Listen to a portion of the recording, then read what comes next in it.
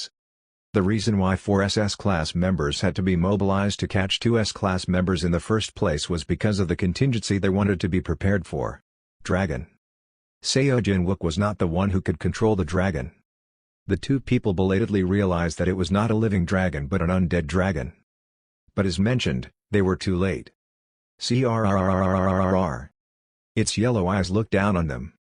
The giant creature's mouth opened, reflecting a red flame blazing inside its sharp teeth on the swordsman's retina. Quack! A river of flame connected the sky and the ground. That was the last scene that the two swordsmen saw before they died. Oh, really? That's great. I don't have to go that far, then. Well done. I felt relieved as I ended the call with Ibiki. The two seemed to have dealt with the invaders without any problems. Yes, considering their abilities and items, the odds were good. It was an expected result.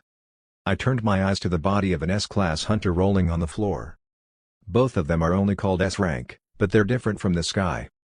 He was sprawled next to the bluely lit gate, a hole visible on his chest. Boosh. After burning him completely without a trace, I headed to the next destination. They must anxiously be waiting for the results right now, aren't they? That day's second destination was the Destructional Blade Guild. Chapter 103. Premium completed. Destruction Blade. Early in the morning, when office workers make their ways to work, a foreigner entered the Destruction Blade building located in the middle of Gangnam. Wearing watches, a suit, and shoes that anyone would know were expensive at a glance, the man walked across the lobby on the first floor with a subtle smile worn on his lips. All eyes were on him. Huh? That foreigner. Doesn't he seem familiar? It didn't take long for them to recognize the celebrity in the same field of work. One person's name started to be mentioned around by the people's mouths. PSHH, no way. It can't be. Westerners all look alike to each other. No, I'm sure. I saw it on the news. He looks exactly like him. Leaving the murmur behind him, the foreigner who headed straight to the information desk began to speak. He had a gentle British accent. I have an appointment with Guildmaster Seo Moon-ga-in. Yes, pardon me, but what is your name? The foreigner replied warmly. Arthur Clifford. Seo Moon-ga-in sat behind her desk with a shadow cast on her face. She stayed up all night waiting for news. Doubts were in her mind. What the hell is going on? Arthur Clifford said he and the Madap Guild members brought in from abroad would take down Seo Jin-wook last night. He was supposed to contact her if he succeeded, but no news reached her. Huh? Guildmaster, you clocked in early. The surprised secretary immediately offered her tea upon arriving. She shook her head. It's okay, so stay out. Yes, Guildmaster. About today's schedule. As I said yesterday, keep it cleared up. She couldn't get her hands on anything else. After the secretary left, she was seriously lost in thought again. I wouldn't need to worry about it. There is no way it would fail. The hunters, who had been mobilized because of Seo Jin-wook, were more than enough human resources to deal with only one SS rank. But nevertheless. Why am I so anxious? One side of her chest felt heavy and uncomfortable, as if she had an upset stomach. It felt like she made a big mistake. Because of the ominous feeling that filled her head, she became slightly dizzy. She recalled her decision to join hands with Madap and provide them with as much information as she could. No, I had no choice but to do this. She persuaded herself and justified her choice. I'm certain Seo Jin-wook killed Kim Kyung-rok. The data submitted by the MADAP only proved the identity of Diedrich van Dyke, but there was no evidence that Seo Jin-wook requested it. Nevertheless, Seo Moon-gain firmly believed in her conjecture. Since he took care of Kim Kyung-rok, his next target must be me. I'm sure he'll one day swing his sword at me. This is just preemptive defense. I have no other choice. She strongly denied that it was due to the desire to suppress the growth of the celestial dragon. She also turned a blind eye to the anxiety that filled up just below her throat. Why is it taking so long to get rid of Seo Jin-wook when he's just a single person? At that moment, her terminal rang. It was the secretary outside the door. I told him to cancel today's schedule. She dissatisfiedly took the call. What is it? Guildmaster, there is a request for a meeting. He said he had an appointment in advance, but it's not on your schedule. I told you to empty today's schedule. Turn the person away. The secretary spoke in a hesitant voice. He says his name is Arthur Clifford. As soon as she heard the name, Seo Moon-gain got up from her seat. A smile filled with joy spread across her face. She shouted. Let him in immediately. Yes, understood. Seo Moon-gain felt a deep sense of relief, causing her to sigh. Her heart thumped. Instead of the anxiety that disappeared in an instant, a slight excitement arose within. Yeah, there's no way he could fail. In return for handing over Seo Jin-wook's information, MADAP proposed continuous support to and cooperative relationship with the Destruction Blade Guild. It was a sweet offer for Seo Moon-gain, who planned to weaken the Celestial Dragon Guild and eat up their existing rights after Seo Jin-wook disappeared. She even accepted it without much thought. It was a win-win deal for both parties involved, considering it was intended for the MADAP to show its presence in the Korean market with the Destruction Blade at the forefront. Is he here to discuss the details before returning to England? While she was thinking, it dawned on her. Wait a minute. The liaison between the MADAP and the Destruction Blade was, for sure, discussed in secret. Why did he come here at this hour in an official way? Even during their first encounter, the two chose a time when they had no eyes on them. That was to prevent information from leaking out to the media or the industry. And if it's an official visit, why is he here alone? He didn't bring any secretaries with him. Drip. She started to perspire. The tension quickly made her tighten her body. Adrenaline pumped in, and her thoughts ran quicker. Her lungs began to hurt as if they were frozen as a chill passed through her spine.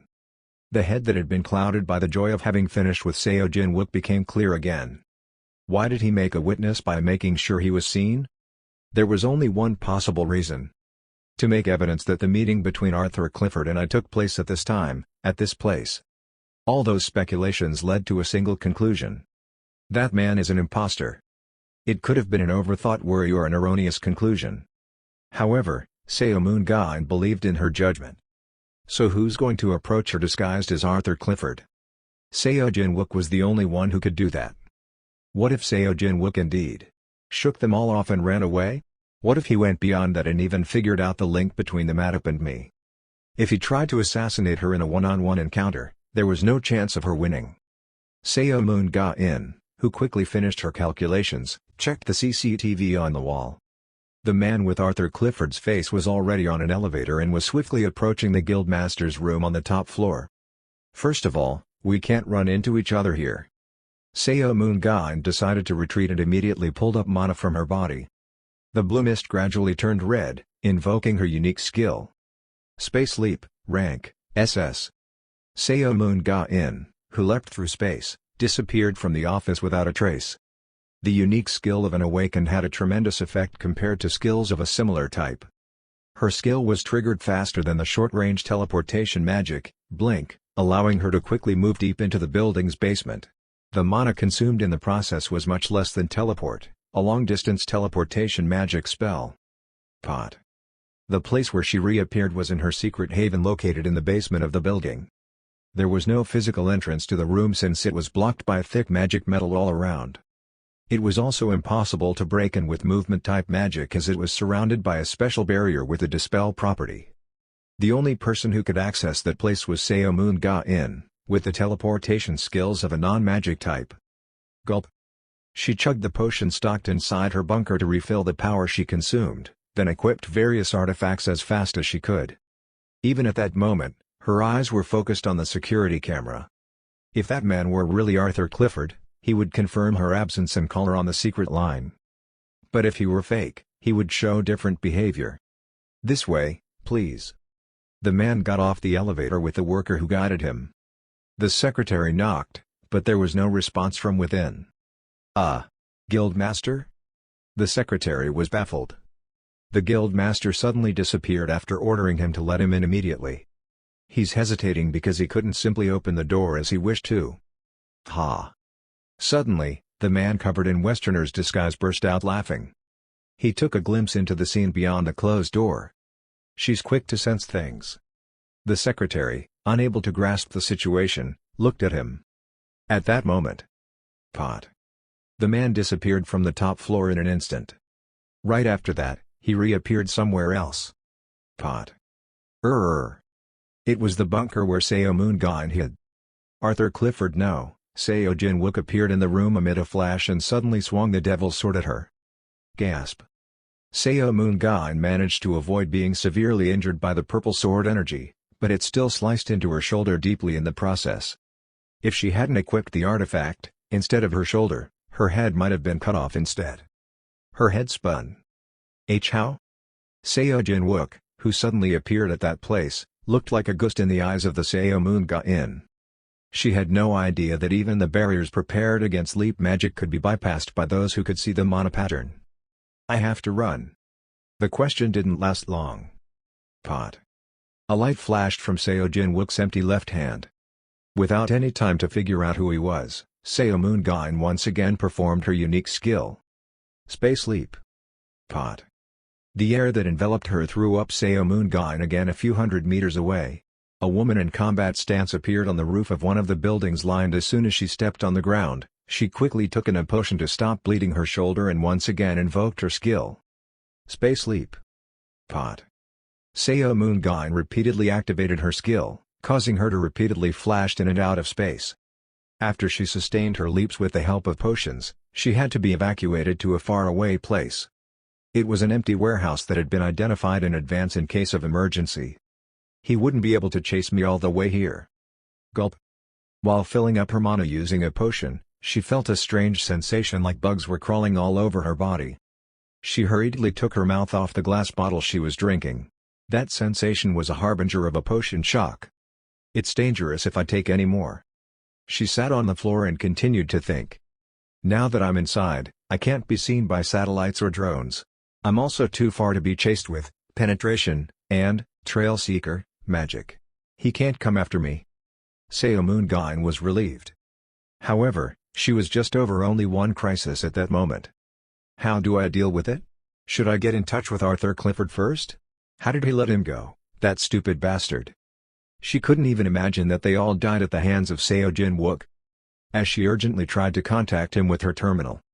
Pot. An unbelievable scene unfolded in front of her eyes. Her voice trembled. "How?" Seo Moon-gain didn't know that the light flashed from Seo Jin-wook's hand just before fleeing from the bunker was magic named, Locate Creature.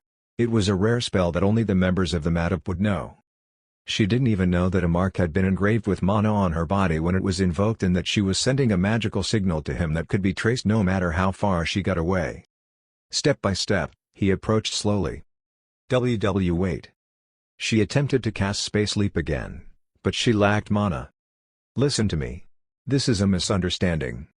Looking at her like that, Seo Jin-wook thought. Whatever the motivation that drove her to work with Arthur Clifford to get rid of him was, he didn't want to know, he didn't need to know. He opened his lips and quietly recited a spell. Enhanced Gravity Field. Rumbly. Hundreds of times of the natural gravitational force instantly pressed down on the body of Seo Moon-gain. She fell to the ground and resisted, but she couldn't lift her body. Up. She was enduring it with the mana that was concentrated all over her body, but she wouldn't last long that way. She's braced herself for potion shock and puts the bottle she had in her hand to her mouth. At that moment, running away and surviving was her top priority. But then. Shatter. Although the glass bottle containing the potion was also a much stronger artifact than Earth's materials, it couldn't overcome the magic, causing it to shatter. The shadow of Seo Jin-wook loomed over her body. Crush. The pain that penetrated her heart was the last feeling that Seo Moon-gain felt in her life. After burning the body of Seo Moon-gain, I contacted Secretary Kim through a secret line. "Yes, Guildmaster." I gave him a simple and brief instruction. "I just sent you a list. It's a selection of hunters from the Destruction Blade Guild. Try scouting them on a condition similar to what we've offered to other hunters so far." By the condition similar to what was offered, it meant a generous reward even by global standards. Nowadays, I didn't give the Celestial Dragon stake when recruiting a hunter of A rank or higher but instead offered a huge amount of money and items that they couldn't refuse. I had enough money to rot away. Scouting will begin in 3 days. There will be a lot of information to secure and prepare, so I'm just letting you know in advance. "Yes, sir. By the way, Guildmaster, there are some founders of Destruction Blade on this list, right? They won't be moved easily. 3 days from now, they will have a reason to move." 3 days was enough for the Guildmaster to be confirmed missing and rumors to spread among the hunters. "Yes, sir." As if he had sensed something, Secretary Kim hung up. Now, then. The new Guildmaster of the Madop Guild, who would succeed Arthur Clifford, would enter the Shepherd 2 dungeon to suck out the gold until the end, but what he would find would only be a huge pit where the sacred beast was.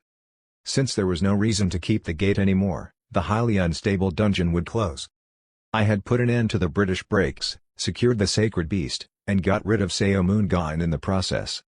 Should I return to my original duties now? That meant I would proceed with the process to prepare for future crises by progressing on achievement quests. I was going to borrow Adam's hand again. But then, requesting location information of an awakened. I thought of him and asked the system, but the answer returned was the same that time again. Target not found within the dimension. The system only identified the locations of the listed aliens in the same dimension. If it's a case where he had left our world through any methods, including entering a dungeon, it didn't inform the location information. He still must not have come out of the dungeon. Adam's last known location was the undiscovered gate located abroad. I don't know what's going on, but it must be getting longer. I decided to wait a few more days for him. Contrary to Seo Jin-wook's expectations, the alien who borrowed Adam Abrams's identity didn't remain in the dungeon. He went back to his home dimension for a while by stopping through a few dungeons. Because of the imposed toll fee upon entering a tutorial world, the possibility of him escaping to another dimension was completely ruled out from Seo Jin-wook's head. It was a misunderstanding that was possible since he was not aware of how many experience points Adam owned. "Have you summoned me?" Adam, who returned to his home dimension, tossed away his human form disguise and returned to his original form. The scholar who opened the door and entered politely lowered himself and paid Adam respect. He was lying on the floor, and Adam, who was calmly greeted in a chair, was looking like a giant bipedal mammal covered with white fur. His height, which was about 3 meters, was similar to when he was in human form. The outline of his body was round and full of flesh, while her face looked like a combination between a bear and a raccoon. "Take a seat and make yourself comfortable." The scholar wagged his thick tail slightly to show that he was grateful. He then sat on a chair and faced Adam. "Did you finish your extrinsic research well as you wished?" "No, it's still in progress. I will return to that dimension soon." Although it meant that he would take longer than expected, the scholar did not add any opinion to his student's choice. If he made that choice, so be it. The authority to evaluate what Adam had decided did not exist to the class that the scholar belonged to. "Yes, I understand." What the scholar could evaluate was only the achievement of Adam's learning. There was one more thing that Seo Jin-wook didn't know about Adam. As already revealed, he expressed himself with the word student because the exact concept didn't exist on Earth. Thanks to highly advanced genetic engineering technology, every being of the Yunkin species was born from an artificial womb.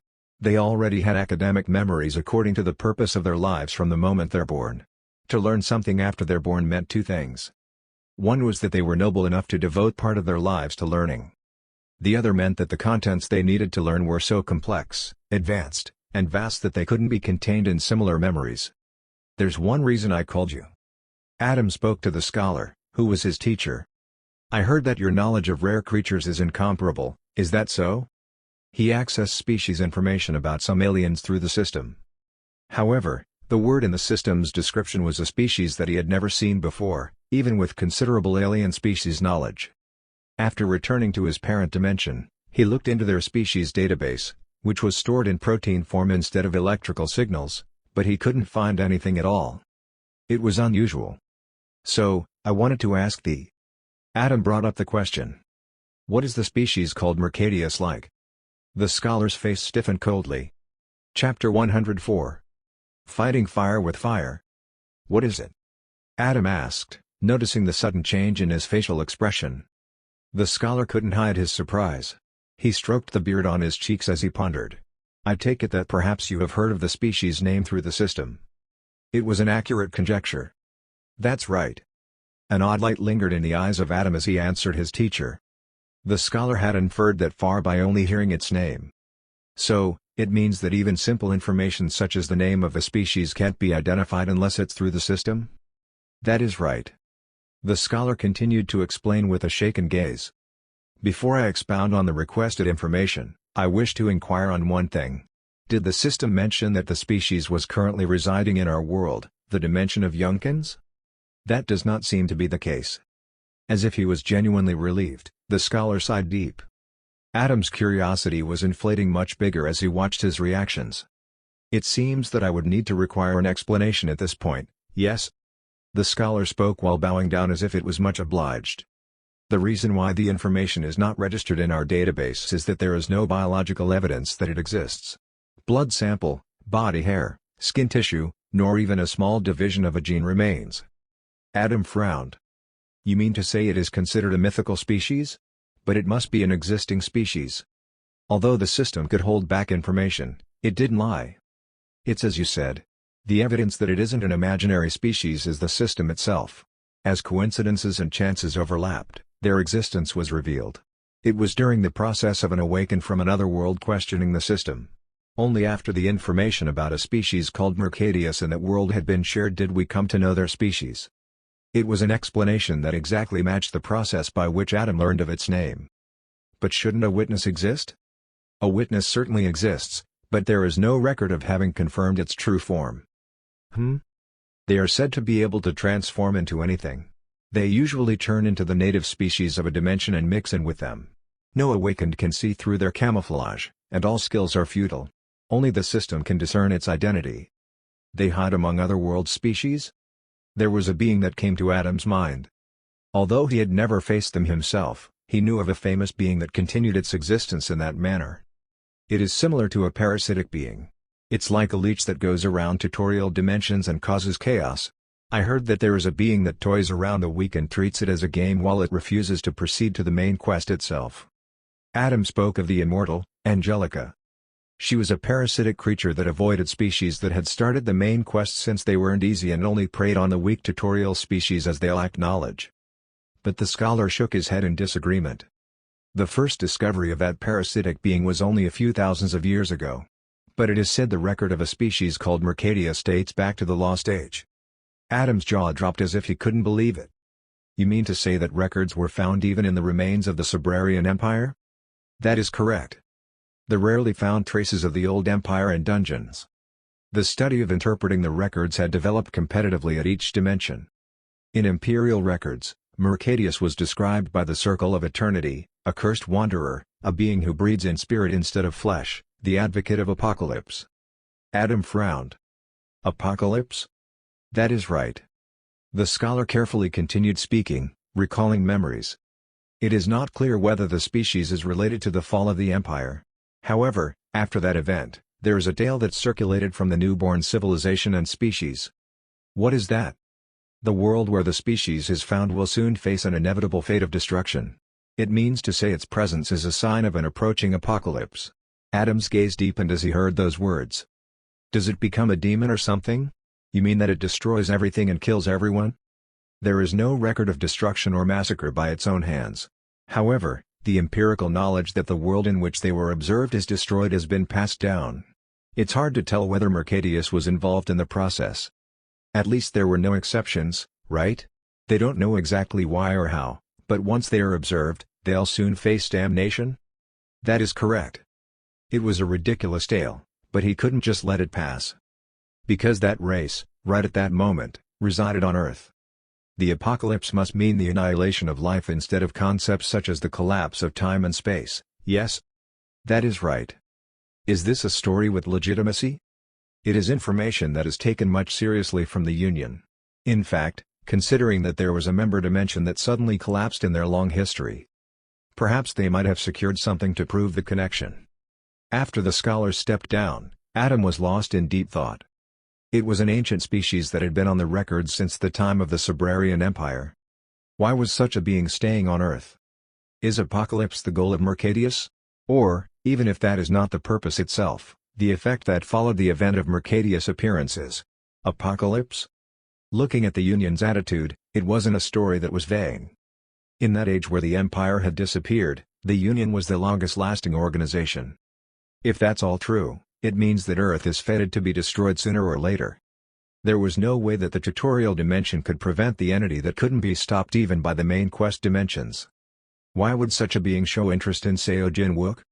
The moment he heard the abilities that Seo Jin-wook described, he expected the fact that the opponent was a very dangerous being. However, since he had also heard the scholar's words, he realized that it was a threat that was much deadlier and more enormous than he imagined.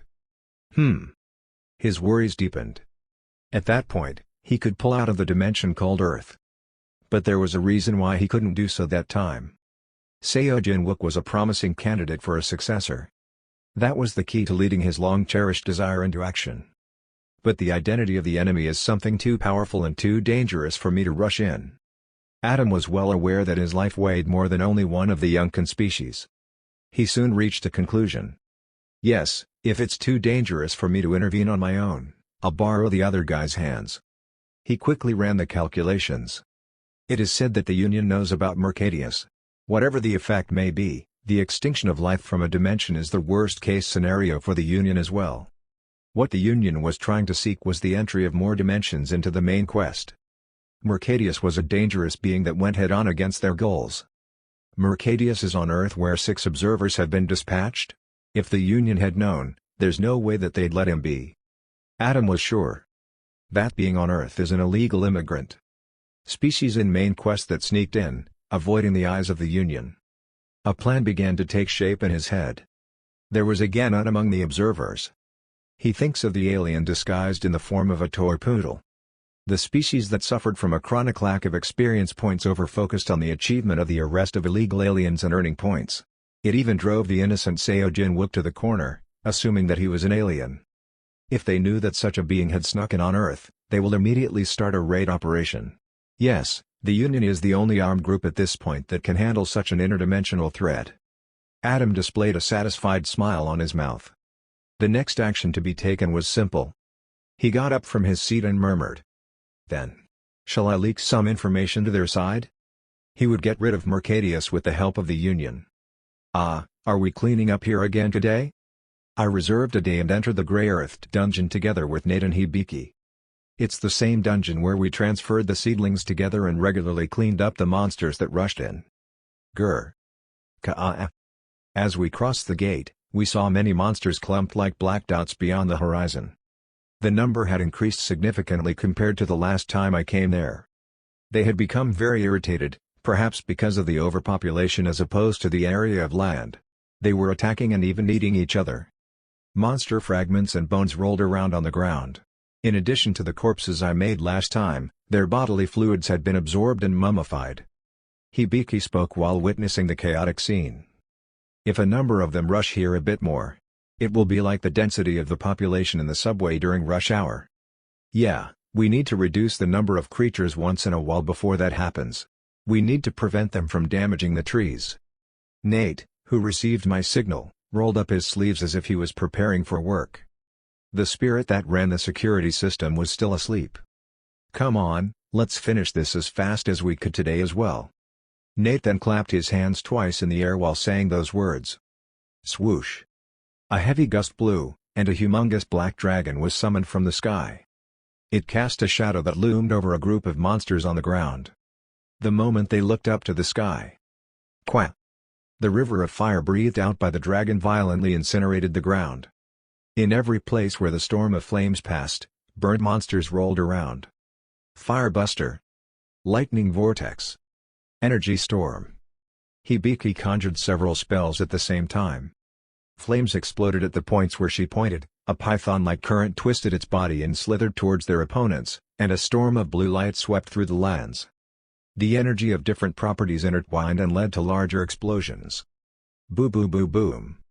Amid the mass extermination, I spread stardust wings, and flew up and scattered purple sword energy. After a while, all of the monsters had been eradicated beyond the point of salvation. Huh? It's blooming a flower? The seedlings planted in the center of the dungeon had grown more in the meantime. Nate smiled brightly as he looked at the buds that covered the branches. If the flowers have bloomed. Hibiki continued as if she had remembered my explanation. That means there's really not much time left. I agreed with her. The next time we come, I think we'll have to stay here for some time. The moment when it would bear fruits was just right around the corner. Now, before that, I approached the pond where Igor's show's statue was located. The artificial pond hidden between the seedlings had changed its appearance. The huge hole that could easily bury 2 to 3 large trolls was so dried up that the bottom used to be seen in the previous dungeon. But at that very moment, Jinwook. Over there. Won't the water overflow? Along the border of the pond, the gray land was consistent like mud. Oh, yes, it seems so. The holy water, beyond just filling up the pond to the brim, was overflowing. That meant more than enough monster corpses had been offered. I took out 7 cards from my arms while looking at it. Now, with this, what we have to do here is done. Hibiki looked at it as if she didn't understand. It was 7 SS-class magic cards. Mastery skill cards that I secured for that day but didn't hand over to Hibiki. Splash. I threw 7 cards into the pond all at once. Flash. The holy water that filled the pond turned dark, and soon, it was sucked into the card as if the black fog was lifted. As the holy water turned transparent and clear. Rumbly. The water level began to lower. I expected it, but the holy water consumption is higher than upgrading S-class cards. After a while, I took out the 7 cards submerged in the lowered water surface. Hibiki's eyes grew bigger when she saw its effect. Fire Mastery, rank, SSS. Ice Mastery, rank, SSS. Lightning Mastery, rank, SSS. Earth Mastery, rank, SSS. Summon Mastery, rank, SSS. Enchant Mastery, rank, SSS. Universal Mastery, rank, SSS. Her jaw dropped. No way. I nodded my head. Yes, let's upgrade all your skill slots today. I pondered around my thoughts while handing the card to her. From that point on, it was an area that she had never experienced in the previous life. There were only 3 types of SSS-class magic mastery that Hibiki had mastered in her previous life: fire, ice, and lightning. Until the last minute, the remaining 4 masteries were only up to SS-class and S-class. That was because the supply of magic cards was that rare. Upgrading all 7 masteries to SSS class is an order that even I don't know will be created. And if I get an SSS class magic card one day, it could be evolved into an X class card. Come on, now. When I urged her, Hibiki infused mana into the card. And boosh. The moment mana sparkled in Hibiki's hand, I thought even my senses were malfunctioning. Everything stopped instantly. What? The shadow of all things in the dungeon disappeared. Nate's eyes froze as he was looking at the card that turned to a skill with interest. He stopped like a mannequin with his lips open as if he was trying to say something. The glow that lingered on top of Hibiki's hand froze. She became fixed like a still image just before she exclaimed with a half-nervous and half-excited face. How about the Devil's Sword? That day, I left the Devil's Sword about 1 kilometer away from the pond. Compared to before, the divine power that was flowing out of the pond was, to borrow his expression, it was spreading everywhere like it was going to boil the atmosphere until it was fatal. It said it was impossible to approach any closer than that. I looked into the air where I left my sword. Then in that space, TSSSSSS. As if it were burning a living animal, black smoke was flowing out of the Devil's Sword. At that moment, when time seemed to have been paused, movements were happening around me and the Devil's Sword, as it was originally a still object. The moment I saw that. You don't have to panic. A whisper that heavily echoed my head seeped in. The source where it was emitted from was in the direction of the sacred beast, which took a pond's shape. I had never heard that the sacred beast had intellect.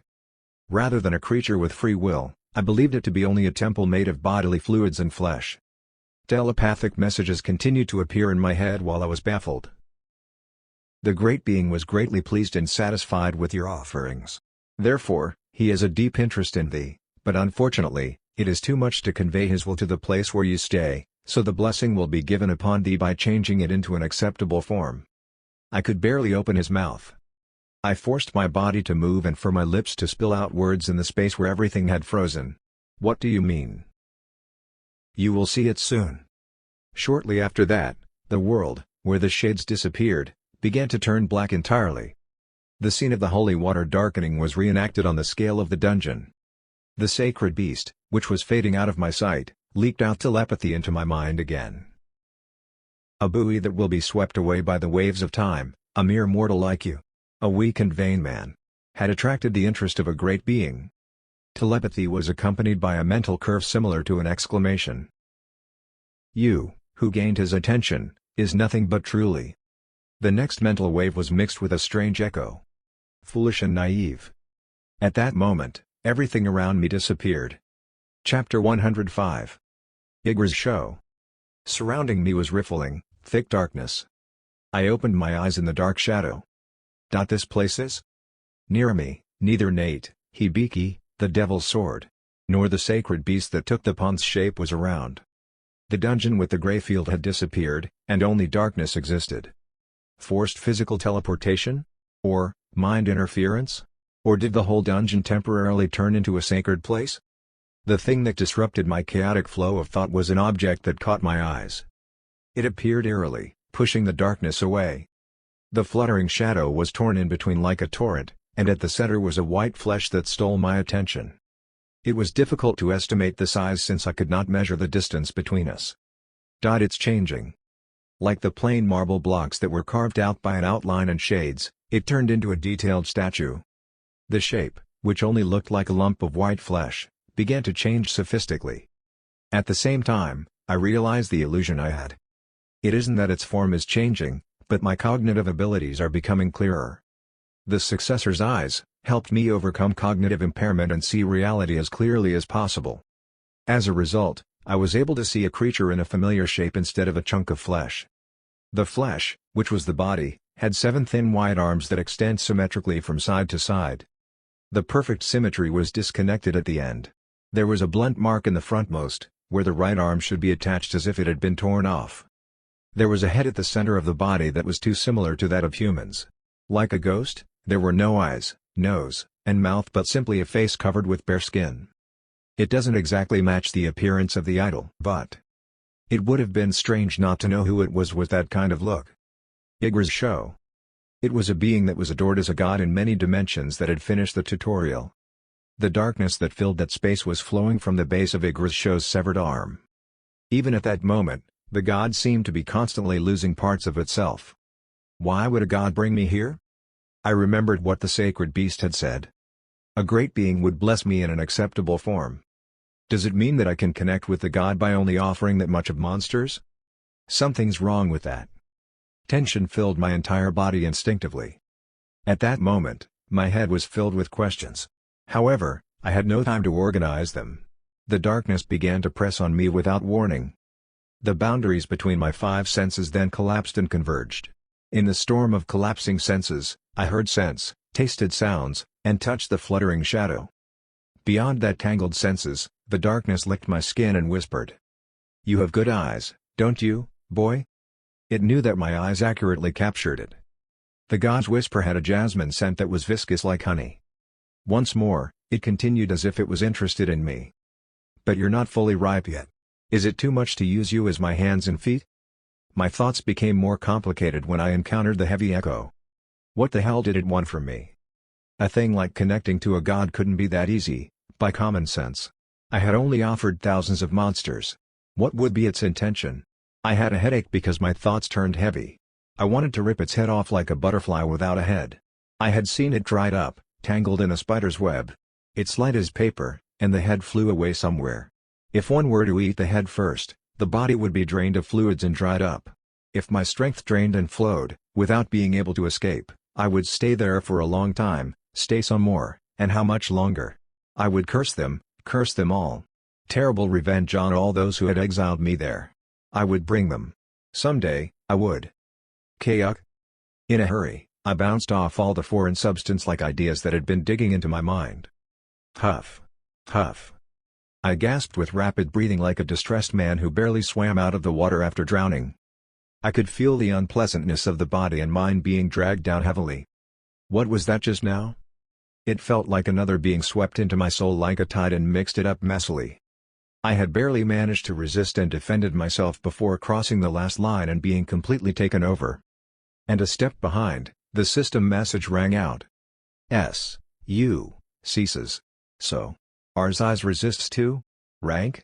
Resistance effect is not perfect because of hell. Ing p. Ow. System messages were delivered not only slow but also felt distant and faint, like static radio waves. I had cold sweats pouring, but the darkness once again giggled as if it were having fun. Your soul is durable and tough. Isn't that admirable? Only then did I feel the distance between Igris Show and me. The darkness between the two was as wide and endless as the universe in that vast space. The great being kept whispering to me. You truly are a child worthy of my attention. In a piece of time and space that has been divided into a myriad of numbers. I want to keep you around for a long time, but it's not the right time, so I'll give you a simple gift instead. The moment I understood its meaning, I wanted to shout with all my might. I wanted to scream that I didn't need it, but then. My hand lifted itself, and at the end of it, a warm and damp sensation lingered. At the very next moment, there was a burning pain in my fingers. I couldn't even scream in the deep darkness as I felt the torment of my nerves burning. While I was in that state, the darkness tossed a word to me. 3 times. I'll give you 3 chances to call my name. Put it on your tongue and lips at the most desperate moment. In the pain of my fingers crushing and turning into ashes, I gritted my teeth. I didn't exactly know what that suggestion meant, but it sounded sinister and ominous. With a subtle whisper, it greeted me farewell. Eventually, we'll see each other again. And the darkness tossed me off. The chaotic air in the dungeon surrounded me as if to smack me. Huh? Jin Wook, what's wrong? I was back inside the gray-earthed dungeon. I think I knew how my expression looked even if I couldn't see it. Nate, who had been frozen like a mannequin, was moving again and was gazing at me with concern. Hibiki, who had her eyes closed and looked at the list of newly available orders, also noticed a strange atmosphere. Is there something wrong? I took a deep breath and organized my perplexed mind. No, it's nothing. The moment they saw me doing that for the first time, much deeper worry cast on the two's faces. I barely caught myself in the middle of my terror. How about the change of the 7 cards into skills? Everything's going great, right? When I returned to my usual way of speaking, Hibiki nodded and smiled as if she was relieved. Yes, mastery skill of 7 types. It completed upgrading everything to SSS rank. Good, you'll have to get used to the new spells for a while, so practice hard. Well, for you, Hibiki, you'll do just well without me telling you this. Hibiki nodded her head with eyes full of motivation. I turned my head to bring back the devil's sword that was floating in the distance. As I flicked my finger. Swish. Instantly, the sword flew towards me. As soon as I held the handle, the devil's sword gave off a loud mental wave. You. What happened in that short time? As I remembered the sheath of the devil's sword producing black smoking, I answered the question with a question. I should be the one to ask that. Did anything change in you? However, the devil's sword wasn't aware at all that time had stopped, and it seemed to not feel any abnormalities in its state. It replied with a fuss. Don't change the topic. The problem right now is not me but you. I'm asking you, why in the hell do I feel sacred power from your body? Sacred power? Knowing that I was talking with the devil's sword, Nate and Hibiki, who were talking with each other, turned their heads because of a suddenly raised tone. It's much weaker than that sacred beast, but I can feel it. That unpleasant sensation.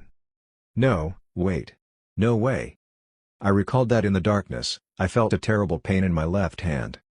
I moved my left arm to take a closer look at it. Ah. Don't put it near the sword. The devil's sword got surprised and acted as if it were appalled. Ignoring its reaction, I checked my left hand. I noticed the strange change right away. Unbeknownst to me, I swore. Damn it, what is this? Red marks were aligned side by side on my left index finger. There were 3 spot-shaped scars in the middle of the dark red circle. When the snakes on my wrist didn't respond automatically, I performed recovery magic myself, but of course, it didn't disappear. The 2 of them approached me with worried faces. Huh? That?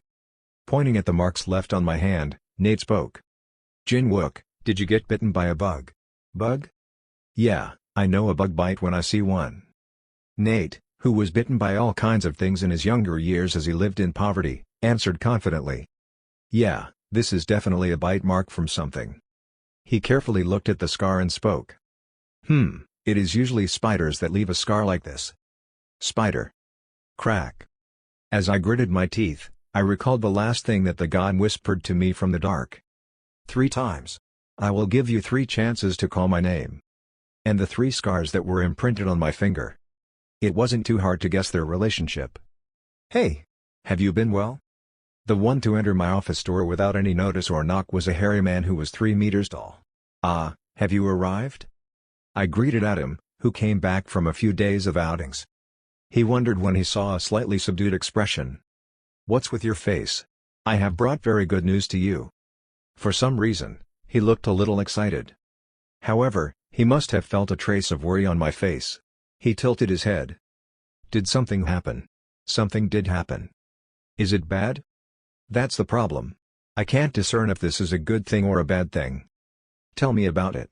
I'm called an information consultant for a reason. I'll help you in any way that I can help you with. To be honest, his suggestion made me open my ears. Human beings on Earth, including myself, had little direct contact with the divine being in the previous life. The same went for other dimensions that were proceeding with the tutorial. All I knew about the gods were their name, characteristics, uses, and the meaning of traces revealed through dungeons, like the case of Shepherd 2 dungeon.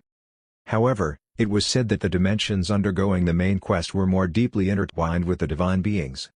What happened is, Adam, who listened to my explanation, first showed concern and darkened his face, then turned pale with frightening surprise, and at the end, he was excited to the point that he turned red, and the veins in his forehead and neck threatened to pop out of his neck.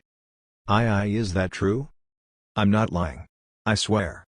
He fumed, and with rather rough breathing, spoke out. No, does that make sense? I don't understand it either. To a mortal who hadn't even finished the tutorial, why would a god show such deep interest? What the hell did you offer them that the heavy-ass gods revealed themselves? Did you destroy a planet? You wouldn't have carried out a massacre on Earth, so. Perhaps on a different dimension? There were only thousands of monsters. Are you serious? I'm serious. His face became stiffer.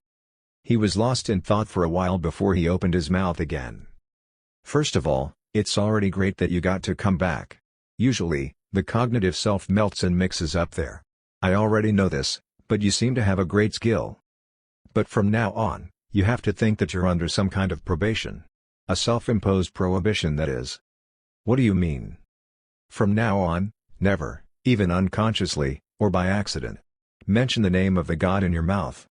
It meant that I shouldn't pronounce the name of Yggdrasil. It didn't matter if you got a blessing corresponding to the scale of consecration. However, to have connected with God by only offering a few monsters. It means great danger. For ridiculous reasons, the god recognized and even remembered the existence of a mortal man named Seo Jin-wook. If the earth had been through the tutorial, he would have made you into a god. He continued, frowning as he pointed at my scar. It's impossible right now, so he stopped only up to that point. The thing left on your finger is called holy wounds. Surely, it would be of a mechanism that if you call the name of that god, in exchange for granting a wish, the scar will disappear one by one. It means you can make up to 3 wishes. However, he continued, I recommend that you don't use any of them. There is no guarantee how your wishes will come true. And the most tricky part is what happens in the case that you have used all 3 chances. He spoke in a heavy voice as if he were warning me. Nobody really knows what's going to happen then. I sighed and nodded. I agreed with him about that. Yeah, there would probably be no instances for me to use it. Good thinking. Without realizing it, I turned my eyes once again toward the scars on my finger. I thought I was caught up in something very troublesome. Oh, by the way. Adam changed the topic. His expression lightened up a little. I told you I have good news. What is it? He replied with a smile. The alien you were anxiously searching for, I finally found it. It was good news that I didn't expect. Really? Yeah, I've checked, and he seems to have hidden at this dimension without reporting it to the Union. In their books, he's called an illegal immigrant.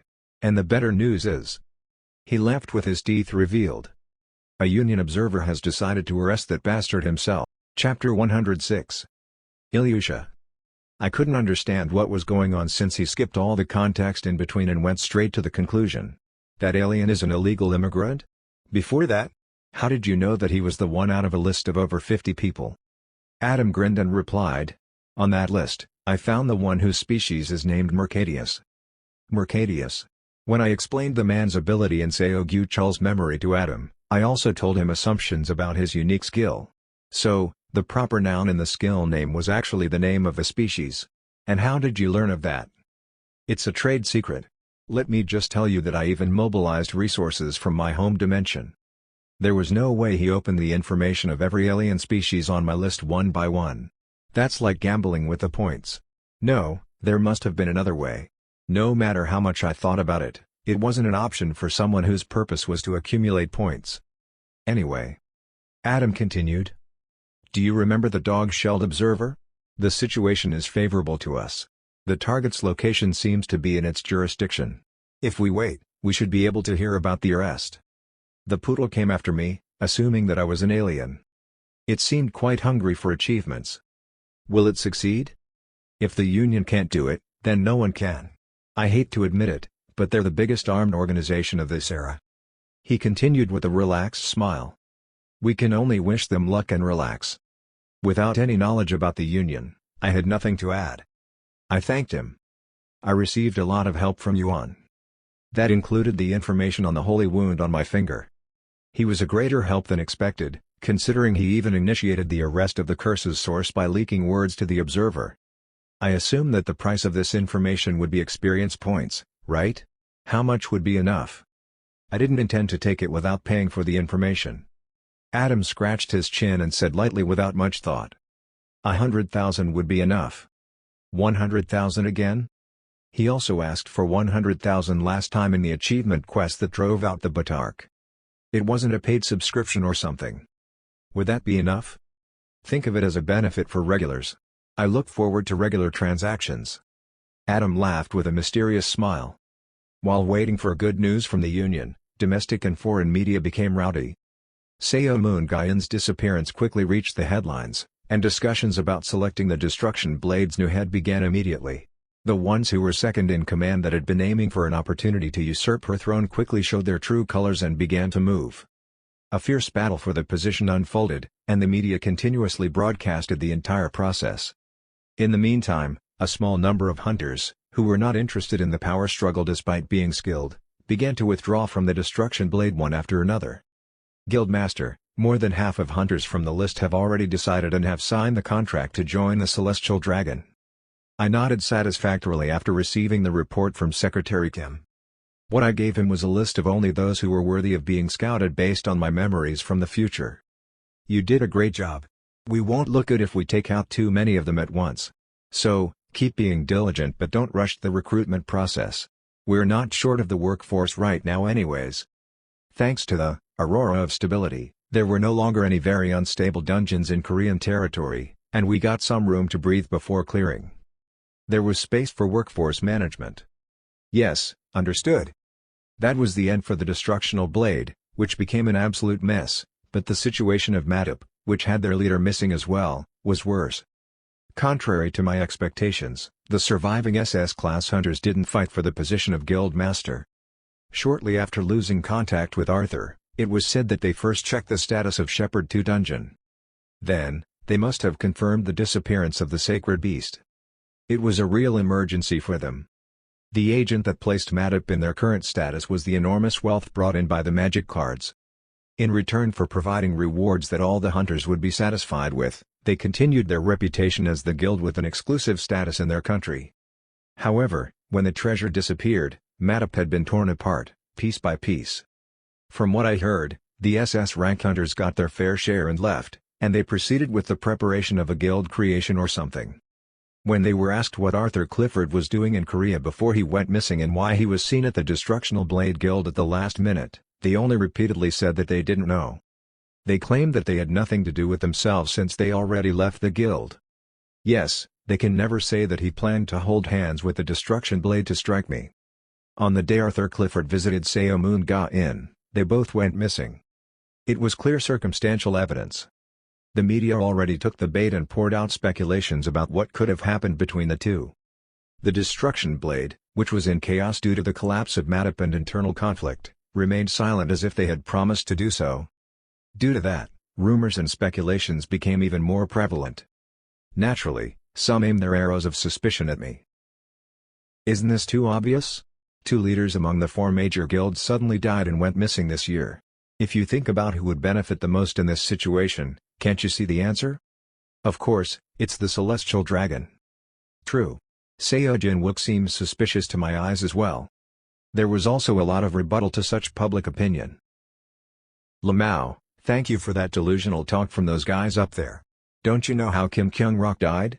He died fighting Diedrich Van Dyke. How about Seo Moon Ga In? On the day she met an SSS rank hunter, they disappeared together. Is Seo Jin-wook a god? Was he controlling Diedrich Van Dyke and Arthur Clifford from behind? Brainwashed them? Is he some omnipotent force that controls all the hunters in the world? There are kids now that talk shit whenever Seo Jin-wook is mentioned. Lul. All sort of bullshit happens now that he's famous. How can they find him suspicious and bash him? Is there a hunter who can come close to his achievements? Some guilds clear dungeons, and some hunters stopped breaks, but where in the world can you find a hunter that reversed the instability of every dungeon in Korea? They also said that their progress would slow down. Hunter on TV read everything from the analysis, information. Other countries must be foaming around their mouths LMFAO. Yo, wait a minute. There is no evidence that Seo Jin-wook did the Aurora of Stability thing. It's a silent agreement, LOL. Who else than Seo Jin-wook could do that? Well, Celestial Dragon is on a whole new level apart from other guilds. They're discovering dungeons like they're just stumbling upon it these days too.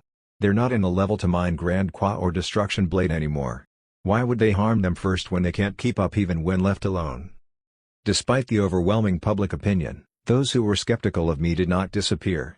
It reached a point where the legal department was gathering opinions to respond seriously to it. I told the legal department's team leader not to waste their workforce on trivial matters. It was because I knew that some of their voices would vanish completely soon. A few days later, the time finally came. Since morning, all the headlines had been showcasing only a single matter. We are announcing the revolutionary achievements of the joint venture, JV, between the Celestial Dragon Guild and Danton Corporation, which have overturned common knowledge. They have successfully mass-produced weapon-type artifacts. The mass-produced artifact was developed and made by the Senator's researchers based on the blueprints I provided. When the initial model was released to the press, media all over the world began to explode with the news. Every channel that I switched to was showing a data screen provided by JV. It was a scene where a C-class hunter injected mana into the mass-produced artifact. This is just perfect. It's no different from the items found in dungeons. No, it's rather easier to use. It's just the right size for the Earthling's figure. The interview scene where a hunter wielded a sword with the sword energy activated while shouting was broadcasted globally. It was a solution for the lack of supply for the high demand of weapon-type artifacts has been created. It was a historical moment. The following news reported that the innovative invention was ready for mass production and that the contract with the first customer had been completed. First-time production slots are supplied to all UN forces in TIE 2. They were the UN military's powerful troops that were under trusteeship over some of the former North Korean territories. For most of them who were skilled C rank or lower, mass-produced artifacts were the perfect supplies. Because they had no choice but to rely entirely on mining products in dungeons, the troops had to guard the fortress city's outskirts only with F rank or E rank items. If items that reliably maximized a C rank's performance were supplied in bulk, there would be a great synergy effect. When I visited the fortress city not too long ago, my tea time with the United Nations commander under the Korean government's introduction was not simply for personal management but to discuss the supply of artifacts. Ring ring. The moment when wide PR started to unfold in the media, I got a call in good timing. On the line was the senator. "What do you think? I think this is enough publicity." I replied agreeably. "It's more than enough." The fact the C-rank hunters or below compose the majority of the population didn't only apply to the army of skilled soldiers of the United Nations. We already knew that orders would pour in from all over the world once the item's effects were proven in practice. I set another blueprint just now. I called in after checking it out.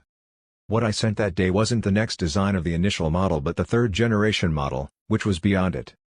The development of a follow-up model had already begun, so it was natural. The chief technology officer nearly collapsed from seeing that.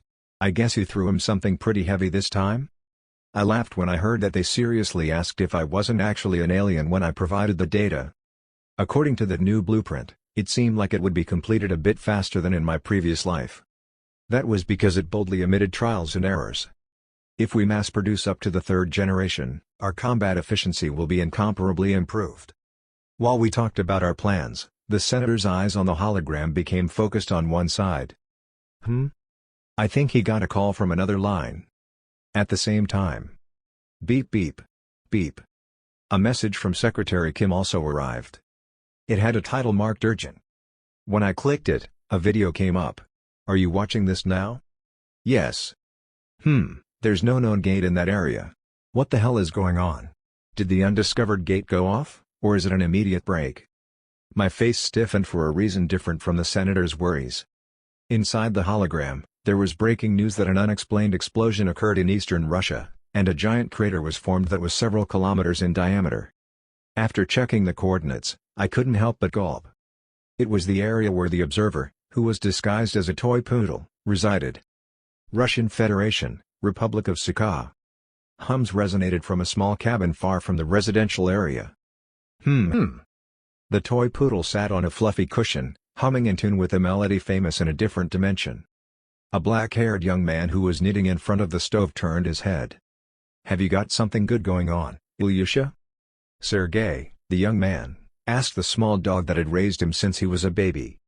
Ilyusha was the name that he wanted to call it, but it had a different real name. He could not pronounce it properly even if it told him. Hence, it simply allowed Sergei to call it whatever he wanted to.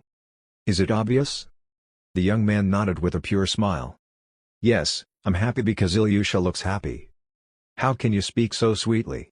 You make me feel raising you was worth it." Ilyusha was an alien who found a crying baby left alone in that old cabin far from the village. His maternal grandmother, who died of chronic disease while raising him instead of his runaway parents, was already becoming cold right next to the child. Instead of watching which between malnutrition or hypothermia would stop the baby's breathing first, it decided to raise the young member of the native species. The idea that it would be too quiet to stay alone for a long time on that outskirt dimension without any connection factored in its decision. Since then, the alien had provided adequate nutrition for the human child. It even later awakened him. That was because it knew that his lifespan was much shorter in natural conditions compared to the aliens. "The reason I feel good is that..." The toy poodle hummed and spoke. "There's a big case. I think I'll get some hefty reward. If that happens, I'll wave goodbye to this outskirt dimension." As soon as he heard that, he stopped fiddling with the needles. At the same time, Sergei looked as if the sky was collapsing. "Ilyusha, are you going back home?" "I have to. I can't just keep rotting here, can I? I'm only 300 years old, and I can't always be a slave to points and waste my youth. ... Then what am I going to do?" Hearing the words, the toy poodle laughed absurdly. "You worry too much. Of course, I'm taking you to my home dimension." "Ah. Really?" "Yeah, do I look like a piece of trash without blood or tears? Sergei, you're my family. Do you think I'm going to disappear, leaving my family behind just because the dispatch period is over?" "Family?" A bright and warm smile spread over Sergei's face. In the mind of the alien, abandoning a pet wasn't an option in the first place. "Hauua." Humming, the observer pondered. To bring a native of a dimension that hadn't completed the tutorial yet to her hometown, she had to pay the price accordingly. But when the time came for her to go back, she wouldn't have to pay much attention to it. She imagined she would be rich with points by then. Ring. At that moment, A collection of messages transmitted from a distant world resonated in her head. A work order had been sent to Ilyusha by the Union headquarters, delivered on a multi-dimensional network. Good timing, too. Not long ago, after obtaining information about an illegal alien leaked by Adam of the Yunkan species, Ilyusha had to make a choice. Would it arrest the criminal alone or cooperate with 5 other observers? Mobilization of several people made it fast and safe, but there was the disadvantage of having to share points. More information about the enemy was needed to reach a decision, and it requested the Union for guidance related to a race called Mercadius. The reason why it acted more carefully, unlike when it pressured Seojin Wook, was that the ability of the target described by the Yunkan seemed unusual. After waiting for a few days, an answer finally came back. That's unexpected. The poodle tilted its head as it read the message. The species has never been secured by the Union? The information seemed to be limited because all the worlds that had been reported to have witnessed it were led to their doom. However, as evidence of the Union taking the species very seriously, the guidelines given to all employees working for the Union headquarters were as follows. If the species location is identified, instead of capturing it right away, report it to the headquarters, monitor the target secretly, and identify and record its actions and abilities as much as possible. Ilyusha, who wanted to arrest the illegal immigrant directly with its own hands as far as conditions permitted, felt discouraged. However, after seeing the sentence that followed, its eyes widened. If the contents of the observation report are exemplary, the Union headquarters shall compensate the observer with a maximum of what, just by submitting an observation report will reward me more than the arrest of an illegal alien. It reached a conclusion immediately. The plan had changed slightly compared to when it talked with the informer, the Yunkan, but the expected compensation had increased. Okay, let's get started right away. There was nothing to be bothered about since the Union's guidelines were confirmed. It began the monitoring that she kept aside to be sure. It heard about the location of the target and its current appearance from Adam. Observer's eyes.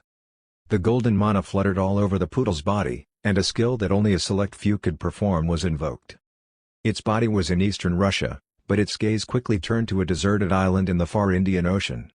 It's an observational skill, like clairvoyance, that allowed it to look all over the planet it's at. There it is. Fortunately, the target had not moved from its suspected location. There was the man in the middle of the tropical jungle of the island. While sitting on a hot rock, his eyes were closed as his pale brown skin was exposed to the southern sun. He's disguised as a human.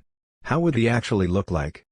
Thousands of kilometers away from the target, Ilyusha began to observe him. Not too long after, it had a strange feeling. A strange atmosphere was hovering around the man. He looked like he was taking a stroll, then decided to sit there for a while since he felt like doing so a few minutes ago.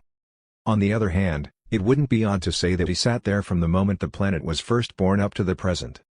He felt more like an inorganic matter than a living thing. There was another strange thing. I can't see anything. It was different from the memory of being declined while scanning Seojin Wook with its observer skills. The observer's eyes, that looked through the actuality of a substance, had no reaction.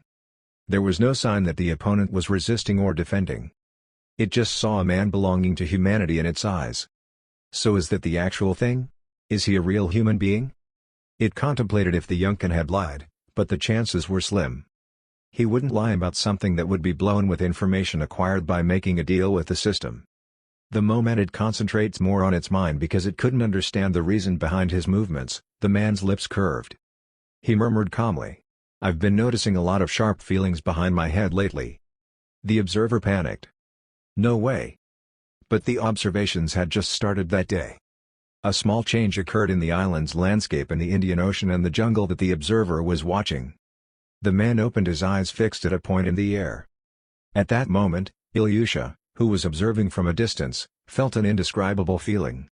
A profoundly sinister, desolate, and eerie sensation. The man's eyes were as subtle as fog and as sharp as an awl. It was impossible, but it felt as if their eyes were intertwined and their gazes were locked. This is dangerous. The moment Ilyusha felt an instinctive threat and tried to withdraw the skill, the man laughed. "I finally got you. It was you, wasn't it?" Chapter 107. Main Quest, 1. Pot. The man disappeared from his seat as soon as he finished speaking. "Where are you?" The observer attempted to chase his tracks as it panicked, but he had already disappeared. An ominous foreboding stormed into the poodle's head. Just a moment ago, the man stared straight at Ilyusha, who activated the observer's eyes. Even though thousands of kilometers were distancing the two apart, it was certain. The creepy sensation it felt couldn't be a misunderstanding. He identified my location. If he found out where it was, then his next move was obvious. When Ilyusha turned its head around, it found Sergei unaware of the situation and simply knitted leisurely. It felt a sense of crisis that froze its entire body. He might be coming here right now. Ilyusha urgently reported the current situation to the Union headquarters via multidimensional network and asked for help from the 5 observers monitoring the different regions of the planet. After finishing all that, it shouted to the young man. It briefly explained the dire situation they were in before giving him an order. "Sergei. The enemy has located this place. Run away now. Wait at the place we talked about before." Sergei was weak compared to it, but by the standards of the Earth's native species, he was at the very least a B-rank hunter. If Ilyusha could succeed in pulling him out of the impending battle before it could commence, there would at least be no danger of death. However, despite being surprised by the alien's sudden outburst, he rebelled against its orders. "What about you, Ilyusha? If you wait there, I'll follow." "No. Ilyusha is coming together with me." The observer clenched its teeth. It had no time for quarrels and arguments. Whoong. Ilyusha caused flashes to emerge and converge around Sergei as if holding on to his very being. It was trying to teleport him forcefully away from the danger. Sergei, wrapped in light, extended his hands out as if to tell it that he didn't want to be taken away from Ilyusha. The knitting materials on his knees fell on the ground. "Wait for me. I promise that I will follow after you soon." However, they soon found out that their cries were meaningless. Pot. The flow of light that was flocking toward him stopped and dissipated immediately. The young man, frozen by the sudden change in the situation, was still standing there. The teleport had been cancelled. Dispel? She tried it again, but it was as if a firewall was blocking her. The observer felt a sense of abnormality in the environment. There's one more element that felt strange to it. I called them using an emergency line. Why isn't anyone answering my requests? If it's a reply from the headquarters in a faraway dimension, it would be understandable if it was late. However, it was uncommon for none of the other observers on Earth to reply. Observer's eyes. The observer, who was looking around with a tense heart, realized the situation. "We're sealed in." A simple spell like Dispel didn't cause the current phenomenon. The effect of observer's eyes was blocked around the house, and its vision couldn't be extended beyond it. All magical and non-magical movements that went beyond a certain range around the cabin were blocked. Teleportation is impossible, and the Union's network is down. Perfect isolation. There was a high probability that its rescue request didn't reach anyone. What do I do? The moment she was trying to figure out a solution in extreme tension, she heard a calm voice on one side of the cabin. "This is a low-quality breed that isn't worth wasting my seeds on. PSHK." Even before the echoing end of his words could be blown away by the winds, Sergei's jaw dropped. "Huh?" His blank eyes slowly hovered down at his chest. A hole had pierced through his chest, crushing his heart as well. His body tilted to the side slowly. Thump. Like a broken marionette, the young man fell down without any signs of life in his eyes. His heart was torn off in an instant without warning, causing him to die in that manner. "Sir." The observer's body trembled, and the ensuing cry ripped through the air. "Sergei." There was a man beyond the space where Sergei was standing. The observer was oblivious of when he got there and how his power was released to kill Sergei. The human was killed off so easily. The pale brown-skinned man spoke, looking at the screeching observer and the body lying in front of him alternatingly. "I see. Was it a child raised with affection and not for food? I made a mistake." The following words stabbed the observer's chest like a fire poker. "If I had known, I would have skinned and tortured him instead of killing him immediately." The observer, who quickly released the dog's disguise, spread out its 6 legs and released an energy bomb around it. Pop-pot. Boo-boo-boo-boom. A flash and heat storm struck the man and blew the whole cabin away. Amid the debris pouring like volcanic ash, the observer leaked a voice stained with abomination. "You." In the smoke, the man stood straight without faltering. His glance stopped at the body that collapsed at the foot of the observer. The body was still intact in the explosion. Ilyusha had protected it. After seeing that, the man raised a question. Have the Ganuts stopped eating humans already? The words only made Ilyusha's wrath even worse. It's been a long time since her race, the Ganuts, had agreed not to eat any more intelligent beings. His words sounded like an insensitive joke to harass her. My common knowledge must have stayed too far in the past. My bad. You. Before I kill you, I have a few questions to ask. Will you answer me? The man raised his hand with a smile. Ilyusha once again unleashed a storm of flashes without an answer. An untimely storm hit the countryside of the Sakar Republic. It was a vortex created by light and flames instead of rain and wind. After a frantic conflict that seemed to shake the core of the earth had passed, the winner of the battle was decided, and the two aliens faced each other with different faces. Have you changed your mind yet? Cue up. As if to prove that powerful forces clashed at that place, the terrain had changed. Dust clouds and smoke rose across the lands, and the ground, which melted due to the intense heat, was blazing. The man seemed to have had almost no change from his first appearance. With an aloof look in that mess, there wasn't even a grain of dust on him. On the other hand, Ilyusha looked devastated. No fucking way. Shadows had been cast all over the place because of the dust clouds that filled the sky. Ilyusha was pinned in the dark atmosphere with her body ragged like a mop. Karg. In pain, it tried to catch its breath. Even at that moment, the power that the man displayed was penetrating the observer's body and was brutally assaulting it. It caused terrible agony that felt like it was mutilating it all the way down to its cells. After his overwhelming victory, the man repeated his question, tormenting Ilyusha. If Sergei were alive, he would have tortured him in front of the observer to force it to answer. The assignment of as many as 6 observers to this small planet causes me headaches, but I let it be. However, the story has changed since you found me. He cast a heavy glance down at it with his steel-like eyes. Looking at her face distorted by pain, he raised a question again. You must have read my race information through the system. What I'm curious about is the stage just before that. What's the secret of pinpointing my existence and location mixed with billions of native species? How did you find out? From who? In pain, Ilyusha solidified its determination. At first, it thought it only had to hold on until the other observers came to save it. But as it realized that they're still not on the move, they can't sense anything that's happening here from the outside. The flash, noise, and shock that seemed like a carpet bombing that had happened where they were didn't leak out from a certain area at all. The man's ability to make that possible was remarkable. Ilyusha sensed its fate. It couldn't expect outside help. At that moment, the remaining options were to be tortured to death or to spit out the information he wanted and die swiftly. It didn't like either of the two. I will never give you what you want. It put up one last struggle. The observer gritted its teeth and pondered.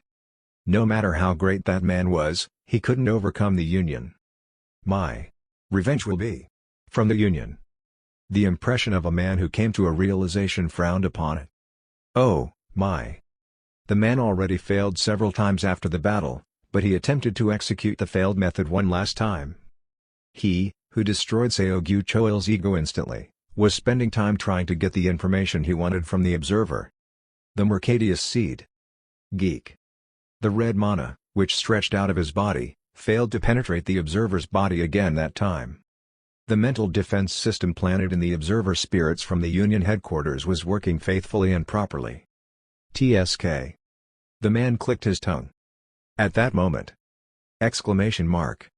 A huge wave began to stretch out tremendously from Ilyusha's small body. It had enough power to break the barriers that isolated the space if fully unfolded.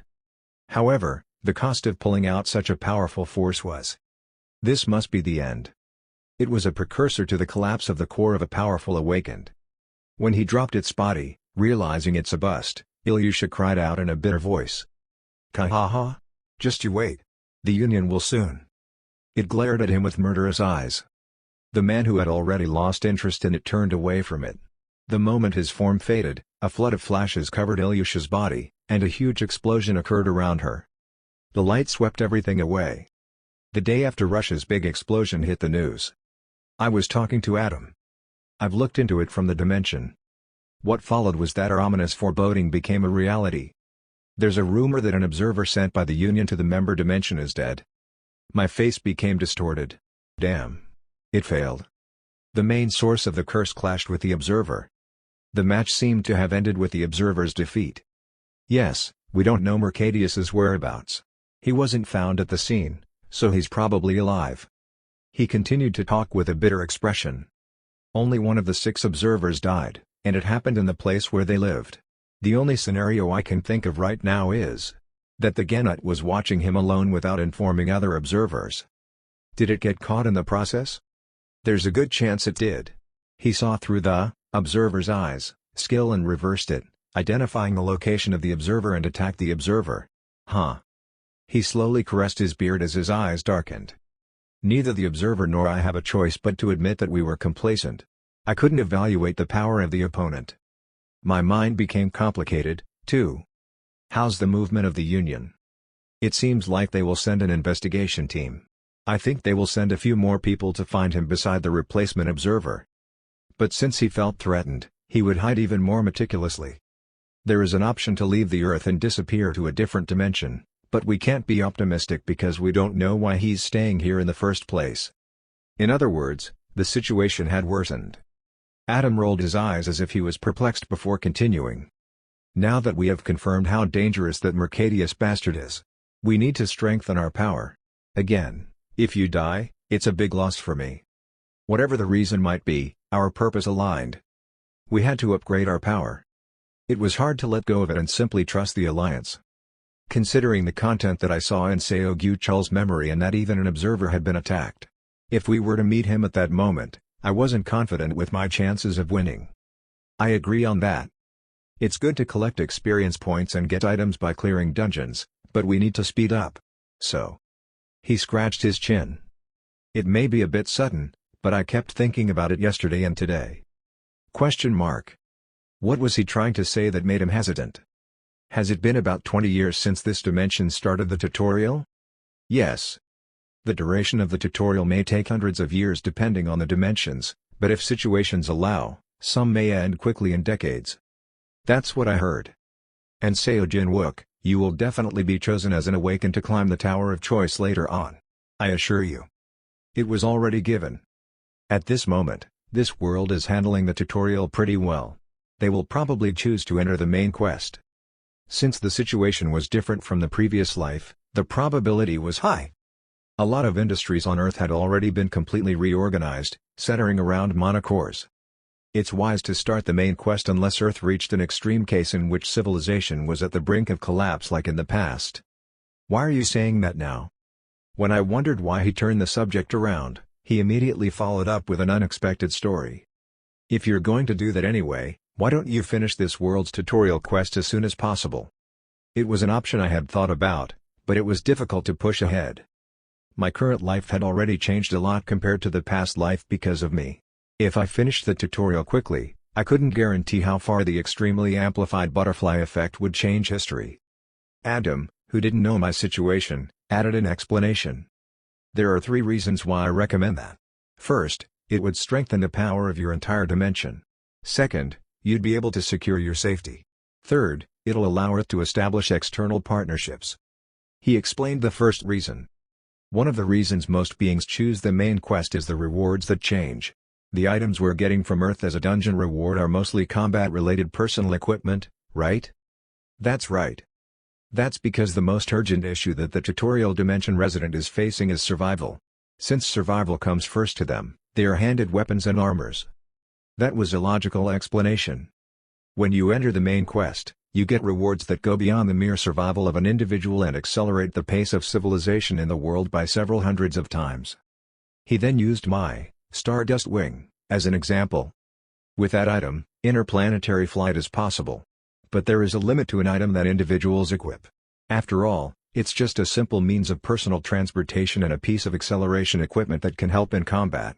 On the other hand, among the main quest rewards, there are things like the Tachyon engine that allows spacecraft to fly faster than the speed of light. I got the gist of it. There were items that affected the entire civilization beyond survival. Just as weapon-type artifacts were copied from Earth, that kind of item would be able to establish its principles. As a result, technological advancement would exponentially be on the rise. Plus, the probability of awakening will gradually increase. Old dimensions like Genut have a 99.9% awakening ratio to population. We're over 50% too. Isn't the Earth around 0.05% now? I nodded. Increasing the number of awakened raises the force of a dimension. But that doesn't happen within a year or two. Rather, it's a long-term reward. Anyway, next. He explained the second reason. When you enter the main quest, you can modify or enhance your unique skill. He continued with a grin. The farther your starting point is ahead, the greater the effect of the upgrade. In other words, I don't know your exact identity, but it means that your unique skill, which is obviously great, can become much more powerful. I felt like he just added a strange emphasis to the sentence "I don't know your exact identity." Was that just in my head?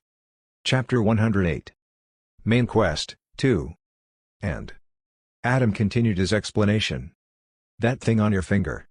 He spoke as he pointed to the holy wounds that the magic spider god placed on my hand. You can't keep that forever, can you? I see it as a ticking time bomb.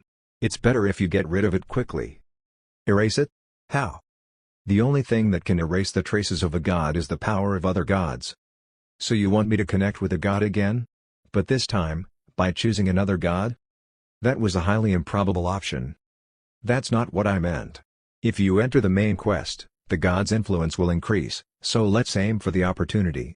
You can probably make a good dedication to the ones that serve other gods and ask them to erase it. I feel like a god will call me again if I do that. The pitch-black darkness that flowed from the base of Vigor's show's severed arm still remained crystal clear in my mind as if it just happened an hour ago. Ha! Adam snorted. If making a connection was that easy, the world would be much more hellish. Just think of the time as terribly bad luck. It is ridiculous for us to contemplate the reasons behind the whims of the gods. Adam was confident that it would never happen again, but I couldn't shake away my uneasiness for some reason. Even if I finished the tutorial and proceeded with the main quest, I decided to put that proposal on hold at that moment. Now, then. The third and last reason why I recommend starting the main quest quickly. He extended out his third finger as he continued. Although this is quite a bother for me. Question mark. As I've already told you, I personally hate the Union bastards. My home dimension is taking a stand of neutrality by refusing to join the Union while also making sure we're not antagonizing them at the same time. I'm aware. But this is my stand, and it's the position of my dimension. You people don't have to follow us. Go on. After finishing the tutorial, the Earth will be eligible to join the Union from then on. I'm asking you to be a member. I tilted my head out of curiosity due to his remarks. How does that benefit us? You said you weren't joining either. It's because we can live on our own without having to join. How much more do you think they'll interfere with your kind if you don't sign up? But you recommend for the Earthlings to do that? Yes. He explained as he nodded. All the Union can do for a tutorial dimension is supervisory aid. The act of sending a few observers is about that level. So far, Earth was roughly under control. I mean, most illegal aliens and even some promiscuous beings couldn't get past the observers. Thanks to them, this dimension remains relatively fine. But, he added, his eyes glinting with seriousness. This time, an observer died, right? So, that's why they are sending a few more. However, what if they're killed by Mercadius as well? Wouldn't they send a few more units to fill up their ranks again? What if all the members they sent back died too? What if Mercadius is actually a being akin to a demon? Let's assume the worst. Do you think they will use a lot of firepower in a war where Earth is the stage? Do you think they will do so? I frowned. I could understand what he was trying to say. There is a limit to the resources the Union can provide for tutorial dimensions on the outskirts. If the risk seems too high for the workforce and the beings they recruit, they will mercilessly let go of them. It meant that they're going to cut us off. But what if the Earth becomes a member of the Union? They can't turn us away. You're giving them a reason to give you more support. Of course. They will make you do a lot of annoying things in return. Registering to the Union isn't an urgent matter that I should decide about at this instant, and since I don't have enough information, I'll have to think about it. That being said, I have a question. Go on. I threw out the question that I had in my mind the whole time while I was listening to him. Isn't it just me whom Mercadius threatens? There's no evidence that he's targeting anyone else but me in this situation. But why are you fiddling with the cards to advance the civilization of the entire planet? Why do you want us to be protected by the Union actively? I realized that Adam was omitting something from his explanations. The premise that Mercadius was a threat to the entire human race felt strongly emphasized. He replied after thinking about it for a short while. In fact, there's something I haven't said about their race yet. It's because I'm not 100% sure about that either. What is it? Think of this story as a pan-dimensional superstition or a legend with high accuracy. There is no data to prove the causality fully. He was trying to find a way around the story again. When I stiffened my face, he hesitantly continued. There's a saying that the dimensions visited by Mercadius always ends up being damned. When there was no reply, he added a few words to elevate the tension. It's too out of the blue, right? After a brief silence, I asked in return. What do you mean by damned? It means that every native species of that realm was exterminated. Adam shrugged when he saw my expression. Yes, I know. Of course, it's hard to believe. You'll wonder why this alien is suddenly talking nonsense after a few days off. It can't fully be trusted, but it doesn't mean it can be completely ignored either, since it seems like there were quite a few cases. The decision to finish the tutorial also kept this factor in mind. Don't you think you should prepare as much as you can as well? Adam seemed to think that the reason why I looked so stiff at that moment was that I thought his words were nonsensical. But in reality, I was thinking about something else. It would sound like a myth, almost nothing but a fairy tale. My heart was racing. No, it's not a nonsensical story at all. I could add a case to the examples Adam spoke. I didn't have to go far either, because that would be the Earth of my past life. What would have happened to the Earth after I died in Angelica's hands at that time? Undoubtedly, they would have been doomed. But there was almost no direct involvement of the man in the process. In the end, Angelica was the one who triggered the apocalypse in my previous life. Adam, what is the reason for those dimensions fall? There are many. Interspecies wars in dimensions, continuous failure to respond to the collapse of dungeons, invasion from another dimension and extermination policies at other levels, etc. There is no evidence that Mercadius had directly intervened. That is why in some respects, he is regarded as a crow in Western culture. It's like a sign of bad luck. Of course, it's too big of a scale just to call it bad luck.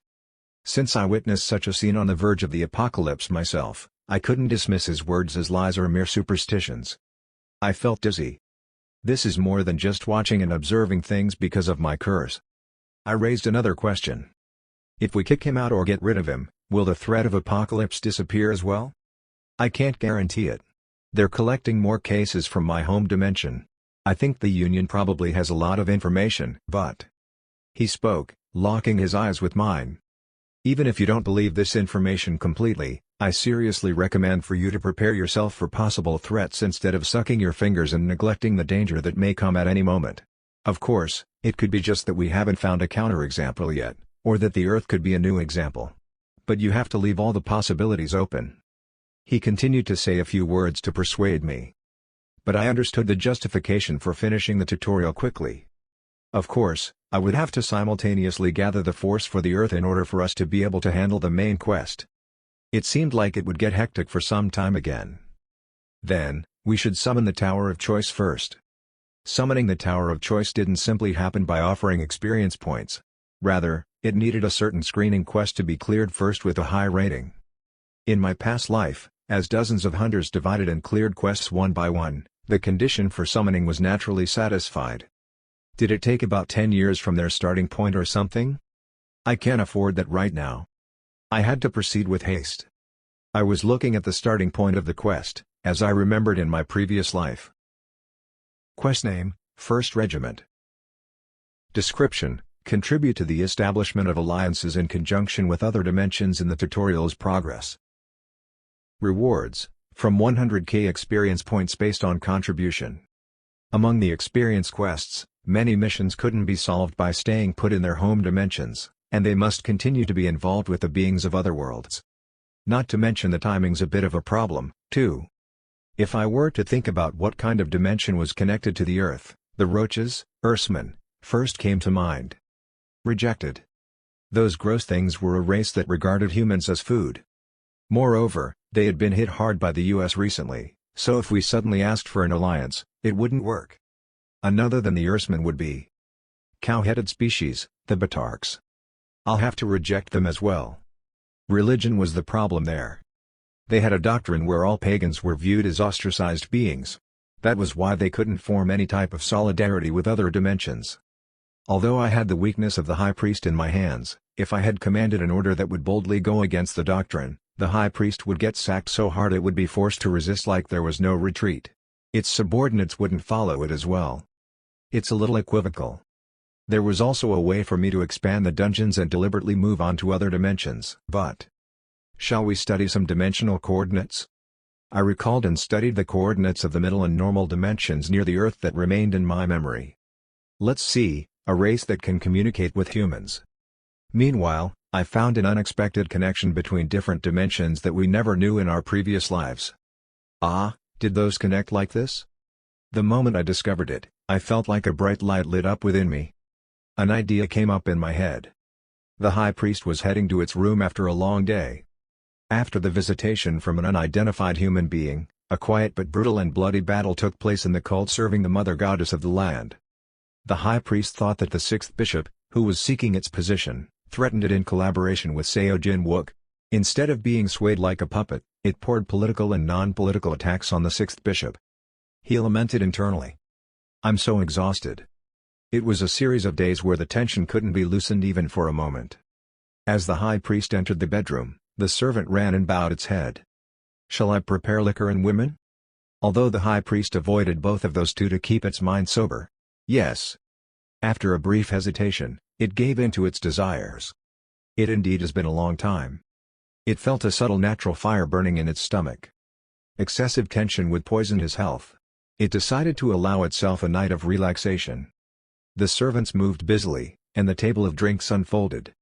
Two Batark women entered the bedroom in lewd costumes. For hours after that, the High Priest enjoyed the two sins strictly forbidden by their religious order. Huff. After a while, the dawn came, allowing the heated bedroom air to cool down gradually. In the bed where the women and High Priest were intertwined. One of the two women raised herself quietly. She then slowly moved toward the High Priest. It was so drunk that it didn't react at all. Mana was concentrated in the hands of the Batark woman. The moment her finger was heading for the High Priest's neck. Swish. The woman's shadow froze on the spot. Koop. The other woman, whom she thought was undoubtedly unconsciously lying around, stabbed her in the back while she was aiming for the High Priest. She was also pretending to be asleep until that moment, and she attacked the moment the assassin moved. The assassin trembled as she looked at the blue blade that penetrated her stomach. How?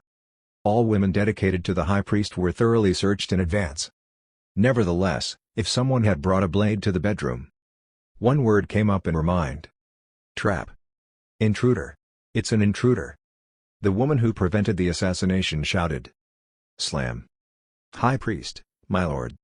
It's an intruder. The door opened, and the sacred knights jumped in and captured the assassin. Even with a hole in her stomach, the woman remained alive. She looked at the other female who attacked her with an expression of disbelief. The only beings that could hold a sword in front of the High Priest were the sacred knights. The Mother Goddess of the land blessed the noble prosecutors, after all. And the woman, holding a dagger and looking down at her with cold eyes, had surely served the High Priest's night with the assassin yesterday. The assassin muttered with disbelief. The sacred knight. How can they share the bed? The High Priest? Her face was distorted by horror and hatred. The High Priest, who woke up from its sleep amid the madness, came down from its blood-stained bed and stared at her, its wrath visible in its eyes. The situation seemed to have blown away even its hangover. The captured assassin shouted. You sinner against God and men. A High Priest, who represents the Church, didn't only touch women. You also chose to defile even the sacred knights? Mother Goddess of the land will punish you. A man like you doesn't deserve the position of being the High Priest. When other believers find out about this. The High Priest snorted. That day's event would never leak out of the High Priest's palace. Go and question her. Find out who put that bitch in the palace and torture that bastard as well. The assassin was dragged away at the High Priest's command. The naked sacred knight, who saved its life, greeted him politely and left the scene with the crowd. The High Priest didn't even look at her, much less thank her for saving its life. Its mind was being tangled up by differing ideas. Damn it, sixth bishop bastard. He's beginning to use dirty tricks. The servants led the high priest to another bedroom, but its sleepiness had already fled. Non-political attacks between it and the six bishops included such frequent assassination attempts.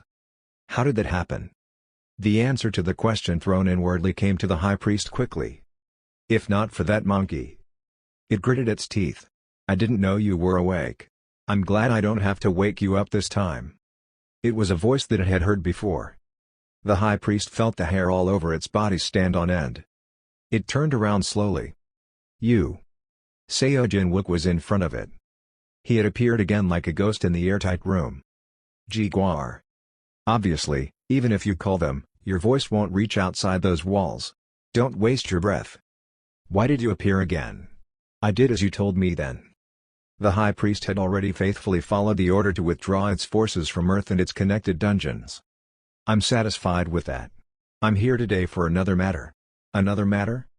Seo Jinwook said. You need to do a job for me. Chapter 109. The First Deal, 1. The high priest questioned him with a hardened expression. Its nervousness was visible in its eyes. A job? It was scared. The pioneering army you sent, although at this point they're completely out of Earth, you've looted a lot of things and piled it up in your dimension before then, right? Before the giant worms broke down all the invasion site buildings, changed the land, and they could start farming, the Batark's pioneering army, consisted of awakened beings, swept and robbed the foreign dimension cities like a swarm of locusts. That was due to their culture wherein such actions were considered very honorable. Indeed. That's a proud achievement for our warriors. The high priest nodded shamelessly. Yeah, I knew it. I unleashed magic. Both of my hands started to flash. Squeal. As if it thought that I was attacking it, the high priest hurriedly shriveled and shrunk. What a wuss. Don't be anxious. I'm not going to kill you. I was only a bit startled. In front of the high priest, whose voice was extremely shaken, the light started to take shape. Illusion magic. This is? I made an image using the glitzy brilliance. Now, look. Do you have this among the looted items? I showed H-beams used for construction, rebars, railway rails, automobile bodies, fire hydrants, etc. The Batarks would have commonly seen it while they destroyed and looted downtown Beijing. Most of them were colloids of two or more metals, but the common factor was that iron was the main material. The high priest quickly understood my intention. You mean the things made out of those metals? In some dimensions, it was often difficult to find minerals that were abundant in other dimensions.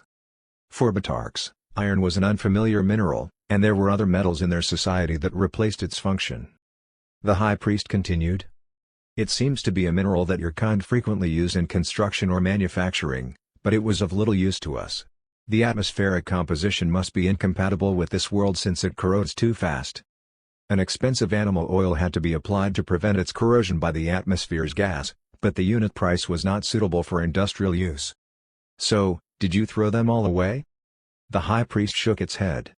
It became quite popular among the upper classes as they found the color and gloss pretty. They made small accessories and decorated themselves. And each of those that returned from invading the Earth had a piece with them? That is right. And those would be on a break now, right? Yes. At least until a new viable location appears. Batarks had no choice but to continue to invade dimensions to secure agricultural land. At that moment, they might be searching for other dimensions that they could invade next to Earth. Then, I changed the shape of the illusion. A detailed map of the Batark dimension appeared in front of the large cow's head who was staring at it. The high priest's face was stained with bafflement. How can such detailed? I had just projected what I saw while traveling through the Door of Hope, and remembered it as if I was taking a picture with the successor's eyes. But the high priest's distorted face told me it had concluded something else. Who the hell did you conspire with? I can't believe one of them is selling this elaborate map to an alien. They're selling the country and the world while they're blinded by power. Stop misunderstanding me. My sources aren't the Batarks. Bullshit. Shut up and listen to what I'm saying. I'm not done yet. When I changed my voice to a threatening tone because it didn't seem to grasp the atmosphere, the high priest looked sullen as if it was reminded of its situation. I pointed to a corner of the map. The gate here is just left unattended right now, right? It nodded in affirmation. Fortunately, It wasn't closed. If I crossed the boundary through the gate's dungeon, I could go to a third dimension, not Batark or Earth. I was thinking of sending some Batark scouts over there to scout the dimension beyond the boundaries. The high priest frowned when it finally realized what I meant. That place was judged to be less productive for agricultural purposes, so we have already abandoned the invasion. That means that the soil isn't actually the problem, does it? As if it was feeling ashamed, the high priest's facial muscles twitched as it spoke in a discouraging manner. We attempted a massive invasion in the past, but our pioneering army was completely wiped out. It murmured a few more words as if it was making excuses. We left the gate open so that we could attempt to invade again when we needed it, but at this point, we put it on hold because we believe it consumes a lot more military resources than our rate of productivity. It talked in a way that seemed to say that they could win if they wanted to. I clicked my tongue internally. That's such a bad bluff. The residents of the third dimension connected to Batarks weren't known for their weak abilities. If someone were to reach out to them with a peaceful hand, they would smile and gladly hold it. But like those cowheads, if they attempted to invade while spouting ridiculous nonsense like behead the pagans, they were skilled and determined enough to cut the hands that held the weapons of their enemies cold-bloodedly. I plan to offer them a deal and an alliance. But there's no immediate passage to the Earth. It's also a waste of time for me to keep crossing through the Door of Hope. If there was no passage, I could just dig a new one. I'm not saying to send a large army to eradicate them. Just send scouts that are expendable by your standards. You're still fighting for power, aren't you? Then the high priest nodded as if it had thought of something. Yes, it's simple to pick out someone whose life doesn't matter since no one would bat an eye even if they died. It was probably thinking about the power of the sixth bishop or something. No, wait a minute. Didn't you conspire with the sixth bishop? Who the hell did you join hands with to be able to offer this ridiculous proposal? Never mind that, listen up. I made it swallow the nonsensical comments it was spouting before I continued to talk. There's one important condition. You said accessories made out of iron are the current fashion trend these days, right? Make sure they wear it. If you hand it to them, saying that it is a sacred object, they would initially take it with them, right? At least they should because of the eyes that would be watching them. That's right. You can adequately reason out that the prayer of the high priest had blessed those looted items from Earth. You really know a lot about all kinds of things. Do you understand? Dispatch them with a proper excuse. You can tell them to check if anything has changed in that dimension in the meantime. The high priest replied without much thought. I don't know what the purpose is, but... No, I don't want to know. Is that all you want? I can do that without problems. It accepted my instructions. Good, proceed with it as soon as possible. By the way, until when will you keep treating me like this? Even before it could finish its words, I had already opened the Door of Hope, and stepped into it. Wait a minute. Leaving behind the hand that desperately called for me, I disappeared into the light. A few days after returning to Earth, I observed something that happened between two dimensions through the Door of Hope's remote perspective function. After confirming that the two tribes there quickly moved as I expected, I contacted the senator. I have a request. What is it? I voiced out my thoughts while looking at his face that was floating on the hologram. Australia's black market is also run by the senator's people, right? It is altogether managed from the Singapore market to Australia. Why? I think I will need to borrow a hand from there. There is a gate that needs to be discovered naturally inside the Australian territory. The senator slowly nodded, making a monotonous hum. Can you even identify the undiscovered gate's location? I guess you probably can. But I can't help but wonder about where the extent of that ability's limitations would be. In reality, it wasn't a skill but a memory of the past life that helped me find dungeons, but I neither confirmed nor denied his thoughts. He continued after he seemingly jumped to a conclusion by himself. Well, it would look better that way than you suddenly going to Australia and finding the gate. All right, I'll make some arrangements. A few days later. The press around the world largely dealt with the gate that was discovered in Australia. The discovery of this gate within the Lost Land, which was once called the Great Victoria Desert of the Australian continent, was made under extremely fortunate circumstances. Mercenaries hired to control the monster population of the Lost Land found the gate, which had a level of S-class, at a very unstable status. Perfect gate management was impossible on Australia's continent, where much of it was uncontrolled even before the cataclysm. As a result, Australia followed the path that some African countries with desert areas or Russia took. A certain area within their territory was virtually abandoned. They had set up tall and formidable barricades only in areas where most people lived together. They also completely blocked land travel in some areas. Australia's current territory was an entire continent in geological terms. However, in sociological terms, it was transformed into a land alliance within an island, between tribes that were scattered like dots. It was a better situation than the state completely collapsing and being ruled by the United Nations like North Korea. Most of the time, the gates opened in the lost land are left to proceed to break, but the Australian government plans to clear this dungeon as an exception. This is because they are concerned that the area of the lost land would be forcefully expanded if the S-class dungeon collapses. Australia, which had a small population compared to its territory, had an even smaller number of hunters. Since it was impossible to handle it with domestic hunters, they chose to ask for help from other countries across the globe. It benchmarked the formation of a multinational expedition team when the Korean government cleared Shihong 8 dungeon. The Australian government has already sent requests for assistance to other governments. However, due to Shihong 8 dungeon's precedent, it has been concluded that their response is not good enough.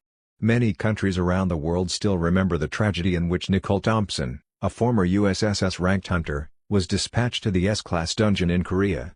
It is inevitable for them to fear that something similar will happen again this time. As soon as I saw the news, I immediately called the Hunter Management Department. Yes, this is Seo Jin-wook. The official in charge of the Hunter Management Department was deeply panicked by my subsequent comments. Their reaction was understandable. The Celestial Dragon Guild offered to send 3S rank or higher hunters to clear the dungeon found in Australia. I released that statement in a tone that made it sound like it was a notification rather than an offer. Among the members to be sent, I was included. Guildmaster, please reconsider. The Hunter Management Department expressed their deep concern. Because of the Aurora of Stability incident, they had realized the value of my screening quest. If I died after being dispatched to a foreign country, they knew that it would be an unimaginable loss. However, if Korea, which received help from many countries during the Shihong 8 dungeon, didn't send hunters this time, there will be criticism flying towards us. Of course, the government didn't mean to turn a blind eye. We are going to send a team of volunteers, but you don't necessarily have to be the one to go, Mr. Seo Jin-wook. So, do we have a volunteer right now? Neither the Grand Kwa nor the Destruction Blade was in a position to send aid to other countries at that moment. The gatekeepers would never move their asses because of their specificity. In the end, we have no choice but to mobilize the Celestial Dragon. I can't be left out of the team that the Celestial Dragon composed. The government had no choice but to break its will because of my strong stubbornness. News of the dispatch of the Celestial Dragon Guild's team quickly stirred up the press. The members that had been sent were Nate, Hiki, and I. The three of us. The Australian government quickly welcomed and thanked us, and other countries gradually announced their support plans. A few days later, the three of us climbed in a chartered plane provided by the Australian government. There was an SSS-class hunter on the expedition. Greg Myers, I'm the captain of the expedition. It's my first time seeing your face outside of video communication. Although the absolute number of hunters involved was small, it was fortunate for Australia that they had Greg, an SSS class, among the ranks of volunteers. But he greeted us then spoke disapprovingly. Is Adam Abrams absent? Well, I guess that's understandable.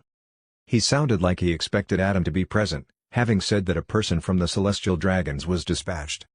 However, Adam left his seat and busied himself in finding out more about Mercadius and the additionally dispatched observers.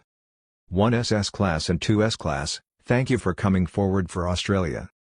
It was nice for him to thank us that way, but all three of you have grown at a tremendous rate. As far as I know, your careers are so short as well. It is difficult to react to dungeons with monsters on a large scale like this unless you are a veteran. He clicked his tongue before continuing his little speech. You must have never experienced a dungeon like this before, so I hope you don't panic and tie down the hands and feet of other explorers.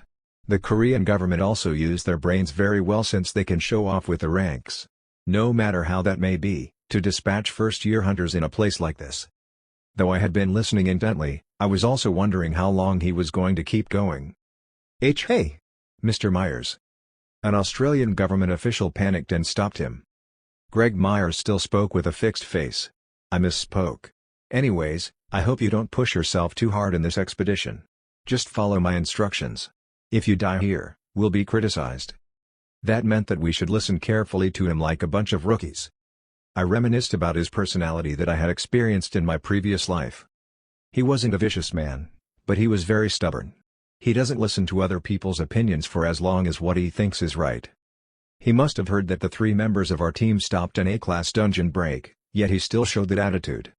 He didn't want to admit that he's wrong unless he had experienced or seen it himself. It's just that he jumped to the conclusion that there must have been a lie mixed up or a trick in the process. I wish Abrams had come. After muttering like that, he didn't even give us time to speak. He went on to the next person. Nate approached me and whispered quietly in my ear. "Should we kill him?" He was starting to show his previous life's personality as well. I smiled and waved my hand dismissively. "It's fine. We wouldn't be able to finish the tutorial if we killed all the hunters in the world the moment they went against us." Hibiki was also staring coldly at Greg's back.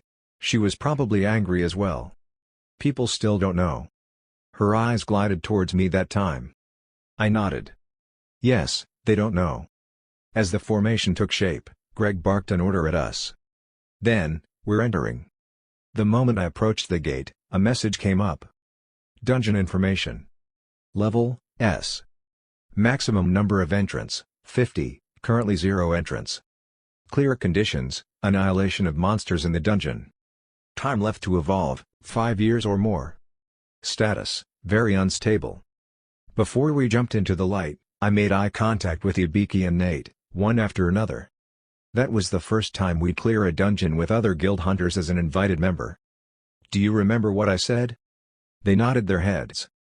The situation had changed a lot from the promotion screening when the 2 first showed their appearance and abilities. At that time, they didn't show everything since we were looking out for the eyes of the other guilds that were on us, but at that moment, they had enough power not to care about such things. At the same time, the value of Celestial Dragon's reputation had increased much higher. However, our fame is still limited within our home country. We were determined to make our marks using the opportunity before us. We must make sure that the whole world recognizes the strength of the Celestial Dragon.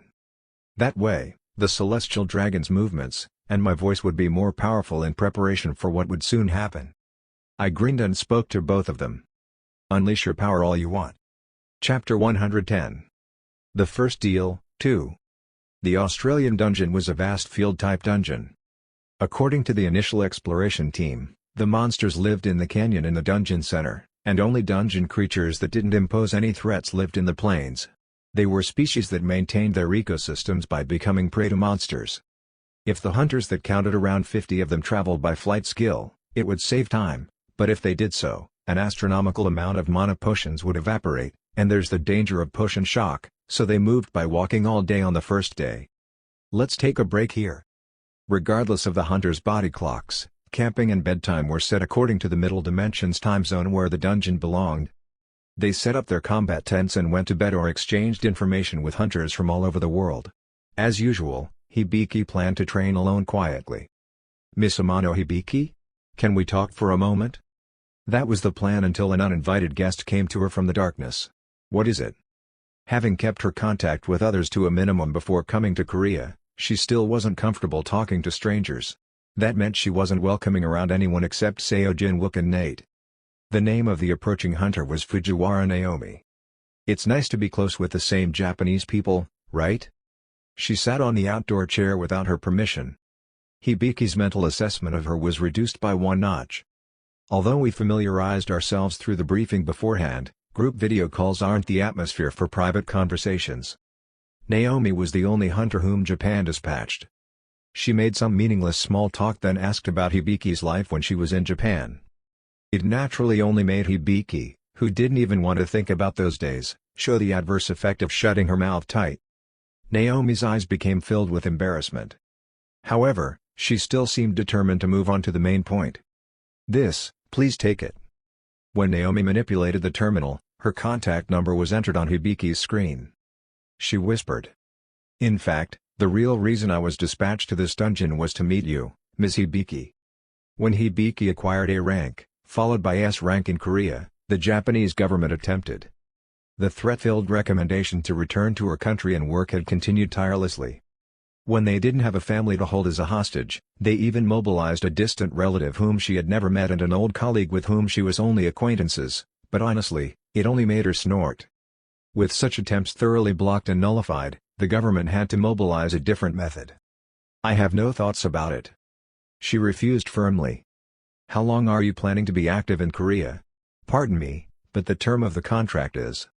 "I have no reason to answer you." "Think about it." Naomi didn't give up persuading her. To Miss Amano, who achieved the S rank in her first year, there's a promised exceptional treatment.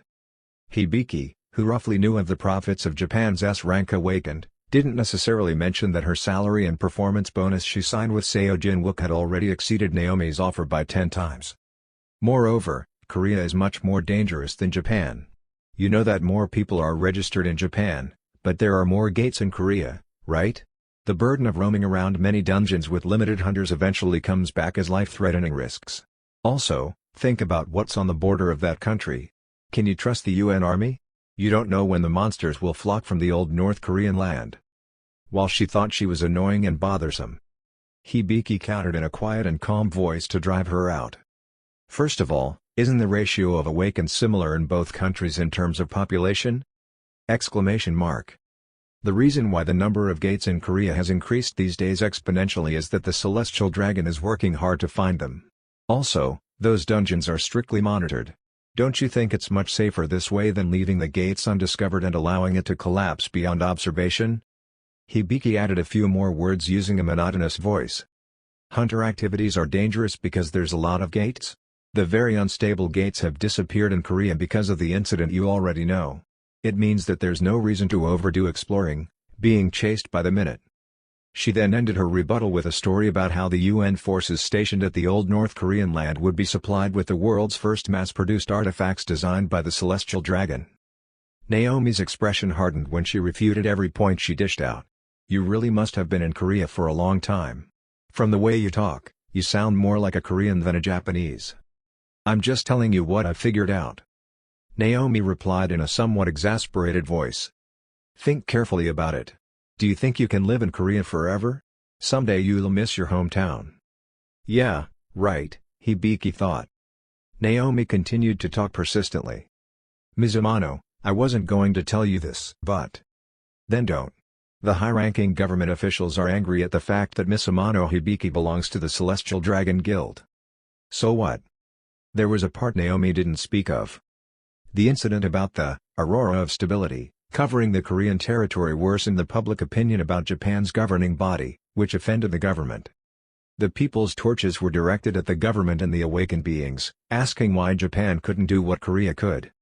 In that situation, a Japanese S-rank hunter worked in Celestial Dragon, so they somehow wanted to get her back. "Ms. Amano, let me give you some serious advice as an awakened. If you think you don't have to watch out for anyone just because we're in a world that can't function without hunters, then you're mistaken. You can't just do whatever you want. It is still the state system that moves the world, and the reputation of the people at the top should be considered. A country can do more things than you can ever imagine. Even if you can enter the dungeon and shoot flames out of your hands, you are only an individual. Don't forget that you can't win against the organization of a nation." At that point, it had become a threat. Then, what kind of weakness does a woman have that she's trying so desperately to cling onto me? With such a question in mind, Hibiki replied without expression. "It was nice to meet you." Exclamation mark. Naomi clenched her teeth and got up from her seat. When Hibiki thought that she would turn her back on her. "What's wrong with your attitude? Why aren't you listening to others? Are you a single-minded person who believes that only your ideas are right?" Hibiki looked straight into her eyes and spoke. "I judge what's right or wrong. I might leave this guild someday. But it won't happen because of the emotion or reputation of a high person. It's my choice, and I'm going to move based on my own will." Naomi, who was unable to speak for a while, asked one last question, which she was clearly instructed to do. "What do you think the Japanese government can offer to change your will of choice?" A person came into Hibiki's mind and disappeared. Fiddling with the Renaissance ring on her finger, she spoke like it was a final warning. "Something you people can't ever provide. You're more stuck up than I thought." Naomi shook her head and left. "I can see it." The next day, After waking up early in the morning and crossing the dungeon, the expedition team reached a huge canyon. The monsters that needed to be wiped out in the dungeon were the ogres. Their habitats showed signs of civilization. As they must have started to use fire, there were traces of bonfires everywhere. They had carved wood to make a bulwark, and hut-like things were built by peeling off the skin of the dungeon creatures. The expedition team magically examined the enemy's base from a distance, keeping away from the guard's sight. They hadn't noticed us yet. Long range, forward. 8 awakened, including Hibiki, stood at the front. Due to the lack of other predators and the nature of the species that were vulnerable to moisture, they lived outdoors in a hut instead of digging caves. It was the perfect condition to bombard them remotely. Prepare to attack. Each hunter prepared unique long-distance skills and magic spells, respectively. Attack. They followed the orders of Greg Myers, the captain of the expedition team. Energy Storm. Arrows of Annihilation. Ring of Fire. Lightning Arc. The ogres were helpless against the bombardment from outside their sight and range. Flash, black arrows, fire, and rainbow-shaped lightning covering the sky struck the habitat, drawing a smooth trajectory of death. I could see it in my eyes as I had been observing separately. A fierce attack out of nowhere from the sky tore and burned the ground. Many of the ogres that were caught up in the mess died instantly. But there were more that survived. Ka-arg. Shouts full of pain and anger rang through our ears from where they were. They're rushing in. Rumble. I could hear the earth vibrating. That's a quick response. Instead of panicking because of the sudden attack, the ogres figured out the attack's direction and rushed in groups. A daunting battle cry and chilling murderous intent flooded over the clouds of smoke. Greg continued to command the team. Long range. Fall back, close range. Forward. Even before Myers could finish. Screech. A piercing cry tore through our ears. But the direction where it came from was a little different. Wizard, confirm the source of that scream. On it. The wizard's expression hardened as he looked in the direction of the sound with light in his eyes. Damn it. It's a wyvern. What? Black dots flew one after another from the peaks rising beyond the canyon. That was another kind of monster that the scout team couldn't identify. Suddenly, the form of those that covered the sky black became larger. The direction was clear. They were also after the expedition team. 2 or more species of monsters formed a regiment with each other. It was the ogres that was attacked, but the wyverns decided to retaliate as well. It was a phenomenon that they had never experienced before. Damn it. The countermeasure tactics were different if they were only fighting land-based monsters and if they flocked from both the ground and the sky. The long-ranged types, which were going to switch positions with the close-ranged and reorganize themselves, returned in a hurry. Most of them chugged down potion bottles' contents since they emptied their mana capacity due to the previous attack. But one of them wasn't the same. Woong. While other wizards were busy charging their mana capacities and reciting spells, Hibiki had already completed a spell. A golden magic circle came up before her. What's that? A wizard, who took his mouth off the potion bottle, muttered without him realizing it. A magic circle that the people of that era witnessed for the first time. In fact, I had never seen it in my previous life either. Hibiki activated the skill. Gravitokinesis, rank, SSS. It was a newly created spell with SSS rank enchant mastery. She gave gravity transformation properties to a much wider range than my gravitational magic. The spell that managed the gravity within the control area in a wider and more sophisticated way struck the flock of wyverns that flew in. Screech. The wizard's jaws dropped. Oh, my days. As hundreds of wyvern flocked in the area, Hibiki didn't exert strong gravity to crush the guts of all of them. There was a much easier and simpler way. CR crack. It was a distance away, but I could hear it. The sound of something hard and tough being bent and broken satisfyingly. And then. Screech. The wyverns, which had been rushing in fiercely, fell down one by one to the ground. They became a meteor shower of staggering trajectories. Each of the falling monsters' wings was slightly twisted. Hibiki's magic crushed only the delicate parts of their wings. That's ridiculous. The faces of the veteran wizards who identified the reason behind the phenomenon turned pale. There was also a burst of exclamation between the close-ranged ones. Oh, look at that. How could they fall like that? Hibiki didn't leave the falling trajectory of the wyverns to natural gravity either. Weeing. Gravitokinesis was still activated. As if she was controlling a bunch of RC planes, the direction of the drop changed with the Ibiki's guidance. The wyverns, whose wing bones were broken, could not resist her will. What's in front of them was the ogre unit rushing in from the ground. The ending of the force majeure show created by magic was a bloody ground collision. Boom. Boom. Boom. Thunderous noises struck everyone's ears. The wildly falling wyverns beat the earth like a percussion instrument. Screams and shrieks soon followed. Screech. Squeal. Blood, flesh, scales, limbs, and innards splashed all over the ogre unit's vicinity, which was bombarded by head-on collisions like kamikaze fighters. After causing such chaos, Hibiki simultaneously unleashed spells she had already memorized. Inferno, rank, SSS. Greater Force Wave, rank, SSS. Prismatic Rain, rank, SSS. Without warning, terrifying heat rose under the feet of the ogres. A lot of them lost their lives just because of the intense temperature alone. Boosh. Finally, the soaring hellfire and the storm-like shock waves danced together, burning, crushing, and destroying the monsters like balloons. Color flashes fell like rain and penetrated through them. It was like watching hell be released to the world.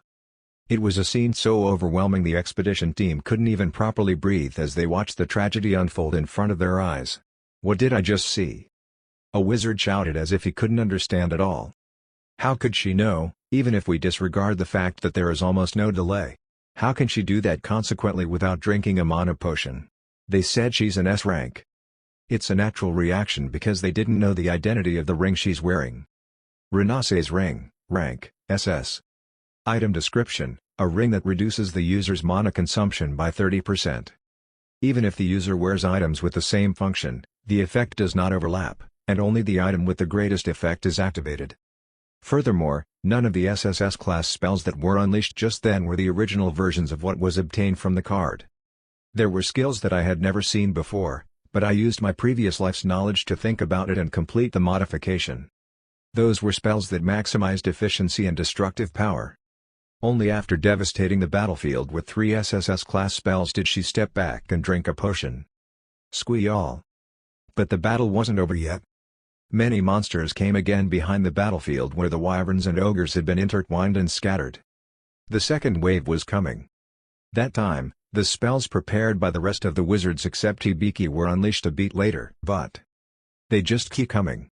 Unlike when Hibiki fought them, many survived the attacks and rushed in. I swear it's always like this in dungeons that press down with quantity.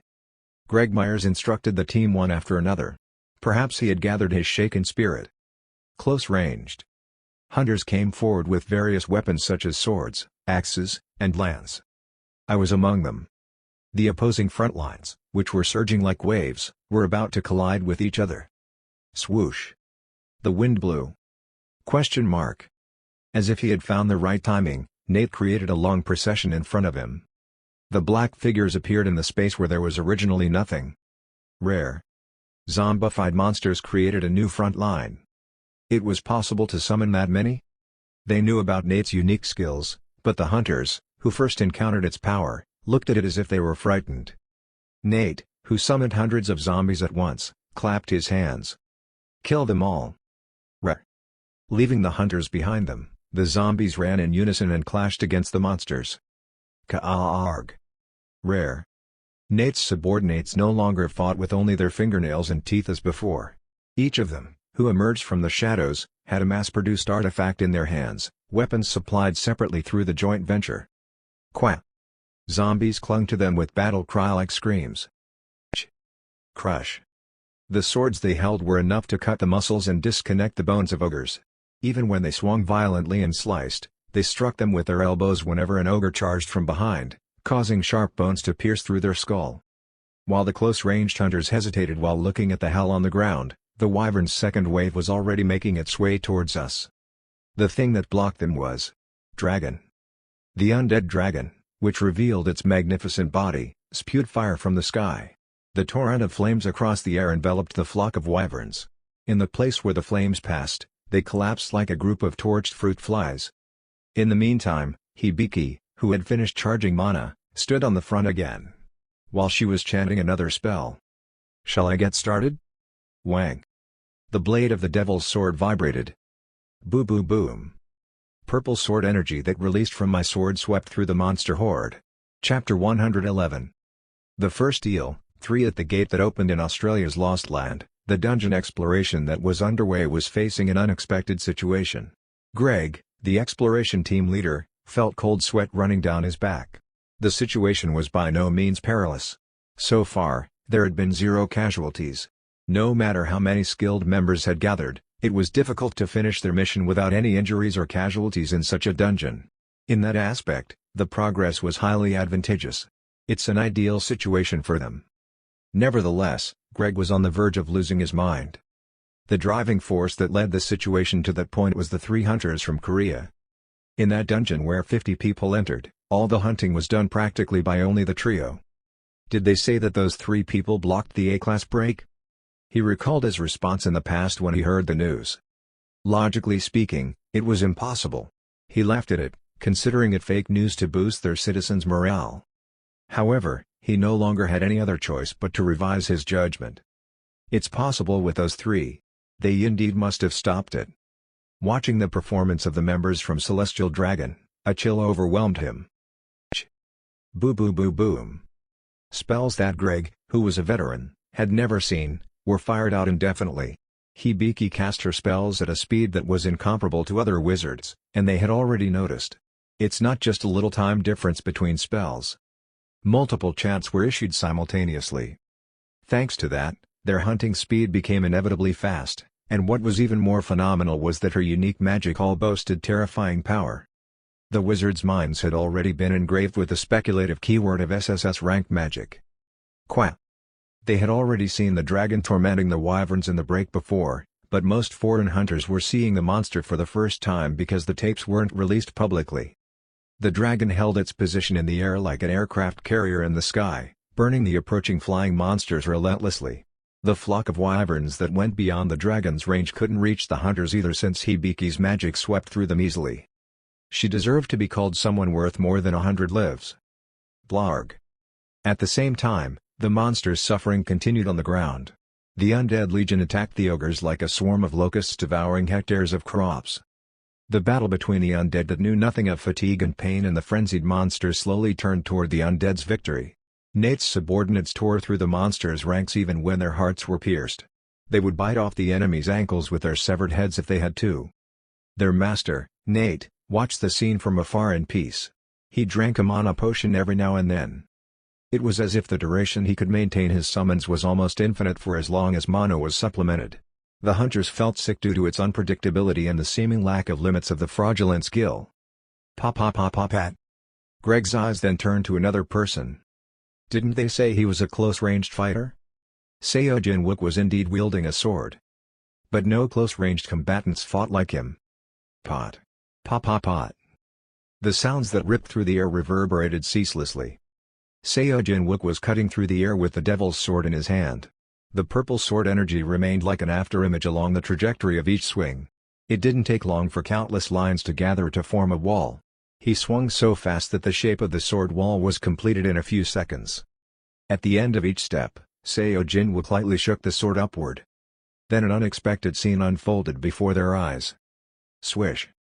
At a speed that other hunters couldn't keep up with, the wall of the sword energy, which condensed the destructive force, thrust and swept through the front. The effect was the same as a remote world skill. It didn't even brush the zombie core ahead of them. Instead, it drew smooth curves to avoid allies. Swerving like a parabola, it hit the ogres right in the back. Boo boo boo boom. There was nothing left in the place where the purple flash passed by. There weren't even burnt or crushed bodies there. The reason why Greg, who was looking at Seo Jinwook, was shocked once again is, wait, why isn't he drinking any potion? He's pouring that many attacks. How little does it consume his mana? Unlike Hibiki, whose attack was cut off to fill up her mana occasionally, Seo Jinwook didn't stop conjuring sword energy even for a second since he began the attack. It's the same wide area attack, but it's finishing off more monsters than Hibiki. Greg Myers murmured in a voice that seemed like his soul would escape. Wait, if this happens. It was a situation in which his command became meaningless. The 3 of them were doing everything by themselves. The spells sparsely cast by the wizards were minuscule compared to the celestial dragon's firepower, and the hunting speed was like the tip of the iceberg. The situation of the close-ranged battles was no different. It was thanks to the zombies that the monsters were blocked by rushing in like black waves. The swordsmen only struck their blade into the few ogres that had penetrated the line of defense. If they clear it like this, then the system's calculated contribution will just be for those three. A similar idea passed through everyone's head. It was rare for foreign hunters to participate in the expedition with entire goodwill. It was natural to seek the clearing reward for the S-class dungeon. However, this is hopeless. Everyone's head was filled with a sense of dismay. As a result, the clear ended much earlier than expected. You've met the clear conditions of the dungeon. Clear condition: monster annihilation in the dungeon. Dungeon boundaries are weakened. That system message would typically be refreshing. However, at that moment, it resonated in the ears of hunters with heavy and gloomy echoes. At the end of the battle, dozens of awakened were forced to focus their attention on one place. They gazed upon the three hunters of the celestial dragon. I read the message. The user's contribution to the dungeon clear is ranked first, contribution, 52%. The item key of dungeon is awarded to the user recognized as the #1 contributor. I had barely made it over half. Hibiki will be in second place, and Nate should be in third place. Most of the other hunters were probably empty-handed. They couldn't fill even the minimum contribution to receive additional compensation. Flash. Along with the flash, an item that looked like a steering wheel appeared in front of me. Dungeon key. Item description: this item is given when having completed a dungeon clear. Once used for any purpose, it will disappear to prevent reusability. If you use this key on a gate, you can close that gate. If you use this key on a dungeon's boundaries, you can expand that dungeon's boundaries. As customary, I handed it over to the expedition leader, and Greg received it without saying a word. Much earlier than initially expected, we cleared the S-class dungeon without any casualties, but no one cheered. Everyone looked at the three of us with overwhelmed faces. After the attack, there was no exchange of praises and greetings that usually took place. They just cast their eyes at us as if they were possessed. The silence continued for a while longer, and eventually, I broke the ice because I couldn't wait. Expedition leader, can I get the extra compensation now, then? It didn't matter if we were scattered, but if we fought in formations like that, it's common etiquette to let the expedition captain know ahead of time. The answer came back a tempo late. Yeah, huh? Yeah, our reward. You should get the additional compensation. Greg nodded with a dazed face. Additional rewards are available according to your contribution. Will you accept it? I accept. As soon as I delivered my will to the system, the darkness surrounded me. There was a flash like a group of stars in the night sky. Please select a reward. I focused my attention on the choices one by one. The unique mana patterns were hidden behind them and never overlapped. Looking at each of the dancing patterns in the light, I guessed what item or skill it would be. And most importantly, the rank as well. There it is. After observing, I found the target I wanted. SSS class. There was only one top-rated item that could come out of the S-ranked dungeon. I was a little nervous because my contribution was barely over 50%. If the contribution was low, it might not appear in the option at all. Looking at the pattern, it's armor. Alright. I talked to the system. I choose that one. The luminescence object I designated came close and circled around. Immediately after that, its brilliance scattered. And the item that appeared was very familiar to me. Huh? No way. After receiving the item, I returned to the dungeon. The scenery changed, and everyone's gaze could be felt again. As expected, Hibiki and Nate, who were eligible for additional compensation, returned first. Reading the artifact patterns in their arms, what they got were mediocre rewards. They would have picked whatever they could. There's no way for them to tell the difference. What a shame. Unfortunately, I can't come with them. Greg, the exploration leader, opened his mouth as he put the dungeon key into his backpack. It's a bit awkward. Everyone did a great job. Now let's head back.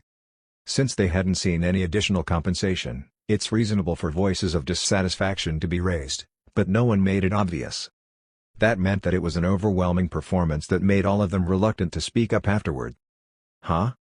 While everyone was preparing to go back after maintenance, a hunter, who was dispatched from Japan, quietly approached Hibiki. Hibiki, who rarely showed her expression, made a blatantly dreadful expression. Her purpose is obvious. I was about to go to her and drive her away, but then I stopped. Looking at the timing, it'll soon. It's almost time. If I wanted to proceed as I planned, I shouldn't go back to the gate and close the door. While I was thinking of that, the whisper of a strange being penetrated my mind. Awakened, can you hear me? The telepathy wasn't just delivered to me. The bodies of the explorers, who lowered their guard and were preparing to return, stiffened again. Many of them instinctively picked up their weapons. Is this a system message? Naturally, they misunderstood it. Most of them must have never been exposed to that type of telepathy. It wasn't the system, but a mental wave delivered by another awakened. The origin was over the weakened dungeon boundary after the clear. It flowed from a dungeon connected to another dimension's gate. Did anyone else hear that? No, I don't have to ask based on the looks on your faces. The captain of the expedition bit his lips as if it's a bad situation. He was baffled in the face of a phenomenon he had never experienced. Meanwhile, the telepathic message continued. Take it easy. I haven't stepped into your dungeon yet. I'm in another dungeon that borders the dungeon. Thanks to the weakening of the wall between the two dungeons after having finished the clear, I was able to deliver telepathic messages. Someone murmured. Aliens? They realized that the opponent wasn't a system but a species of another world. Is this the same situation as the cockroach alien from the New York gate? Wasn't that incredibly dangerous? The fact that the opponent's response was so fast meant that they were waiting in front of the dungeon boundary for us to finish the clear. The commotion was getting louder. Based on the people of that era's experience, encountering aliens within dungeons had never turned out well. I mean, they did say that they haven't crossed over to our dungeon yet. How can we believe that? As if they had guessed the conversation that was being exchanged, the alien continued to send out psychological waves. Don't worry. Without your consultation and confirmation regarding our entry, we will not cross the dungeon boundary one-sidedly, nor will we force our way into your dimension. The reason why I contacted you today is in hopes of reviewing the relative advantage of resources in both worlds and creating trading opportunities. I clapped inside. Yeah, this is it. This is how cultured species greet each other.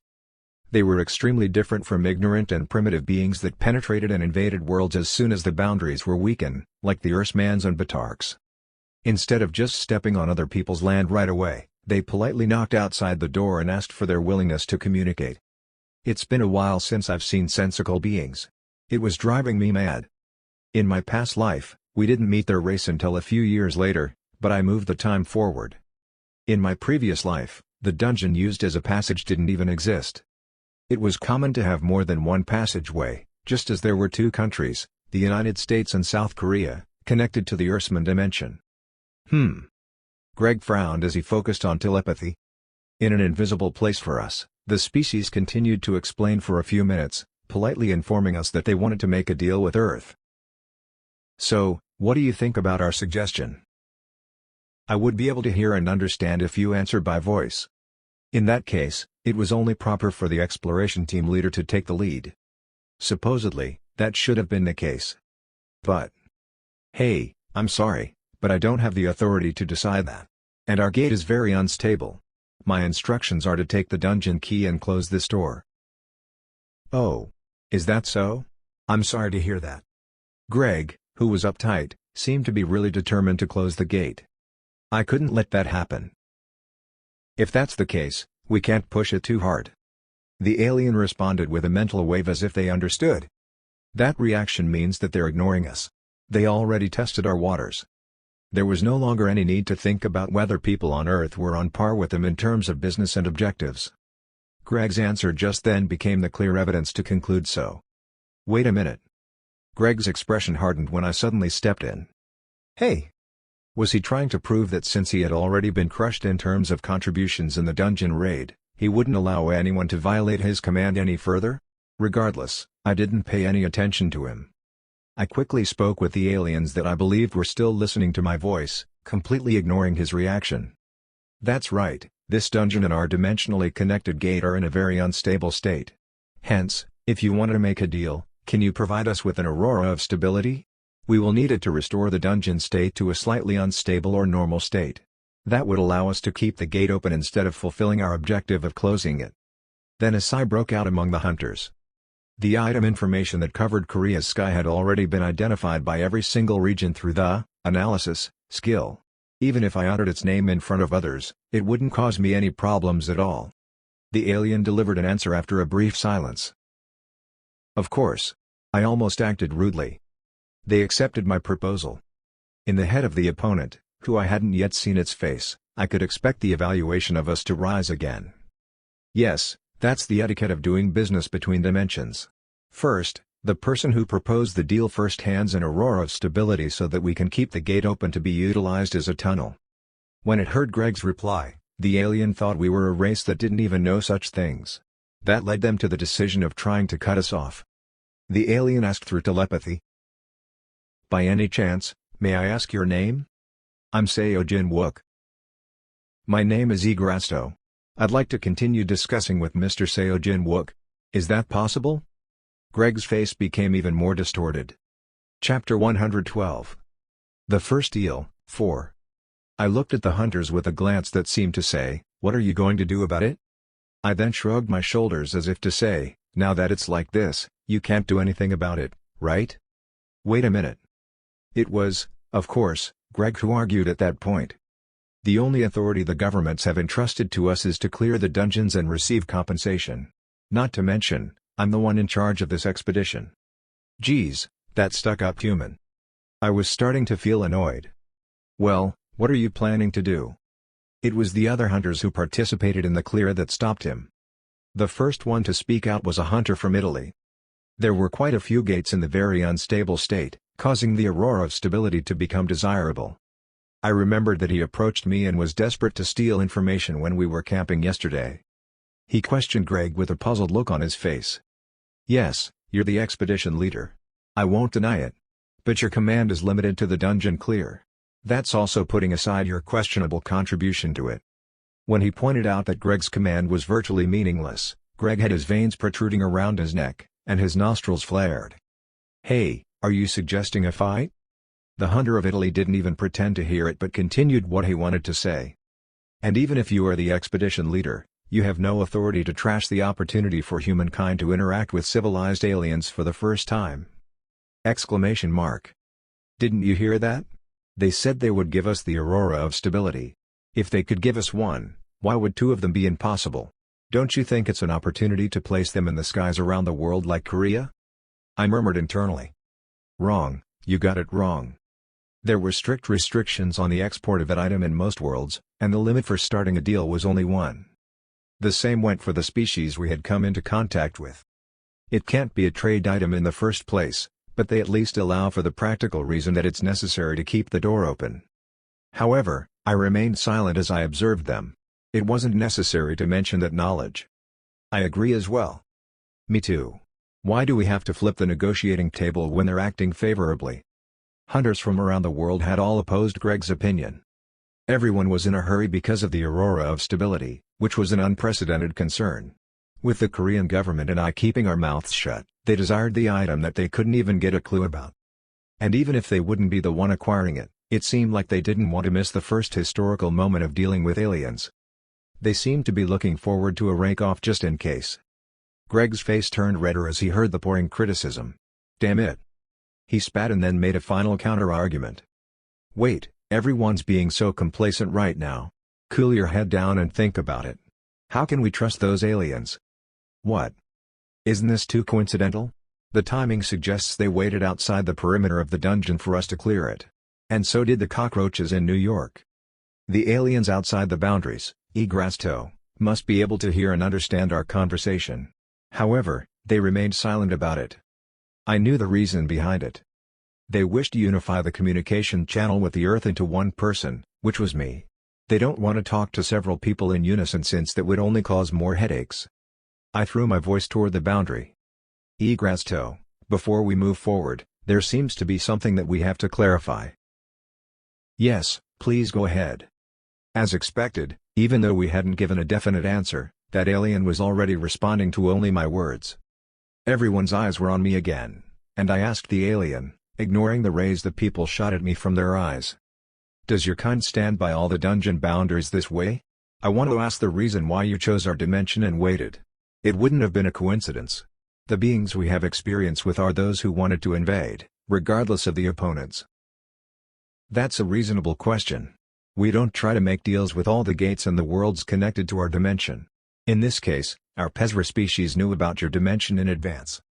How so? I asked even though I knew the answer. I wanted all the other hunters can hear about it. Yggdrasil started to explain. "You are aware of the species called the Batarks, right?" Question mark. Question marks came upon the faces of the awakened except for me. "This is how they look like." In our heads, the image that the other being sent popped up. Cow? It only looked like a cow head to other Earthlings' eyes, but they're aliens familiar to my eyes. They are a barbaric race that lives in a third world, not on Earth, not on our own. It's a species that belong among those that tries to invade regardless of the opponent. They used to come into Pezra's dimension without knowing their place, but they were taught a lesson and ran away, and they were nowhere to be seen. And not long ago, they invaded our dimension again. There weren't many, so I took them as captives and questioned them.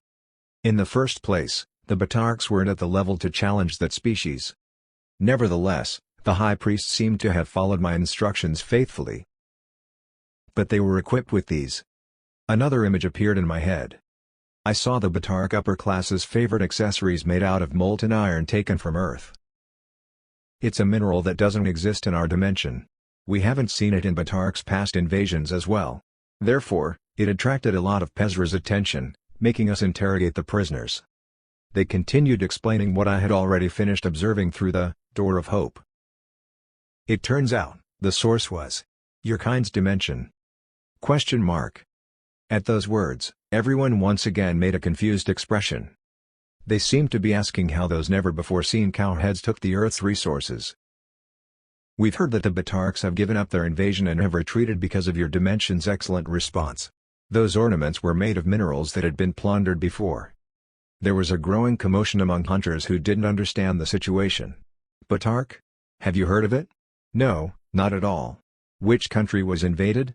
And they fought, won, and even kicked them out?" Thanks to the Chinese government's complete control of information, hunters from other countries had never heard of it. There were no Chinese there. Hence, only I knew of them among the party. "That's how we discovered your world, which is connected to the Batark dimension.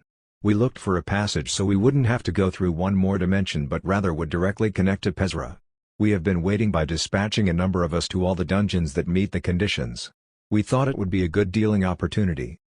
Just by listening up to that point, anyone could grasp how advanced Pezra's civilization was. They had mastered the concept of dimensional coordinates and dimensional mapping that people on Earth couldn't even fathom yet. Of course, it would be only connected to the neighborhood level, which was a limited area compared to the coordinates I saw and remembered. "You're saying that you need that mineral enough to take that much trouble?" "Yes, we don't know the name since it's a non-existent element in our world, but..." Shortly afterward, hunters seemed to understand a telepathic description of their appearance and character. Someone muttered, "That thing, doesn't it look like iron?" That mineral was common on Earth. The hunter from Italy couldn't stand it and shouted over the boundary. "If we provide that mineral, can we exchange it for the Aurora of Stability?" Yggdrasil didn't reply. The hunter then gave me a desperate look. After nodding, I asked a question that I already knew the answer to. "I'm sorry, that isn't possible." It explained that only one of that item could be provided in return for the transaction's commencement. The Aurora of Stability cannot be an official trade item, but don't be disappointed. Here are the special products that are our pride. These are well-received products in most worlds that we made a trade partnership with. Right after that, a large amount of information flowed into our heads at the speed of light. Gasp. The hunters who were new to that kind of communication were unable to adapt easily, causing them to struggle. Some of them stumbled momentarily.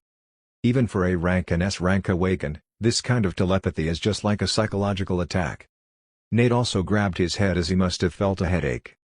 The rather unaffected ones would be. Only Hibiki? She seemed to have split her consciousness with multiple cognition in no time and was processing that enormous information. Massive data flowed at the speed of thought.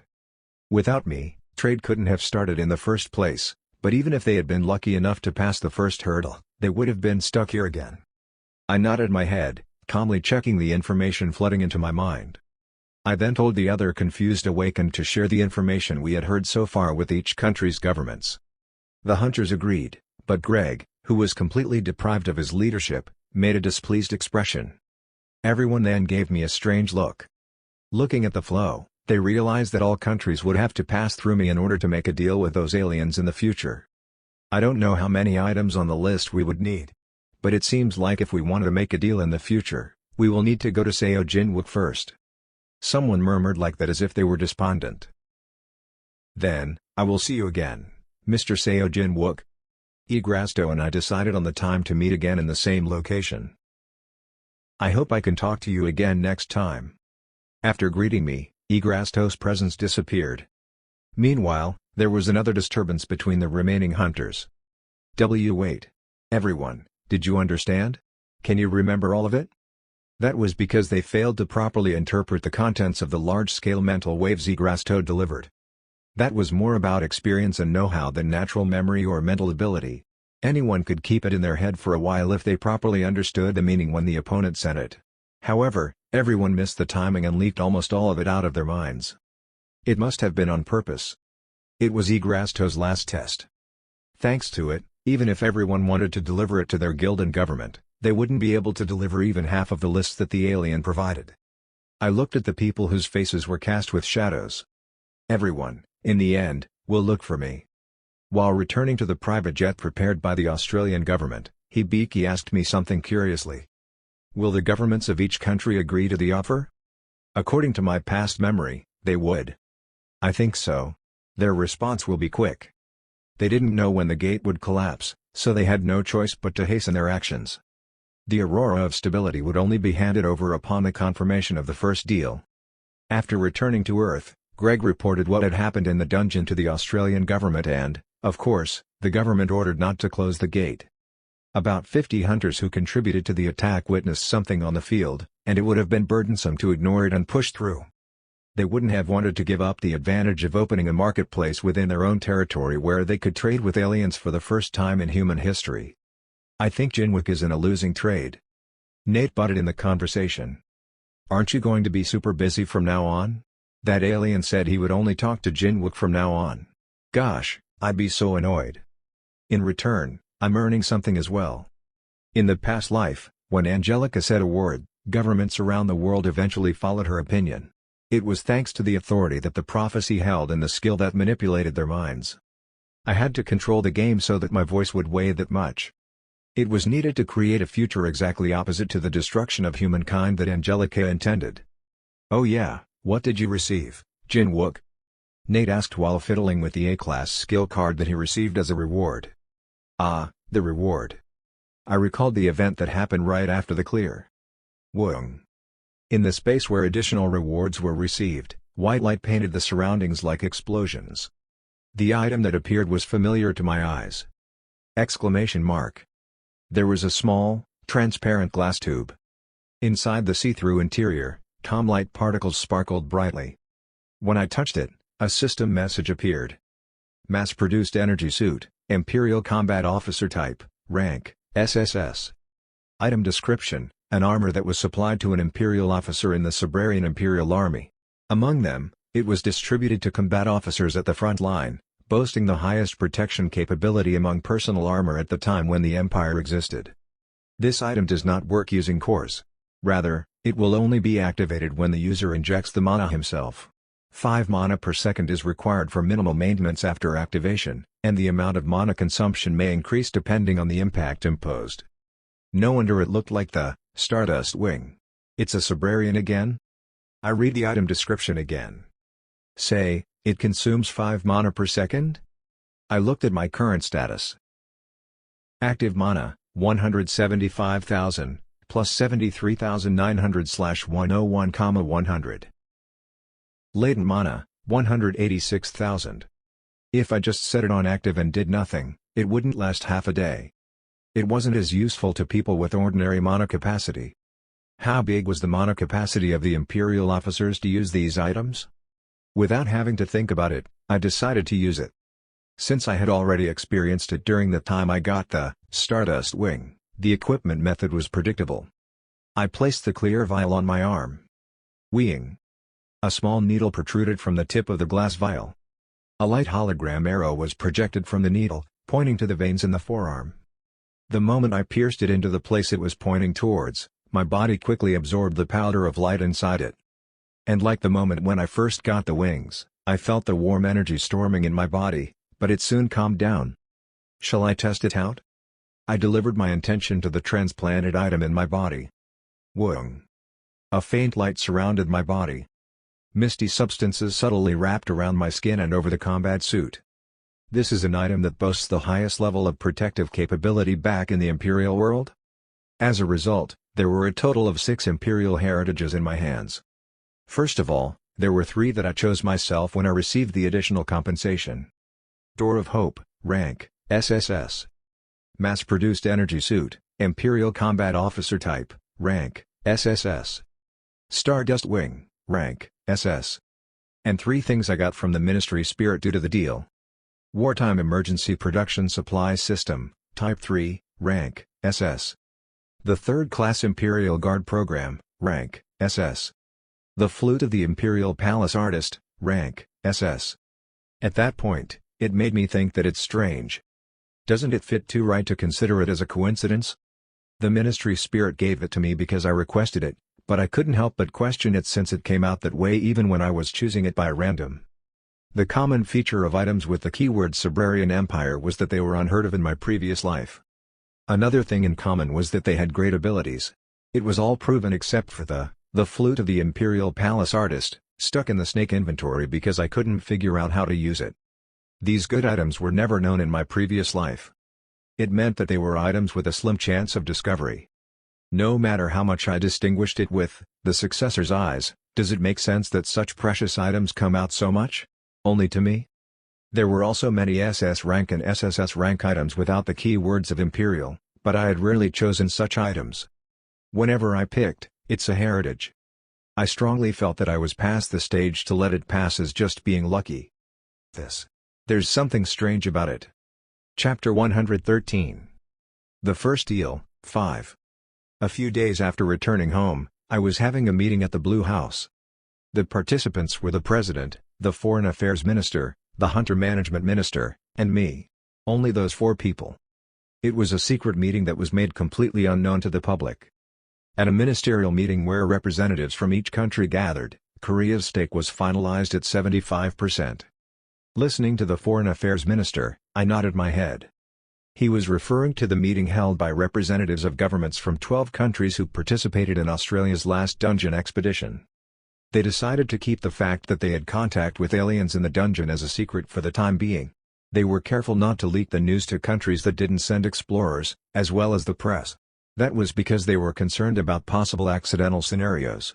The official announcement was scheduled after the first deal was safely and properly completed. Therefore, the expedition team hunters kept their mouths shut, and the government officials from the 12 countries contacted each other secretly to coordinate the details. 75% is a little over 2,000 tons. Igrasto expressed his desire to buy 3,000 tons of steel in his first deal.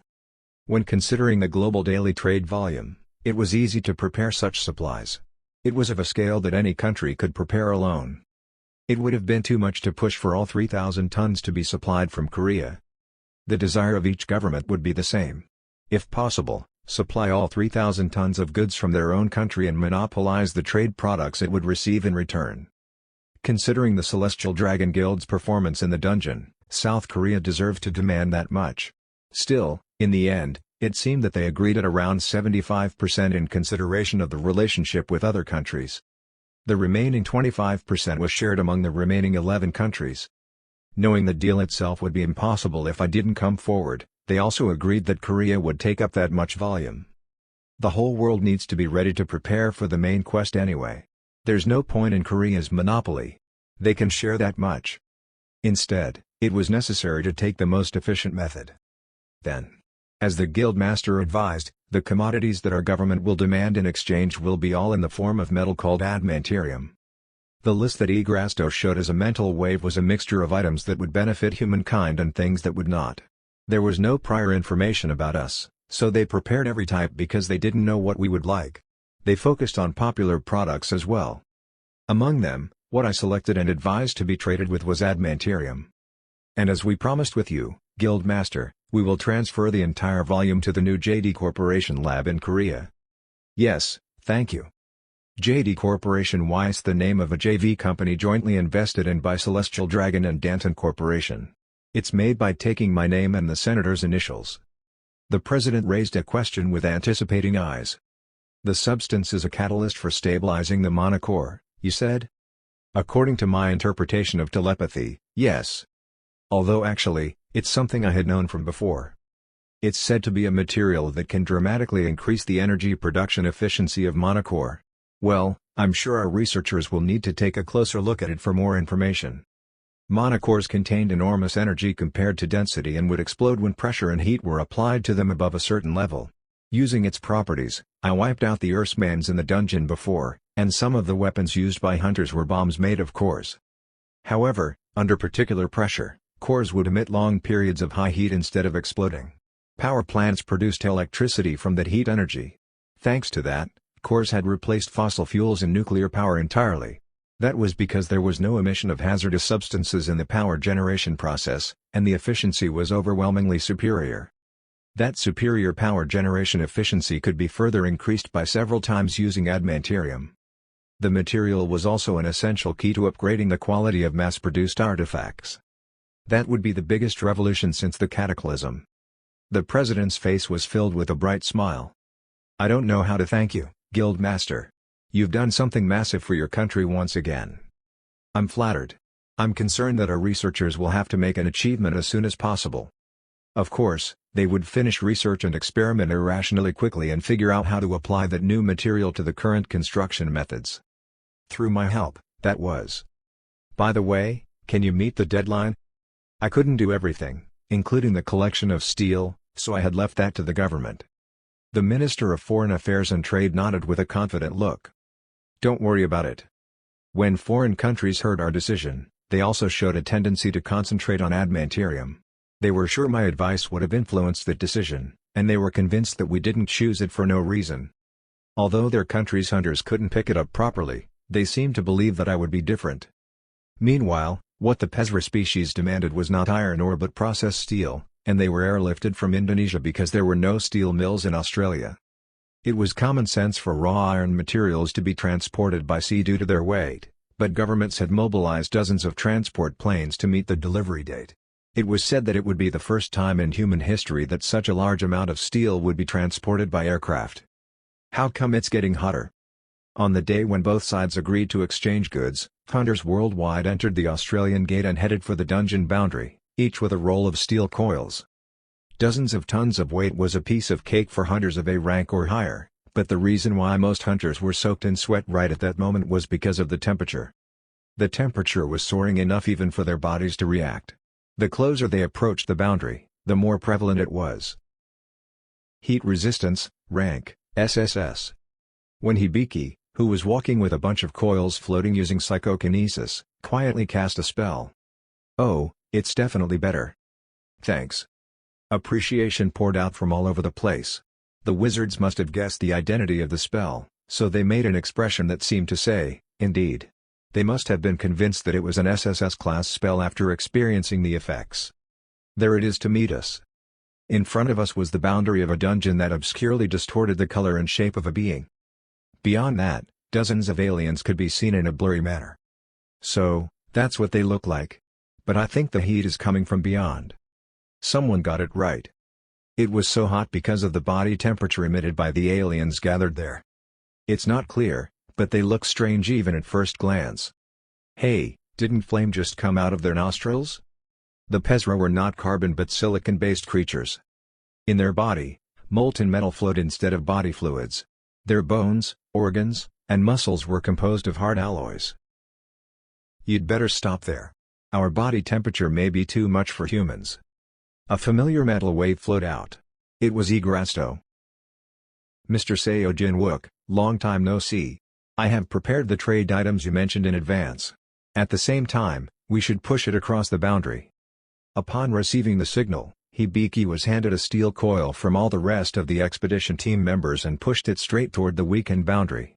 Although it was for a short time, everyone's faces were shocked to see her handling thousands of tons of weight. Here it is. The other side also sent the Aurora of Stability and the promised quantity of goods toward our dungeon. As the two sides' products intersected, Igrasto spoke. Thank you. I hope we can maintain a stable trade alliance between the two dimensions. As soon as the meaning he emanated permeated. Pot. A system message appeared in front of me. Question complete. Quest name, 1st Regiment. Description: contribute to the establishment of alliances in conjunction with other dimensions in the tutorial's progress. Rewards: 500,000 experience points have been awarded to the user. Wow! I was internally amazed. The lowest reward for that quest was 100,000. The amount was 5 times that point. Thank you again for the successful transaction. Igrasto greeted me. After the clinical trial, we will have a chance to buy more. I look forward to your kind cooperation. A hunter murmured in wonder. They're going to perform a clinical trial with lumps of iron? It was a natural question since they didn't know that they purchase iron for medical purposes, such as dissolving it, mixing it with other substances, and injecting it into the body. Dissolved steel functioned as medicine to them. This isn't the end. Now the linked quests I have are. As soon as I thought about it, the message comes to mind. Quest name, 1st Regiment, 2, learn from those who have gone further first. Description: the Pezra are believed to have already carried out significant progress on tutorial quests. Hear from them a clue as to how to end the tutorial. Reward: 100,000 experience points. The contents were more detailed according to the current situation. The meaning of gone further first was evident. Pezra has already summoned the Tower of Choice and is in the progress of clearing it. The system was telling us to get information from them and attempt the same thing at our dimension. If I didn't know anything about the Tower of Choice, the quest would have been meaningful as well. But I already knew that, and I've talked to Adam about this keyword. Still, such quests are triggered just like in the past life. It was as expected. I guess the system can't track my memories or my every movement. It just carries on the process mechanically like a pre-populated program. Meanwhile, Igrasto, beyond the boundary, turned its gaze towards the air as if it had found something. It was a gesture that it's reading the system's messages. A quest must have also been delivered to him simultaneously since Igrasto was also a chosen awakened in that world. I took the lead. From now on, let's talk in this way. I sent a mental wave to Igrasto. It was in the form of whisper-like telepathy that focused on only one person so that it wasn't delivered to others. Then, the alien responded in the same way. Alright. Our screening quest list has just been updated. I think the same thing happened to Mr. Seo Jin-wook's world's quest list. I replied. That's right. It says to ask your kind, the Pezra species, about the method of ending the tutorial. What came up on our list was to teach your species that.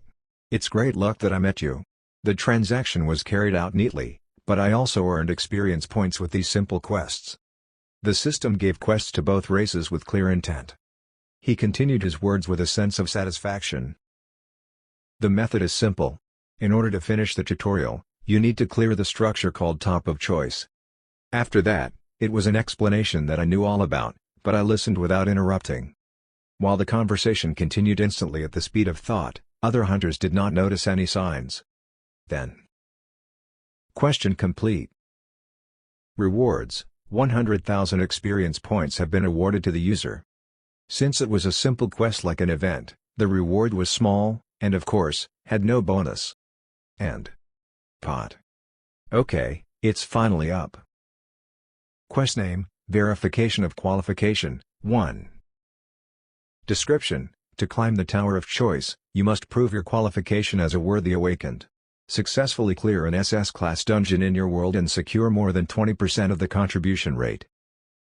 Rewards: from 1 million experience points based on contribution. This quest can also be shared with non-chosen. It was the quest I was waiting for. Attack you, Jinwook? Yeah, do it with maximum possible firepower. After handing over all of Korea's secured supplies to JV from sharing the traded prize received from the Pezra species according to each country's shares, I headed for the dungeon. The purpose was to test the effects of the item. Woong. Mass-produced energy suit, Imperial Combat Officer type, rank, SSS. That kind of dungeon was perfect for work that the training room in the house's basement couldn't handle. When I activated the item, a shallow light surrounded my body. Nate looked at me with worried eyes. "You're not gonna die, are you?" Hibiki muttered in a way that seemed to say he was worrying about a meaningless thing. It's better to worry about the Earth being doomed before that. From her perspective, it must have been a joke, but it was a below-the-belt remark for me. Nate continued with a grim look. "If Jinwook dies, I'll miss you, so I'll turn you into my subordinate." "I refuse. And don't worry. I won't die." "Then. All right." Swish. When Nate gestured, a giant shadow overcast all of us. The giant undead dragon covered the sky. "Should we start with breath from the beginning?" "Yeah. Even if the item can't stand it, I have a plan, so don't worry and shoot." "All right." After receiving confirmation, Nate gave the dragon an order. Quack. The explosive flames spewed out by the undead dragon swept around me. Boosh. After the hot air that burned the air in the currents of the flame swept through the earth. I murmured with admiration. "Oh, that's really useful." Nate swept away his sweat as he saw me standing still without a single burn. Hibiki, who didn't seem to be worried in the first place, stared at me with a calm look. I thought it would consume some mana if I blocked this attack of this intensity with a normal barrier. This method is much more efficient.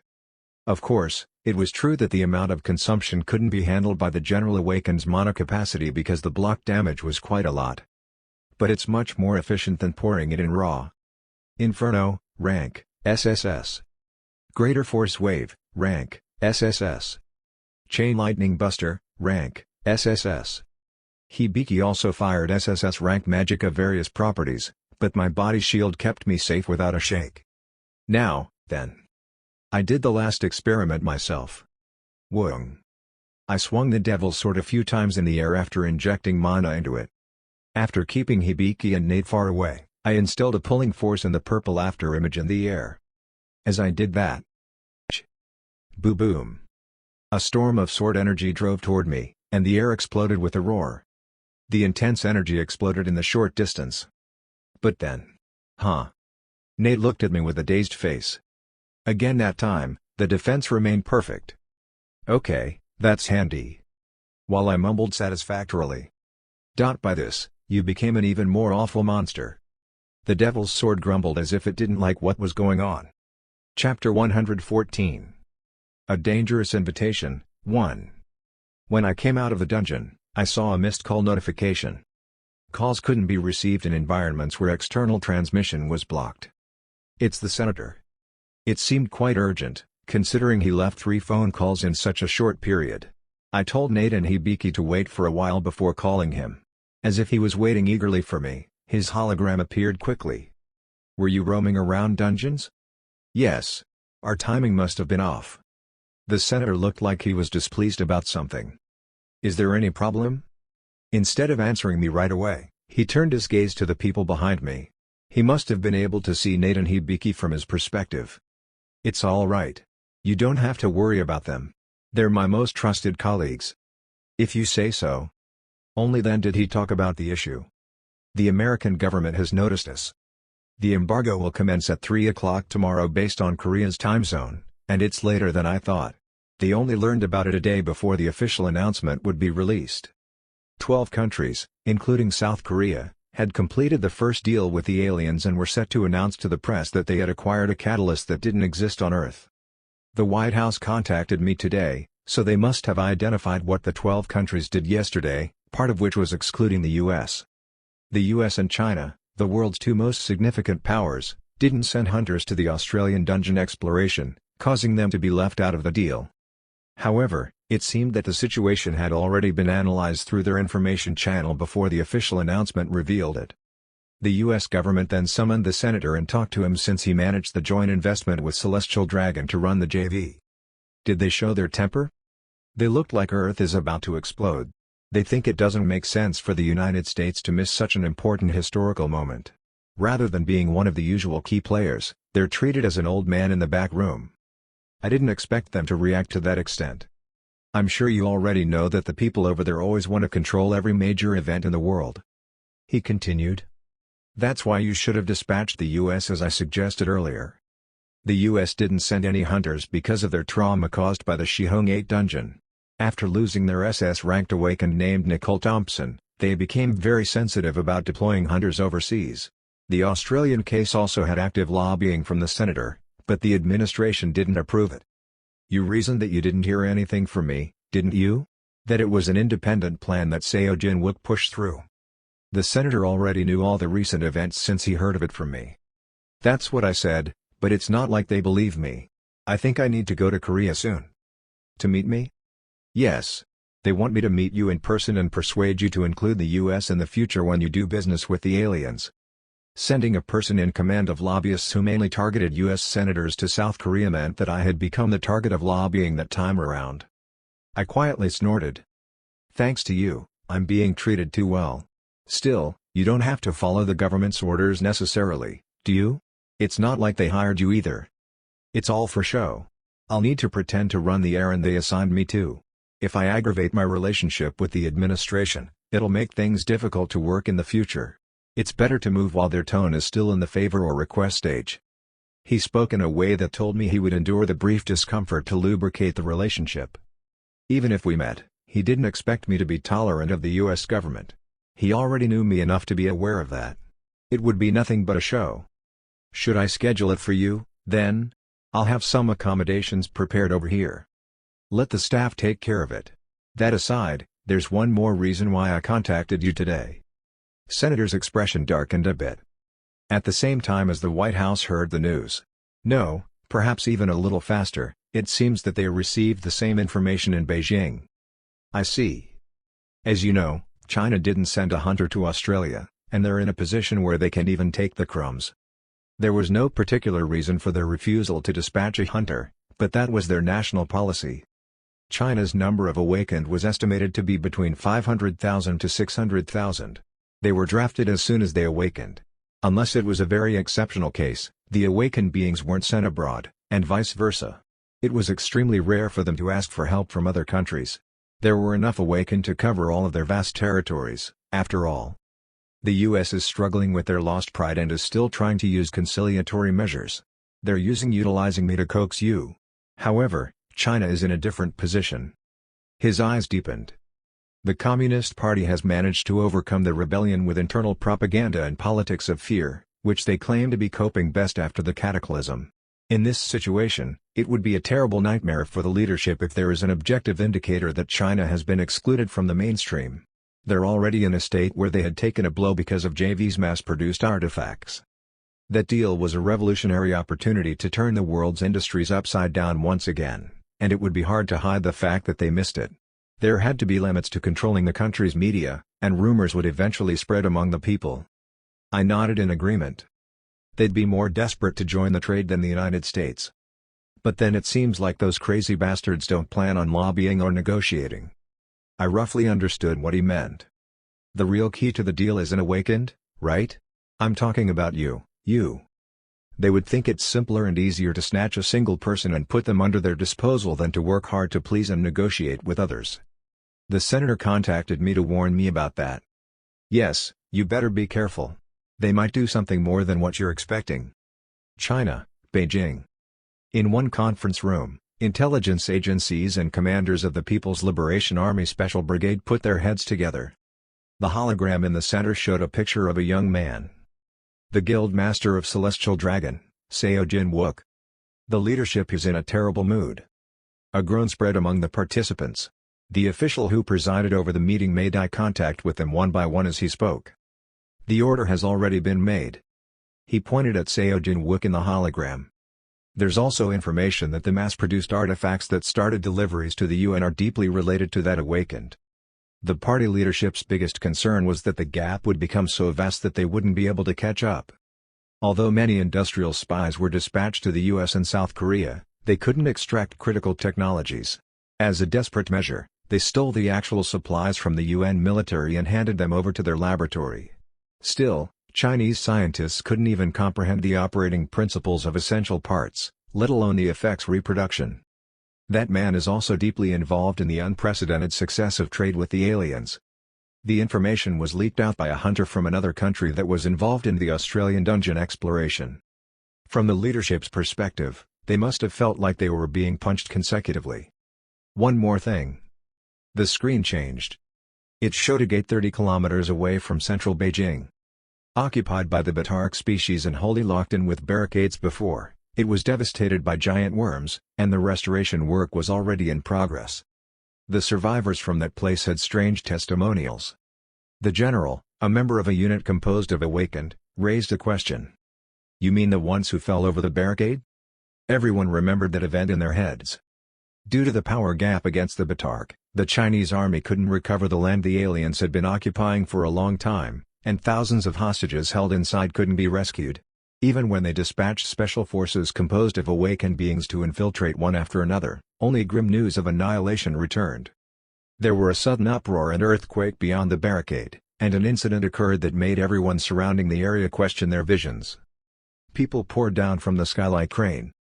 They said they were in a gym, and suddenly, thousands of giant tentacle-like things appeared and wrapped around them to throw them out.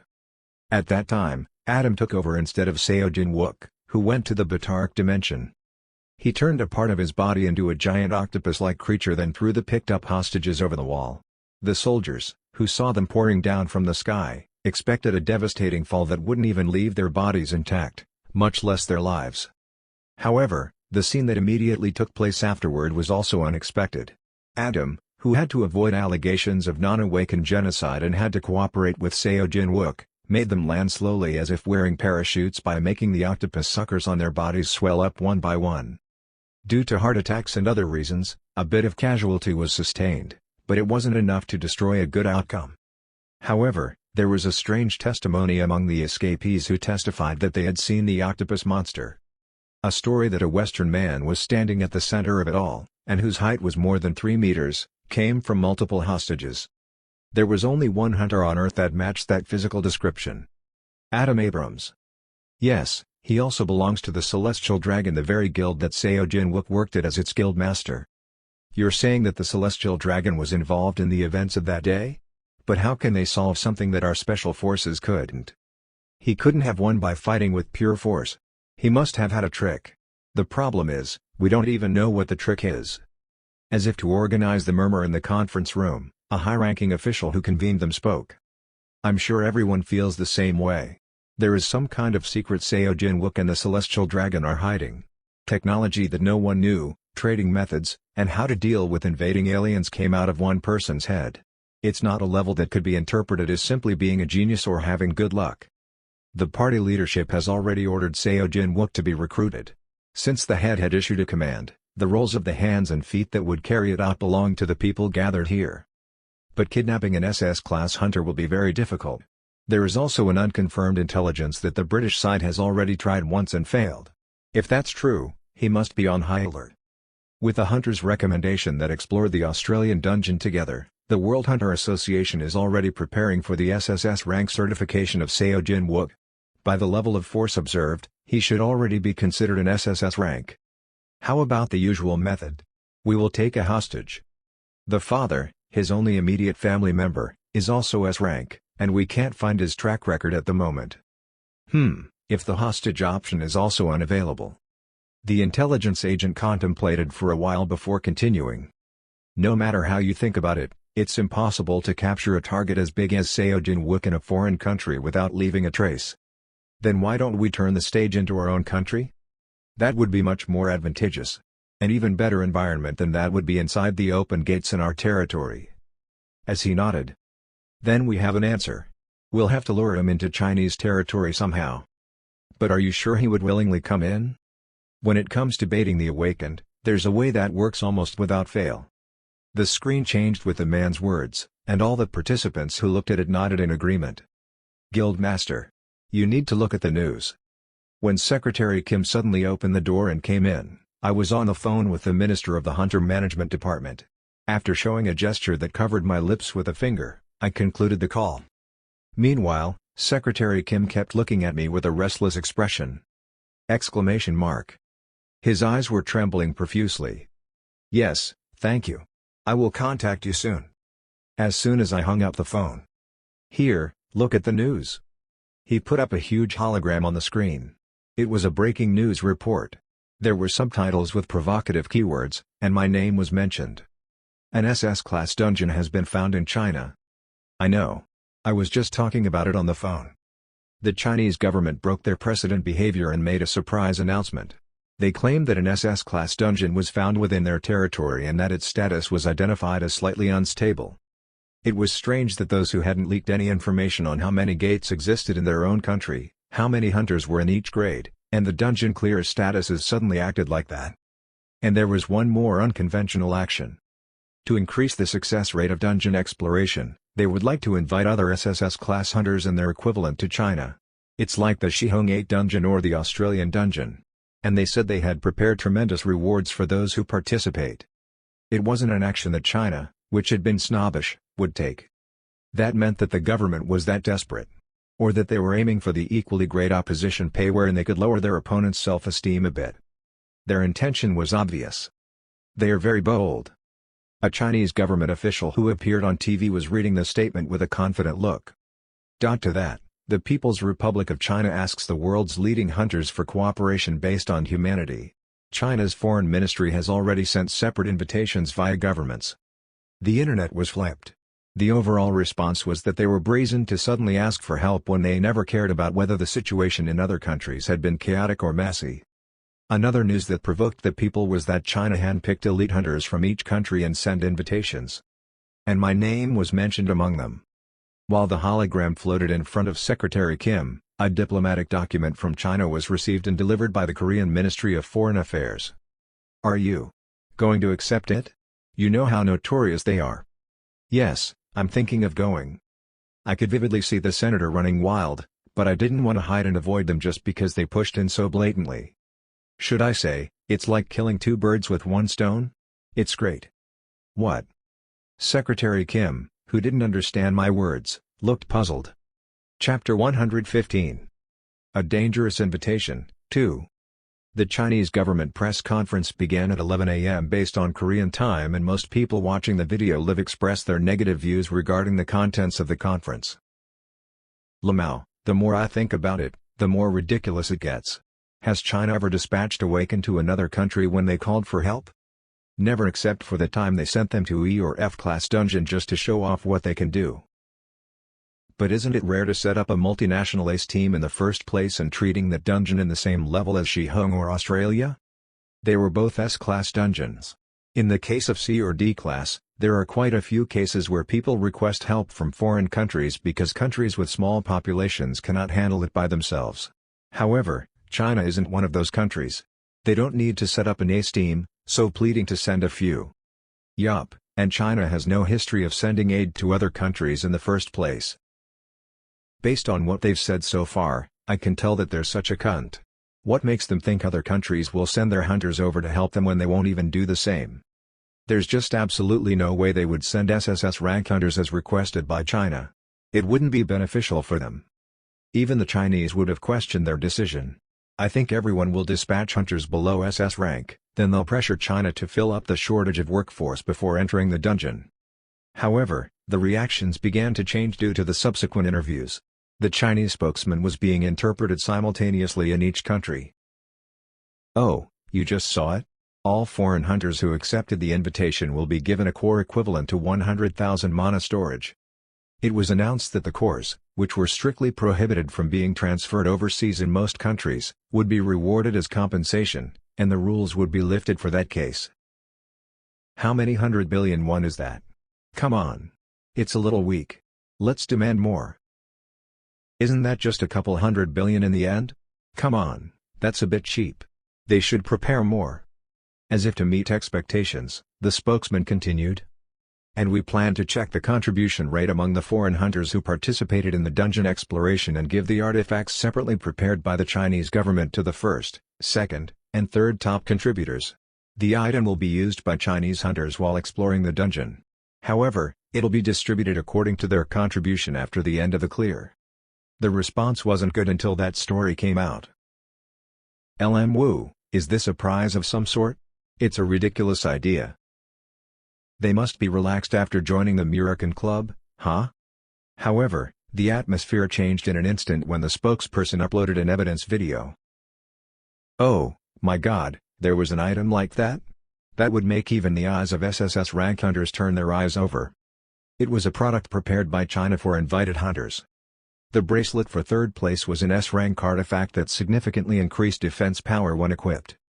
The SS rank item to be given to the second place was a magic sword, which had 10 built-in S-rank attack spells, allowing even untrained Awakened to use magic for as long as they injected mana into it. Both of them were meaningless items for Seo Jin-wook and his group, but those rewards were enough to surprise other hunters. Oh my, look at the first place item. Lastly, there was the first place prize that caught people's attention around the world. The content that was already identified by the analysis scroll was disclosed to the media. Scepter of Ashad, rank, SSS. Item description, a scepter that can be equipped with 7 properties rune stones. 40% reduction in spell casting speed and 35% reduction in mana consumption during magic skill activation, full immunity to A rank or below abnormal condition materialization skills, 30% increase in magic resistance, and alleviation of potion shock symptom effect while in hand. Everyone went wild. That's crazy. It's an SSS rank item. Guildmaster Seo Jin-wook, I plead you. Please reconsider. The Hunter Management Department persistently contacted me even after I hung up once and tried to reverse my choice. When Secretary Kim came in, I had already delivered my statement to them. I said that I'd accept the Chinese government's invitation but that I wanted to put a condition on it. I said that instead of just me, who was invited, Hibiki and Nate would accompany me. Minister, you don't have to worry too much. I have a plan. Guildmaster, we are more concerned about China than about dungeon monsters. And considering what will be announced at 3 o'clock in a little while, the national sentiment will be. But they couldn't bend my stubbornness in the end. And after hours have passed since the Chinese government's announcement, another shocking news swept the world's media. Wow, I can't take my eyes off the news all day. Is today some special day? LOL. I can't get my head around it. Chinese SS-class dungeons in the morning, Australian aliens in the afternoon? Huh? Seo Jin-wook's picture is up? No way. Is he going to do it again in a while? It was none other than news of an incident in the Australian dungeon. Oh, my God, Seo Jin-wook is the most significant contributor to the success of trading with aliens? Did you just see the interview with the Italian hunter? The aliens boldly said that they want to keep talking to Seo Jin-wook. Lol. Whoa, a man who even woos aliens. He's got some class. So without Seo Jin-wook, people on Earth can't trade with him at all? It seems so in this situation. Then, naturally, people that interpreted the two shocking news stories in the morning and afternoon in relation to each other appeared. Wait, isn't China going to invite Seo Jin-wook? Isn't Seo Jin-wook still SS rank? Come to think of it, the announcement was a little weird. Why did they vaguely refer it to Hunter's equivalent to SSS rank, instead of setting the bar to SSS rank? This is surely because they kept Seo Jin-wook in mind. Shouldn't we stop Seo Jin-wook? What if things go south? The public opinion prevailed that I shouldn't go, but I made my official statement through the Celestial Dragon public relations team a few days later. I publicized that I understood the people's concerns, but I judged that China's SS rank dungeon was a threat to Korea, as it was nearby, and that I would do my best to contribute to our country's safety. Soon after, the day suggested by the Chinese government arrived. Share quest. Pot. Quest name, verification of qualification, 1. Description: to climb the Tower of Choice, you must prove your qualification as a worthy awakened. Successfully clear an SS-class dungeon in your world and secure more than 20% of the contribution rate. Rewards: from 1 million experience points based on contribution. This quest can also be shared with non-chosen. Something new really appeared. The eyes of Hibiki and Nate stared into space. They're looking at the system message that had just appeared. I shared the quest with you guys just now. In my eyes, I could see all the quests that the Earth's Chosen Awakened could perform. In total, there were over 100.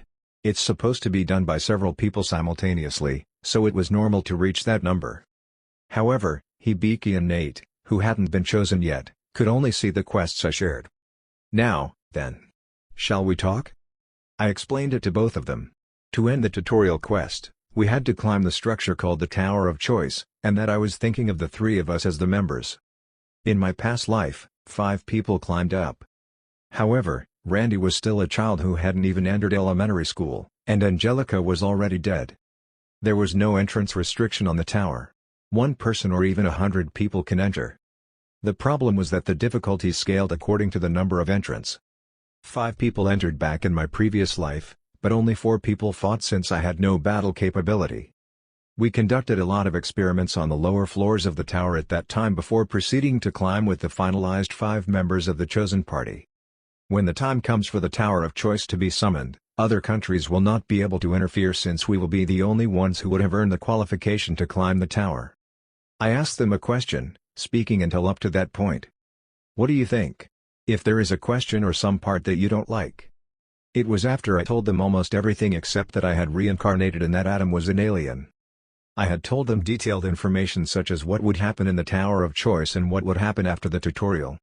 It was not an ordinary dungeon, but they would be placed in a situation where they had to risk their lives to climb a 100-story tower, so I gave them a choice rather than just ordering them to come.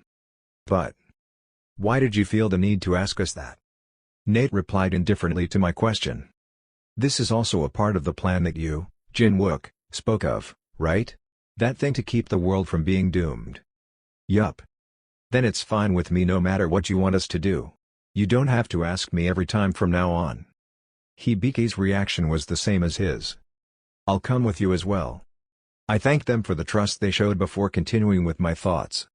Well, let's go earn that qualification to climb. Time to go to China. The Chinese government's unusual behavior continued. They finally revealed their gates to foreign media for the first time. The gate leading to the SS rank dungeon was located near Guangzhou in southern China. Cha-cha-cha-cha-cha. Everyone's attention was concentrated in one place despite the flashing sounds of the shutters. Look, it's Klaus from America. That SSS rank magic swordsman. How did he get permission from the US government? Even Dmitry of Russia and Chatty of India came all the way here. I've never seen so many SSS class in one place. People were surprised by the fact that 3 SSS class hunters accepted the invitation from China. They were the kinds of hunters that never would have been released from their home country under normal circumstances. In the case of Klaus, I heard there is a rumor that he departed the country in a manner that is close to leaving without permission. It was apparently due to a serious conflict between him and the US government. The Korean government personnel, who was moving with us, whispered to me. I answered using an indifferent tone. I see. I'm sure the Chinese government's items are very desirable to him as well, but... I wore a faint smile as I continued. Don't you think there's something that makes him feel safe due to my attendance? After hearing that, the foreign affairs official's face was slightly blurred, but it quickly regained its original color. He spoke in a serious tone as if to reassure me. If anything happens to the Guildmaster's situation, the Korean government will definitely take all measures necessary to ensure the safety of the Guildmaster. I smiled at the thought, but I shook my head. Don't worry. I can take care of myself. I didn't mean anything else when I said that he felt safe because of my attendance because rumors spread that I was the #1 target of the Chinese government. I thought he had the mentality of yes, as long as it's not me, I'm fine with it. Of course, some of them were skeptical about how they would dare to touch me at the risk of criticism from around the world, and others seemed to be half sure. It all stemmed from the suspicion that China would so boldly act that way regardless of public opinion. It would seem that the possibility had become even lower since foreign journalists had gathered around us like that. Let's see what happens. Meanwhile, reporters showed explosive interest in me as well. They shouted out loud from afar as we passed by. Seo Jin-wook, please say something. You're the only SS class among the invited foreign hunters. How do you feel? I heard you insisted that you'd be accompanied by 2 S-class hunters from your guild as a condition for your participation.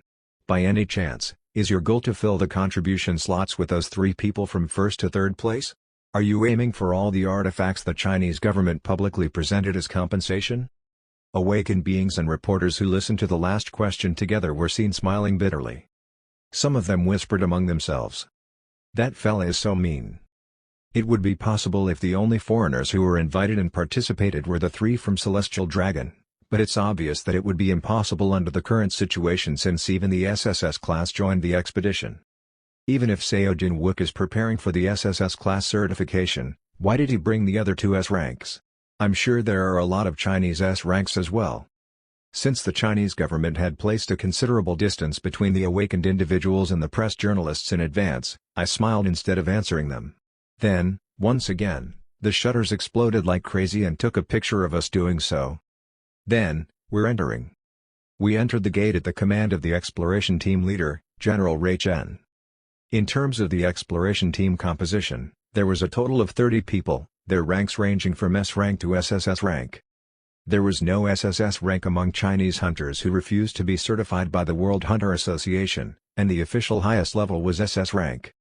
I looked at their mana in my spare time while proceeding with the dungeon clear. There are about 20 Chinese people who have over 30,000 mana. 30,000 mana was the minimum requirement to reach the SS rank. After confirming them with the successor's eyes, I couldn't help but smile at their impudence. I think even if they didn't invite hunters from overseas and went through all that show, it would be possible to clear the dungeon using only the awakened Chinese people. I don't know what monsters will come out from now on in this dungeon, though. I didn't know much about the dungeon we were in because the data hadn't been shared in my previous life.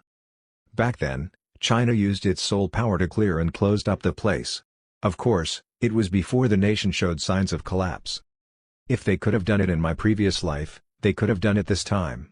It's just that the history has changed because of me. The Guangzhou dungeon was a complex dungeon that was divided into several stages. The packs of werewolves that rushed in from all sides were helpless against the intense might of our forces. The first stage of the clear operation continued without interruption or problems. Chinese hunters intentionally took a step back from the front lines in order to give the foreigners a chance to be more active, and the invited SSS rank awakened didn't refuse the consideration. The fight over the artifacts that would serve as compensation was a competition among themselves, but they also allowed them to take the cores of the monsters they killed, so they seemed motivated enough. The first day came to an end like that. We set up camp, and the time to rest soon came. I gave the Chinese people a look once again. Some of them stood out. It's just that they haven't been certified yet, but only comparing the total amount of mana, there are some in their ranks that are stronger than the invited SSS rank individuals. Among them, a hunter, who was approaching me with a stiff smile at that very moment, was an exemplary case. Guild Master Seo Jin-wook? It was Ray Chen, the Chinese soldier who led the expedition. Can we talk for a moment if you don't mind? It had finally begun. I got up from my seat with a smile. Of course. Chapter 116. A Dangerous Invitation. 3 General Ray Chen was a man who appeared to be in his early 30s, making his youthful appearance compared to the stars completing his rank badge seemed out of place. No matter how one could be awakened, it wasn't easy to climb up to the position he sat on. The secret was wriggling in Ray Chen's heart. 42,000 active mana, huh? A little under Hibiki's prime. He was one of the many awakened that I wasn't aware of in my previous life. In the course of China's collapse, his life probably ended and disappeared without being adequately documented in history. Guildmaster, don't you have a lack of ration or water? He asked me that question in a calm tone as he walked with me. Like us, foreign hunters were eating meals with the supplies they had brought themselves instead of food rationed by the Chinese military. We got enough. You don't have to worry.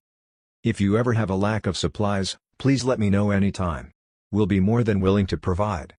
Yes, I'll do that. Of course, that would never happen. I think we're far enough to escape the ears and eyes of others at this point. Ray Chen stopped walking and looked at me dead in the eye. I know that there are bad rumors about why we invited foreign hunters to China. That seems to be especially the case about Guild Master Seo Jin-wook. It was an unexpectedly direct approach. I heard that they're spouting such rumors about China and its government trying to commit something mischievous and malicious against Seo Jin-wook. They even stated that inviting other hunters is just a smokescreen operation to hide our real intentions, since it would seem weird no matter what anyone thought for us to invite you alone, Guild Master. It was true that such a story was circulating, but I didn't expect to hear it from one of the Chinese awakened himself. Ray Chen continued talking with a smile on his lips. I'm a soldier, and I don't know much about diplomacy. But I can be reasonable. Those who spread such rumors insult not only my country but also you, Guild Master, who came to help us in good faith. If it's true, you would be doing nothing short of a stupid act wherein you're placing your feet in an obvious trap. He spoke in a manner that wanted to tell me his country would never plan such a despicable thing. It doesn't make sense. If the Guild Master goes missing here, the whole world will blame China. I don't know much about diplomacy, but there are countless competent and intelligent diplomats in my country. Would they approve of such a foolish plan? Did you bring me here to reassure me? He shook his head. I simply wanted to thank you in a much more peaceful and quieter manner and environment. Thank you for trusting my country despite all of the speculations and slander circulating about us. He then took out a small box and a clump of paper in his pockets. The mana that fluttered around the small item was unusual. It's a little sincerity that I prepared for the Guild Master who willingly came here despite the difficult situations. He passed the item box and the analysis scroll to me. I opened it without saying anything and checked the contents. The moment I touched it, the item description came up due to the effect of my unique skill, but I also tore the scroll to prevent him from being suspicious of me. A message that I had already read and confirmed then appeared once again. Recharging booster ring, rank, SSS. Item description, 25% increase in physical recovery speed, 50% increase in mana recovery potion effects when passively equipped. I already knew what it was because of the mana pattern, but I pretended to be shocked beyond measure to, again, avoid raising suspicions. Whoa! This is also an SSS class item. I didn't forget to add a gentle tremor to the tail of my words. When I looked at him with my jaw dropped wide enough to hurt my chin, Ray Chen gave me a satisfied smile. This is a special gift prepared for the Guild Master.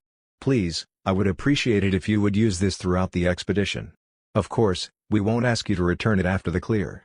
I will accept it with my deepest gratitude. This is definitely a pleasant surprise. Of course, if you make into the top 3 contributions among foreign hunters, you will still be able to take other items as well. I look forward to your performance. All of the products, including the Scepter of Ishad, which would be offered to the top contributor, were currently equipped by Ray Chen. Thank you. That sounds very desirable. My eyes were stuck to the ring while I replied like that. On top of the blue mana layered item, which would only seem like an ordinary item, there was another layer of blood-colored mana. It was the trace of a unique skill. Nobody would have been able to tell since using the analysis scroll only reveals the identity of the item itself. The identity of the skill was unknown. At least that was the case without the successor's eyes. The moment I touched the ring, one more message besides the item description came up. Poison King's Breath, rank, SSS. Skill description, creates a potent poison with no material form, no color, no fragrance, no texture, etc. Once poisoned by this toxin formed using mana, the target won't be able to heal using a standard potion. It can only be alleviated through the usage of SSS rank or higher detoxification items or skills. Toxin activation is freely controlled by the caster. It can be left asymptomatic so that the enemy doesn't notice any signs, or the user can make it cause pain immense enough to be comparable to death without actually killing the target. Of course, it can also induce immediate death. So this is Ray Chen's unique skill. He had the ability to create toxic substances that were made up of mana. Such things couldn't be mixed in food or water and were usually applied to artifacts. He then recommended an action to be taken. Would you like to equip it now? Yes. I put the ring on my finger without hesitation.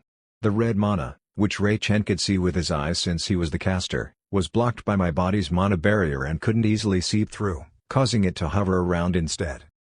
But if I fell asleep like that, it would definitely start to seep in. He continued with a smile. Potion shock management is the most important thing in exploring massive dungeons such as this. It's easy to carry around since it's in the form of a ring, so make sure to wear it while you sleep. I guarantee that your condition will dramatically change in the morning. Yes, I'll take note of that. I replied with a bright smile. But...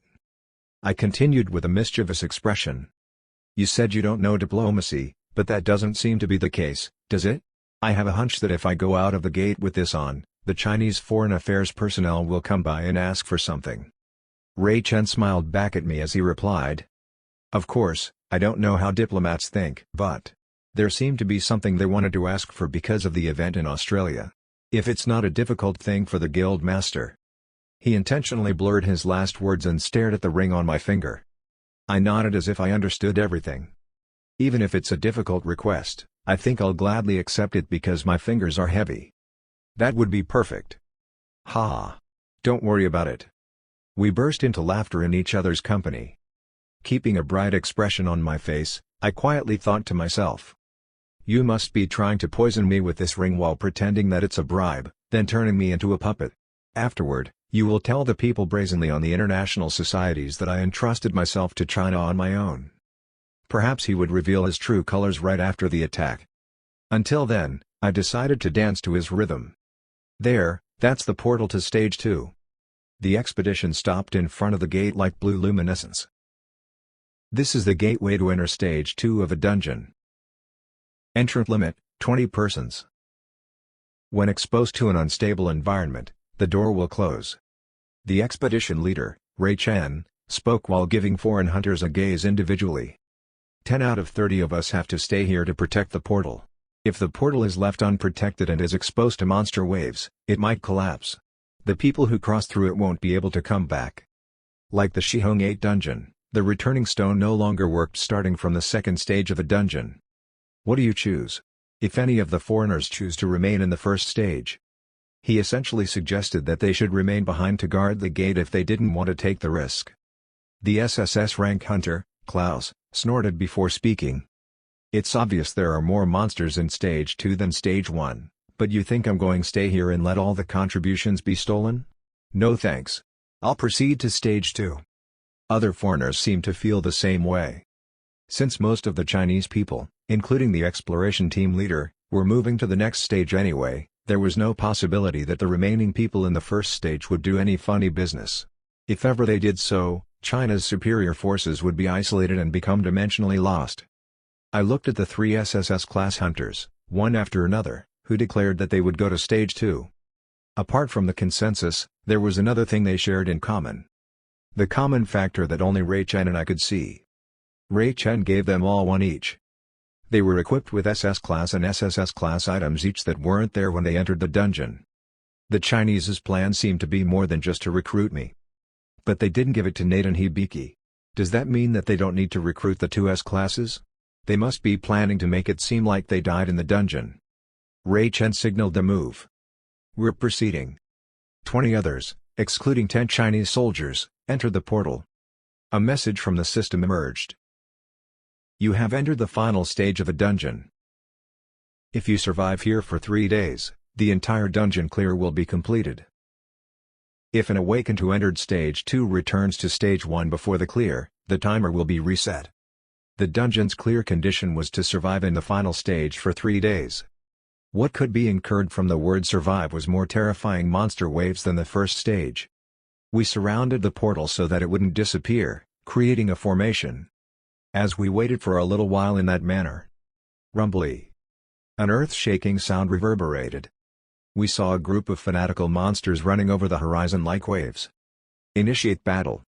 Monsters attacked at irregular intervals for the next 3 days, and explorers, which were all of SS rank or higher, continued their defenses excellently without a single casualty.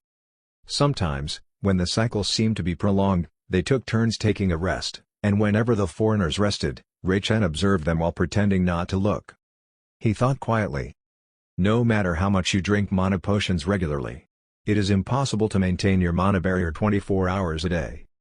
Most of the items that Ray Chen distributed to Seo Jinwook and other hunters were recovery or defense types, and they were all easy to carry, so they didn't have to be worn and taken off. Of course, the reason for that was to buy time to come in contact with the body for a longer duration for them to be poisoned. It doesn't matter even if they are SSS class hunters. 3 days is more than enough for them to be poisoned. Then the hunter, who was on guard, shouted sharply. Here comes the next wave. Everybody, wake up. Hunters, mostly veterans, immediately got ready for battle. The crowd rushing in was much more powerful werewolves than the first stage. Not only were they huge, but those whose skills were mixed in their ranks, And the number of waves that came at once was overwhelming. I can't get used to that. Someone muttered while the battle was in full swing. What he looked at was not a monster in the front. Some of the hunters annihilated monsters faster than the others. Are they really? SS and S rank? Is the rating standard in Korea different from that in other countries? All of the invited SSS rank hunters belonged to the international top tier, and there were numerous instances where they joined forces with similar level partners. They wouldn't be surprised by most things, but they exclaimed several times without them realizing after entering the dungeon. How did they learn such skills that are optimized for genocide? What surprised them was the performance of 3 people from Celestial Dragon. Their hunt from the first stage boasted overwhelming momentum. Rare. The undead group, which was charging through like a Cimmerian wave, wasn't pushed back even if they collided with the brawny werewolves. No, they were rather unilaterally committing genocide. The mass-produced artifacts wielded by zombies cut off the wolves' fangs and claws, and the dragon's aid, which rained down flames from the skies, was worthy of being called the ultimate finishing touch. They're really turning the monsters into rags. Someone murmured in a fed-up voice. The scary thing about the wave was the overwhelming number of offensive forces that could make most formations collapse, yet what was collapsing at that moment wasn't the defense formation made out of 20 hunters. Instead, the attacking monsters were being turned into smithereens. Hibiki's spells also played a part in that. Gravitokinesis, rank, SSS. Flesh and blood rippled on the ground as she moved her hand. The gravitational magic, which utilized its maximum potential, repeatedly lifted the monster high into the sky and dropped it back on the ground. Wolves pouring down like meteor showers broke each other's bodies and died. However, the one killing more monsters than anyone else was. What in the world has the World Hunters Association been up to, not giving an SSS class rating to that man? A relinquished murmur. The subject of their focus was Seo Jin-wook, who conjured and fired sword energies as if he was bombarding in the distance. The purple storm he unleashed crushed the battle formation of werewolves. Pot. It was finally past the promised time. A welcoming message appeared in front of everyone's eyes. You've satisfied the clear conditions of the dungeon. Clear condition, survival in the final stage of the dungeon for 3 days. The boundaries have weakened at every stage of the dungeon. Done. It's finished. Oh, the 3 sickly days are finally over. Ray Chen smiled broadly at the cheering hunters. And he clapped his hands generously and gave a recommendation. Thank you all for your hard work. Please go and get the extra compensations. Pot. Pot pot pot. The hunters disappeared as if they had teleported. They had gone to the dark space to get compensation.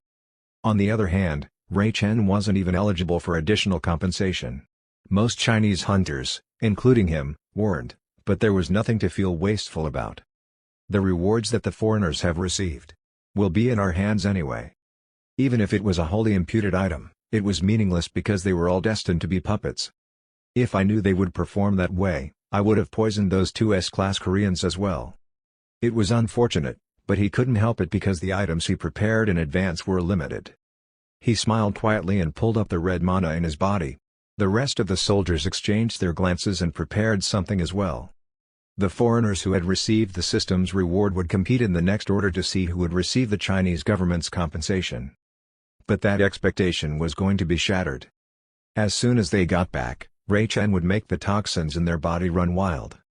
Poison King's Breath, rank, SSS. While preparing to cause extreme pain equal to having their internal organs torn apart, Ray Chen waited for the hunters to return in anticipation. Chapter 117. A Dangerous Invitation, 4. Pot. The first hunter to return among those who went to a different dimension to receive the reward was Klaus of the U.S. As soon as he showed himself, he spat out profanity. Damn it. As expected, the Korean stole all the contribution rate. Because of the low rate, the items were. His complaint didn't see its end. Poison King's Breath, rank, SSS. Karg. A pang of agony suddenly attacked him from within. Amid the pain that made his entire body feel like it was covered in flames while being torn to shreds, Klaus collapsed. What the, arg? Trembling, he tried to shake his arms and legs. Within his fists that desperately clawed against the dirty ground, sounds of a bone breaking escaped out of his skin. Cough. The metallic taste of blood came up in his mouth. He vomited so much red fluid that ordinary people would have lost their lives at that point. His face, which had turned pale for a brief moment, became distorted and reddened again by the pain that returned. What the? Ray Chen was looking at him in that state with a blank look. He had an indescribably dreadful atmosphere unlike before. The gaze that looked down at the crumpling awakened emitted nothing but coldness. As his consciousness slowly faded, Klaus realized that the Chinese men before him had done something to his body. A word came up in his mind. Trap. Pot. Pot.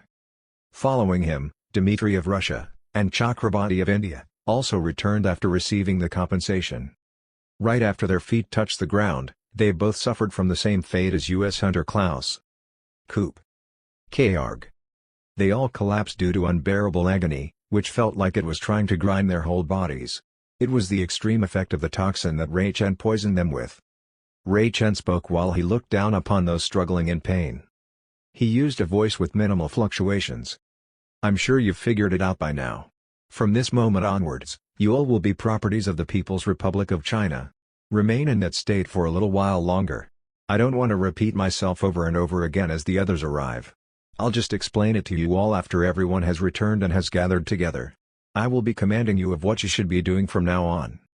Ray Chen had a faint smile worn on his lips. The plan was on the verge of success. However, it was almost time for the Koreans to come back. Amid the minds of the Chinese soldiers, including the general himself, a question came up. In most cases, it took less than a minute for a hunter, who went to receive compensation, to return. It's random anyway. It would have only been a waste of time if one dragged on inside the compensation realm. But a minute had passed, then 3 minutes. Soon, 9 whole minutes had elapsed. Nonetheless, the 3 people from Korea hadn't returned yet. Ray Chen muttered lowly as if he couldn't believe what was happening. Could they have noticed it? Immediately after the dungeon clear, a system message came up in front of me. The user's contribution to the dungeon clear is ranked first, contribution rate, 32%. I had deliberately adjusted my hunting pace when we roamed the dungeon so that Hibiki and Nate's contributions exceeded 20% each. If my calculations and observations were correct, both would have succeeded. Pot. System messages came up one after another in quick succession. Question complete. Quest name, verification of qualification, 1. Description: to climb the Tower of Choice, you must prove your qualification as a worthy awakened. Successfully clear an SS-class dungeon in your world and secure more than 20% of the contribution rate. Rewards: 2.5 million achievement points are awarded to the user. That's quite a catch. The minimum compensation was 1 million, and I received a compensation 2.5 times that amount. It was the highest amount of points I had ever received from a single quest. I would like to receive the dungeon clear compensation. It was time to get my other reward. Pot. As the surrounding landscape changed, I moved to a place to choose additional rewards. The darkness surrounded me. This should be the perfect timing. I recited the spell right away. Complete Cure, rank, SSS. The magic that I gave myself essentially restored my state to normal properties. Thanks to Hibiki having gained the SSS rank in Chant Mastery, I copied her acquired spells. When magic was activated, I could feel the blood-colored mana poison in my body vanishing neatly. If the poison that could be seen in Ray Chen's eyes disappeared out of nowhere, he would have noticed it. I had no choice but to leave it unattended, but there was no need for it anymore. After invalidating the expedition leader's unique skill, I looked at the fragments of light everywhere. The given time is 10 minutes. That is enough time. I had deliberately ordered Hibiki and Nate to stay in the selection space for 10 minutes before returning. Although this is an SS rank dungeon, the best reward would be SSS rank items or skills. The reward that could be obtained was within the next 2 levels from the difficulty of the dungeon, so it wouldn't have been wrong to expect X-rated items. That was what was theoretically known. However, in the other encounter, the Ministry Spirit clearly stated that it was prohibited to give items of that grade in the tutorial dimension due to their rules. They are not idiots, so if the system had built the dungeon, they'd have considered that. They would have extracted the X-class from the dungeon reward connected to the tutorial world. It was an obvious countermeasure, so I didn't doubt it. I looked carefully to see if there was an SSS class among the rewards. I didn't expect an X-class at all. But... Huh? I mumbled to myself without realizing it. It's been a long time since I had been so shocked. No way. I rubbed my eyes and stared at the object of surprise again. For real? Are they really stupid? If they can think, there would have been no way that they could do their job this messily. The thing that made me doubt, the successor's eyes, which I had never doubted before, was right in front of me. It had a clear mana pattern that was distinct from other items. And the important thing was the vivid light. The brilliance of the light was different from any SSS-class rewards that I had seen so far. It went further beyond that. Gulp. I swallow hard. It's certain. I shouted internally. It's an X-class. I felt like my heart was going to pop out of my ribs because of the excitement and intoxication. On the other hand, I couldn't understand why the system, the dungeon architect, kept leaving such tremendous loopholes. One of the reasonings I can come up with is that the possibility of choosing such is very low anyway, so it was left unattended. But it wasn't convincing. Or is there a separation of dungeon compensation officers in the same way the ministry spirit isn't in charge of unique skills? Alternatively, the algorithmic control that generates the reward list may not be under the group that manages the rule. In most minds of the awakened, systems were nothing more than that, a mysterious system that controlled all the events that had occurred since the tutorial began. But it occurred to me that maybe the system was something much more diversified than we thought. Anyway, that's not the important thing right now. What should I have chosen in that situation? There was nothing to contemplate about. I choose that as my reward. The crystal of light I chose approached me. In the next order, it had to sprinkle light powder while exploding like firecrackers as usual. And the identity of the item should have been revealed in front of me, but... Invasive forces that induced cognitive impairment covered the system messages. But soon, my unique skill cleared the fog in my head. Error. Error. It has been confirmed that there is a conflict between the compensation determination system based on dungeon clear contribution rate in Business Regulation No. 101-6888 and the dimensional item supply criteria according to quest progress in Business Regulation No. 18-100921. Decisions to correct this error are beyond the control personality's autonomy. I request the summoning of the ministry spirit.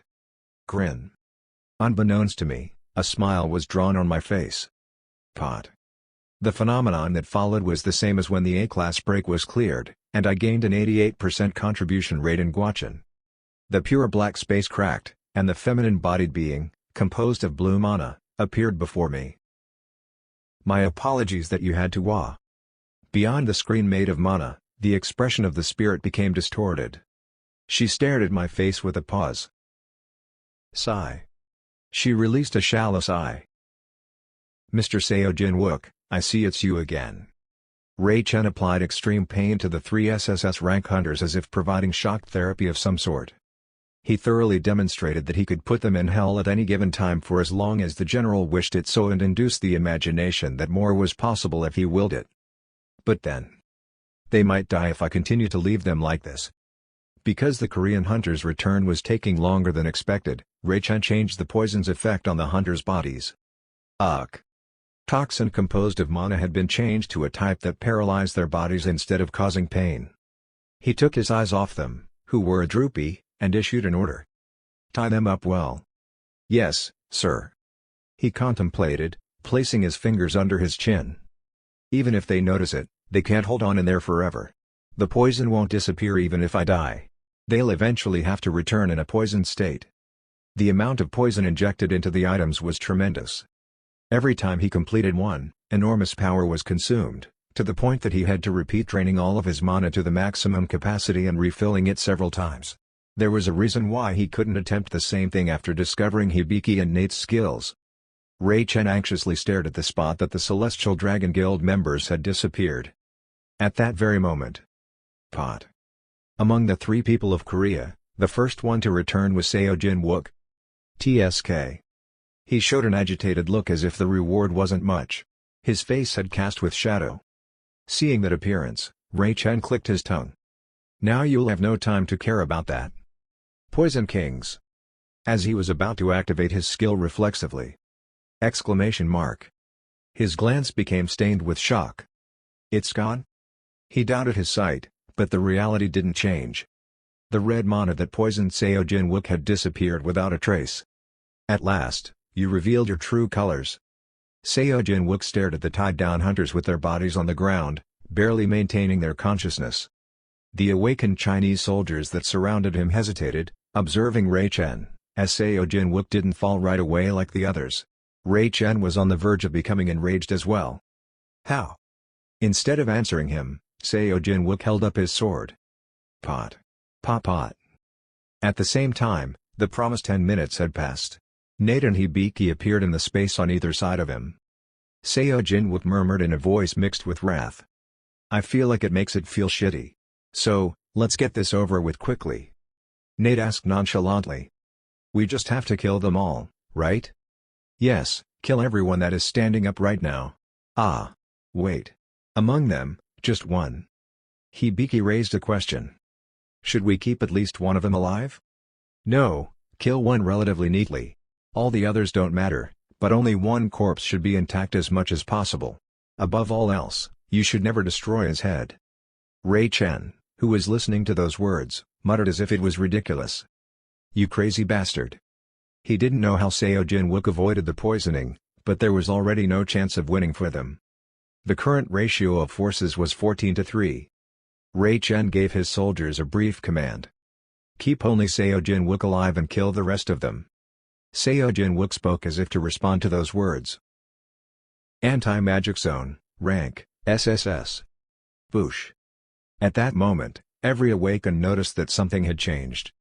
A sensation that the surrounding air's density had been tampered with. As if to shake off their bewilderment, the wizards began to recite the incantation to spells. But soon, their faces wrinkled. Our magic. The magic that Seo Jin-wook had unleashed just then had applied anti-magic properties on the nearby area around him. From that point, the magic of below SSS rank had all become voided for a certain amount of time. Hibiki had learned it, but because she couldn't invoke it due to its mana requirement that went beyond the human limitations, Seo Jin-wook had used it instead. The only ones that knew SSS rank spells in that place at that moment were the Celestial Dragon Hunters. This is going to drive me insane. More than half of the Chinese soldiers dispatched in the dungeon were hunters specializing in magic, since the optimal response skill for waves of multiple monsters rushing in was magic, no matter the situation. Ray Chen, who was struggling with the Scepter of Ishad in one hand, was of the same case. He groaned a few times and gave up. Instead, he tried to rush towards the opponent after drawing a sword with his other hand. Damn it, charge! The battle, which began like that, seemed very intense at first. Despite the overwhelming difference in numbers, the competition proved to be quite close-matched. However, like the bank cracks, the victor gradually began to be noticeable. This doesn't make sense. Ray Chen, who could barely defend against Seo Jin-wook's sword energy, cried out in pain and fear. Gradually, one by one, the Chinese hunters were slain. On the other hand, the hunters of Celestial Dragon didn't suffer from a single scratch. You bastards! Ray Chen roared. You were hiding your skills. He considered even their skills that he had seen before that battle as an overwhelming force that exceeded expectations. But they hadn't shown their fullest potential yet. Swish. Beyond the purple trajectory, Ray Chen's left arm flew off. Boosh. His two legs, which were directly struck by a fire spell, were burned and deformed. Ray Chen fell on the floor and rolled around. This can't be. He saw a slanted world with one cheek buried in mud. As the number of survivors represented by the portal suddenly decreased, even the remaining subordinates in the first stage fled, but it was meaningless. Before they knew it, only the 3 members of Celestial Dragon remained standing amid the battlefield. All 23 of them, including himself, became unable to fight, except for the single Chinese soldier who remained in Stage 1 to protect the portal.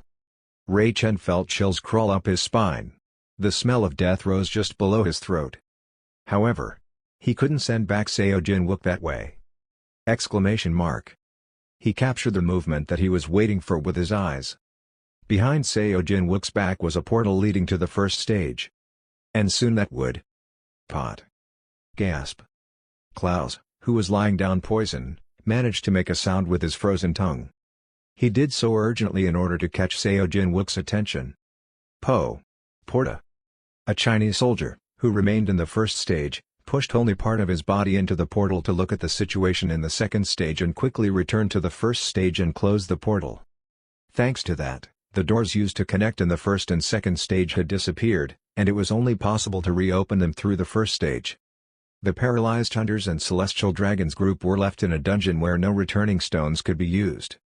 Ray Chen smiled, distorting his face covered with blood. KKK. Cough.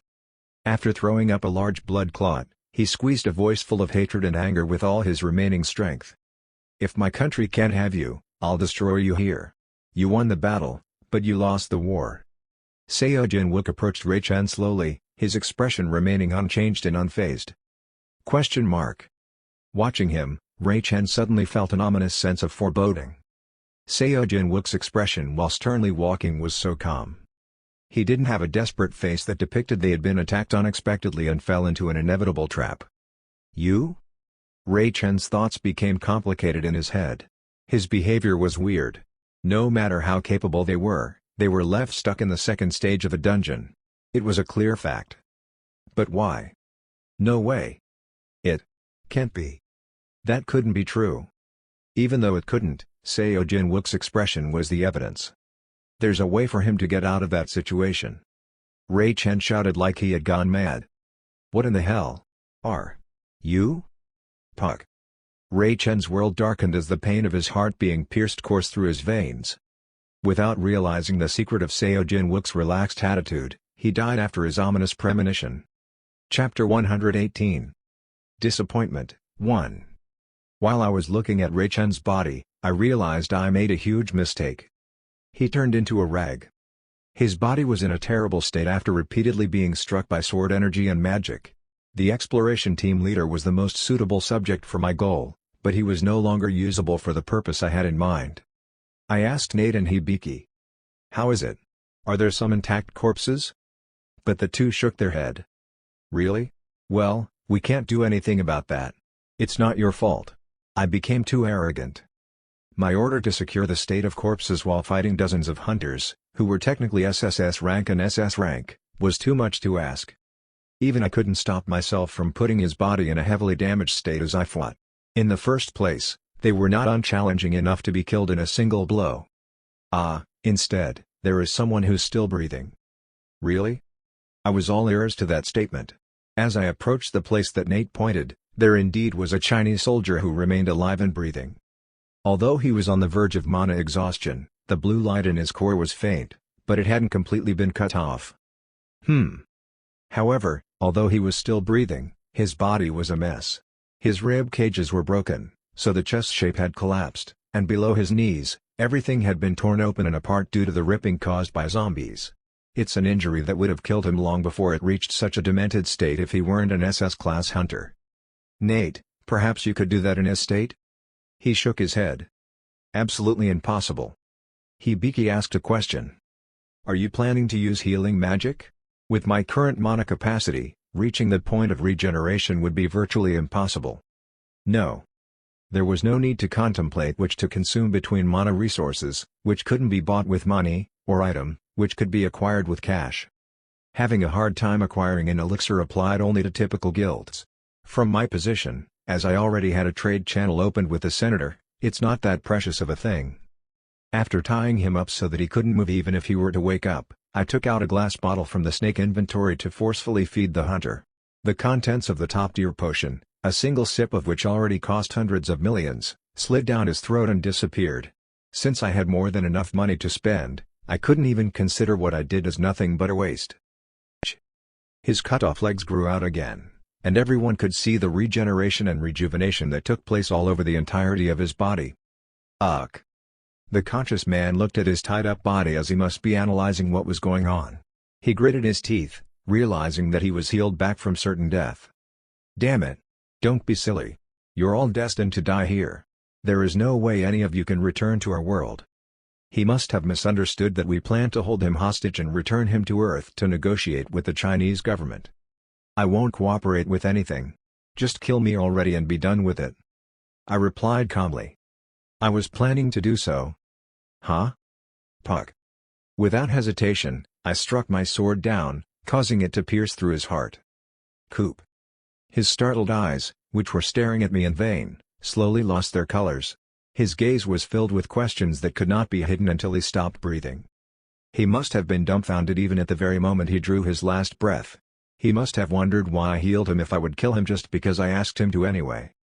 Thanks to that, he died with his body remaining in a rather tip-top condition. Nate, please. Okay.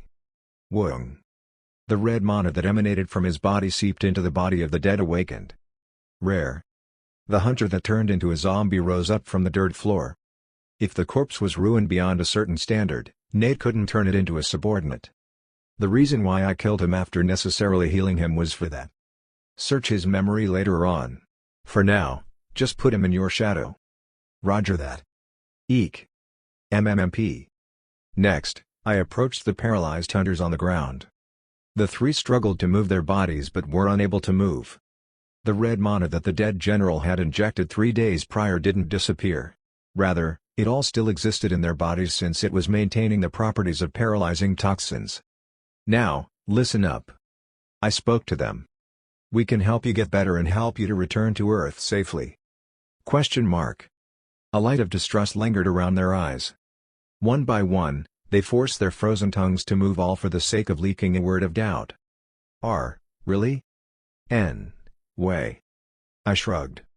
You're saying it doesn't make sense? Yeah, it should be hard to believe. However, you're going to die here if you don't accept our help anyway. Will there really be anything to lose? As they couldn't grasp what kind of situation they were in, they only blinked their eyes to showcase how bewildered they were. In return, you all need to promise me one thing. Question mark. What you've seen so far and what you will see from now on will be strictly confidential. Do you understand? And I need you to help me with my work. If you keep your promise, there will be no harm done to you. I promise. They didn't need a long time to think about it. Since they had no alternatives, they all took turns nodding as hard as they could in agreement.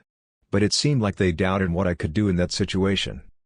But for the sake of security, we can't leave your promises only to your conscience. I took out a paper made out of unique materials and a pen from the snake inventory. Swish. I spread 3 sheets of paper tightly with psychokinesis and float them in the air. I then picked up the pen and started to write on it without hesitation. Hibiki opened her eyes wide when she saw the letters that she had never seen before. From which country is that language from? It's the devil's language. Question mark. The texts I was writing down were textures from the demons I used when I signed the contract while subjugating the devil's sword as a slave. Those were components necessary for making an absolute contract with the soul as collateral. Watching me write down with brushstrokes filled with certainty, the devil's sword on my back muttered as if it were absurd. What kind of life have you been living so far that you get to write down the contracts that demons use with so much confidence at that speed? I answered back with a small murmur. What do you think? Did I write it down properly? It replied in a tone that sounded like it didn't want to admit it. The grammar and formats are all perfect. It's enough to scatter to the young demons as textbooks. That's a relief. After I finished writing, I pushed the paper towards them. A signature was not required. With mental consent, the contract could be concluded. What? A contract was written using a language that wasn't recognizable from their perspective. Repeat after me. I agree to the contract. They would be wondering what it was all about. They seemed reluctant as they felt like they were being scammed, but they eventually repeated what I said since they had no other option. Their mind had become bound to follow language intuitively. The 3 sheets of paper fluttered up into the air and glowed as mana spread. The contract was signed in an instant, and they seemed to have sensed that something had changed. Everyone's faces turned pale. They instinctively sensed the shackles that bounded their souls. What is this? All right, the deal has been made. You'd better not think about breaking it. As you must have already felt it. It can lead to terrible consequences. I was planning on explaining all the details of the contract later. Well, let's get you guys healed first, shall we? As I said, let's get to work as soon as you get better. It's a job that requires labor from awakened beings, after all. I then performed healing magic, and the 3 SSS class hunters soon became able to move their bodies. They wore expressions on their faces that told me they couldn't believe what just happened. Oh, my God, that's amazing. How the hell did you do that? One by one, they stood up, their states fully recovered. I spoke to them. Oh, Right. Before anything else, give me all the monocores you have. Question mark. That was a legitimate entrance fee to operate the Door of Hope. But they only stared at me dumbfounded as they couldn't understand what was going on. Just as they were about to ask me the reason. Huh? Huh? They were bewildered to see their bodies acting on their own like robots, completely disregarding their free will. The three hunters moved in perfect order as soon as my instructions entered their ears. They searched their battle backpacks and gave me all the cores they had collected thus far. What's wrong with me? The judgment was made from an automatic area, that they had to follow my instructions. A fear unrecognized by their consciousness was moving them. Looking at those people, Nate approached them. Jinwook, we're going to take them out of here through the Door of Hope as well, right? Of course, but that comes after I finish up a job here. He tilted his head and asked another question. By the way, why did you tell me earlier that you were in a bad mood? Oh, about that. I gritted my teeth, thinking about the incident that happened when I received the additional compensation. We meet again. In the dark space, I grinned at the ministry spirit. What should I do? Seeing that you've appeared again, I think I picked an X-class item. In the face of the spirit, there was a blatant lamentation that seemed to say, oh, I met the troublesome headache again. Meanwhile, when she appeared out of the dark space, the reward that was approaching me had frozen in place. I continued to talk as I looked at the crystal of flash that hardened just before it sprinkled powder of light. If you can't give me the X-class since we're still in the tutorial phase, shall we negotiate again today? During the A-class break, you gave me 10 SS-class items and listened to my 2 additional requirements. But since it's an SS-class dungeon this time, shouldn't you at least give me 100 SSS-class items? The spirit then blatantly showed me a truly disgusted expression. Please don't push that strange way of counting in front of me, Mr. Seo Jin-wook. It was just something that I said without thinking it would be possible, anyway. But then. And things are different today. The compensation system for breaks is not chosen by the awakened, but by our choice. Thanks to this, I found an error in the stage before the compensation was finalized, and I was able to intervene and replace it with appropriate compensation. Wait, the direction that the story was going felt strange. My eyebrows furrowed deep. So, are you telling me that the replacement is impossible this time? That's unfair. Listen to me until I finish talking. This time, it's a dungeon clear reward, so Mr. Seo Jin-wook chose it yourself. We couldn't stop it because we weren't aware beforehand since this was a choice based on the mortal's free will. Well, it will only get complicated if we were to talk more about it. She then continued to say a phrase that I didn't expect at all. In this case, we will be forced to give the reward that the user has chosen. What? The outcome was quite contrary to my concerns. It meant that she had to give me that X-class item because the water had already been spilled. But why was she putting conditions on what I won fair and square? For words that started with that phrase, there were no good ones that followed. We're going to impose some penalties on the performance. As you know, X-class items are not supposed to be allowed to exist in a tutorial dimension. What the hell did that mean? Wait. Then it's practically nothing different from getting an SSS class item. No, that's where you're mistaken. This penalty will be voided as soon as your world enters the main quest. It's just a temporary debuff. I still didn't like it. Furthermore, having listened that far, one of the assumptions in my head solidified even harder. I think it would be better to give me another item than to do this, but you're saying it's impossible right now. I see. Are you saying you can't control this mechanism of me having the items I chose? The ministry spirit's expression hardened. I can't answer that. Well, that came out as quite a pleasant surprise for me. I looked at the crystal of light that stopped in front of me. The mana's flow for it to move actively had completely stopped. To make that possible, it looks like you've isolated the entire space around that item and frozen the time in it. If you can't give me an X-class item, you can get rid of this or hide it, but stopping time to buy some time. I guess your limitation is reached when you're limiting the properties of the item. The ministry spirit barely changed the subject.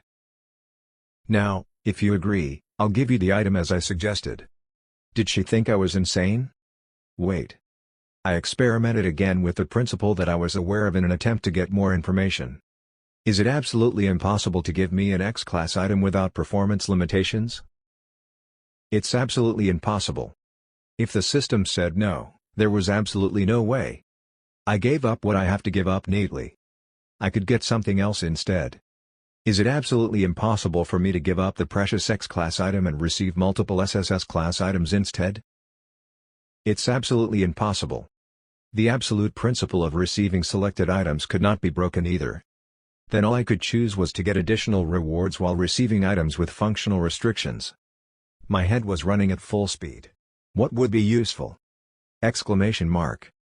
I spoke to her after I made a decision. The performance limit is a penalty. Shouldn't you compensate me accordingly in return for my troubles? What do you want? I'm proceeding on a screening quest right now. It's all thanks to your designation of me as a chosen the other day. Yes, I know.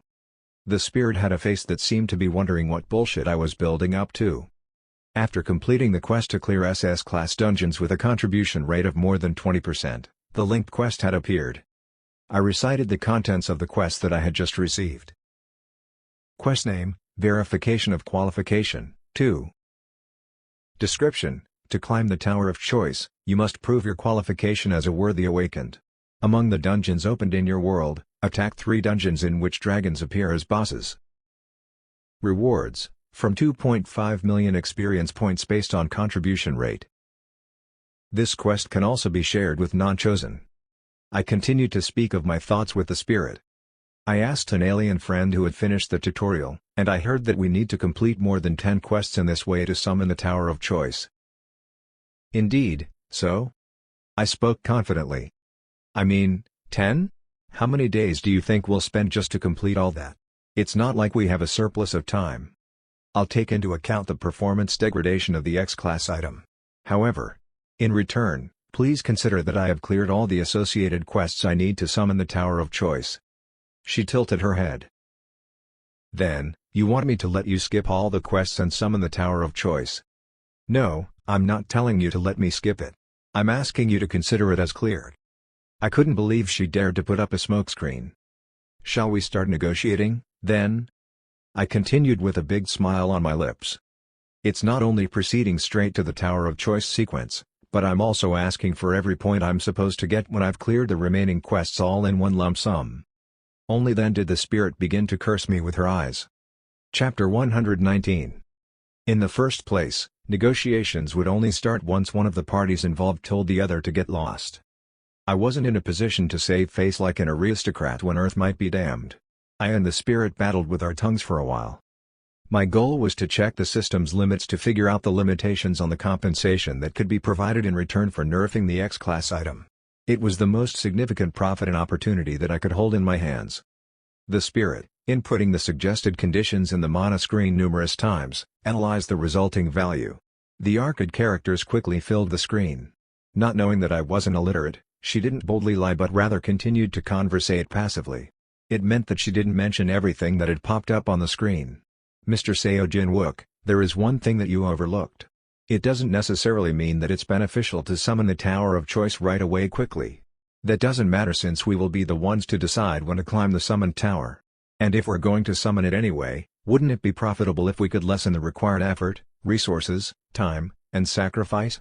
While also taking all the experience points that I'm supposed to receive, as per my request, that is. You want me to give you points without doing the quests? That one lump sum thing is impossible. Honestly, I thought so as well. But I didn't make it evident in my expression. It is impossible to receive rewards without quests. The same thing was written on the screen that she was looking at. However, she didn't tell me the explanations in the lines after. Instead, she ended her sentence there. She was pretending as if it was troublesome. This is why I shouldn't relax right now. I asked the question that I had set aside until that opportune moment. How hard will you be limiting the performance of the X-class item? If compared to the nerf ratio, how much would that be? As if the spirit understood it as me trying to negotiate slowly, she replied quickly. Considering the current civilization of Earth and your abilities, it will be adjusted to 10% of the normal state. I sighed deeply as if I was discouraged. You will cut off 90% of the original performance and leave only 10%? But as I told you, once you enter the main quest, it will revert to its normal state. Only then did I leak my real intention. If I have to enter the main quest to regain 90% of its performance which had been locked away, Shouldn't the journey to the main quest be just as easy to complete? That way, the penalties will be able to nullify each other. I think only then will it be enough to be considered as equivalent exchange. The next sentence on the screen, which she did not mention, was that the difficulty can be adjusted to a certain extent. You're not asking me to lower the difficulty level by 1/10 of the original, are you? I nodded my head with pride and confidence. I would like to request that. It was a great opportunity. First of all, if I looked at the contents of the quest that I needed to solve right away.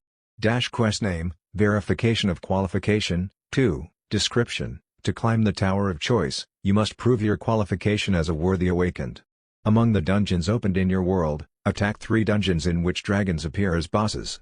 Rewards, from 2.5 million experience points based on contribution rate. This quest can also be shared with non-chosen. It wasn't entirely impossible to finish it since the members of humanity from my past life had done it. The problem was that since dungeons, where dragons served as the boss, were not that common at that point in time, it left us with probably no other choice but to clear the Dusseldorf Gate in Germany to kill 3 of them. The boss of that place was a fearsome dragon that could be referred to as the Ancient Dragon. No matter which standard of any dimension was used to measure it. The dungeon level was an SS class, and the limit of entrance was as many as 500 people. With the entrant limit being 10 times more than the entrant limit of China's dungeon, it should have jumped a notch to receive an SSS class. The status of the place is very stable, and due to that, the government doesn't have any motivation to clear it at the risk of sacrificing their own hunters. If we're going to clear it, we have to do it as discreetly as possible. But, in order to accomplish such a feat, I will have to use up all of the mana that I've saved up so far all at once. The trade would allow us to gain the excellent opportunity to save that many cores. After a heated scuffle, the spirit and I were finally able to reach an agreement.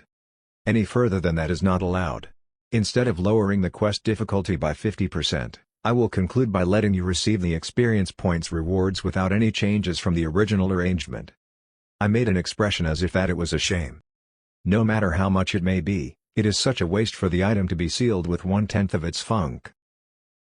Why don't you consider what you're supposed to receive? It doesn't make sense that you'd get to reduce the difficulty of the quests and receive the same reward in the first place. But that means it's not absolutely impossible. Right?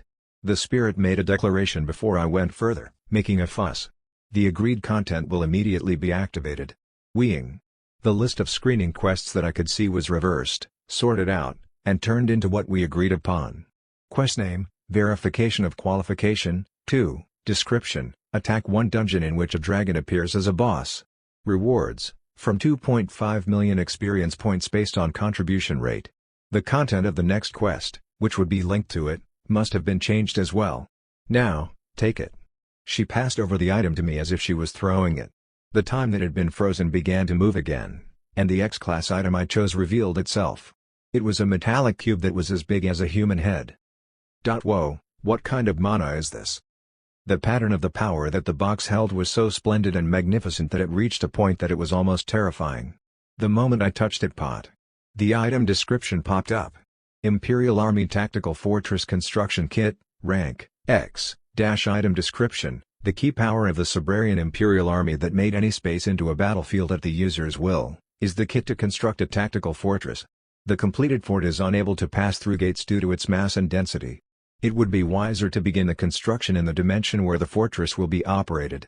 Precautions, administrative measures under number 101-6888 of the Business Regulation restricts the complete manifestation of its performance.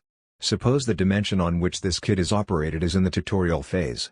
In such a case, the number of complete forts that can be constructed will be limited to 1. The condition will be applied regardless of whether construction materials have been secured. Even after I read it thoroughly, since I couldn't see the completed form of the fortress, I wasn't able to get a clear picture. However, about 2 possibilities passed through my head. When you said 10%, didn't you mean that the performance of the fortress was going to be reduced? The spirit shook her head. No. Given the civilization level of Earth and your ability, I explained the ratio from the calculation of having determined that you could collect resources to build about 10 fortresses. Does it mean that we can only build 1 when we could have originally built 10? That is right. I was about to feel a little embarrassed. The condition was a bit different from the penalty that I thought. Without showing it in my face, I asked one more question. If ever the kit in my hands was definitely an artifact, And, I had already succeeded in copying and mass-producing other kinds of artifacts. Although, of course, there would be differences in size and grade. If we can fully understand the operating principles of this fortress. Wait, this operates by mana, right? Yes, of course.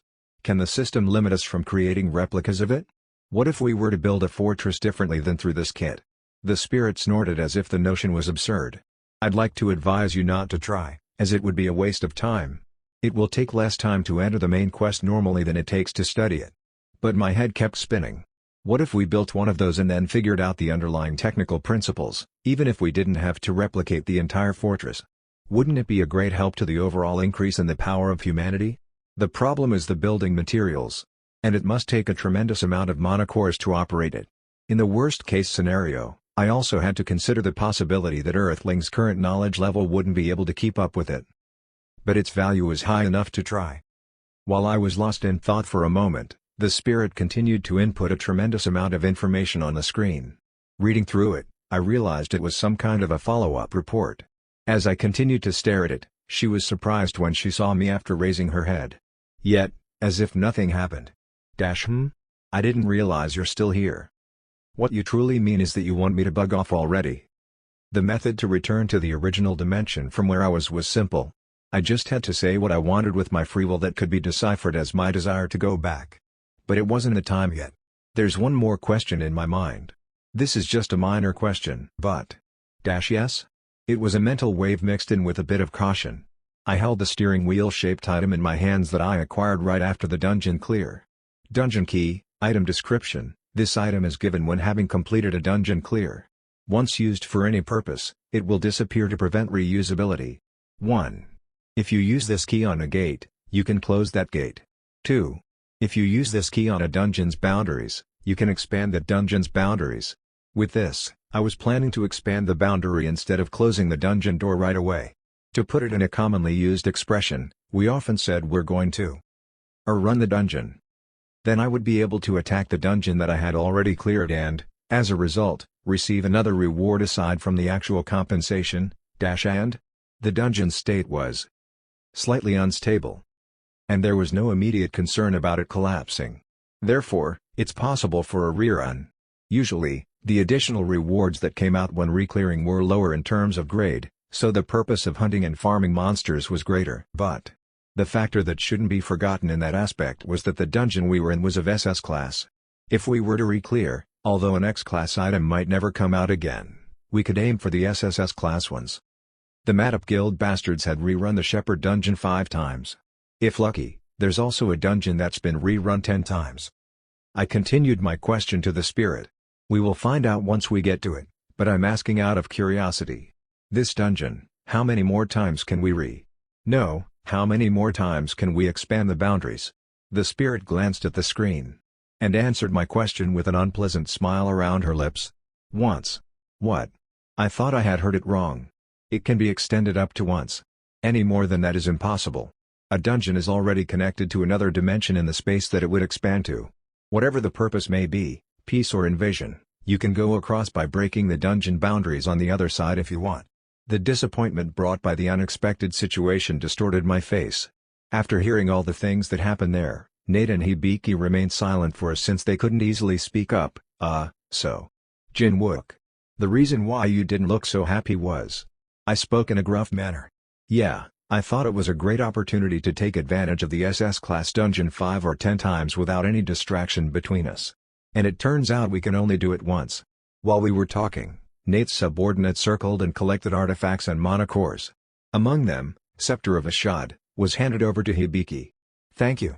She spoke with a calm voice, but her face was blooming. So, the weapon she used in her previous life returns to Hibiki's hands like this. In the previous life, it was an artifact leaked to the US after the collapse of China, and eventually, it landed on Hibiki's possession. I spoke with the key to the dungeon in one hand. Now, shall we get to work? Nate's eyes traveled back and forth between the 3 SSS class hunters and me. Then he spoke in a tone that told me he had finally realized. Oh, the job that requires awakened labor meant. Yes, what else can we do with the awakened, aside from clearing the dungeons? Their faces became distorted when they noticed the flow of conversation. Klaus shouted at us in panic. No, Wait a minute. Seo Jin-wook. We just finished holding on against monster waves for 3 days. We're going to do it again right away? They couldn't do anything about it since they already agreed to the contract. Personally, I thought it was only proper to offer that much help to their savior of life. Yes. I was planning to go to the dungeon boundary and expand in that manner. We are going to clear this dungeon one more time, the 6 of us. Only then will we return to Earth. Beijing, China. You closed the portal connecting to the second stage? Military commanders and senior intelligence officials, who figured out what happened in the dungeon where Seo Jin-wook and his party entered, felt dizzy. But that was the last bastion of operations. They had planned to shut down the portal only when what they did to the awakened foreigners failed, but that plan had a high risk of being known to the public. Complete destruction of evidence. Stage 2 was a type of instant dungeon. Even if the portal was operated again, the chance of it connecting back to the exact place where the hunters were stuck was unlikely. It couldn't be guaranteed even if they attempted to do so thousands or tens of thousands of times. The problem is that the portal was turned off while the dungeon key was left in Stage 2. A gloomy scenario passed through everyone's head. What if the dungeon status turned to very unstable? And the collapse began? Calm down. This is at least the lesser evil. The worst situation will come when things become known to the outside world. At least we avoided that, didn't we? Since the witnesses have all become dimensionally lost, that's right. We just have to look at the system message at the gate and wait for the number of survivors to reach 0. After that, let's send someone to retrieve the dungeon key. Do you think it's retrievable? It's like gambling. It might be faster for the gate to collapse than to find the key. Then we have no choice but to turn the surrounding area of the gate into a lost land. No, that's an SS-class dungeon. We can't even predict how much of our territory we're going to lose. Well, I'm glad the gate isn't in the city. The high-ranking official who gathered them spoke reassuringly. It's already spilled water, he continued with a calm voice. At least by covering up the incident and having removed the foreign hunters that we couldn't secure, we should consider it half a success. Don't be afraid that the gate will collapse. Let's wait a little more leisurely until the number of survivors drops to 0. Of course, rescue teams should be dispatched in a way that would put up a show to the foreign press. After that, we'll open and close the portal thousands, tens of thousands of times, to go to retrieve the key that should be rolling around next to their bodies. They never imagined it in their dreams. The dungeon survivors, whom the officials believed at that time had been completely rid of, were already preparing for a second clear. Chapter 120. Retaliation, 1. Seoul, Seo Jin-wook's residence. Secretary Kim hummed while making a business report on his absence. It was about the things to report when the guild master returns from his absence for the Chinese dungeon exploration. Hey. It really drives me to get working these days. He couldn't have expected that the situations they experienced would turn out the way they did just a year ago. Since they first met, it had already been expected that his ability as a hunter would be spectacular. However, Seo Jin-wook was already mentally unstable back then, and it was questionable if he would be able to function as a decent human being. When he looked back at those memories, such concerns felt so distant. Seo Jin-wook, who was inaugurated as the guild master, had immediately achieved the SS rank and was making the Celestial Dragon thrive at a frightening pace. What made it even better was the fact that nobody held back their praise towards him doing so. The Celestial Dragon, which was already Korea's #1, had firmly established a position that no one could overlook. Not only quantitative growth but also qualitative growth was evident within the guild, with the number of top-tier hunters, including Adam of SSS class, constantly increasing. Whether that may be the media or the internet when it comes to the Celestial Dragon, they're busy praising it. The popularity of the guild had exponentially risen because they had found more gates than any other guilds. At the center of all those changes, the interest in the extraordinary awakened had skyrocketed beyond belief. What's more, the achievement they gained from the Australian dungeon could be considered as one of its peak points. And from that position, the guild master will become the representative of the Earth. From the perspective of the aliens, he will be considered as the ambassador of Earth. It's an achievement that no other hunter had done before. However, at that moment, the breaking news was broadcasted on the TV that he had just turned on. As he turned his head, news about the dungeon in which Seo Jin-wook entered was being reported. Secretary Kim immediately turned up the volume. This is breaking news. It has already been 4 days now since the top-tier international hunters had gathered to form a Chinese dungeon exploration team. After such a long wait, We are finally going to be able to hear the awaited good news. Could it be? Before the Chinese awakened, including Ray Chen, revealed their evil plan, the ones outside had already noticed that the dungeon clear was over, causing them to act quickly into using that information as news content. According to the gate's message, it has been identified that the exploration team sent to the corresponding dungeon has completed the dungeon clear smoothly. He must have finished it already. According to the news, the SS-class dungeon was cleared in 4 days. Even if they considered the team composition, they still did it at such an extraordinary pace. The number of survivors currently indicated by the message is 30. Therefore, it means that there is not a single casualty among the expedition members. Fortunately, there must have been no accidents. While Secretary Kim let out a sigh of relief. Thud. The door opened, allowing a giant beyond human limits to come inside. He had to lower his body and slouch to be able to go through the doorway. His hard, muscle-covered physique barely managed to pass through the narrow door. "Hey, long time no see. Mr. Abrams." It was Adam who returned after quite a long time. Secretary Kim greeted him warmly. "How long has it been? You must have been quite busy to not report in for quite a long time." "A bit, yes. Did your business work out well?"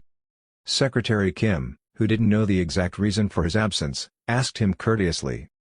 But then, Adam's face hardened a bit. "No." "Oh, my." Even though Secretary Kim did not know what was going on, he made a pitiful expression. "Is there any part of it that the Guild's support team can help you with? Would there be any major setback in your plans?" "Well, I can't really disclose a lot of things about it in detail, but I think it will become a little troublesome soon. I will need to talk to Seo Jin-wook about the specifics." "Where is he right now?" "I can't help but assume you don't even have the time to watch the news. He's gone there." Secretary Kim pointed at the TV screen which was broadcasting the news. "China?" As Adam also looks at the TV with an unenthusiastic face. "Huh?" At that moment, the subtitle at the lower portion of the news screen had changed. Secretary Kim's face turned pale as he read through it. The anchor was looking at the teleprompter with a stiff expression. "Yes, a piece of breaking news had just been delivered to us right at this moment. There's been an update regarding the number of survivors in the Chinese gate. According to the information it's providing, it had already been cleared by the team inside. However, the number of entrants, which used to be 30, has dwindled down to 26. As we speak, it is reported that it decreased even more." The change was being broadcasted in real time. Cold sweat dripped down on Secretary Kim's forehead. "What in the world?" Adam gazed vacantly at Secretary Kim, who was restless. "What's with the fuss?" He spoke in a tone that made him seem like he couldn't empathize with what he was feeling. Secretary Kim shouted as his face became darker. "What do you mean? Everyone was already worried about China doing some sort of funny business. In the end, this happened. Those sons of bitches." As Adam watched the news, he quickly grasped the situation and nodded. "I can draw the scenario without even looking at it. The Chinese must be getting beaten up after taunting them." Secretary Kim spoke in a manner as if he could not agree to that statement. "If you look at the member composition, there are over 20 Chinese hunters. Almost all of them are of above SS ranks. Guildmaster would become the victim." Then, Adam asked as if he genuinely could not understand. "When the hell was the last time you roamed around and cleared out dungeons with Seo Jin-wook?" Secretary Kim searched through his memories. The first and last time he accompanied Seo Jin-wook in an expedition was during the Okshan dungeon raid when the Guildmaster was still an E-rank hunter that had recently awakened. Secretary Kim understood what Adam was trying to say, but his worries did not fade away. "Yes, I'm aware that the Guildmaster is currently an SS rank. But the power difference is too." "What, wait. So after then, you have never seen how he fights?" "Yes." Then Adam shook his head, showing how much he didn't feel the need to hold that conversation with him anymore. "Keep your useless worries and anxiety out of your mind. If I were you, rather than Seo Jin-wook, I would worry about China, as they will have to deal with his grudge." Secretary Kim could not understand Adam's composure at all. The news reported about the gate message that continued to change every now and then. The number of survivors eventually dropped to 7 before stopping, which was composed of the party of 6 of Seo Jin-wook that remained in Stage 2 and 1 Chinese soldier that returned to Stage 1. But at that point, the ordinary public had no way of knowing who the 7 people were. The Chinese leadership sent a rescue team to rescue the survivors, but it was all just for show. There was no intention of actually saving them, nor were they capable of doing so. After 3 days, waiting calmly for 6 more survivors to be subtracted, a change had occurred once more. You're saying that a message that the dungeon has been re-cleared had appeared? The gate message was clearly conveying a piece of information that the dungeon rerun had been accomplished. In Beijing, an emergency meeting was held, and the participants did their best to exchange ideas amid the utter chaos. Must it not be the last struggle? The survivors that lived through the second stage had no way to return, so they must have expanded the dungeon just in case. With faint hope that among the additional rewards, there could be something that would aid in their escape, that is. I mean, does that make sense to you? Of course, it didn't make sense. It was an act that was difficult to assume the motives behind. On the other hand, it was even incomprehensible how that was possible. They've cleared the dungeon once again using only 6 people when it would have only been possible with 30 people. They indeed have enormous power. If those kinds of people came back alive, there might just be a bloodbath in Beijing. What if they avoided being dimensionally lost because they hadn't shut down the door to the second stage? The foreign hunters that returned to China must have plotted for revenge, even if in conjunction with their governments. Would they let them be when they attempted to enslave SSS rank hunters, and when that plan failed, they tried to kill them for good? Yes, I'm glad at least the last bastion was successful. And the news that continued right after. The number of survivors has begun to decrease one after another. What? As soon as they cleared it? The news was delivered nearly in real time. A few minutes had passed in that state, the survivors indicated in the message had decreased precisely by 6 people. That meant that only the rescue team members sent by the Chinese government remained in the dungeon. However, the speed of the events and the situation itself was strange. To say that they all died one after the other as soon as they completed the dungeon rerun is a bit unbelievable. No matter how they thought about it, it was suspicious. Indeed, since they're in an environment where the returning stone doesn't work, it can be only interpreted that way. Not all of the people gathered there were fools. The evidence was too circumstantial for them to believe and merely move on. An ominous chill clawed its way up everyone's spines. After finishing the second clearing of the dungeon, I entered the Door of Hope with the 5 survivors. The destination was a house in Seoul. Ah! We're home. It was the first building we returned to after a tiring run at the dungeon that lasted for more than a week. Nate broadly smiled as if he were excited. Meanwhile, the place where Hibiki's mind was focused was. I'll go check on the cat to see if it's well. Secretary Kim should be taking care of it, but she still seemed to be in a hurry since she hadn't seen it for a long time. All right, both of you get some rest, and let's talk again tomorrow. Next, I looked at the 3 SSS class hunters that came along. The news of everyone's survival, including them, was not yet known to the media. They looked at the blue gate, still floating in the air as if they were possessed. An item that enables dimensional travels. As they finished moving around like robots according to my command to hold off the wave for 3 more days and even complete re-clearing the dungeon, they seemed to realize how extraordinary the current situation was finally. They looked at me with an awe-filled gaze. The method of fighting and the items you use are of a different level. I was a frog in a well until now. Those words were spoken out by a Russian hunter while staring at me. The frog in the well applies to all 3 of us. No, beyond that, the entire human race doesn't know yet the true nature of the kind of man you are. In a place that no one knew, you were going a few stages ahead. I was planning to let them stay there for a while. So, all 3 of you are still determined to take part in revenge, right? At that moment, a fierce flash lingered in their eyes. Giving the 3 of them contract-based instructions were intended to end the dungeon. If I swung the contract like a weapon, enslaving SSS-class hunters, I would be no different from the Chinese. The demand for healing them from the poison and helping them return to Earth was expected to stop there. But they asked me about my plans. Yes, Seo Jin-wook, we can't just pretend as if nothing happened. They were trying to shackle our necks and isolate us by getting us lost in a dimension. Those are all unpardonable atrocities against human beings. We must not only let the world know of this, but we must punish those who set this up. From that moment on, they joined me with their free will. I reached out to Secretary Kim through the terminal. My God! Guildmaster! Secretary Kim, who rushed to the scene after receiving my call and almost fainting, was surprised to see me in person. No, How on earth did you make it out? What did you ride to Korea, and when did you arrive home? What happened to you? The Chinese bastards are really... I calmed him down and asked him to prepare living quarters for the 3 guests. It's a secret that we've all survived for the time being. Don't let it leak out, please. If they knew we're back, our enemies would enter into a state of emergency beyond just being suspicious. It was never what I wanted. The next day, I called Nate to request for the subordinate to be summoned. Rare. It, who had been dead for only a few days, was the Chinese soldier that I killed after deliberately feeding an elixir to it to return it to its normal body state. It's rather freshly dead compared to the rest of the subordinates, but it still does look like a zombie. I used magic right away. Polymorph.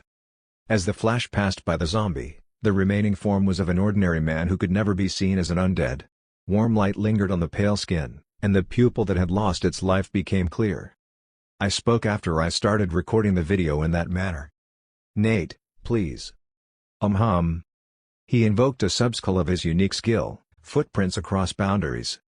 The red mana spread around like a fog. The memories of the dead. The memories that the zombie had collected during its lifetime had started to transfer into Nate's head slowly. He frowned slightly as if his temples were splitting. Preparation is done. What should I ask?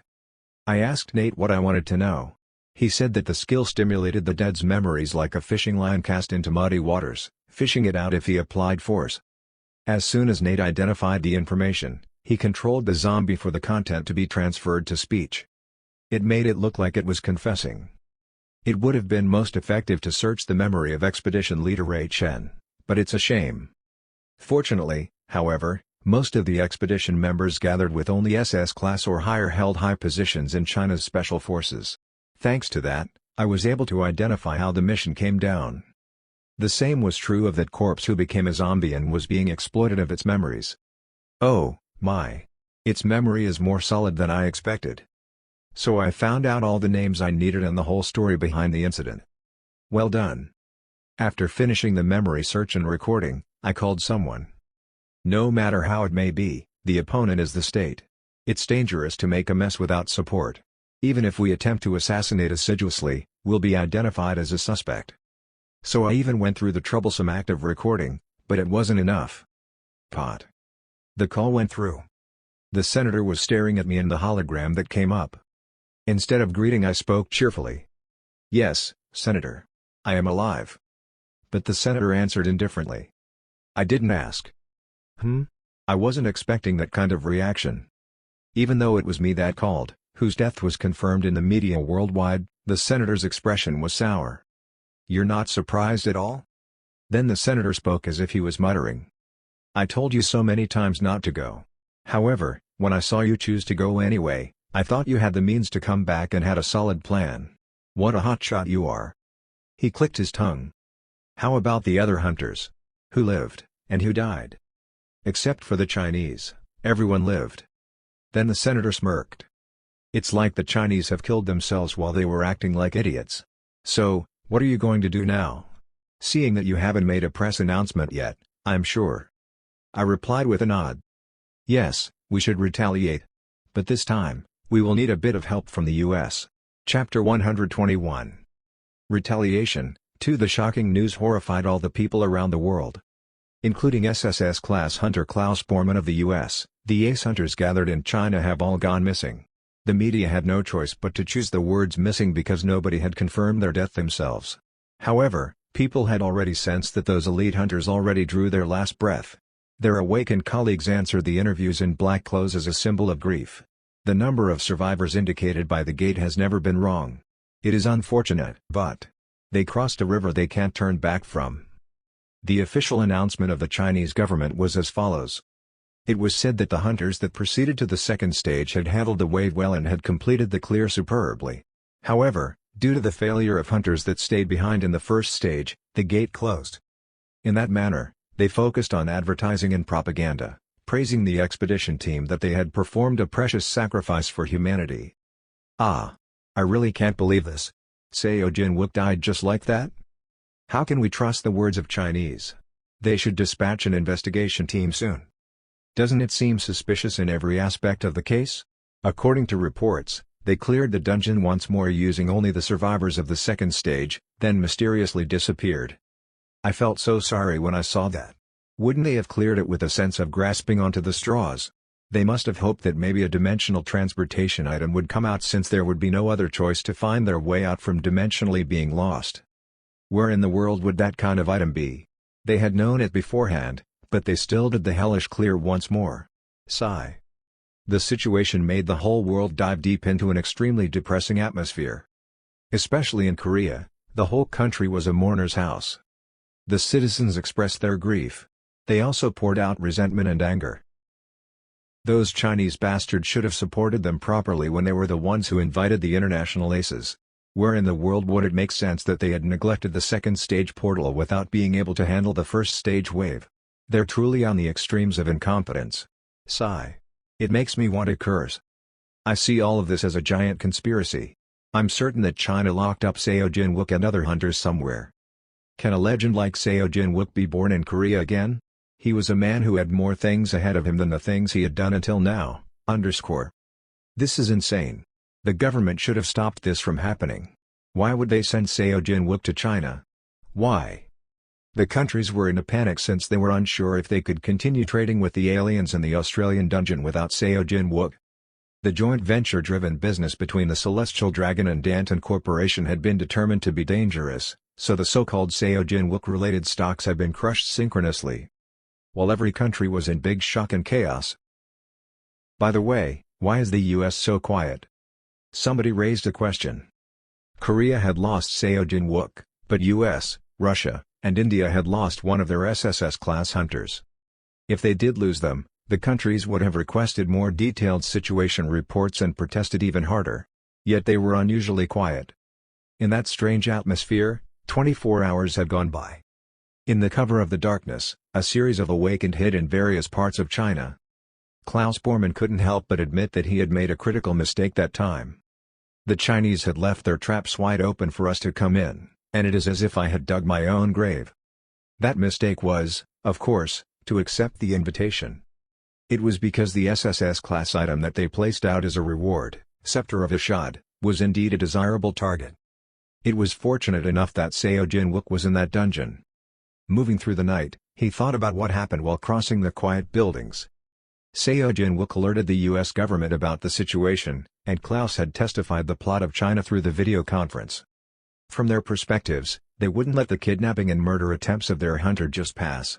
Hence, Seo Jin-wook asked for their cooperation in his plot for revenge. The names that Nate's zombified subordinate spoke of were handed over to the US, and their locations were identified right away. The non-awakened among them were scheduled to be discreetly visited by a military drone that night. But the issue was the case wherein the opponent had already awakened. It's here. Klaus tore the scroll that Seo Jin-wook gave him. Woong. A barrier was formed around and enveloped the entire mansion. The house owner was in a deep sleep, considering they hadn't noticed the intruder. After blocking the retreat path in that manner, Klaus activated a skill. Lightning Spirit Summon rank, SSS. The red monarch coagulated, and his unique skill was performed. TSSSSS. A blue wolf, whose entire body was blazing with electricity, appeared. Gasp. Who is that? In a state where the others in the house were failed to respond, the first to run outside was the mansion owner. The man, who recognized an anomaly with heightened hearing, was an SS class awakened. He belonged to the same special unit as Ray Chen, and he was one of the commanders that planned the previous operation. Why you are? Klaus's real face was hidden with a disguise. He must have assumed his identity through the unique skill. Klaus. His face was dyed with horror. Klaus raised his hand without a response.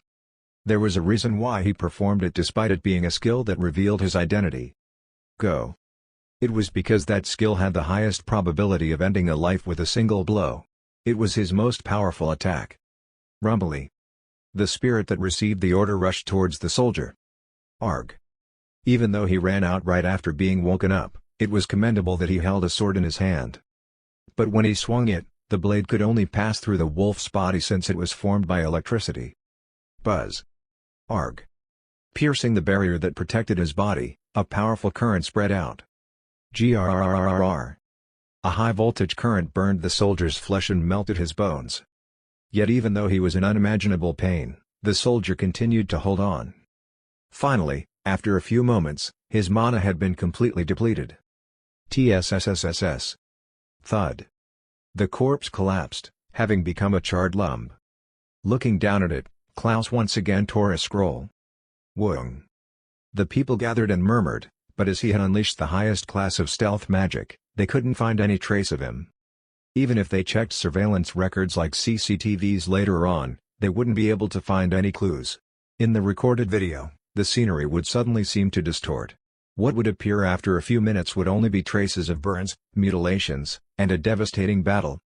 Nowhere in the vicinity could they find Klaus's appearance. Anyways, where did Seo Jin-wook gather all these top-class magic scrolls? It was a high-class scroll that even Madop Guild, before they shattered into pieces, could not produce. Of course, it wasn't acquired for free, and the US government agreed to pay mana cores equivalent to it. Cores could never be exported, but they gave an exception for that time. It was because Seo Jin-wook declared that he wouldn't give it to them with money. As the US government had to gain Seo Jin-wook's favor to get their hands on some of the new materials supplied by the Australian aliens anyway, they made a big decision. The Chinese bastards chose the wrong opponent this time. Klaus kicked his tongue inside, blaming China's stupidity, which was as foolish as he was. They touched an opponent that they should have never messed with. As he was silently escaping the mansion, while he was moving towards a discreet place where he could tear the teleport scroll. Exclamation mark. A possibility passed through Klaus' mind. Perhaps from the beginning? He thought Seo Jin-wook might have deliberately joined the expedition when he already knew that the Chinese government was plotting such things. He looked down at the teleport scroll held in his hand. It was also a rare artifact that could not be acquired from the black market. There was only one reason why he would play along when he knew it in advance. In the first place, he had absolute confidence that he would remain unshaken while getting himself involved. If that's true, where the hell do the limits of Seo Jin-wook's capabilities lie? His actual body could just be hiding under the water, waiting for the right time to emerge, and it could be incomparable to what was revealed above the surface. He was a beast that could not be measured by the previous classification standards like SS class or SSS class. On top of that contract. Seo Jin-wook provided them a more detailed explanation regarding the contract in Seoul. The thing to be careful about after having completed the assassination was only the promise not to mention any secrets that Seo Jin-wook himself didn't want to be let known. Hearing the story at his house, Klaus felt a surge of curiosity. What would happen if I told someone? The moment a fragment of that thought crossed his mind. Like a frog standing in front of a snake, Klaus felt extreme fear rising all over his body. He didn't know what it was, but it was the unconscious fear of ceasing to exist. He experienced a chill that made him feel like every single drop of blood in his body froze all at once. Even just the thought of breaking the contract is enough to make this happen. If I go beyond that and speak up, it was guaranteed that he wouldn't die in one piece. RIP. He tore the teleport scroll. Several awakened would be performing the same act China. What they had in common was that they were able to return safely with Seo Jin-wook's help. I wonder what kind of change of wind will blow in the morning. Wide-range teleport, rank, SSS. Looking at the golden flash that covered his body, Klaus had another thought. The shock that the people would face the day after would only be a precursor, and a giant wave would sweep the world clean in the future. He had a hunch that the structure of the Hunter system, which had been maintained for decades after the cataclysm, would be completely overturned from there on out. The next day, another news that got the world shaking once again was released. 7 survivors who were locked up in Stage 2 of the dungeon have safely returned. Seo Jin-wook and 6 others are believed to be staying in Korea. The survivors decided to hold a press conference right away. The number of official survivors was announced to be 7. Not long after that, in the press conference that took place, people heard a shocking story. Among those that returned, there was only one Chinese. As he hid in a safe place for the protection of his identity, instead of showing himself in the conference hall, he had testified through a video in a separate location about the nasty secret that no one had expected. My name is Tianwu Wang. I am a member of the 188th Special Brigade of the People's Liberation Army of China, and I am an SS class awakened.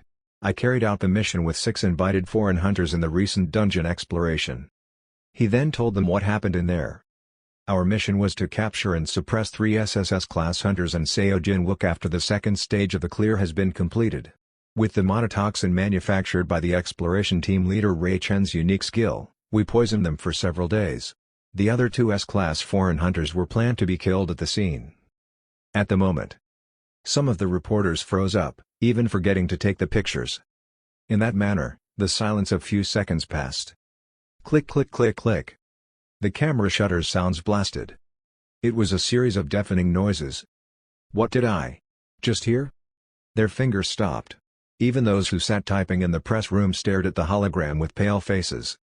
The soldier on the screen calmly continued his testimony. After the dungeon clear, Ray Chen threatened the poisoned hunters. But thanks to the items and skills prepared by Seojin-wook, they were able to avoid being incapacitated, and the battle between the 2 forces took place. It was a piece of unimaginably massive news. Even during the live broadcast, artificial intelligence programs continuously produced short articles and distributed them on the web. The number of viewers increased exponentially because people around the world accessed the news when they weren't watching the broadcast before.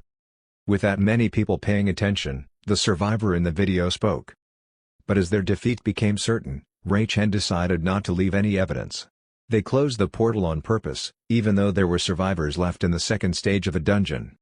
People gasped in shock. It was a completely different story from the announcement made by the Chinese government. If what he was saying was right, the reason why the foreign hunters were isolated was not because of an accident but rather because of an intentional act by the Chinese army. While I survived alone among my allies, Seojin-wook and the other foreign hunters not only treated me but also helped me return to Earth. To pay my debt to the savior of my life, I decided to reveal everything here. From now on, I will not be able to return to my country, and I will suffer constant threats.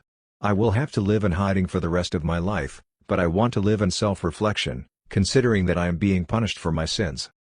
When the video ended, other hunters, including Klaus, also testified what they had experienced in unison. The reaction was explosive. I knew it. Chinese motherfuckers. Ah. Thank you. God, Buddha, system. Thank you for saving Seojin-wook. I'm teary-eyed, and my hands are shaking, _. Wait, then the numbers don't add up. The Chinese government said that there were 6 left in the second phase.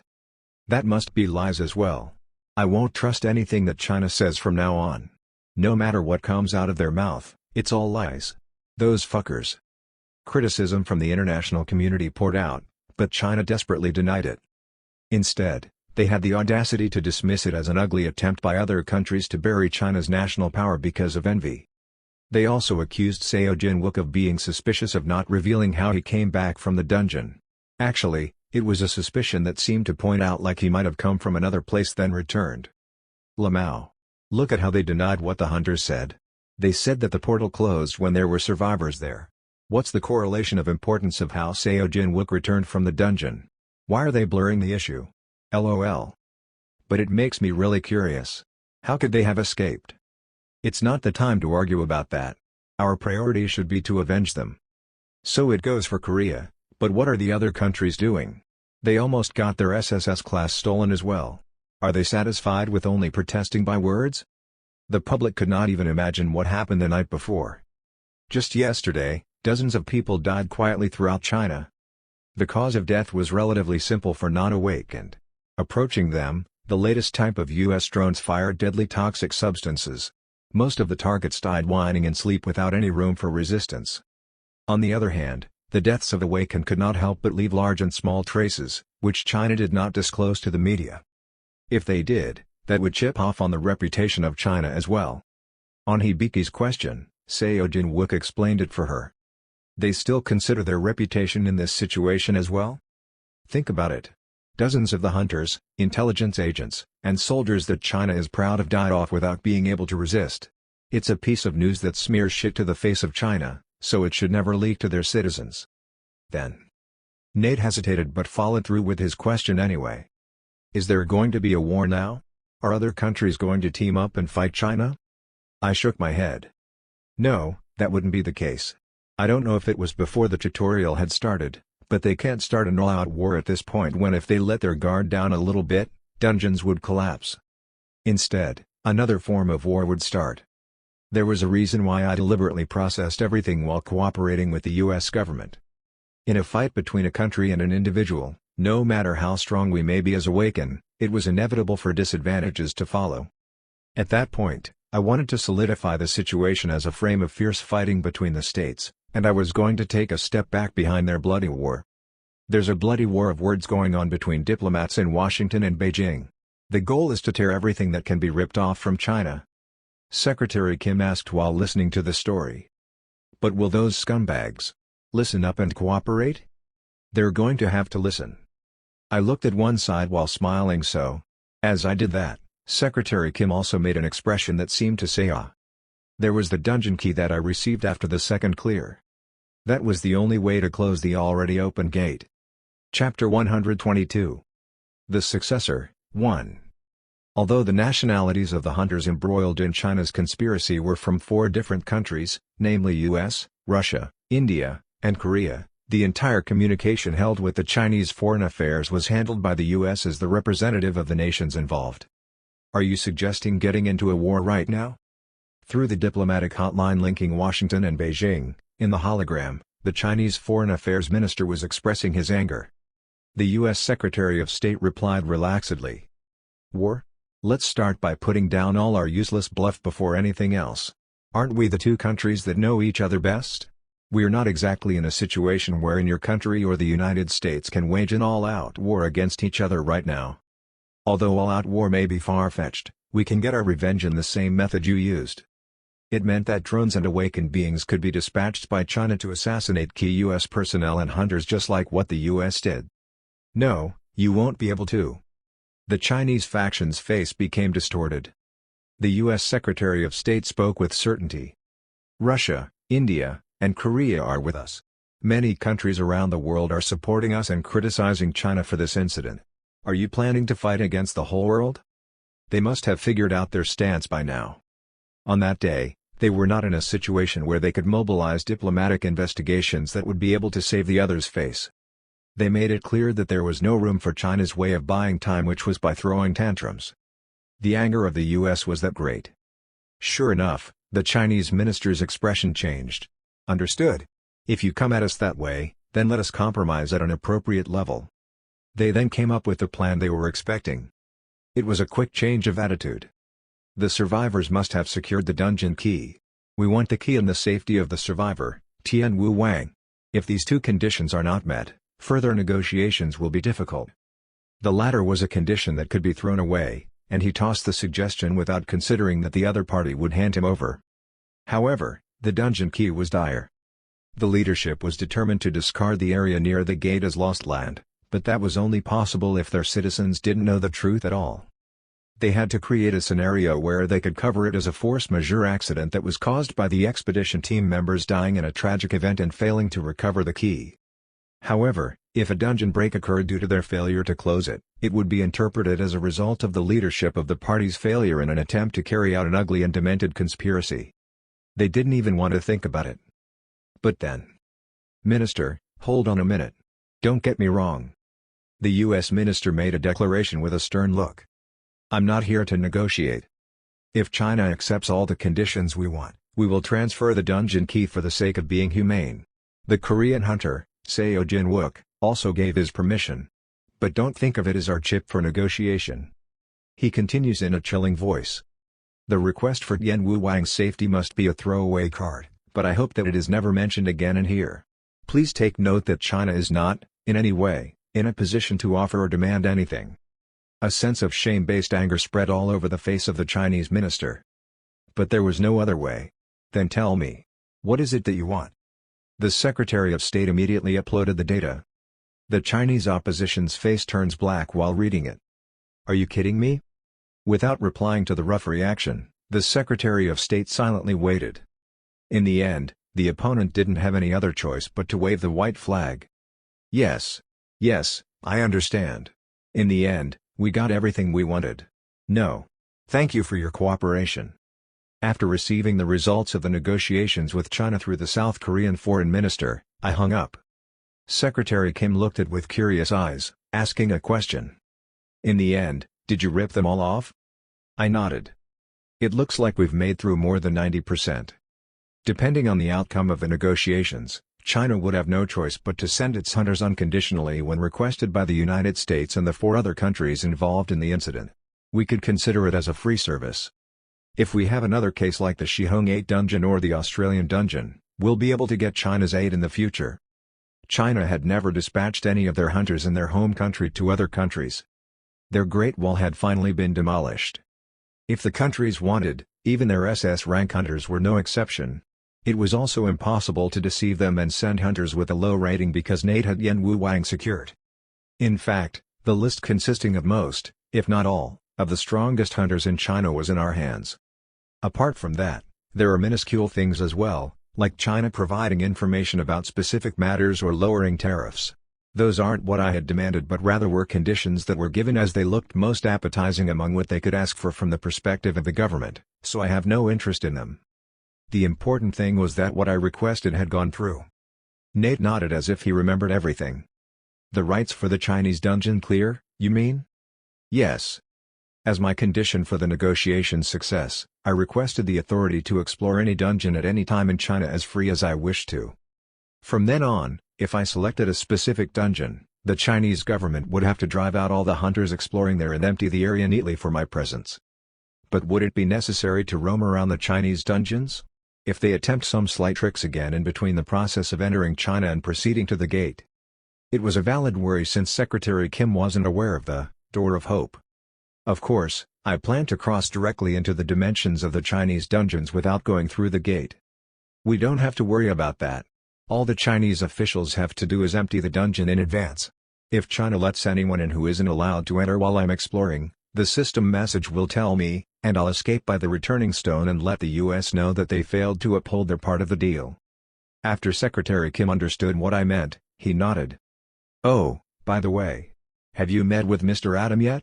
He said he had something to tell you. No, not yet. When I returned to Korea, Adam had already left again. Did he say it was urgent?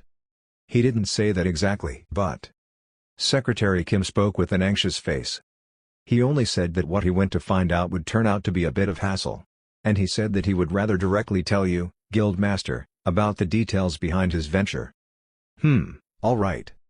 When he talked about the thing that he went to find out, he was probably referring to the replacement of the dead observer, the aliens who would be in charge of the investigation of the truth, and additional information about Mercadius. I don't know which part among those has become cumbersome. Regardless, my worries would be solved the moment Adam returned, and we got to meet once more. After everyone in my room stepped out, I decided to do what I had put aside. The additional compensation that I received after re-clearing the Chinese dungeon as a 6-member team. As expected, an X-class item couldn't be received again because it was a rerun of SS-class dungeons, but an SSS-class item still came out among the options. It was the best reward that I could get, so I chose it with joy nonetheless. After reading the description of the item, I was dumbfounded. When I received it then, I only allowed it to remain stagnant since I had no time to check it out thoroughly. I took it out from the snake inventory. The reward that I kept away looked similar to an ordinary dungeon key that was shaped like a steering wheel. However, unlike the blue crystal one, it had a flashy golden color as if it was coated with gold. When I touched it, a description appeared. Pot. Key, rank, SSS. Item description, a key to open a gate that only one person can enter. After I read that description, I frowned. No matter how I look at it, the description is too vague and lacking.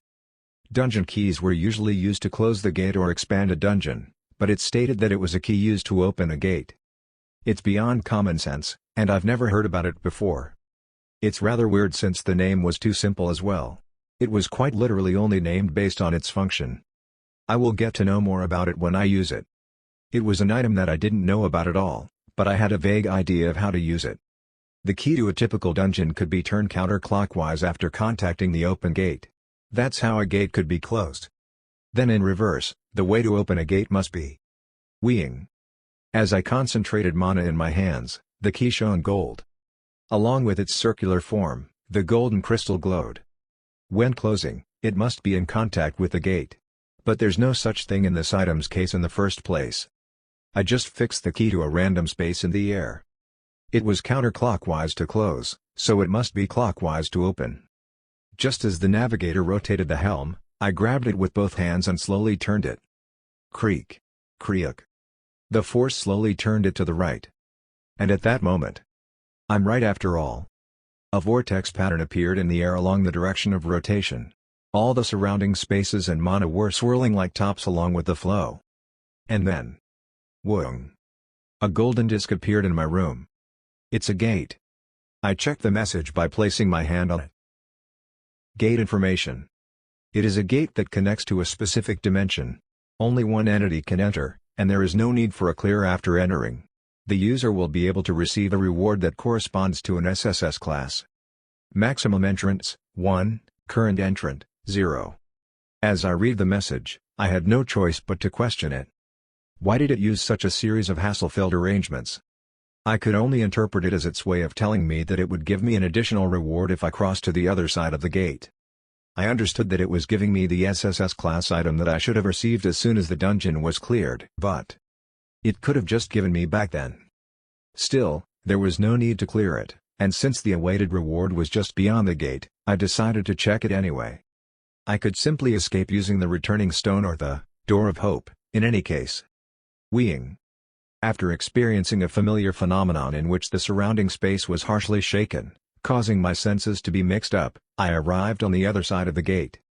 This place is? It was a room too small to call a dimension. A power of faint luminescence rode the current and flowed slowly all around. And in the middle of that must be the reward. An item was placed on a small altar as if it's telling me to take it. I looked at it with the successor's eyes, and I found out that there was no trap placed on it. I held it in my hand. Pot. Sephirat Guardian Bow, rank, SSS. Item description: it is the bow once used by the guardians of the sacred tree. Even if an actual arrow wasn't knocked on the string, as long as the user's mana allows, unlimited long-ranged attacks could be shot. Minus 25% increase in ranged attacks. Once attacked from a distance, the takedown effect is applied. It's an item that I have never seen in my past life. If I only looked at the description, it felt a bit lacking to be considered as an SSS class. But the real performance could only be revealed the moment I used it. Anyway, I was wondering if it was all there was. If it was going to do this, couldn't it just have given me this bow when I cleared the dungeon? Why did it have to create a separate micro-dimension and guide me here? At that moment, weeing, a change occurred across the wall that surrounded the small room. Looking at that, I opened my eyes wide open. The mana. It's moving and making a pattern. A marvelous dance of mana filled and occupied the wall. It did not take long for me to recognize its identity. Its Archid language. Those were the letters being used by the entities related to the system. The mana moved to make a sentence in Archid language. My head turned fast as I read it simultaneously. I could vaguely guess the intention of the being that designed the place. I see. What if it wasn't me but an ordinary hunter that acquired the key? The message of the gate created by the key clearly indicated that it was a door that led to the place where an SSS class reward could be received. And when I came inside, there really was an SSS class item. A typical hunter would cheer and take it and then return to the original dimension. Presumably, for them, the open door had already served its purpose, leading them to close it immediately after getting the reward. However, the situation was different for me. To fully identify and understand the hidden information, two conditions must be met. First, you should be able to read Archid. Second, you should be able to visualize the precise form of mana. After all, the hidden device couldn't be recognized without the unique skill called the successor's eyes. I read the Archid sentence that embroidered the wall, formed by sparkling mana. It was commanding me to make a specific mana pattern as well above the wall if I wanted to reach what was laid beyond that wall. The pattern that should be made as a reply was also in Archid language. I approached it as if I was possessed by it. As I concentrated mana on top of the wall, I formed a sentence with Archid language. Its meaning was as followed. I shall inherit it. As I did so, whong! The wall started to slowly part horizontally, revealing yet another space. And the mana of the entire area flowed down like a waterfall. It concentrated at the center to realize a certain shape. It became a feminine figure whose entirety glowed in blue. It wasn't an unfamiliar sight. Ministry spirit? It was similar yet different. It had a superior resolution, a deep presence, and a more precise cohesion of mana than the spirit I encountered several times in the dark space. I could instinctively recognize that it belonged to a class much higher than the ordinary spirit I'd talked to. She opened her eyes. And our glances met. Then, the opponent spoke while knocking, tapping my mind. Contacted successor, welcome. Checking the cumulative number of reincarnations. Confirmation complete. At that moment, it poured out information that I could not understand due to its lack of context. The total number of reincarnations of the successor that have connected is as follows. Continuous reincarnation, rebirth, 13,215 times. Reverse reincarnation, repetition, 42,893,459 times. I thought about it with a puzzled mind. What the hell did that mean? As if to reply after reading my thoughts, she spoke. Continuous reincarnation means continuing the cycle in the general sense. Born with one life, in that era, in that dimension, if you fulfill your destiny as a successor, you will be reborn as a different creature according to the normal timeline. The successor has carried out this reincarnation 13,215 times so far. What? But in the process of continuation, the cognitive memories will be cleared. It is natural that the successor cannot remember anything. And then, she explained the next item in the list. Reverse reincarnation means repetition in the general sense. After 1,452 reverse reincarnations as Rokogeros, you finally completed your destiny and reincarnated as Choi Seung-yoon. However, you have not yet achieved your destiny in this life. Hence, you have repeatedly been reborn as Choi Seung-yoon whenever you die. During the repetition, all conscious memories are also deleted. This is because if similar memories are piled up in thousands and tens of thousands of layers, the successor's mind will be put at high risk of collapsing. Wait, but at that moment, I was. Yes, this is the first time since you started your continuous cycle and regression that you have taken one's body under the cooperation of another being. The reason for that is. She continued with a look that seemed to ask if it wasn't obvious for me as well. Because it has been predicted that even if you were to be reborn into the body of Choi Seung-yoon body 12 billion times, you would not be able to achieve your destiny in this life. Chapter 123. The Successor, 2. The simulation had predicted over 12 billion cycles of reincarnation. I couldn't understand its meaning, but ironically, I understood it at the same time. I vividly remembered my life as Choi Seung-yoon. Active mana, 9/9. Potential mana, 1. If there was a mission to be cleared with that body, and if that was an arduous destiny, wouldn't it have been challenging to achieve it with Choi Seung-yoon's body? The chance to succeed must have been that slim. I asked, suppressing the fear of not wanting to know the answer. How many times have I repeated my life as Choi Seung-yoon before I possessed this body? The spirit replied in a monotonous mental wave. The successor has experienced an average of 3,000 repetitions from a single reincarnation.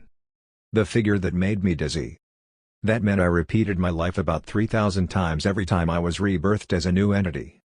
But didn't you say that my life before this, when I was born as a Roko something, I only had 1,400 repetitions?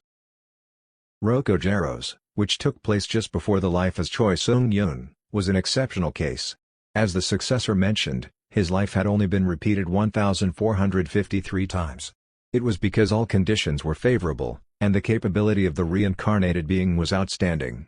On the other hand, I felt nervous since I could guess what her next words would be. Choi Seung-yoon's life was also an exceptional case beyond the average, but the approach was different. You have repeated that life more than 10,000 times and still failed to achieve your destiny. 10,000 times. If that was true, should I say it's fortunate that all of those memories had been forgotten?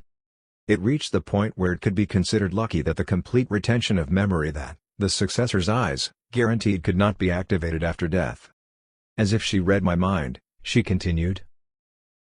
The successor's eye remembers and retains everything seen by the eyes and does not forget anything you saw in that life until you die. The key and most important memory of it is deposited deep into the unconscious and passed on to the next cycle. The most significant advantage of infinite repetition is that the successor repeats that life unconsciously and makes the right choice. That meant that in Choi Seung-yoon's life, or even in the life I was living right at that moment, I was making the optimal choices. But then, No, wait. You said that I make the most efficient choices. Then why did I trust Angelica in the past life? It was the worst mistake that I had committed in my previous life. It was during the first cycle that the parasitic being appeared in Choi Sung-yeon's life. An extreme butterfly effect had been created because of a future-telling being's future that lived in the same period as him. Even if you had made a different future from the previous life, it was repeatedly twisted in the wrong direction because of the future seer's presence. When referring to a future seer, there was only one I could think of. It was talking about Hansol. When I thought about it, I realized Angelica wasn't present in the future that Hansol saw. It was because that was a future where the original Seo Jin-wook had turned into a demonic king. Even if those minuscule factors changed a bit, it significantly differed the way things flowed. But Choi Sung-yeon had no fighting capability. He could not stand the events and waves of byways that the seer created every cycle. Even if she was removed from the beginning through other means, Choi Sung-yeon was so weak that he failed for another reason anyway. I could imagine instances wherein my past life had indefinitely repeated. In the case of the last cycle, it seemed lucky that she had disappeared early on. Still, the parasitic entity horribly attacked you even though you had a superior defense skill against brainwashing. Although Hansol disappeared from the stage since Angelica kidnapped her. That time, she died because of Angelica. In the end, the countless aggregate of experiences in your subconsciousness determined that destiny couldn't be achieved in that manner. New methods such as possession being utilized in the recent cycle were prepared for such cases. There was still a critical explanation missing in there. But before I dug into that, I decided to ask about the keyword that bothered me. What in the world does that word destiny mean? The spirit replied as if it had been waiting. You must know of the Sabrarian Empire, right? Indeed. The great empire that many species wandered for, desiring the remnants that were nothing but fragments of it. The mysterious group took pride in their superior technologies that no civilization at the time could imitate. Didn't you ever find it strange? The reason why no other species today can even imitate the technology of a civilization that existed way back in the past? Because the system is involved? That is correct. Then what is the system? I wouldn't know. I silently stared, waiting for an answer. The Sabrarian Empire fell in the ultimate war. It was a piece of information that I already knew. At the moment when all life forms of all dimensions faced destruction, the Emperor of the Empire thought he could not just stand by and watch the great civilization get entirely wiped out. They decided they had to leave seeds a successor who would inherit their knowledge and power to rebuild the empire. But even if they wanted to evacuate them to another dimension, there was no other dimension left. If that were possible, the people would have been evacuated first. It matched the content that I read from the Door of Hope's description. Hence, the Emperor decided that if no other place made evacuation possible, he would evacuate them to another timeline. What? However, as material time travel accompanied by matter and volume required tremendous resources, it did not fit the picture that the Emperor was drawing. The Emperor evacuated only the soul of the successor to back into the past. Wait. That's a bit different from the knowledge that other species living in the same timeline know. Yes, indeed. They are all wrong. Although the system explanation describes Sabrarian Empire in the past tense, the exact time frame is not mentioned. That was indeed the case. The fall of the empire occurred in the future. The successor, whose soul was sent back to the past, is the only one who can consider it as part of the past. To all entities excluding him, it is an event that should occur following the timeline in reverse. She spoke as if she was going to put the nail in the coffin. Sabrarian Empire is an organization that is formed in the far future from this timeline. Why was my unique skill named, the Successor's Eyes? Why was I able to secure that much rare imperial heritage? It was the moment that the reason was revealed. It was because I was that successor. The destiny is carved deep into your soul just before time travel, aimed to create a butterfly effect resulting in a more substantial empire in the future so that it will be able to avoid the fate of destruction. She continued the explanation, but there was a part that I couldn't understand. But how can a change created by just one individual become that large? It is impossible with a single reincarnation. There is still a long way to go, even if you live a full life every time you reincarnate. To build a greater empire in the future, we need 2 inflection points in each timeline. The Emperor's aides calculated all of them and summarized them as a list of destinies. When I imagined the scale of it, I felt frightened.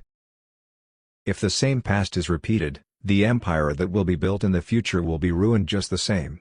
Therefore, your destiny changes every time you reincarnate. I don't know how many different types there are. My destiny changed every time I reincarnated. If I died without fulfilling that fate, I repeated living the same life endlessly. She gave me an example. The first life of the successor soul transmitted to the far past lived as a pseudo-sorcerer named Mtubaray. Your destiny in that life was to discover and spread Mana's existence, away from imitating false magic. You have achieved your destiny after more than 5,700 repetitions of Mtubaray's life. It wasn't a bad number for a first-timer. There were 3 goals to achieve in the life of Rokojaros, right before Choi Seung-yoon. They were of serious difficulties. First, contribute to making more than 16 dimensions join the main quest. Second, modify the unique skill more than 5 times to lead the trend of skill modification. Third, calm the internal strife of the Union and prevent the 6th interstellar war that existed in the original timeline. It sounded like the difficulty was hell itself. However, having lived through that life, you succeeded with a minimal number of cycles. It was achieved by schemes and elaborate politics. Above all, you had the necessary strength to accomplish your destiny without dying in the process. At that point, I couldn't help but ask a question. Then in this life, what exactly is my purpose? Choi Seung-yoon and Seo Jin-wook all together, that is. I can't give an exact answer to that. Even though you know everything, you don't want to answer that? No, before that, what are you?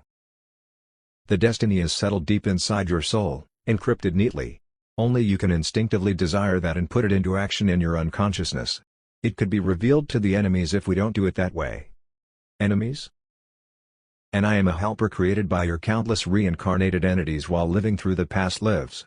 I'm designed to respond to a fraction of the memory deposited in the unconscious of the successor. The past me that I didn't even recall. No, it meant that it's an arranged gift by myself for the future me. She continued. Contemplating what your purpose is the most foolish worry. You must already be acting to achieve the objective. Then for the first time, it smiled brightly. Thanks to that, I can't be confident about it, but I can make an inference. What is your current goal? I answered. To protect the earth from destruction. She only smiled without replying. I see, that is the destiny of this life? I can only tell you that it is most likely. Perhaps the future designing scholars calculated and determined right before the empire's fall that it is necessary to protect the dimension to construct a stronger empire before the empire's fall. Then how did you grasp the fate of the reincarnated creatures in the past? Oh, I see. It's a matter of judgment if you can see the record of what they've accomplished and how they moved on to their next life without repetition. I nodded momentarily, then asked the question that I had put aside a while ago. Why did the empire fall? She showed signs of hesitation for the first time, then continued. The existence they had to face in the final war couldn't be properly defined until the empire's end. Only. Then, she uttered out a keyword that I hadn't expected. Before the full-scale war started, a precursor was discovered in many dimensions, the crows that sing of Fwitham, the one that wanders around the circle of eternity, a cursed wanderer, the one that breathes through spirit and the soul, the prophet of apocalypse. Wait. Those were all part of a story that I had heard from somewhere. Mercadius? The name of the species that my lips were most vigilant about leaked out. She nodded. Although they didn't directly lead the empire to the apocalypse, in many dimensions, the species, a countless number of them had been observed wandering. The final war started right after that. I contemplated for a while before speaking. If I asked the system, would they know the answer to it? She shook her head. The creation wouldn't know what the creator didn't know. What was that supposed to mean? The most crucial part of the story starts from here. The largest reason why the past reincarnated beings purposely left this arrangement is to deliver the message that I will tell you now. Successor, never, to the system. To be more specific, to the ministry spirit and such beings that you face, never reveal to them that you are a successor. Why? There is empirical evidence that in all the cycles that attempted to do so from a certain point, they had devastatingly failed. It is presumed that unlike the initial design plan and purpose, a foreign pollutant had mixed inside the system. That word design kept bothering me. Who created the system, for what reason? She spoke with an expression as if what she had been waiting for had finally arrived. The system is a creation made by your countless reincarnated entities by joining their forces together. A gift for the new empire in the future. She continued. That was the initial purpose. Chapter 124. Bad news. After hearing all the stories and precautions related to the system, I crossed the gate and returned to Earth. As I stepped into the room, Wung. As if it was waiting for my return, the golden gate fluttered. The surface rotated, its volume decreased, and the flash dispersed. And so, the trace of the gate disappeared completely. As soon as I used the key, it melted into the air and disappeared. The only thing that proved that I entered there was the artifact in my hand. Sephirat Guardian Bow. I should test its performance at least once soon. After putting it properly into the snake inventory, I recalled the things I heard from the spirit. She said that the reason they led successors by creating such micro-dimensions in that way is to avoid the system's tracking methods. I knew because I already experienced a few times how far the authority of the ministry spirit was. The system couldn't track my deviant location from that dimension in real time, nor could they read my thoughts or memories. Unless it was an exceptional case of choosing a special reward such as an X-class item, it didn't seem to intervene by monitoring it in real time. Crucially, it couldn't even read what my unique skill was. At least it was limited that way for the spirits I had met so far. I should be more careful from now on. The story of the being I met at the small dimension shocked and awed me, yet it also somehow terrified me. I asked how she gained so much knowledge, and according to her answer, she was merely responding to the memories buried in the depths of my subconscious. Like looking at some sort of a mirror, it was as if I conversed with another me that I wasn't aware of. What the successors of my previous lives have not yet figured out about the system is why it suddenly began to function strangely and how it got contaminated. She suggested that it was still dangerous for me to dig around looking for clues about it or trying to figure out the mystery behind it. If the other person thought so, it meant that the collection of experiences buried in my unconscious mind had also been judged. I thought about it in the room for a while, but I realized that there was only one thing I could do right at that moment. According to the spirit, the thing that I desire now is inevitably connected to the objective of this life.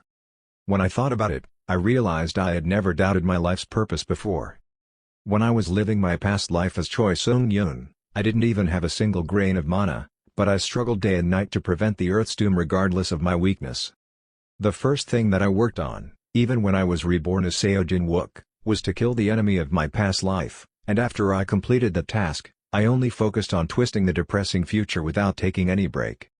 Even though an old man in his 80s was reborn as a young man in his 20s, I had no intention of enjoying the life I started again for a bit. I still didn't have any, even at that moment. I acted like someone who was being chased by something. Is there a reason for everything that's happened, will happen, and is happening all this time? Then, there was no reason for contemplation or hesitation. I only needed to push through, faithfully trusting the direction that I was heading to. I have no other option but to trust my choices as much as I can. To protect our world, we had to quickly finish the tutorial and move on to the next level, the main quest. However, in order to do that, there was a precedential condition that must be met first. Gulp. From the snake inventory, I took out a metallic cube. I observed it for a while before I contacted Secretary Kim through the terminal. I will need a reservation for accommodation, please. He replied with a question, looking curious and interested at the same time. Under whose name should I make the reservation? I answered. Edward Danton. The guru of the black markets around the world and the godfather of Washington, D.C.'s lobbyists. That was the senator's real name. A few days later. So, this is that thing you talked about? I invited the senator, chief technology officer, who oversaw the U.S. R&D Center of Danton Corporation, and a key research team under his wing to Korea for a meeting.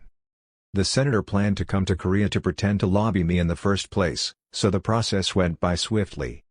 It's truly jaw-dropping. Jonathan Gray, the chief technology officer, spoke out of pure amazement. He was a great scholar who was also the head of JV's U.S. Research Institute. The production of the first model of mass-produced artifacts was also carried out under his general provision. Will this work like this even without the guild master later on? Yes, all you have to do is instill mana into it. It doesn't require an elite hunter, so there won't be any difficulties on your part. What I took out in front of them was the highest class of all the artifacts I had ever acquired. Imperial Army Tactical Fortress Construction Kit, Rank, X. Item description: the key power of the Sabrarian Imperial Army that made any space into a battlefield at the user's will, is the kit to construct a tactical fortress. The completed fort is unable to pass through gates due to its mass and density. It would be wiser to begin the construction in the dimension where the fortress will be operated. Precautions: administrative measures under number 101-6888 of the Business Regulation restricts the complete manifestation of its performance. Suppose the dimension on which this kit is operated is in the tutorial phase. In such a case, the number of complete forts that can be constructed will be limited to 1. The condition will be applied regardless of whether construction materials have been secured. A tactical fortress. When you were talking about it through the call, I was wondering what kind of nonsense you were talking about since it's way too extraordinary to be believable. I injected mana into the item that the Ministry Spirit handed over to me after limiting its functions. After that, light shot out of the cube that had a size that could be held in both hands. As soon as I placed it on the ground as guided by the message, the rays of flash divided into two, one coagulated in a circular form right on top of the sphere, making a sphere created out of light, and the other made a giant hologram window-like object. I could see that the hologram style was very similar to the mana screen that the Ministry Spirit was looking at. However, it was different in the sense that even people without the successor's eyes could see it and its contents. So, correct me if what I understood it the wrong way. But Senator spoke in a voice mixed with awe. That screen-like hologram is a kind of manual, right? It shows what materials and how much we need to build a fortress? That is correct. And we just put the material that the hologram demands into that circular sphere of light? Like pouring ingredients into a pot? Well, it's not the metaphor I would have gone with, but it's accurate enough to describe it. I wondered how it would function as a production kit, but as I activated it, it was a lot more intuitive than I thought. As if playing a game, one just needed to supply the necessary materials and put them in that light sphere. All other complicated processes were nullified and omitted. There was no need for engineers or construction equipment. Complicated calculations, actual measurements, polishing, and assembly were no longer required. The hologram was clearly telling us that we just had to pour all the ingredients it required into the sphere. After that, the light bulb would produce a giant tactical fort in front of us like a magic box. It's a very thoughtful approach. It's as if it's hastening the civilization and the species that got this item. It's like it's trying to say that it'll show us a sample here, so we have to study it as much as possible carefully. Assuming that that was the intention, I spoke to the two. Unfortunately, the explanation is in Archid language, and you will need to check it by regularly tearing an analysis scroll. Jonathan replied, saying not to worry about it. His eyes shone with intense determination and fiery passion. Thanks to the generous budget you provided, you don't have to concern yourself about that at all. There was also a video of what the completed tactical fortress would look like in the hologram, and the senator could hardly take his eyes off of it. You're saying that if we do finish it, we'll be able to make something like that? We should not stop at simply making the fortress. We needed to study its principles to develop Earth's civilization even more at a fast pace and to build the base to handle the main quest. According to the item, that's what would happen.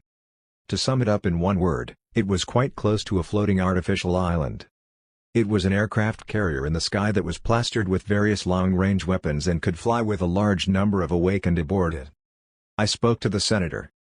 I was thinking if we could put a large amount of JV money into procuring construction materials to build it for the time being. Why do you need to ask me about that? Of course, I agree. I will cooperate and provide the materials available only in dungeons. No, you'd better not mind that. Senators made eye contact with me and spoke in a serious tone. By the look of it, we don't have to waste the time of a person as big and busy as you. I would rather just outsource the S-class hunters. He spoke determinedly. So, focus on doing something more important. Although it's hard for me to even tell how far the plan in your head has reached by now. I replied with a smirk. A job like getting another item like that? He was so quick to respond. Yeah. X-class items. I didn't even know such things existed. I looked at the senator, who was relaying calls everywhere, and the chief technology officer, who was talking seriously with the researchers that came along. While doing so, I pondered in silence for a while. Adam and other species call the items with the imperial keyword heritages. That's not the right expression. For most people, the birth and destruction of the Subrarian Empire is not a thing of the past. They think of it as an event that will happen in the future. Naturally, items called heritages did not come directly from that era. Those were reproductions made by many of my reincarnations in conjunction with the system in the past. They had reproduced the incredible invention that would be created in the future beforehand. The reason was evident. When a civilization that has gained strength during the tutorial phase gets its hands on something like that, of course, it will take it apart and study the principles. It's some sort of out-of-place artifacts, after all. They were all super-civilized mysteries that emerged against time. In that way, my reincarnations and systems in the past encouraged and urged modern intellectuals to develop faster. It's all for the sake of shortening the development speed that would have taken forever at this rate and eventually become a seed for the greater empire. But from a certain point, things started to be out of tune. The frequency of discovery of ruins, which should have been much higher by then if it had continued with the trend, had begun to decrease. The change's timing coincided with when it was confirmed that if the successor were identified by the system, that cycle would fail. It wasn't that the reincarnations were controlling and managing the entire aspects of the system. They had no such luxury for it when they were completing their destiny as well. That is why they granted automated authority for certain aspects. They allowed it to develop alone by itself. As artificial intelligence, that is. That must be one of the reasons why the plan went wrong. She said that it's still out of my power to dig deeper into it.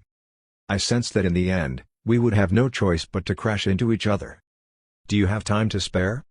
As I returned to my office, parting ways with them, Adam knocked and pushed his face in as if he had been waiting for his turn. It's been a while. I heard you were looking for me?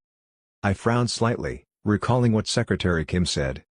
I heard you were involved in something troubling. What is it? At that moment, Adam made the darkest expression I'd ever seen him make. I bring you bad news and even worse news. Which one do you want to hear first? Bad news first, I guess. What the hell was going on? That was the first time I saw him showing that kind of attitude. Adam sighed deeply, then spoke. I must apologize first. This was my mistake. What do you mean?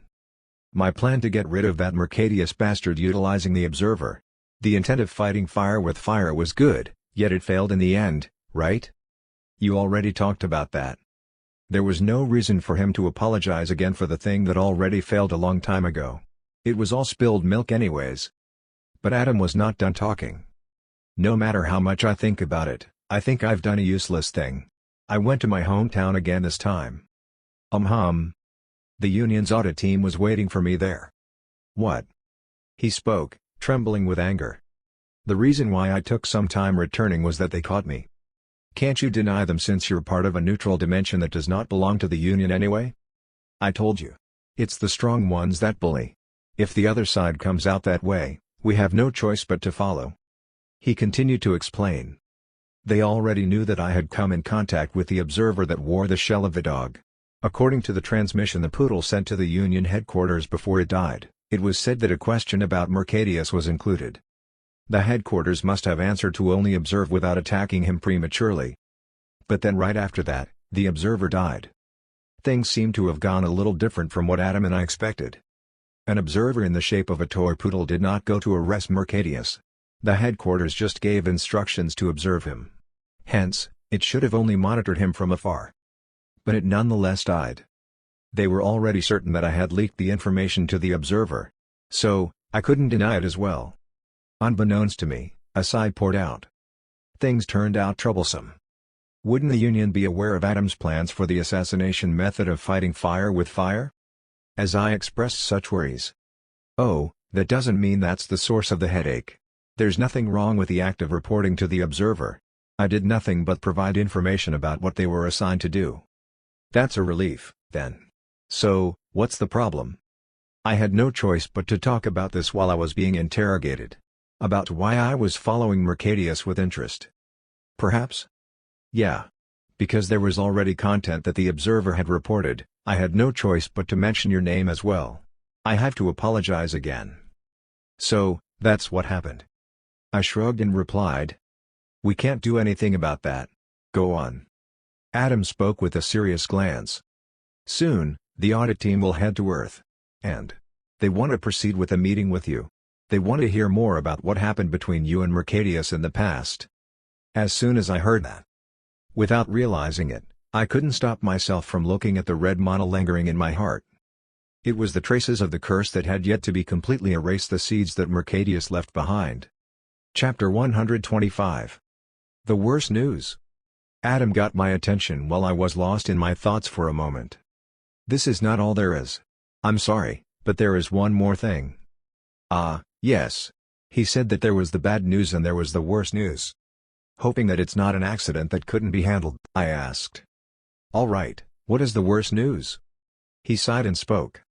The task to create and dispatch an audit team has been passed on to the Union-allied species albinos. ? And while they investigate on Earth, I can't stay on Earth. It's only a temporary action, but that's troublesome. Why is that so? It's the request of the albinos species. I caressed my chin and thought about the meaning that his words carried. Initially, I was planning to be around while they investigate on you. In any case, the Union's audit team is known to be notorious, and if the unfavorable factor that's albinos overlaps with it, he must have been planning to help me to that extent. But then, by the tone of it, it sounds a reason exists for me to be alert of the audit team. I knew full well the antagonism that Adam had towards the Union. But listening to his words at that time, I felt like he was talking on the premise that there was a high possibility that they would harm me. Adam kept the silence for a moment with a calm gaze. Then, yes. To be specific, you should be wary of albinos that comprises the audit team. Why? Seojin Wook. ? You must have noticed by now, but I'm trying to help you as much as I can. Yes, I am aware of that. Planning the instigated assassination by even mobilizing the Union was definitely a positive aid beyond what I imagined. Regardless of success or failure, that was. Thinking about it from back to square one, he initially proposed receiving a share of experience points in return for information provision. But as time went on, I began to question his motives. When we first talked, he acted like he was in dire need of points, but he acted like a monk with no worldly attachment at the onset of receiving the payment. The points he received so far in the process of helping me had always been the same, and he didn't expect much. Yes, I think you should be wary of the albinos. You shouldn't run into them without any countermeasures and without me around. This is a crisis, but it's not like there's no way to overcome it. What is the crisis, and what is the way to overcome it? He cleared his throat. To explain everything about it, one thing should be solved out first. That is? The hospitality I've shown you so far didn't matter since I've been able to handle enough on my individual level. But things will be a bit different from now on. You mean that this is going to be exceeding the personal level? Yes, I also need insurance to explain why you should be wary of albinos and help you overcome this situation. No matter how good our partnership is, I can't proceed with this as I wish to. It's because it's reached a level that connected our species as a whole. As I was listening to him, the scale has increased again. The thing called insurance is no big deal. You just have to answer one thing honestly. Then I will tell you what I couldn't talk about until now. Adam stared at me with his calm, clear eyes and asked. Then, I will ask you, Seojin Wook. An unexpected question came out of his mouth. Are you the successor? Silence flowed between us for a while. Honestly, I didn't expect him to thrust me into this hot seat like this all of a sudden. He stared at me gently and continued. The reason why I'm convinced that the albinos are dangerous is that I think that you're the successor of the Empire. I judge that I'm more than 99.9% certain, but it's not 100%. I would like you to tell me using your mouth itself. Nevertheless, if you deny it, I cannot mobilize our species. He continued while crossing his arms. But don't be mistaken. The promise that I will help you on an individual level will continue. I thought about it. How could he have noticed? Like how I questioned from the first place, he might have noticed that I had too much imperial heritage. When I didn't answer right away, Adam continued. Since I suddenly pushed you to a corner out of nowhere, you must feel baffled, too. First, I will show you a reason to trust me. I nodded silently. I was telling him to keep talking. Our species had received a great help about 1,000 years ago from an alien that called himself the successor of the Empire. Was it one of the reincarnations of the successor? What do you mean by help? The body of our species was much smaller than it is right now. It was more undersized than the shell of the observer that you met. We were powerless, and there wasn't much of a civilization. We started the tutorial in that state, and originally, we were fated to die out without climbing the Tower of Choice. Do you know what that means? It means that you were fated to face the apocalypse. They couldn't close the gates and couldn't even start the main quest. In the end, were they destined to suffer the same fate as the Earth in my previous life? But it seemed like his world was still intact right at that moment. During that time, he came to our world. Summing up the words that he leaked out, he was considered as the successor that continued the objective of the empire that fell apart a long time ago. It seemed that the reconstruction of the empire was his ultimate destiny. Excluding the incorrect understanding that it fell apart long ago, what he said was close to the actual facts. He stayed in our world for a long time and helped us complete the tutorial. Even the Union left such a dimension to be discarded, and I often thought it was the right choice to do so, but he was different. Our species, which would have been destroyed without the successor, safely entered the main quest and obtained various X-class items. Artifacts significantly influenced the entire civilization. He spoke, extending both his arms. Most of them were items related to the genetic engineering of the ancient Sabrarian Empire. And the successor helped with all that? Yes. Even now, our species take pride in unrivaled high technology in the field. The secret behind it is the successor's help. What did he say the reason was for helping out and spending so much time and resources? It's like he volunteered for a job that even the Union doesn't want to do. Just for one world, too. He did not disclose it in detail. He only said that there would be a reason that we cannot be destroyed that way. There will be? His expression was vague. It was a tone that told me the speaker himself was unsure. Yes, he said there would be. The successor did not know the reason why we shouldn't be destroyed, but he seemed to have a distinctive sense of purpose that we shouldn't be discarded like that. I whispered inwardly. It was destiny. Like the destiny set to protect the Earth in my current life, the successor, whose generation I wasn't aware of, his fate must have been to save them from complete destruction and eradication. It must be that they should live to create a butterfly effect which would result in the Empire becoming stronger. That's why we remain neutral without joining the Union until now. According to the belief of the Union, it was natural for us to be destroyed. The unqualified dimension disappearing before they reached the main quest is the providence of the system. The dimension that was almost ruined by the system would have been reluctant to immerse itself in a group that fully praised the system. Now, if you are indeed the successor, there must be something that you have felt by listening this far. His heavy glance fell on top of my face. Seo Jin-wook, I would like you to answer me now. Are you the successor? Adam, while asking so. Pot. He created a sentence with mana around his chest. If there were no such thing as the successor's eyes, I wouldn't be able to see others' mana or even those sophisticated shapes. If I identified the content, then it would prove that I was a successor. Wah? He indeed knew everything about me. Even my unique skills. I turned my eyes away from the sentence of mana and stared at the other person's face. If what he had said so far was true, the memory of the successor who helped them a long time ago would also have settled into my unconsciousness. And it must affect me so that I could make the right choice. Regardless, I didn't have an objective and absolute basis in my hands to determine whether Adam's proposal was purely in good faith. So, I decided to believe in my own judgment and my choice. Exclamation mark. When I made up my mind, as if a small bubble came up from under the deep water. The pushed-up meaning indescribable by language permeated in my head and changed to conviction. As I made the decision, I spoke to him. Yes, I trust you. I will trust you. I don't know what the old grudge of the Youngkins is, but let's put our heads together.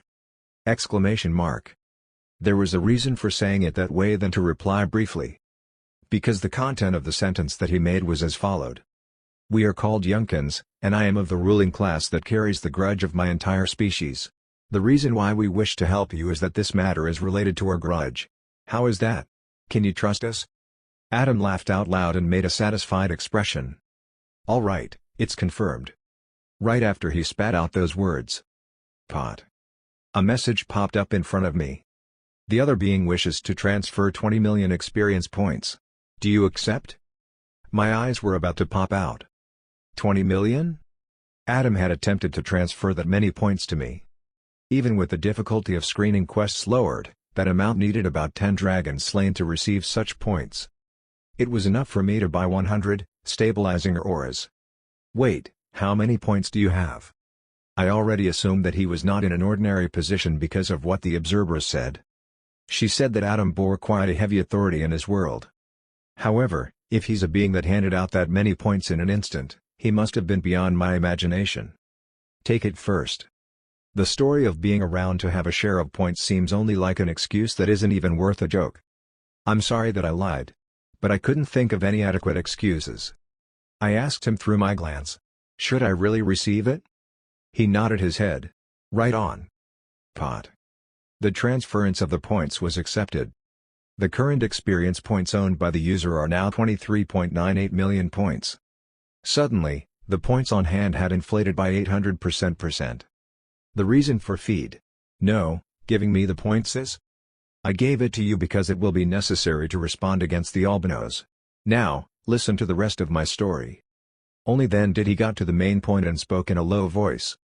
As a matter of fact, it is quite easier than you might think to confirm if you are the successor. The thing that made me convinced appeared when the observer was scanning you. While speaking, he pointed to his head. I realized its meaning as well. And as we know, the successor had passed down its existence for a very long time. I nodded. He was on the right path. In the meantime, if there is a species that he has formed not only friendly relations with but also erased heavy debts, wouldn't there be a species that he has become the mortal enemy of? It was a story that made sense. If in the process of achieving his destiny, he caused harm to a species without a choice, and if in that process, the identity of the successor had been revealed. Ah, wait a minute. I had a sense of where the story was heading. As I glanced at Adam amid the ominous presentiment, he slowly nodded. Yes, the information about the successor has been passed down through the shadows. And the albinos are one of the species that know about his existence. I don't know of the exact reason, but they have a deep grudge towards the successor. It has reached the point where if they meet an entity that is suspected to be the successor, they will ground them up alive without mercy. My head ached. What the hell did my reincarnated entities had been going around doing? After a few days of conversation with Adam, he went back to his hometown. He said he also had something to prepare there. He decided to let me know when the audit team would come by different means. In the meantime, the only thing I could do was to prepare to proceed to the main quest by clearing the screening quest one after the other. Quest name, Verification of Qualification, 2.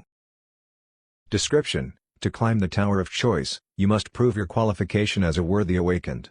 Among the dungeons opened in your world, attack one dungeon in which a dragon appears as a boss. Rewards: from 2.5 million experience points based on contribution rate. This quest can also be shared with non-chosen. Is it a dragon slaying quest again? Nate, who checked the message, spoke while nodding. Back then, I took it down alone, but now that the battle force of the two of you has increased a lot, it will be much easier.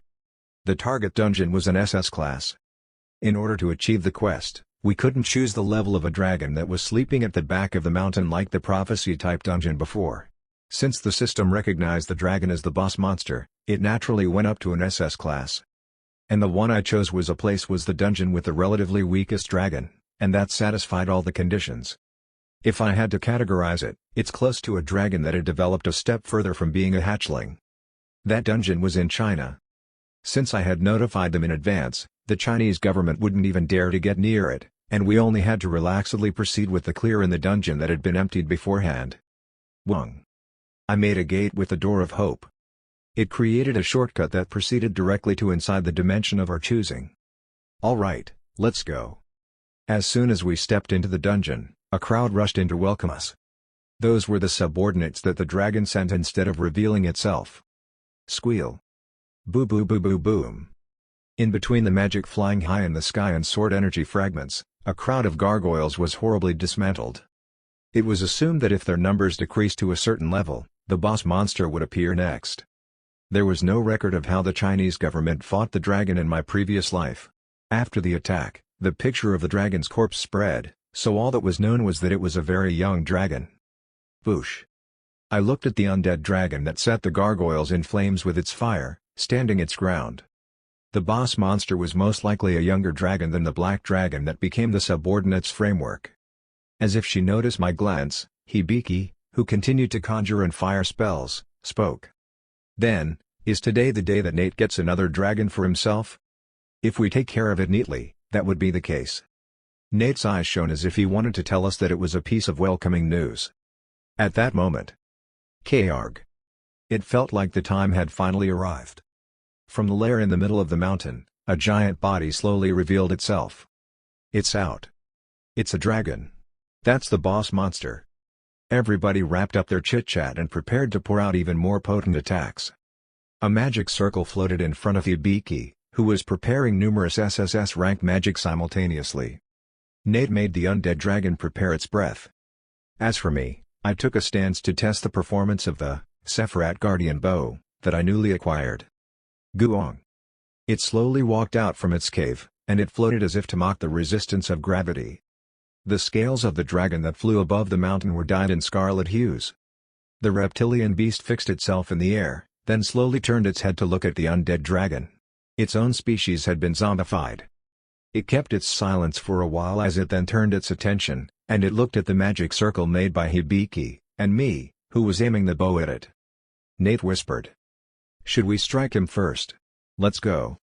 In the chilling tension, as if to confront in the middle of a snowstorm, we were completely ready to pour out attacks beyond the gargoyle crowd. But the desperate mental wave sent out by the dragon shook everyone's mind.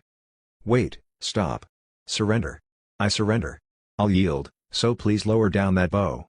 Get rid of the scary magic circle, and please stop the horrible insult of the dead. I'll surrender. I'll absolutely surrender." Chapter 126. Enter, the boss monster. It was an unexpected reaction. Surrender? Nate and Hibiki glanced at me with confused looks as if to ask me what they should do. I yelled at the opponent without releasing my hands from the bowstring. Slowly approached towards our direction. In my head, I inferred the intention of the opponent. A dragon that declared its surrender was an event that I had never experienced in my past life. Is it because it had just moved on from being a hatchling? It must have judged that there was simply no way that it could win by fighting us. Could a similar thing occur to the Chinese hunters that cleared the dungeon in my previous life? I didn't know if it surrendered or not, but what I was sure of was that they killed the dragon in the end. Originally, it was an event that's supposed to unfold 2 years from the current time. The scarlet dragon received the rich light of the sunset on its back and slowly descended. As if to show us that it had no intention to threaten us or that it didn't have any hostile feelings, it gradually lowered its altitude. "Can I make my body small so that it is easier to talk?"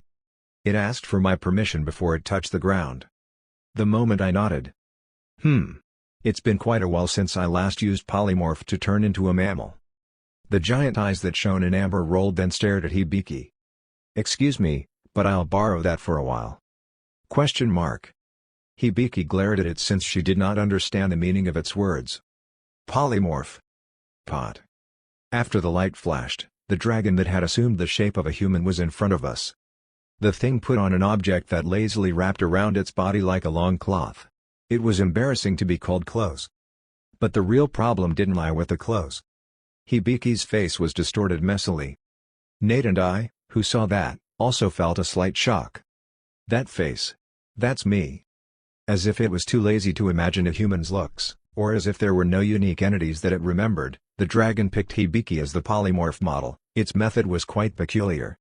If it had just copied her face, it wouldn't have been that weird looking. The dragon, which imitated my colleague's body and face, had removed all the hair that was seen, including hair and eyebrows. Thanks to that, without wanting to, we got to know what Hibiki would look like if she had shaved her eyebrows and became bald. The dragon cited a translation spell. Then, as if it understood our reaction, it shrugged. "The species like you that are used to hairs growing out of your body wouldn't understand. But I can't handle the itchiness and tickling feelings of such things brushing on my skin." Just because the body changed, it didn't mean the mind would change as well. The dragon, which was used to its scaly body, expressed its uncomfortable feelings regarding having fine hairs on its skin. From the human perspective, it must be of a similar sensation that one got when the tag on the clothes roughly brushed through our skin and to the point where it became annoying. Was that also because it's only a young dragon? The dragon, who asked for our understanding like that, introduced itself. "I'm Euclid. And you guys are?" "I'm Nate."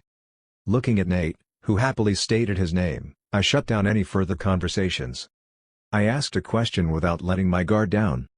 "Surrender?" It's different from the reactions of the dragons that I have experienced so far. How can I trust you?" Then the dragon spoke, blushing a little. "Well, it's not like I have any choice. No matter what the ego of a dragon may be, I have to live first." As it said that, it spoke while pointing at the Sephirat guardian bow that I held. "That thing, that's the bow that the tree-protecting ghosts carry around, right? I can't tell if that's real or fake. But if the system had touched it, it would have surely recreated the performance. How can I win against people who carry those around?" Then, it lamented about its situation, trembling. "Oh, how am I so unlucky? Of all occasions, at the timing that it's not even been a few years that I got involved in dimensional interference. This is a dungeon, right? Is that the case?" An ironic situation occurred where the boss monster of a dungeon asked the expedition team that came to its territory if it was in a dungeon. This is all possible because it is a dragon and not any other normal monster. Most of the dungeon monsters were always cast in a frantic state. They revealed vicious hostility and aggression toward the awakened as if its calmness and judgment had been detached. But a creature at the level of a dragon was different. That was evident on the entity in front of me right at that instant. It is. Am I? Are we in a situation where I'm the boss monster of this dungeon? Nate replied in a cheerful voice. Yup. They said this dungeon would be cleared by killing you. As if the dragon was experiencing migraines, it frowned deeply and touched its head. Damn it. In fact, a clear wasn't only possible by necessarily killing the boss monster. The clear condition actually explained it in this way: handle the dungeon's boss monster. The word handle was usually understood as getting rid of it by killing it, when in actuality, a trick or exceptions existed. While I was lost in my thoughts for a while, the dragon muttered, complaining. No wonder I couldn't move even if I tried to fly beyond the horizon. It was as if I was blocked by an invisible wall. The boundaries that the gargoyles, which were my subordinates, easily passed through. That is why I was staying put in this place. I have been locked up in here for a year without being able to do anything. It was of a different case from the black dragon that had become Nate's subordinate. Since he wasn't the boss of the dungeon he was staying at, he could run away beyond the boundaries. Although, he did get caught and became my colleague's subordinate before he could do that. Nate fixed his gaze in the air and spoke. What should we do? I can still see it. The system message says we need to get rid of you. Then suddenly, the dragon desperately spoke. Don't do that. Why should you commit such a barbaric act between intelligent beings? Do you need to kill me because the system says so? I'm sorry about sending the gargoyles a while ago. As soon as you guys came near, the lunatic voice went feral and told me to kill all of the intruders. I had to do something about it. Nate said that the black dragon had experienced a similar experience when he browsed through it using the memories of the dead. It was the voice of temptation that told monsters to capture and kill the awakened that had entered the dungeon. I'm sorry. I didn't know you guys were such powerful beings. The dragon in front of me spoke so calmly to the point that we couldn't imagine that its life was in danger. In that attitude, there was no servitude, despair, or fear. It was a tone that was trying to make us think logically about how it could live and how we could benefit as well. It was too different from the black dragon that we experienced. Listening to what it said, it appears that it had been staying in here for more than just about a year. Is it because of the difference in the duration of stay in the dungeon? Or is it the difference of how long one is exposed to the voice in their heads? The dragon gave a proposal. All right. How about this? If you let me live, I will give you all the treasures in the lair to you. Then the dragon began to speak passionately, saying that it could help us with anything that we wanted for as long as we didn't kill her. It said that it was such a waste for a young dragon that had only lived a few hundred years to die like that. Hibiki talked to the dragon, who mimicked her face, with a look of embarrassment still lingering around her expression. The problem right now, our main objective is to clear this dungeon without fail. If you can't escape beyond the boundaries because you're a boss monster, there is no other way. I even tried to change my approach. I attempted to go out of the gate polymorph to a gargoyle, but that didn't work either. Yes, that would have been the case. Dungeon creatures or monsters can only go out of the gate by being judged as a possession of an awakened. If not, all the monsters could have freely escaped the gate. All the dungeons out there would have collapsed as well. Possession? The dragon frowned a bit. A human will own me? Having listened to that point, I made a decision. If I wanted to hunt a dragon, I could indeed do that as much as I wished to. However, since the situation turned out like that, there was something that I wanted to experiment with. I remember a case in my past life where a hunter with a tamer-type skill had tamed the boss monster. The hunter then brought it to the earth while it was in contact with his body. Even if he didn't necessarily kill it, the dungeon was cleared when he succeeded in taming it. The change in its state that made it unable to attack the awakened had been judged that it was subdued. According to the dungeon, he had neutralized it. The problem was that nobody had a skill at a high enough level to tame a dragon. Since I had never seen it, I couldn't even reenact it. However, I don't necessarily need to follow the same method. Then, let's do it like this. I took out a special paper and pen from the snake inventory. Recognizing its identity, Nate and Hibiki spat out an exclamation, saying, "Ah!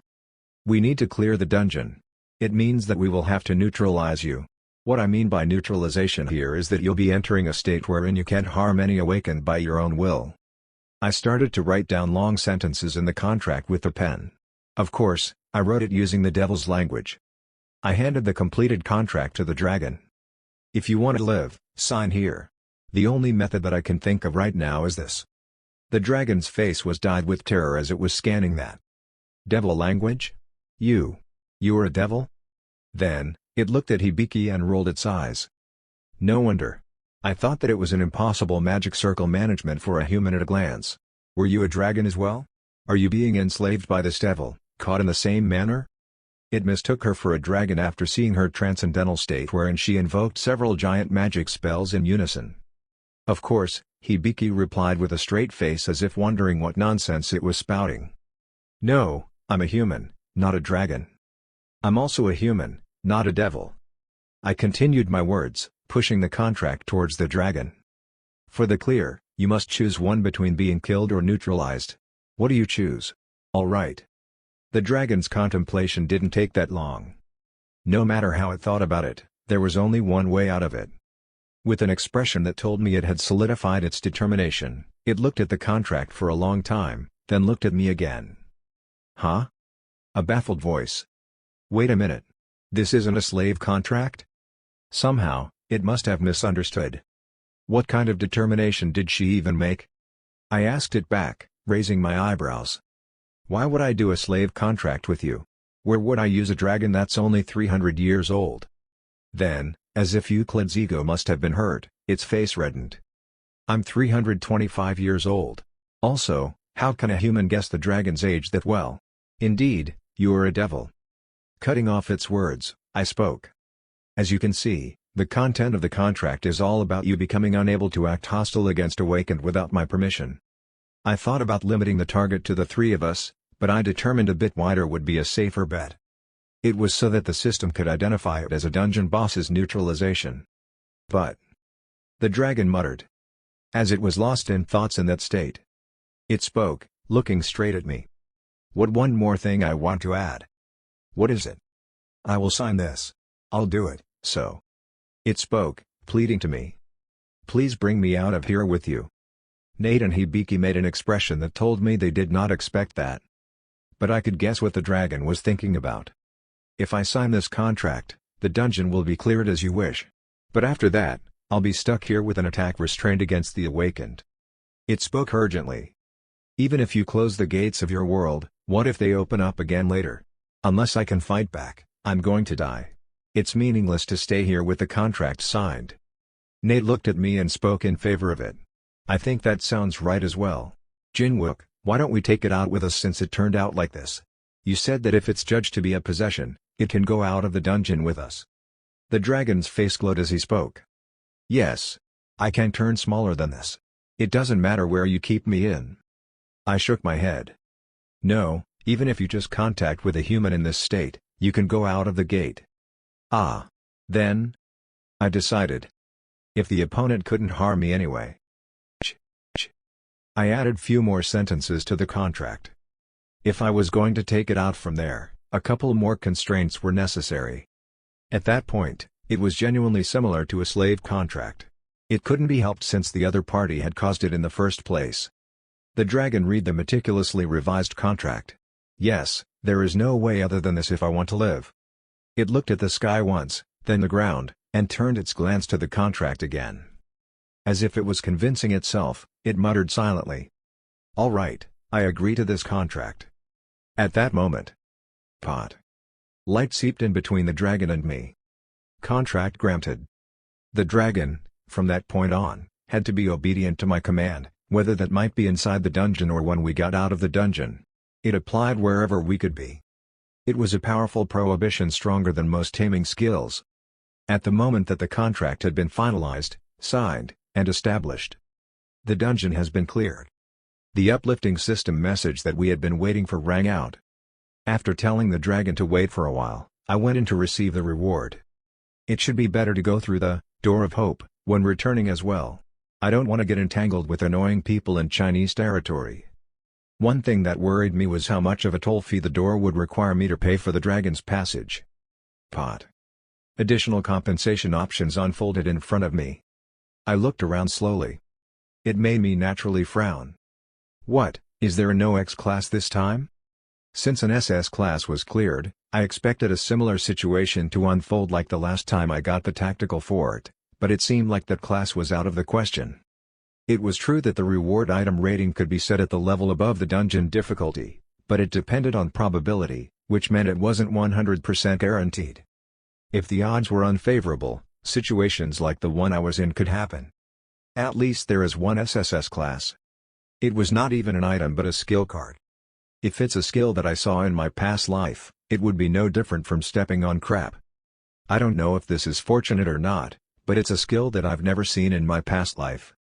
It's a standard SSS class skill card that I couldn't reenact by remembering it. I contemplated for a while, but I don't have anything else to choose, anyway. The mana movement that was much more complex and sophisticated than other SSS class skill cards slightly raised my expectations as well. I select that one. I chose it as my reward. Boosh. The powder of light shone, and the card appeared in front of my eyes. What the hell is this? Unbeknownst to me, I spoke to myself. Chapter 127. Strange card. The card that appeared in front of me was different from anything I had ever seen. There was no subtle golden radiance painted on the surface, nor any elegant decorations like a work of art made with arcade characters. It was just black, rectangular darkness as if like a piece of paper was dipped into a puddle of ink. And at that moment, I groaned without me realizing it. Blood? The 3 scars engraved on my finger, the holy scars placed on my body by the god of magic, Igris Sho ached. Blood trickled down from the spider bite-like marks. I realized it just before I even habitually talked to the divine power detector. Or the devil's sword. I paused after realizing that no other intelligent being could follow it in the space I was in. If the traces of a divine being are reacting, then that means that too is. I reach out to the card with caution, using my hand that wasn't imbued with holy scars. The moment my body came into contact with it, the system description popped up. Random card of fate, rank, SSS. It is a skill card imbued with a blessing of the entity in charge of luck and probability. Measure your luck with this card. If you feed one random card that you possess to this card, it returns 3 pieces of random skill card of the same level, and the result will help you determine your fortune in the near future. Fortune interpretation. If you got back 3 skill cards in return. Extreme luck. You will be able to meet a person that is special to you in the near future, acquire valuable wealth, and accomplish your goals excellently. If you got back 2 skill cards in return. Adequate luck. There is a high probability that your current plans will work out well. But don't be relieved just yet. Fortune and misfortune go hand in hand with each other. If you only got back 1 skill card in return. Your state is like a sailboat on a sea without even the subtlest blow of wind. No flow of fate at this moment will affect you. Every action will return as a result of faithful causality. If you got 0 skill cards back in return. A bearable misfortune. Don't be frustrated, and let yourself be satisfied that it's only this much. If you have any plans, it is recommended that you do a full-scale revision on it. Risky attempts aren't advised either. Now is the time to keep your head down and wait for this wind to pass. You who have witnessed the destruction of the random card of fate without any return. Inescapable misery. It's dangerous. It's ominous. It may be irreversible. Get rid of everything you've planned out in your head. Don't forget to get rid of everyone involved around that for a while as well. Keep in mind that misfortune does not come alone, and be prepared to survive a more significant storm. I returned to the dungeon for the time being. As soon as the surrounding landscape changed, the devil's sword on my back shouted like it was going to die after recovering its cognition. Arg. You. What the hell did you do this time? You went to get your reward. But why are you carrying such a strong stink right now? The sacred power detector was working well that day as well. I hovered the black card I received in the air with psychokinesis and widened the distance with a frowning face. The two people, excluding me, had returned first. Huh? What's that? Is that a skill card? But it looks so strange. As the card moved away, the blood that flowed from my hand stopped as well. The devil's sword saw that and murmured. What? Is it? I nodded. Yes, I think this is. Euclid, who was interestingly observing the conversation being held between us, approached the card and recited a spell. It was, analysis, magic. The dragon then opened its eyes wide as if it had confirmed its identity. Wow, my word. It's a sacred item. Lucky you. The devil's sword was shocked and shouted at me through a mental wave. You were rewarded with a sacred item as a dungeon's additional compensation? It was a precious object with the power of a divine being. Yes, and I think I know which god's blessing it contains as well. The being that endowed blessing on that card was the entity that controlled luck and probability as explained by the system. Other nicknames included but were not limited to, the mainstay of the fairest scale and the one who is asleep in the valley of the convergence. And the name I knew it of was Ramongskirt. It was a being that was equal to the magic god, Igra's show. I could understand why blood started to flow from my fingers. Different gods tended to repel each other. What the hell? Are you? Vain telepathy flowed into my head as if it were absurd. In contrast, the dragon gave a recommendation, its gaze sparkling. Why don't you give it a try? I've never seen anything like this before. This is a gift from the god of luck. I consulted with the devil's sword for the moment. Like last time, feeding the card over there won't result in forced reception, will it? The nightmare I had with Igra's show came into mind. No way. That's not alive like the sacred beast, and it's a sacred item, so it won't even have an intellect. I contemplated about it for a while but ultimately decided to feed only one instead of experimenting with several cards. I had analyzed why I got Igra's show's attention the other time. I speculated that it might be because I had dedicated way too many monsters all at once to it and upgraded 7 cards in return. Perhaps, it was because of the excessive volume of work I did. Then only one card, it is. What I took out from the snake inventory was an SSS class, wide-range teleport, magic card. It was an SS class teleport card that was upgraded to the next level through the holy water, but since it couldn't be used by most humans monocapacity in that time and age, and it couldn't be sold, it was a card that had remained in my possession. Okay, I'll try it now. I left the devil's sword far away and approached it with my holy scarred hand pulled back as far as I could. I brought the SSS class card in my hand near the random card in the air, and as I did so, the black card instantly absorbed the card, almost like it swallowed it, and I quickly widened my distance from it. The blood flowing from and the pain felt from the holy scar stopped again. I did expect it, but auto-healing doesn't even work on this kind of bleeding. As I waited for a while in that state. Wobble. Wow, that's amazing! Nate exclaimed. Something popped out of the black surface of the item, which then took the form of a card. With psychokinesis, I snatched whatever random card it spat out. It was 2 ordinary skill cards. I fed it 1 sheet and got 2 sheets back. It must be adequate luck. According to the system description, my luck applied for some time was not a bad trend. It was enough for the works I had planned to be solved well. And, what was fortunate most of all? I looked at the change of air. I also sensed the devil's sword paying extreme attention. It was worried that the whole place would turn into holy ground, or I would be dragged into another space and come back being lathered with suffocating divine power again. But after a few seconds, nothing changed at all. Phew. Looking at me so deeply, the 2 humans and the dragon made a strange face. Yeah, there isn't an observable anomaly with only 1 sheet. But still, be careful about feeding too many cards at once or often. Until you fully understand the mechanism, that is. Then the sword corrected what it just said. No, it would be absurd for the mortal to predict the properties of the sacred items that the gods imbued by using their heads. I will still remain careful about using it regardless. I talked to Nate. Will you keep this card for the time being? If I kept it with me, I would keep bleeding as you just saw a couple of moments ago. Yes. I got it. The sacred item was absorbed into Nate's shadow without any problems. I then checked the messages that came up due to the 2 regular cards in my hand that the card spat out. Huh? My face, which had been stiff from nervousness, became a little relaxed. Duplication, rank, SSS. If an awakened with a buff state of this skill uses one skill in a row twice, the second skill will be activated without mana consumption. Operation of the duplicated skill is limited to 5 minutes once a day. Mana Legacy, rank, SSS. Enables the transference of the active mana of the caster to another awakened with a 1-to-1 ratio. There is no limit to the amount of mana that can be transferred. For as long as the active mana and the mana capacity of the person subject to the skill allow it, the transaction would proceed. Mana transferred by Mana Legacy cannot be resent to another being through Mana Legacy again. My eyes were shining brightly. I've never seen the both of them before. Yeah, I had never come across both cards in my previous life. And just by reading the explanation attached to the skills, I should be able to use it to a great extent favorably. My heart skipped a beat. Let's experiment right now. Huh? What is it?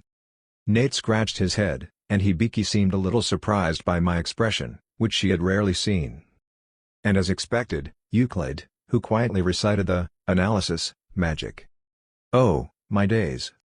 She was staring at me with her jaw about to fall out. Indeed. Looking at the cards and the bow you were holding, did you really get chosen by the god of luck? I replied to her query while smirking wide. It would be a big trouble if I really was. Because that god, aside from luck, governed misfortune as well. Neither of the SSS class skills was intended to be mounted in my slot. If I did that, I'd be the only one who could use it. On the other hand, if I put a card in an empty slot of a colleague, I could simply just look at it and imitate it. Through that method, 2 people would be able to use the same skill. Coincidentally, there were empty slots, so it was decided that duplication would be learned by Hibiki and Mana Legacy by Nate. And they also agreed to conduct performance experiments at the dungeon before returning to Earth. There was no place like an entirely different dimension that would give us the freedom we needed to try the skills out as much as we wanted to. Then, Hibiki shall go first. Among the skill that you can use right now, is it that one that consumes mana the most? Hibiki nodded. Yes, it is, Meteor Strike. It was a magic spell made available thanks to learning the SSS rank Summon Mastery. The spell was barely enough to be cast once with her active mana, which was just over 26,000. Well, shall we go do that? Hibiki used the skill first. Duplication. A complex mana pattern was observed, seeping like smoke and wrapping around her body. Oh, that's what it looks like. At that moment, Hibiki should be able to activate the meteorite summoning magic twice in a row without a potion, which initially could only be used if she emptied her mana capacity. Although duplication had restrictions on the use of continuous activation, it was possible to reduce delays as much as possible with time difference multi-recitation. But of course, I didn't mean to be satisfied with only twice. I copied and reenacted the mana pattern that I just saw. Unlike Hibiki, however, I did not designate the buff application subject to myself. Of course, the target was Hibiki. Duplication. Due to that, the fog made out of mana surrounding Hibiki became too layered. Now, then. She nodded, and Hibiki recited the spell. An enormous magic circle appeared in front of her. Meteor Strike. Rumble. Immediately, a black gate arose within the boundaries of the dungeon. Swish. A massive meteorite fell from beyond the dark space. And then. Boom. A violent impact quaked the earth. The ground lost its firmness and fluctuated. Even though the summoning location was set up on a plain far from the mountain where Euclid's lair was situated, the big shock wave reached all the way to where we were. In my eyes, I could vividly see the ground over there melting down and being crushed like clay. Rumbly. Clouds, dust, and flames rushing up like an avalanche filled the space. The place where it landed became a gigantic crater. Whoa! Nate exclaimed with excitement. But it didn't end there. Although she stumbled since she was in a state that was close to mana exhaustion, she immediately recited the same spell one more time instead of drinking a potion and waiting for the mana capacity to fill up. Meteor Strike. Satisfyingly, the second meteorite fell. The ground, even though its wound hadn't healed yet, was once again horribly violated. Boo-boom. Rumble. I nodded my head. As expected, the second activation didn't consume mana at all. I saw it in my eyes. The mana in Hibiki's body was no different from right after she recited the first spell. It gently splashed around her core, maintaining a shallow depth. Up to that point, it was considered as common usage. But the most important part of the experiment came from beyond that. Now, again. One from me, and one from Hibiki. As a result, duplication was superimposed and applied to Hibiki's body twice. The question was if the system would add them together or multiply them with each other. Here it comes again. The third meteorite. Boo-boo-boom. Mushroom clouds repeatedly rose and then crumpled again, spread out, and were swallowed by the flames that pushed from below. The heat that engulfed the sky made even our location become heated up. Euclid muttered distraughtly. I don't think even my dad would have been able to cast 3 meteorites this fast. The most critical phase was coming. Hibiki and I exchanged glances. It was the moment when the hypothesis would be proven right or wrong. She recited the spell for the last time, and we all witnessed it. Eating up the sky above the plains, the fourth black gate increased its size. Okay. That's what I expected. The system interpreted overlapping duplications as x4. Through that, a foothold had been created that enabled any skill to be repeated 4 times. What differed from normally casting it was that it only used enough mana equal to casting it a single time for as long as it's within a 5-minute time limit. And from far away, that day's fourth meteorite crashed into the earth with chaotic noise. Thank you.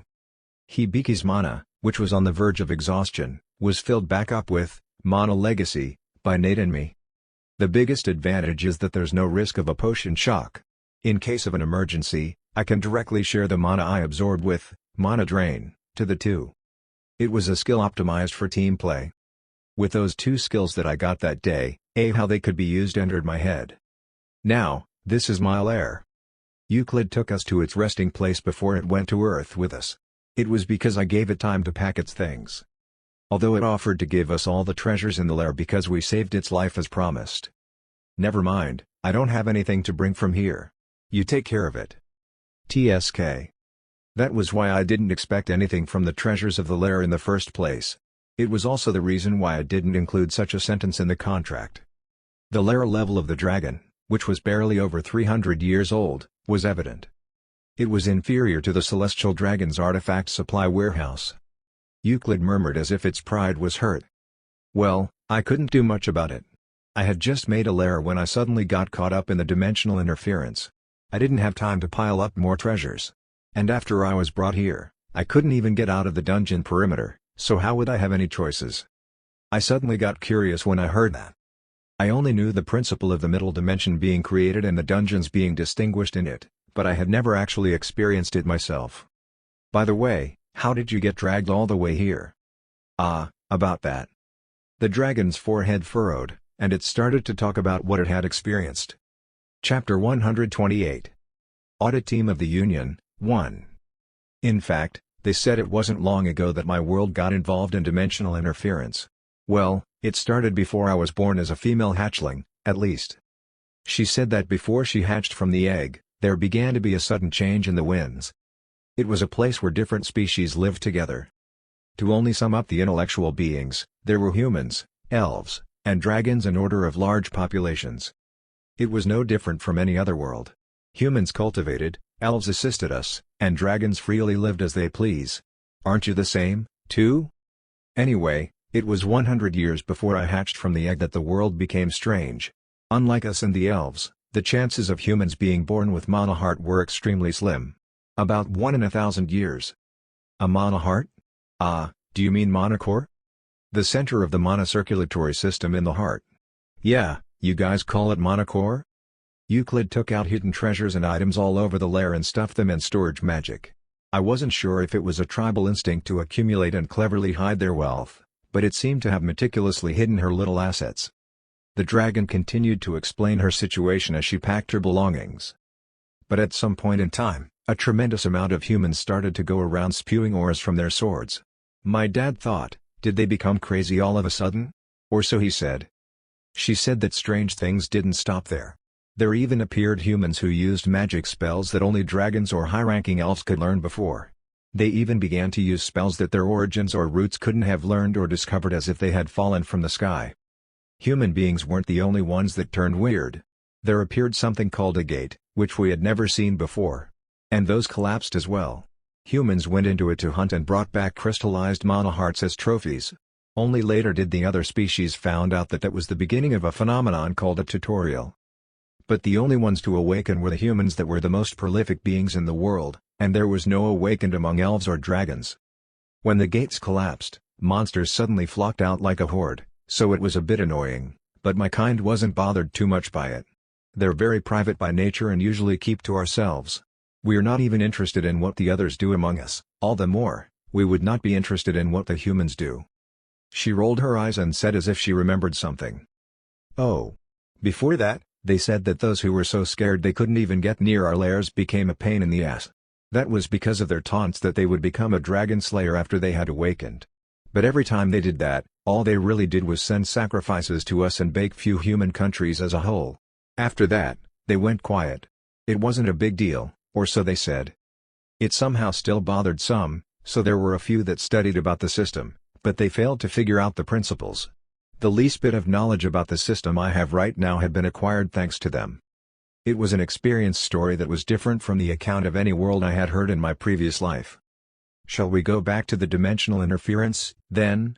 As time went by and as we entered the second half of the tutorial, the tower appeared, and humans started climbing it. The dragon continued. I heard that on the last floor, the awakened had to make a choice, I think? Whether to proceed with the main quest or close all gates to go back to what it was before. I nodded. That's right. People in our world chose the latter. It was an unexpected remark. What? Instead of moving on to the main quest, we concluded agreeing to return to the original state. It was the same choice made by Earthlings in my previous life. Why? Did the population decline too much? Did it reach a point where there weren't enough fighters to hold out in the main quest? No, this part is actually a disgrace to our species. But dragon's disgrace? The elder who was in charge of us as our lord at the time. And his irritation finally exploded. I think it was said that there were a lot of gates open around that guy's lair. He got angry that he couldn't live because of the noise and tried to push his way out of it. The one who wanted to go back to his old peaceful life was an ancient dragon. They couldn't win over him even if all the awakened humans rushed in and confronted him all at the same time. The story had quite an unexpected flow to it. In the end, humans lost the war against the Lord, and he, who took over all the human kingdoms, threatened the awakened to climb the Tower of Choice and to close all the gates. He said that otherwise, he was going to grill all the people he had taken hostage. Eventually, humans declared abandonment of the main quest regardless of their will. It was after that that the problem occurred. As the system promised the humans, all the gates were closed. It was the year I was born from the egg. But then, something even stranger started to happen. It was said that they witnessed the event that marked the beginning of the disaster in the capital of a human kingdom. The world shook, everything bent and liquefied like it was melting in the water, and the space of hundreds of kilometers in radius disappeared in an instant as if it were cut out with a knife. Since then, similar incidents had continued throughout the world. The perfect world began to deteriorate as if the flesh of a living creature had been sliced and cut out piece by piece. It was no different from all limbs being torn. From that point on, the result was that our space was ripped off all the way down to where my lair was.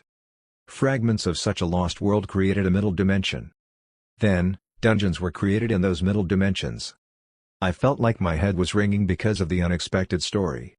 Looking at it, even in my previous life, I only knew that there existed a phenomenon called dimensional interference, but I've never heard of an alien race that went through it. What if the reason was that it happened only in a world where all the gates have closed? If so, did that mean the Earth of my past life was destined to go through something similar to Euclid's world later on, even if our plans had been successful? My thoughts deepened. First of all, how about changing your looks? If Euclid moved around the Earth with Hibiki's face, except with shaved eyebrows and hair, it would attract more attention than necessary. I don't care. But I can't think of any particular human face. I've never seen one this close either. After a moment of thought, she looked at the faces of the three of us carefully. And then, Euclid's face, as she appeared after the flash of light, had completely been changed. But then... Huh? It looks very familiar. Nate tilted his head. She mixed the faces of the three of us in moderation. Oh, yeah. No wonder. I felt quite keen to the eyes, but they're the same as mine.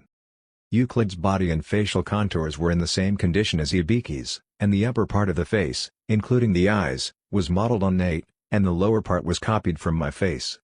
It might seem strange if one had unilaterally synthesized it that way, but she had found the balance without making it look awkward. Indeed, she was a great wizard. Weeing. I opened the door of hope, and entered the coordinates to return home.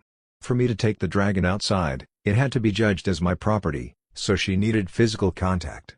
I took Euclid's hand and led her to the blue gate. Hibiki, why are you glaring with such a scary look? It's nothing. I heard the pestering conversation between the two behind me, but I had no time to look back. You need 60,000 monocores to transfer one human and one dragon to the destination dimension. I knew it was going to be expensive, but that was too much. It was fortunate that there was a core left unabsorbed in case of an emergency, but that was not a small amount for me either. Wow, I've never seen an artifact that works this way before. The dragon admired the portal without knowing how I felt inside. You'll have to pay for this entrance fee. Without knowing the fate ahead of her, the dragon looked just carefree. It was a few days after returning to Earth that the audit team of the Union contacted us. Adam was banned from entering Earth from the moment they landed on our dimension and reached out to me. I wasn't really that surprised because it was all I had expected. I thought they might come into contact in a deserted desert or a hill, but surprisingly, they chose a very humane method. Welcome. I have a reservation under the name Auditor. Oh. Your company has already arrived before you. Please come this way. Despite my expectations, they booked a restaurant in Seoul and called me. When the door of the room opened, 3 people, who looked like ordinary humans, were sitting on chairs waiting for me. I couldn't help but be nervous as I could vividly see Mana fluttering and seething even from beyond the wall. The staff who guided me closed the door again and left without recommending the menu or taking orders. The tallest of the 3 men spoke. A clear language that went through interpretation magic flowed from him. You don't have to worry about that human coming back. Even if we sit here for hours, that door won't open again, so sit back and relax. It meant that they had already taken a lot of measures to keep any intruders out. The man sitting right next to him smiled and spoke afterward. To ensure the psychological relaxedness of the subject, we are going to continue our queries while maintaining the appearance of a species like you. We also chose a place where you can feel comfortable. We could have proceeded with it at Mr. Seo Jin-wook's residence if you wanted to. No, I didn't want that. It is as they said so. I calmly threw my glance at the monocores, curled up in the hearts of the 3. They are powerful beings leaps and bounds beyond Adam and the observer we met in China. The system determined the ranking of dungeons, items, and skills, but it followed humanity's standards to let the people know which humans were of SS-class hunters or SSS-class hunters. The minimum standard for SS-class hunters was at least 30,000 mana because that was enough to be the top 0.1% of humans. However, what if we expanded the scope to a non-human species? Even if 10 Earth standard SSS-class hunters rush in on them, they wouldn't be able to beat even a single one of them. I ran a simulation in my head. What if I was dealing with them all at once with my pure power? Maybe I deal with one of them, but I'm definitely going to die in the hands of the other 2. It's a sure loss. I calmly reviewed the plan I discussed with Adam. I had to do my best to prevent my opponents from noticing that I was the successor. As you may have heard in advance, we would like to hear what happened between you and Mercadius. Don't be too nervous and speak comfortably. The Union is not a group that exists to harm the tutorial dimension. Rather, it exists for the exact opposite of that notion. Maybe the Union was like that. However, the members who composed it, the grudge that the Albinos carried, were a different dimension. That's what I heard from Adam. I'll give you as much detail as I can about what I've experienced. I adapted the story and told them all the details I could, leaving out contents about the skill, the successor's eyes, that I had and about the regression. According to my report, an unidentified person came into contact with the Celestial Dragon Guild people and tormented them with his unique skill. I also took out the part that I was under a curse. After hearing all the explanations, the auditors were lost in thought for a moment. They then finally brought up the main subject. Thank you for your cooperation.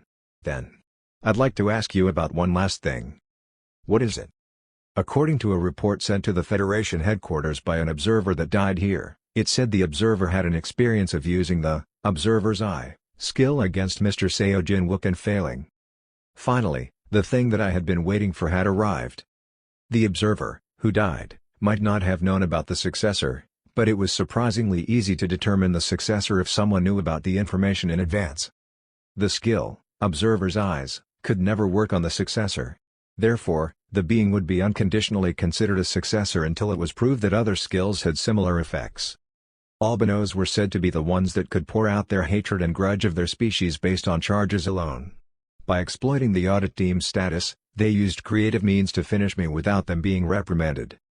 To determine the authenticity of your testimony so far, scanning you with observer's eyes is the most conclusive way. So, to avoid unnecessary misunderstandings, I don't know what means you've taken, but can you put it down for a while? What? I don't understand. The key to blocking the observer's eyes skill, whether it's an item or skill, please deactivate it for a while. I made an expression that showed that it was complicated. Then they exchanged glances with each other. He asked me a question with a wicked smile around his mouth. What's wrong? It's not that difficult. I shook my head and said, no, it's very difficult. There was a strange light in his eyes. Why is it so difficult? As you said, I know why. Observer's eyes doesn't work for me. But it's impossible to stop it at will or temporarily disable it. The albino species, covered in human shells, spoke as if they wanted to hasten my confession.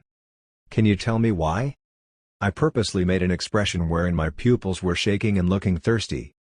In that manner, as I let the silence flow as if I was dragging on, I finally spoke in a way that told them I had made up my mind. It is because the power that is protecting me originates from a great being that continues to exist for a very long time. For example? Their faces were full of expectations as if I was finally revealing the answer they wanted to hear. Their expression froze instantly afterward due to the words that followed. The power that protects me from the observer's eyes comes from the great being that oversees magic. ? Please keep this a secret. The one that protects me is the reciter of the forgotten spell and the original wizard. Could it be? Yes. That is right. I am destined to be the incarnation of the magic god, Igra's show. I spoke confidently with a face full of reverence. I think the reason why the observer's skill didn't work is because of the divine power within me. Then, the man who had been silent so far replied with a frustrated voice. Lies. There's no way that a divine being would pay such keen attention to the native of a dimension still in the tutorial stage. I replied hastily, cutting his words. This is the proof. I extended my fist in front of them. What do you mean no way? He hesitated, then spit out the words I was expecting to hear. Sacred scars? At that moment, with perfect timing, blood started to drip from the 3 scars, laid side by side on my hand. Chapter 129. Audit Team of the Union, 2. Indeed. The auditors fixed their eyes on the blood flowing from my fingers. Did it work? After I was notified of the appointment location, I hid the holy propertied item on the restaurant's upper floor. Right at that moment, it was discreetly brought closer by using psychokinesis. It was easy because I knew how far it had to be to make me bleed, and I even had a clairvoyance skill. All right, it's understood. You have been chosen by a god. To think you have that kind of background. It's understandable that the observer's eyes didn't work. The man who talked the most nodded in agreement. Who? A group of light civilian languages appeared in front of me. It was their communication tool and data storage device. And pot. It disappeared in an instant. The content of today's interview has been sent to Union headquarters. I'm telling you in advance in case you're worried. But neither the Youngkins nor you that contacted with the deceased observer have been found to have conspired with Mercadius. There's no evidence to prove the charges. I nodded in relief. You saw it right. The testimony today will be significant evidence. Thank you for your cooperation. We have submitted the report, so I don't think the Union will keep their eyes on you anymore. The entire administrative power of the Union on Earth will be focused on helping the dimension as much as possible. Had it always been done like that? The man continued, smiling. In other words, even if we start something that doesn't involve the authority of the audit team, it won't become a problem as long as we don't leave any evidence, you sly successor bastard. Question mark. At that moment. Pot. Before I could even respond, 3 members of the albinos species took out one item each and activated it. I also tried to use what I had in my hand immediately. It was a system-grade item exchanged with Adam's contribution of experience point. But they were a little faster. Damn it. Pot. The flash swept the surroundings quickly. The opponent had moved first. When I came into contact with the effects of the albinos items, 3 system messages popped up in unison. They were 2 X class and 1 system class. Similar dimension generator, rank, X. Item description, creates a separate temporal and spatially separated temporary dimension within the normal dimension. Consumes monocore in proportion to maintenance time and area. Tutorial import penalty has been temporarily disabled. Dimensional shield, rank, X. Item description, temporarily closes the dimension in which the user is located. It then prevents anybody from observing any occurrences happening within the said dimension and also prevents anyone from going back and forth in any way. Consumes monocore in proportion to maintenance time and area. Tutorial import penalty has been temporarily disabled. Sealing flame, rank, system. Item description, seals all items within the range of contact and applies absolute power to prevent their function from being performed. One-time use item. The scenery around us had suddenly changed. The ordinary restaurant we had been sitting in throughout the duration of the interview had disappeared. In its stead, we were standing in the middle of nowhere with pale light flowing down all around us. It was the effect of, similar dimension generator. Whoong. I tried to operate the, door of hope, to escape, but the effect of the selected item has been sealed. It didn't work. Then. Immediately, I tried to use the interdimensional communication skill in the way Adam taught me to let him know about the current situation. However, as expected, the returning message was, a dimension-wide barrier effect is preventing any form of interdimensional communication. I could see how thoroughly they prepared. The albinos species removed their human forms and returned to their original bodies covered with crustacean shells. The 3 of them assumed a formation that surrounded me. As they did, one of them spoke as if to mock me. You say you're meant to be the embodiment of the Igris show? That's quite a creative and interesting nonsense, successor. The majority of Adam's and my predictions had been proven wrong. Since our plans were based around those thoughts, the situation turned critical. We expected that even if the audit team suspected my identity, they would not do anything right away at the very place we held the meeting at. They had to watch out for the union as well. We never thought that they would start a fight recklessly like what was happening at that moment. The items I've prepared are useless too. The gold flame hovering around my body was the effect of the last of their items. Seal flame, rank, system. Adding system to the grade meant that it was an item that bypassed the rules and principles set by the system. I had such an item in my possession as well. It was one of the artifacts I exchanged tremendous experience points for, but the effect of the item has been sealed. Everything I've prepared is in vain. If the items of the same class collided with each other, the first one to be activated would emerge as the victor. The other 2 X classes are. How'd they disable the penalty? I had no option but to pretend to be innocent until the end. I don't know what you're talking about. The evidence that my body carries the Igris show's divine power is on my hand. It's clearly visible right here. Don't be ridiculous. You were saying that you have 3 holy scars on your body? I enjoyed the sloppy show. Did the idea of pretending to be chosen by the god of magic come from the Yunkin's head? He meant Adam. They obsessively dug only into biotechnology. Hence, they wouldn't have known. The Yunkin's experience of being involved with higher beings is much more infrequent than ours. It was a hasty play produced by mediocre knowledge. What kind of mortal in the world can survive 3 holy wounds all at once? Question mark. If all the holy wounds were real, it would have already turned your entire body into jelly and melted you down into a puddle of your own innards. It was hard trying to bear listening to your nonsense. But this scar was actually real, and I was definitely alive. What was the truth? I don't know why you're saying that, and I don't know why you're using this incredible amount of experience points to catch me. I tried to drag on more time, but it didn't work out, just like my initial plans. This nonsense stops now. I'll tie you up over and over until you can no longer move and give you a grand tour of our dimension. Low giggles echoed across the temporary dimension. Don't worry about dying. You'll live in our hands for a very long time wishing that you had rather died in this confrontation. I held my sword in my hand. I couldn't hear even the shortest mental waves coming from it, and at that moment, it was just like any ordinary sword. Even when I injected mana into it, it did not cause an amplification effect. I squeezed the purple sword energy forcefully and wrapped it around the blade. That was when their attacks bombarded me. Boom boom boom boom. All aimed at me. The SSS-class defensive items were also impossible to be activated, so I had to block their assaults using raw mana. Zoom. White rays brushed past my shoulders. Swallowing the screams, I scattered sword energy as hard as I could to fight back. The albinos beings immediately summoned a white smoke and bounced off the purple storm. Boom boom boom. The more you struggle, the worse the situations you'll have to go through. The ice spirits summoned by the enemy collided sharp debris against each other and swirled it around nauseatingly. A flame that split into 3 strands over it tried to swallow me. Attacks waited for me in every path I tried to take. There were no gaps to recite spells. All I could do to respond to their barrages was to scatter sword energies instantaneously. As numerous exchanges of attacks took place, I noticed slight bewilderment in their voices. What?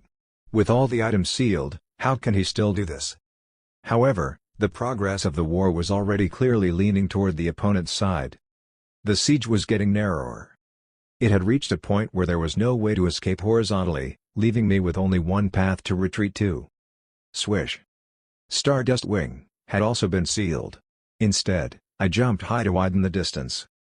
In retaliation, one of the albinos swung his hand, releasing a long metallic object which stretched out fast enough to leave an afterimage in my eyes.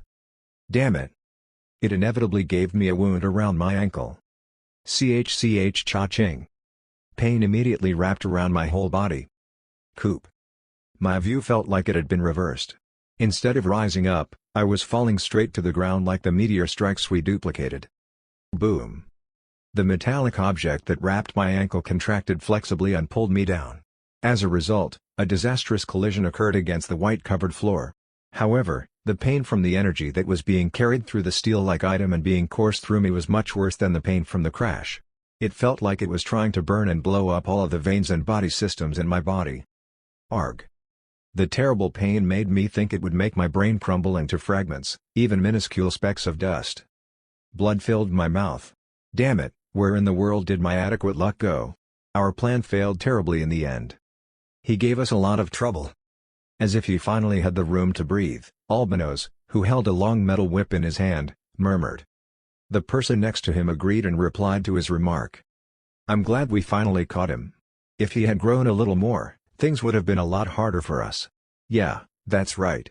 Look at him. He still hasn't lost his mind. I can't believe he's actually holding out against something that can knock a dragon out in a second. These successors are only getting worse as their generations pass. With my mind slowly losing its consciousness, I heard the slurred sound of words pouring. I maintained my consciousness as best as I could as I asked myself a single question. Will there ever be a chance for me to escape if I get dragged to their dimension?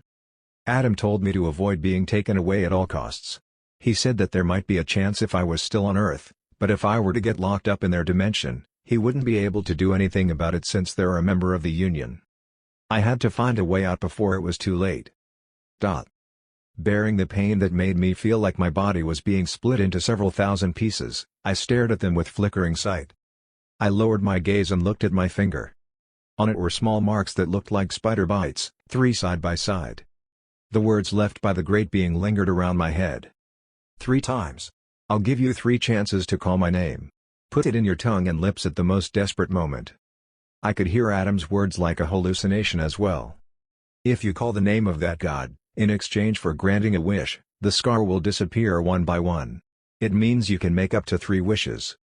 And I heard what he said as a warning, too. There is no guarantee how your wishes will come true. And the most tricky part is what happens in the case that you have used all 3 chances. Nobody really knows what's going to happen then. My contemplation did not last that long. Rather than being their plaything forever, I would rather coop. I pushed my broken teeth with my tongue, and I said one syllable at a time. I-G-R-A. Tough bastard. I can't believe he's still wriggling. But what is he saying? My lips were shaking. S. I spat out the last syllable. S-H-O. In my head, a sound of bird-like whisper permeated. In the end, we will meet again. and the darkness sucked me in. "How do you like it?" Secretary Kim was showing a newly renovated room to an unidentified guest brought by Seo Jin-wook. A bald foreigner who introduced herself under the name of Euclid looked around the room as if she wasn't really that interested. Then she nodded. "The place I've stayed so far was enough as well. But you're the guild master's guest, so I should pay attention to your needs. He did say you would be staying here for quite a while. So I did some renovations to make you feel comfortable during the extent of your stay." "Yeah, I'm going to be here for quite a long time. What's the average life expectancy of the people around here?" Secretary Kim, who could not understand the meaning behind her words, tilted his head. Why was she curious about the average life expectancy of Koreans? "Maybe a little over 80. 80 years, huh? Well, if he's an awakened of that level, he will live several times over that. But I guess that's fair." The guest that arrived that time had a strange way of speaking and an unusual mental state that Secretary Kim could not comprehend, much less get used to. Secretary Kim, who grasped her point by having a few conversations, tried not to pay too much attention to her every word and explained the objects all over the room. And her reactions reminded him of his long-standing question. Where the hell did she come, and what kinds of things was she doing? At first, I thought she was a foreign monk, but I definitely don't think that's the case. Seo Jin-wook introduced her only as a quite long-stay guest, as he did to Adam when he came. He couldn't help but remember what she said after greeting him on the first day she saw Secretary Kim as well. There's nothing to copy from this face." Secretary Kim, who felt a strange sense of defeat rising for some reason even though it were meaningless words, did not reveal it as he was a professional. After that, he helped Euclid get used to the house. It was all because he had to teach her from 1 to 10 as if she had been living in ancient forests. He even had to teach her how to turn on the faucet. I thought she was an alien or something. She had to be taught how to operate most electronic devices too. "You are familiar with TVs, right? But this model is a bit different." "Oh, that. It was totally amazing and fun. How do I turn this on?" "Here's the power button. It looks different, but the color is the same, right? If you press this." The moment the light returned to the vast TV screen. "Now, after turning it on like this, if you change the channel like this as you wish." Secretary Kim's words slowly slurred while explaining everything. "Huh?" Euclid's expression, as she was watching the screen together with him, also stiffened. "What is that? Is that a common occurrence in this world?" "No, that's also a first for me." The news special, which began after suspending regular broadcasting, was broadcast live on the scene of a building where a luxury restaurant in Seoul was located. I repeat once again. As of now, a radius with the span of a kilometer from the Cheongdam intersection has been completely sealed off. Nearby citizens are to evacuate immediately. And according to the government's recommendation, all Seoul citizens should not move from their current location but wait until a separate announcement has been made. Behind the back of the reporter, who was staring at the camera with a pale expression and a sense of urgency in her eyes, was the reason why Secretary Kim and Euclid couldn't help but freeze. On top of the building in issue, ferocious darkness was gathering. It was strangely fluctuating domineeringly and malevolently. Nobody could logically explain why they felt that way, but everyone who was watching it with their own eyes recognized it the same way. Darkness was coming from somewhere far away in an aggressive manner. Then, it reached out its hand to the ground. 7 different hands slowly sank into the building. Chapter 130. Audit Team of the Union, 3. The darkness whispered. When I opened my eyes, nothing greeted me but pure darkness. In the shadows that passed thickly through my surroundings, I faced a landscape that felt oddly familiar. In that place is where the god must be. It was our second encounter with each other.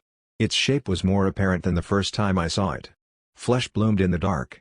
7 thin, pale arms wavered like it was dancing along with the silent melody of the abyss.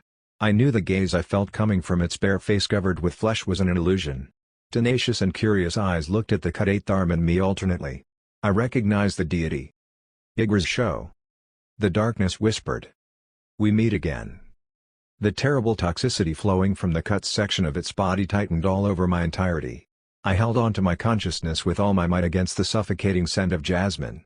Like last time, a foreign presence tried to penetrate my mind, but th underscore e underscore su underscore c underscore say underscore sir apostrophe underscore s underscore e underscore ye underscore s resists to? Rank? The resistance effect is not perfect because of the overwhelming underscore g underscore p underscore ow underscore e underscore r. Still, the successor's eyes barely managed to keep it out of my head. The darkness giggled in fascination. Although it's just by a little bit, it has definitely become denser than the last time we met. I see your soul is still as strong as ever. How long must you have spent refining it? How many times did you honed and hammered yourself to become this hard? If you're immortal, even if you don't remember, it should have been enough for you to go mad. The god murmured again somewhere near, yet it remained far away. I see. Is that why you can receive my glance and hold on in my presence? That's what makes you even more qualified. Now then, say it with those lips. What do you want from me? The divine being encouraged me to speak of my wish out loud. I desperately tried to recall my memory amid the pressure that made me feel like my existence itself was about to collapse. Still, amid the torrent of my reeling self, I remembered what I talked about with Adam. I have to specify the content of the wish as detailed as possible. Contrary to what my reason told me, my instinct to get out of that situation right away gave me the strong urge to simply say my wish in the simplest form. To save me from this situation, or keep me safe from albinos. But I knew I shouldn't do that. Into what form do you think it would materialize if you wish it to keep you safe? Interpreting it literally, it could turn you into a being so transcendent that even the Union could never lay their hands on you ever again, much less the members of albinos. Adam's words kept passing through my head. But on the contrary, that would mean no albinos can ever remain hostile against you. You can even force their species to go extinct in every universe. Whatever form of the two is implemented, the size of the wish is too vast. It will reach a point where it would be too dangerous. The grander the wish was, the more impossible it became to measure the strength of the recoil that would return when all three had been used. Hence, I desperately suppressed the instinct that was telling me to flee. Instead, I prayed to the god of magic, using my memory as a guide. The albinos. I want all of the albinos that exist at this very moment to fear me. The words "this very moment" were necessarily added because I was worried that it would touch even the spirits of albinos that existed in the past, twisting the passages of time in such a way that they can never dare express their hostility towards me ever again. I barely got to finish my sentence. That is what I desire. Then I felt a terrible pain in my fingers. Beyond the distant heat, the deity replied, "Yes, I will help you." And it closed our conversation up with a phrase. "From this point on, you only have two left, my child." The three albinos, who surrounded Seo Jin-wook, were baffled by the strange and drastic change in the situation. What is that? It was an unusual sight even for them. Until just recently, they had completely suppressed Seo Jin-wook and were on the verge of successfully kidnapping him. They weren't sure since when the albinos began to antagonize the successor. Looking back on their history, whenever they were intertwined with the beings suspected to be the successor, their territories were reduced. That was because the species they were using as slaves were liberated one by one. As a result of the multiple repetitions of such incidents, the albinos' status shrunk and became shabby enough to reach the point where it was hard to find the glory of their past. He must definitely be the successor. The descendants of albinos succeeded in identifying the existence of the successor. After that, if they found the successor, the value that the successor had to pay back for the defeat and disgrace of their ancestors had been settled as if it was a given. And in that generation, success was just around the corner. The albinos had reached the closest they had ever been to capturing the successor, and they were never going to let him go after they had imprisoned him. At least that was the case until an unexpected event occurred. Zoom. Darkness was flowing and wobbling endlessly from Seo Jin-wook's body. The albinos that held the metal whip looked down at his empty hand. It had been there since Jin-wook jumped, but it was no longer anywhere to be seen. The artifact that caused terrible pain by gripping Seo Jin-wook's ankle disappeared without a trace. There was neither a flash of light nor a flutter of air in the process. He felt like he was possessed. No, it would have been better if he had actually become a ghost. No way. They looked at their colleague that acted as the leader among the three. "Hurry up and give us instructions. What should we do now?" "How? How should I know?" And it opened its eyes. Beep. The warning alarm went off in unison from the artifacts that the albinos members were equipped with. It was called by as a sacred force detector if described only through its pure function. It suddenly screamed like Aurora when it didn't even respond when Seo Jin-wook moved his secret item inside the restaurant and shed blood from his fingers. No. Albinos suffered several disastrous defeats and despair during their long history, which not only included disgraces where the successor was involved but also several disasters that occurred because of divine beings. It was due to them that their species was fully aware of how dangerous a deity was. Run away. It was too late. The one that borrowed Seo Jin-wook's looks, but who wasn't Seo Jin-wook, spoke. Even though you already heard the truth with your own ears and confirmed it with your own eyes, but you did not believe it because your idiocy has already poisoned your mind. Trembling, the three albinos knelt down. They realized, due to despair, what would happen from that point on, causing them to instantly regret their actions.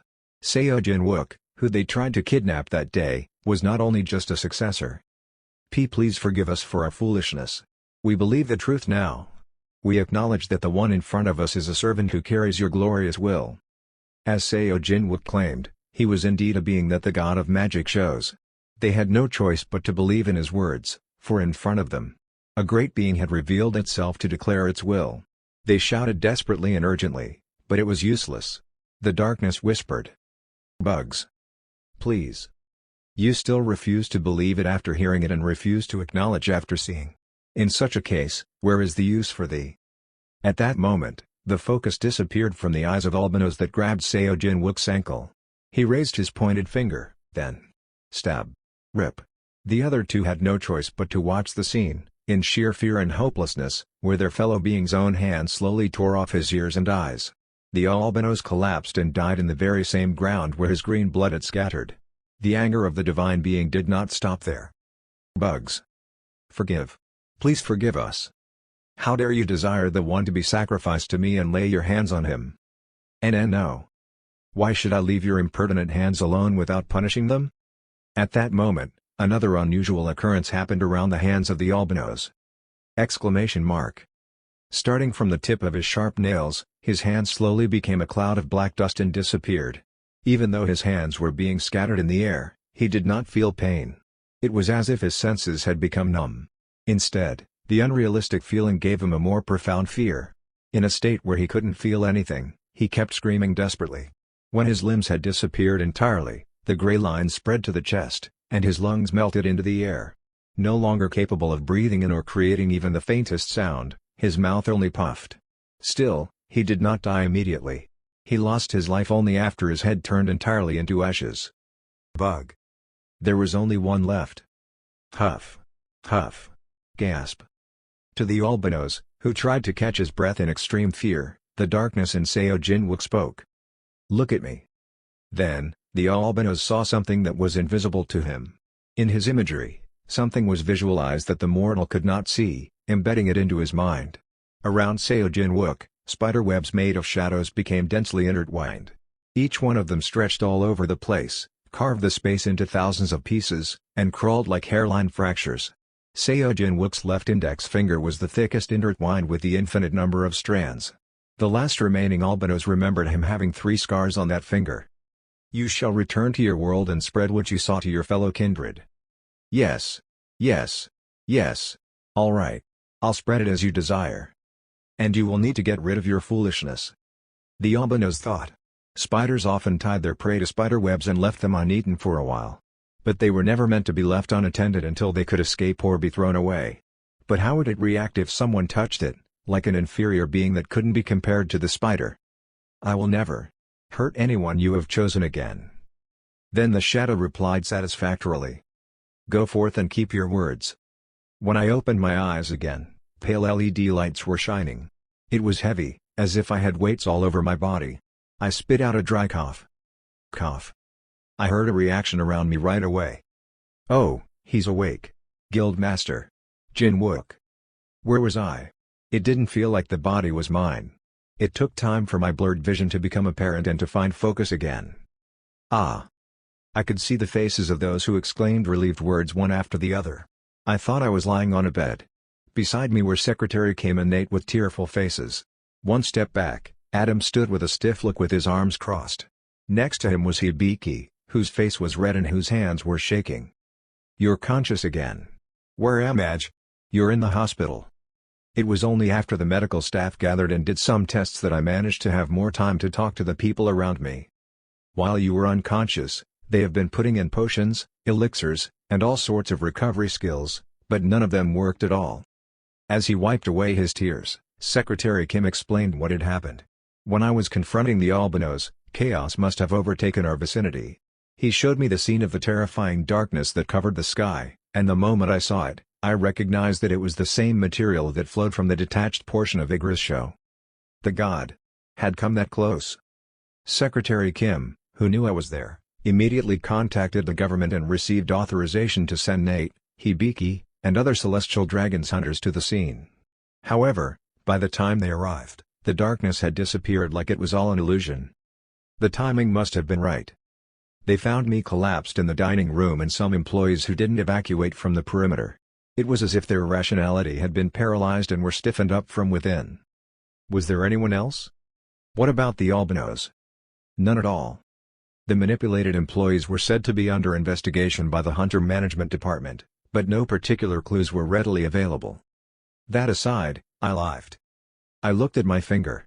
The memory of wishing in the dark must not have been a fantasy, seeing that the holy scars on it were reduced by one. The closing remarks of the deity lingered in my ears. From this point on, you only have two left, my child. What happened to the three albinos? Ahem. Then Adam cleared his throat. The Union could not prove his charges, so he seemed to have been allowed to enter back into Earth. If it's all right, can I have a word with you alone? After asking for their understanding and being left alone in the hospital room with him, Adam told the story he had been putting aside. First of all, in conclusion, the albinos will never bother you again. Why did the story go that way all of a sudden? Adam told me everything, causing my eyes to widen since I didn't know anything that what was going on at the time. It was the result of espionage he did himself, using Youngkin's information network. The albinos species thought they got the completely wrong person. That as they were trying to catch the successor, they accidentally touched the soon-to-be incarnation of the Igra's show. It was said that one survivor returned and testified all about it. Eventually, at least due to their fear of receiving wrath from the god of magic, they would never bare their fangs at me again. If it only applied up to that point, then weren't my wishes granted in a sufficient form? I promised to never trust the fortune from the random card of fate. If that was the adequate luck that I experienced that time, how terrible was it going to be if the fortunes below that level were granted to me? Adam continued. In the end, you did avoid the worst-case scenario. But there were two awkward parts left. First, one was. They said that there was no mortal that could bear the three holy wounds? Yeah, that's why the bleeding show didn't work. Then Adam made a serious face. The albinos bastards do have a much higher level understanding of theology than we do. I don't think they would have lied. Then he shrugged his shoulders. Whatever the theory may be, isn't there a live example here that contradicts it? You're alive and not dead, aren't you? That's good enough. But there was also the other one. Somehow, Igra. Adam seemed reluctant to put the deity's name on his tongue, perhaps because he was afraid that I would unconsciously copy the pronunciation or he simply felt uncomfortable to say it. The god of magic seems to be quite serious towards you. Could it be that he is really trying to make you his reincarnation? The reasoning I sued to bluff against the albinos felt like it was slowly turning into reality at that rate. Chapter 131. Skip. Everyone, look at the TV right now. A representative of the Celestial Dragon and a spokesman for the Hunter Management Department are being broadcasted. They're holding a press conference. What happened there? And why was Seo Jin-wook found unconscious? The incident in Cheongdam-dong had heated the media around the world. The public had a keen interest as they had been wondering what the hell happened. However, the government's response was despondently brief. Wait a minute. They're going to move on from that after saying something so vague?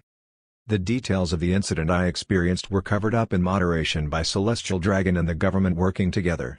The official announcement was as follows: I witnessed a strange phenomenon while experimenting with the effects of a specific dungeon item near the area. Amid the process, I lost my consciousness for a while due to an unknown effect. Please don't worry any longer. I have no health problems, and no one else was hurt or affected. I also added that I would be more careful in the future. So what the hell was the item? Naturally, questions asking about the item's identity poured out, but the government again played out the keeping secrets for national interest card as reported before. At that point, Most Koreans seem to have interpreted the meaning of my actions through their own cognitive reasonings. If I were to take the examples of the comments in the related articles in order to describe what the public atmosphere had become. No, but can they just cover it up like that or not? What happened to the people's right to know? Read the atmosphere. 1. Seojin Wook. 2. Measures for national interest. Don't these two words remind you of anything? I'm sure the other countries are already digging into it with bloodshot eyes. Do you want to give them information unnecessarily? There is only one thing I am curious about. Is Mr. Seojin Wook well now?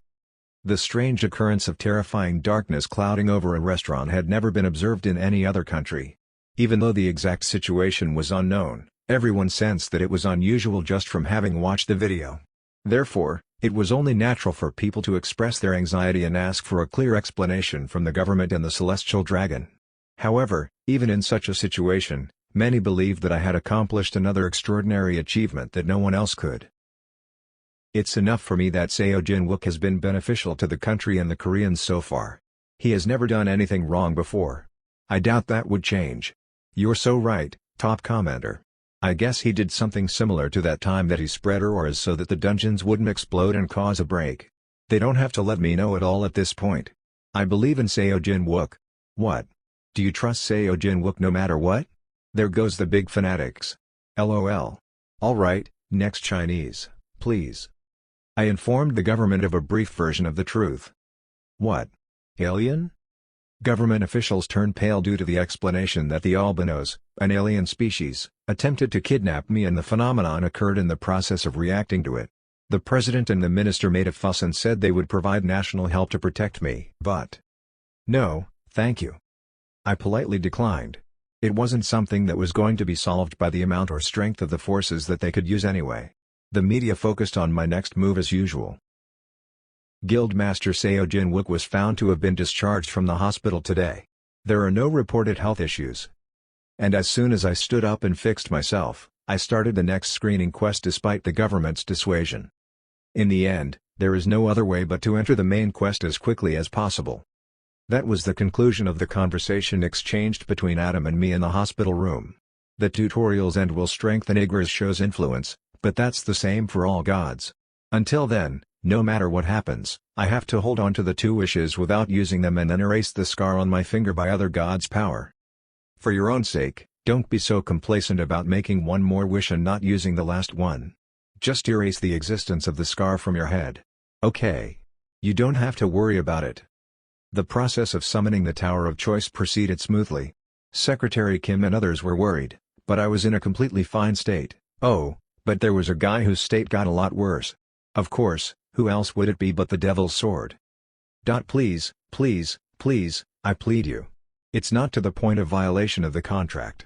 But if it happens again in the future, please, I beg of you. Put my body on the other side of the planet before you even think about doing it. It wasn't even an ordinary connection. You were possessed by that being. The item's function returned to normal when the one-time item that the albinos put on my body, the sealing flame, disappeared. It was also at that moment that the Devil's Sword's cognition, which had been suspended, returned. It was as if it woke up after being asleep for a while. After it came to its senses, it screamed for 3 whole days. Since I had been forcefully possessed, it seemed like it left a strong trail even after the god had left my being. On my body, and on the sword I held, that is. I was worried that it would go crazy due to that phenomenon, but fortunately, the Devil's Sword came back to its senses a few days later. I've never heard of someone being possessed by a god in the tutorial world. Who the hell are you? Was the era of the previous generation so profoundly intertwined with gods like Igra's show? I had no memory left about them that I was aware of, so the answer remained unknown. In any case, my actions continued with the Devil's Sword in my hands since its functions were restored. I considered performing the screening quest as a top priority, but I also did other things in between, considering the situation I wanted didn't always unfold right away. In addition to essential guild management, there were occasional dungeon breaks that had to be stopped, other big accidents that were experienced in the future which had to be prevented in this timeline, and dungeons that had to be roamed around for items necessary to my plans to be obtained. The Celestial Dragon Guild completed the S-Class dungeon that opened in Thailand. The most significant contributor is Seojin Wook, the guild master. The collapse of an instantaneous dungeon in Cape Town, South Africa, ends within a day after the outbreak. The multinational hunters who participated in the event praised the Celestial Dragon Guild and Seo Jin-wook, the guild master. Celestial Dragon and Danton Corporation's joint venture company announces the launch schedule of General 2 of the mass-produced artifact. It will be provided in a long-term rental format to developing countries where artifacts are scarce, exclusive. Many of JV's senior researchers are known to be currently staying in Korea. And what is the identity of the project underway? There are rumors that it's an aircraft carrier-type artifact, but the truth has not been confirmed as of this report. Breaking news! Guildmaster Seo Jin-wook gets SSS-class hunter certification from the International Hunter Association.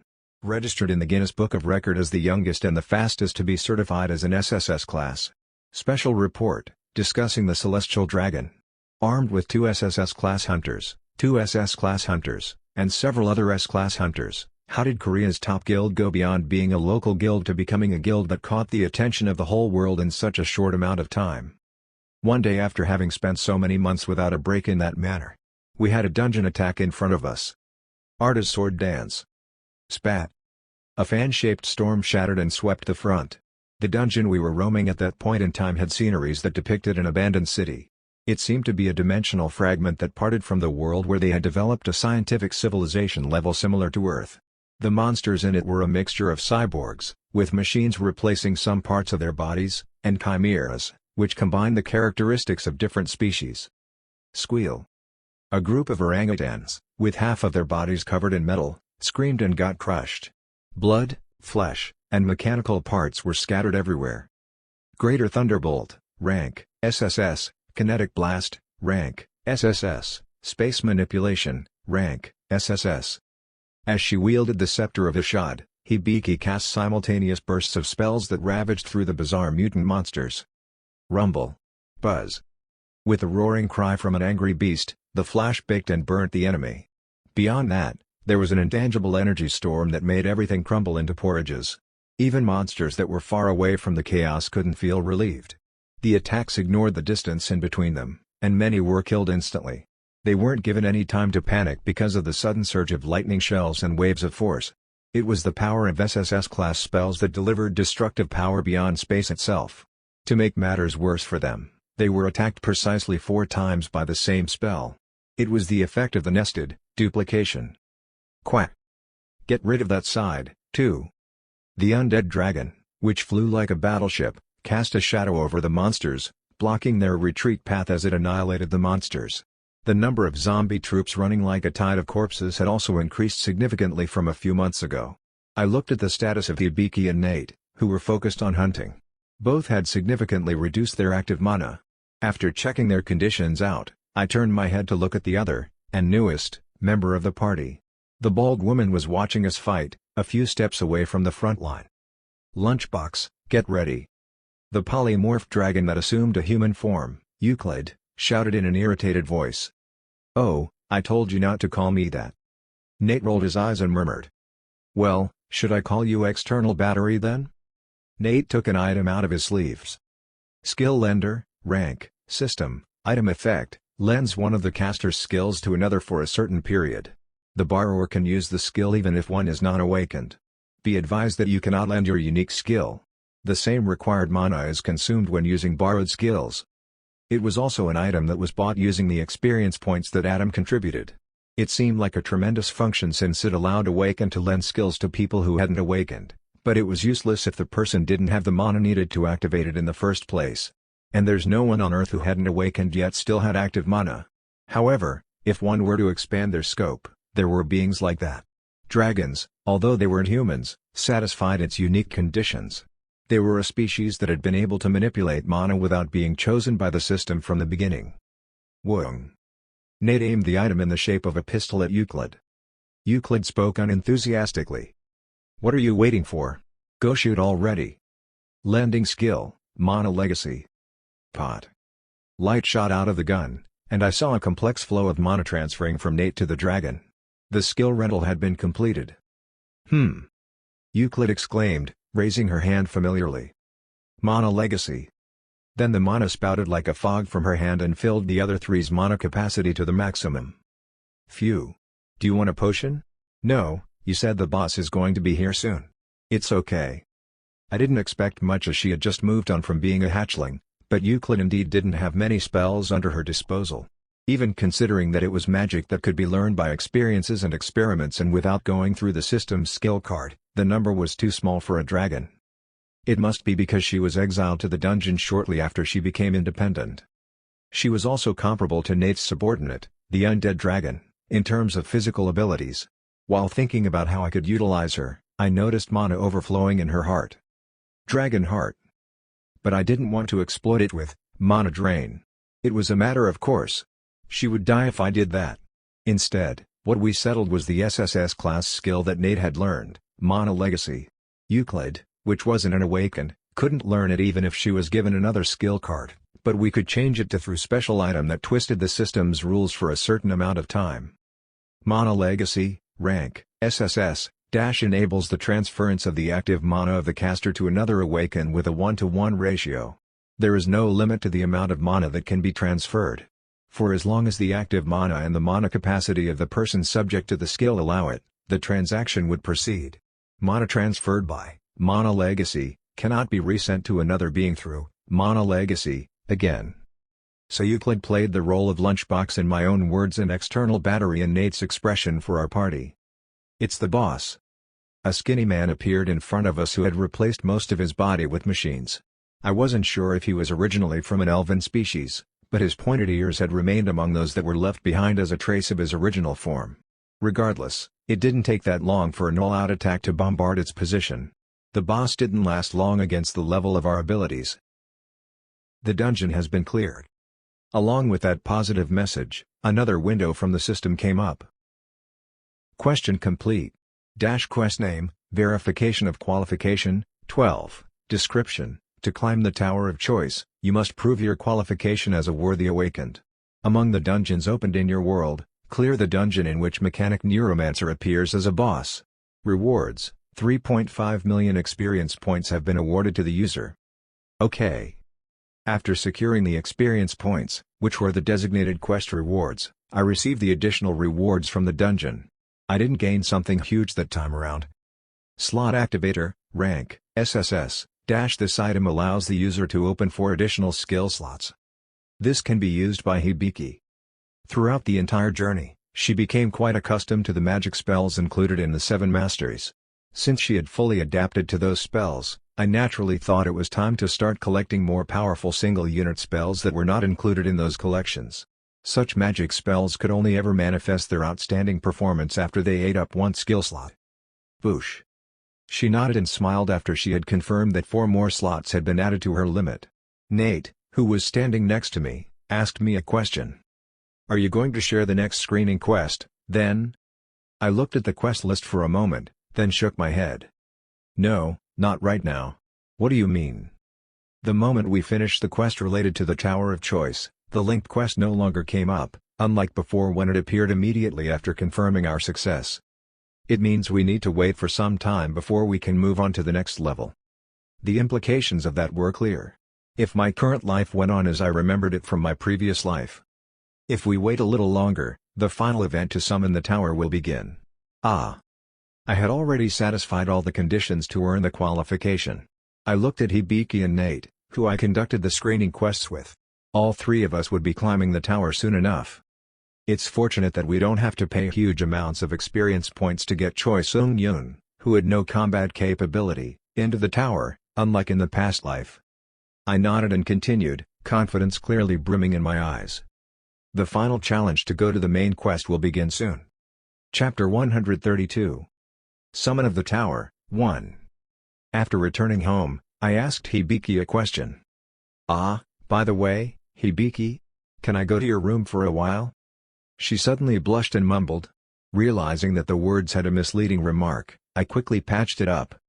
The cat is in your room right now, right? Can I see it for a moment? Hibiki regained her composure remarkably fast and spoke with an expressionless face as usual. I'm not sure if it's in my room right now. It recently learned how to turn the doorknob. So it opens all the doors at home. The Ipponia, named Cat, had a tail longer than its body and used it as freely as an elephant knows. If it were to be compared to a human being, it's like a substitute for a hand. Last time, it learned how to press the water dispenser button and turn the kitchen into an ocean. After that, it had even learned how to turn doorknobs. Oh, was that why all the doors were open whenever I walked down the hallway the past few days? But it doesn't come into my room, though. Strangely, it seems to be a little scared of Mr. Jin Wook. Except for the occasional times that you feed it. I could guess the reason. However, since a lot of time had passed already, it was time to experiment again. Let's go together for now, shall we?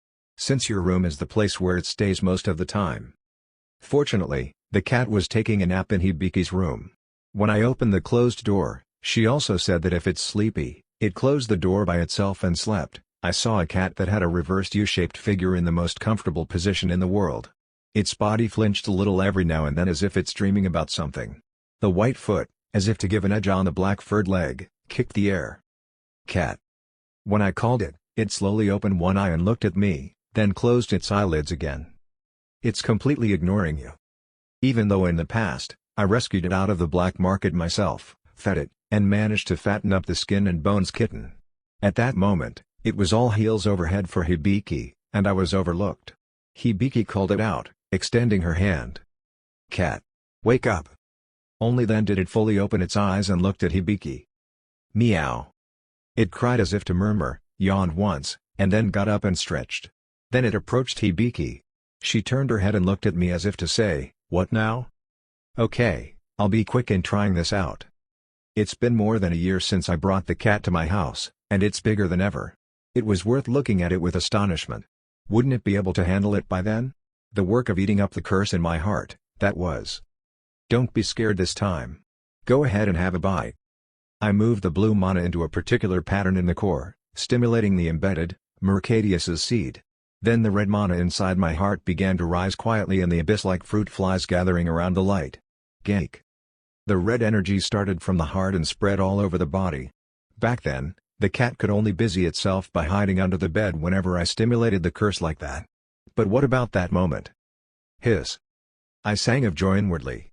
That's right. Its reaction was different from before. Hibiki looked surprised and gazed at the cat and me alternately. The cat and I were staring at the existence that was invisible to Hibiki's eyes. Red tentacles like anemones sprouted from my chest and extended radially. Then. Exclamation mark. Blue flashes poured out of the cat's eyes like starlights. All of it was aiming for my heart. It's training its force before it consumes it. It was the step that needed to be taken to weaken the coagulated skill effect of the curses in the body before eating it up. However, the seed in my heart did not fall off easily.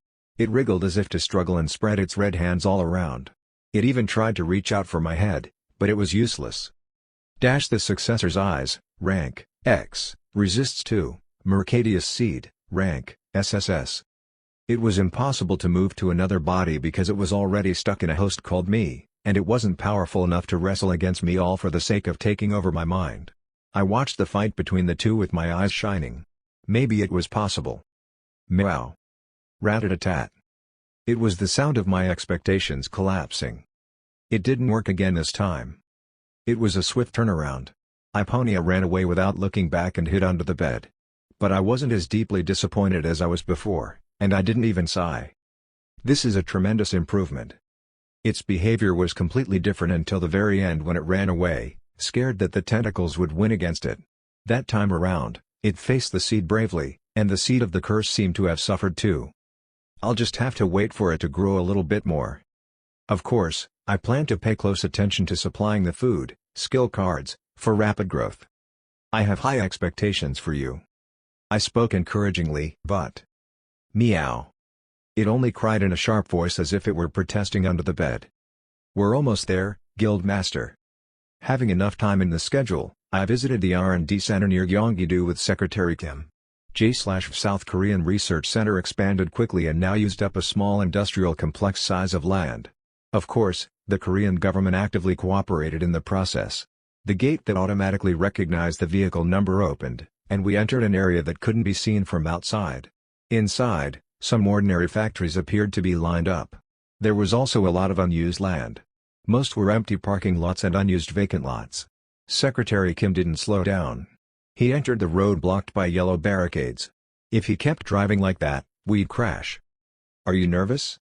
Secretary Kim smirked. "Come on, Guildmaster. I've brought you here a few times already. This would be only." The distance from the barricades was getting narrower. 4 meters, 2 meters. 0 meters. The collision between the barricade and the car did not take place, of course. Schwump. The air rippled like water, and the car naturally entered the shield. Wow, it improved compared to the last time we came here. That was the case even in my eyes. Last time, there was a phenomenon in which light spread disorderly when an object penetrated, but that time, the shaking only reached a point where it was like gently pressing down on the surface of the soap bubble. The barrier wasn't a dungeon reward or exchanged item with experience points. Was it those that traded with humanity in Australia? The Pezra species? They would be surprised if they saw this. It was one of the things I got from trading with Pezra, a metallic species that lived in the world beyond. However, the achievement of advancing it to the next level was purely from Earth's civilization. I can't get used to it no matter how many times I see it. Passing through a shielded barrier that disabled the people's ability to identify the scenery within its perimeters when standing outside of it, an image that ordinary people wouldn't even be able to imagine unfolded. Most of the things that drew out astonishment were in the air and not on the ground. Wow! A vast artificial island with a diameter of more than 3 kilometers was floating in the sky inside the barrier. Shortly after I woke up from my hospital bed, the senator collected all necessary construction materials as promised and directed them into the X-Class item, Imperial Tactical Fortress Construction Kit. Right then, skipping out all the design and manufacturing processes, the small cube-shaped item began to project light into the air as if it were projecting a hologram. What followed that was an extensive construction process as if a geographical scale laser printer was activated. Every time the rays shot by the cube passed through the air, a reinforcement made out of unknown metal was created, and chunks were applied on that skeleton to build a fortress comparable to the size of an island. Like that, we got our hands on that air fortress. "Oh, you're here." In a building on the ground below the center of a tactical fortress, I heard a voice. As we stopped the car, the man who had been waiting on standby welcomed us. He was Jonathan Gray, Chief Technology Officer and General Manager of the facility.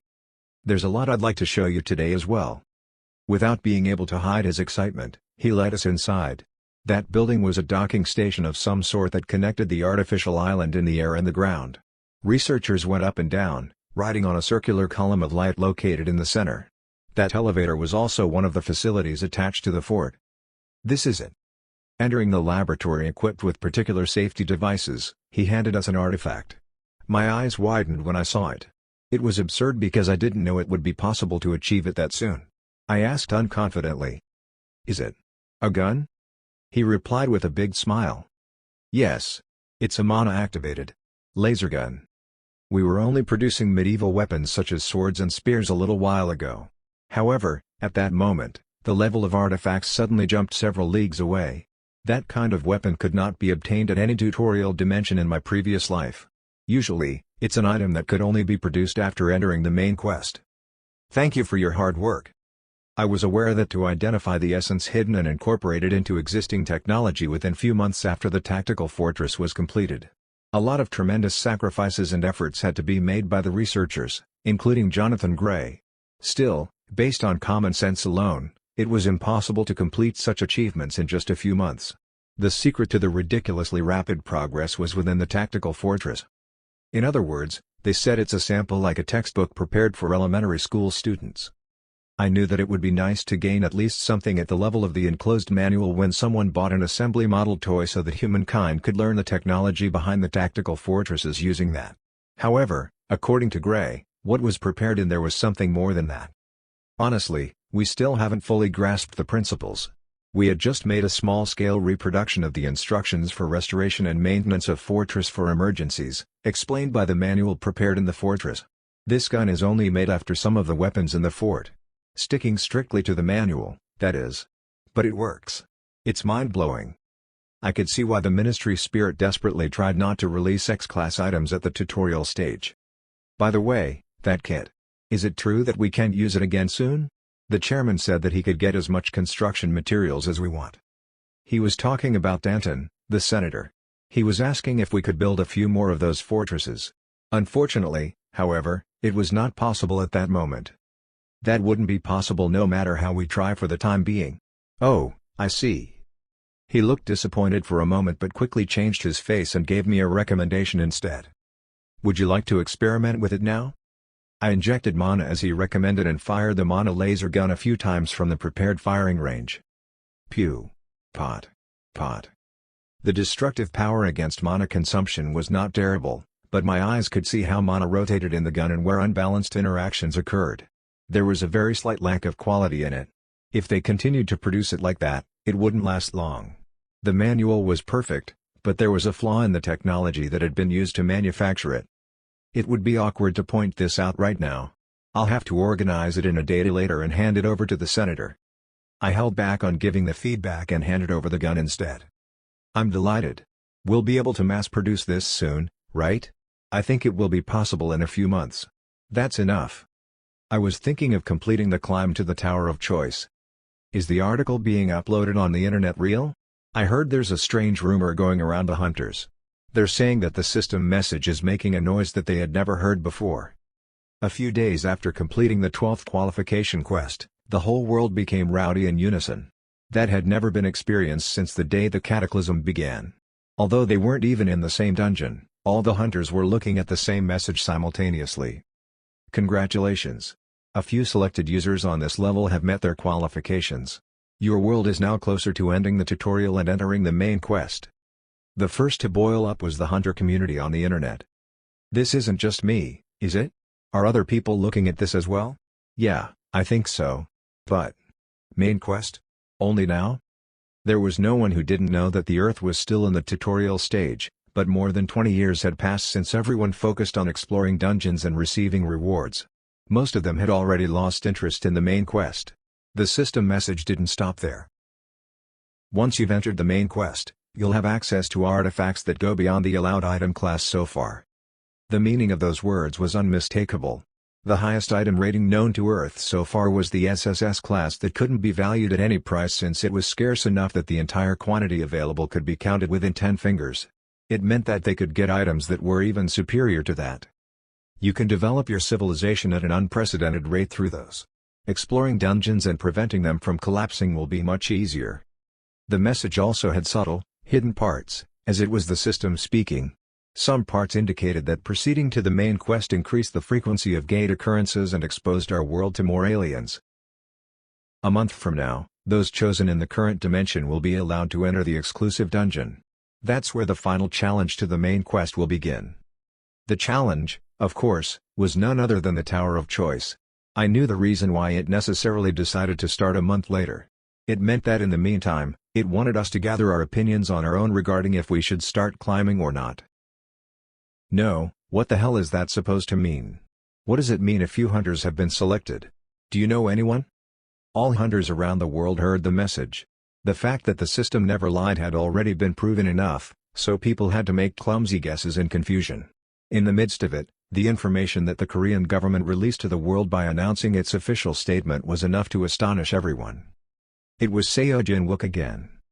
Chapter 133. Summon of the Tower, 2. The South Korean government announced a scheduled press conference to be held for the entire world to see. So suddenly at this time?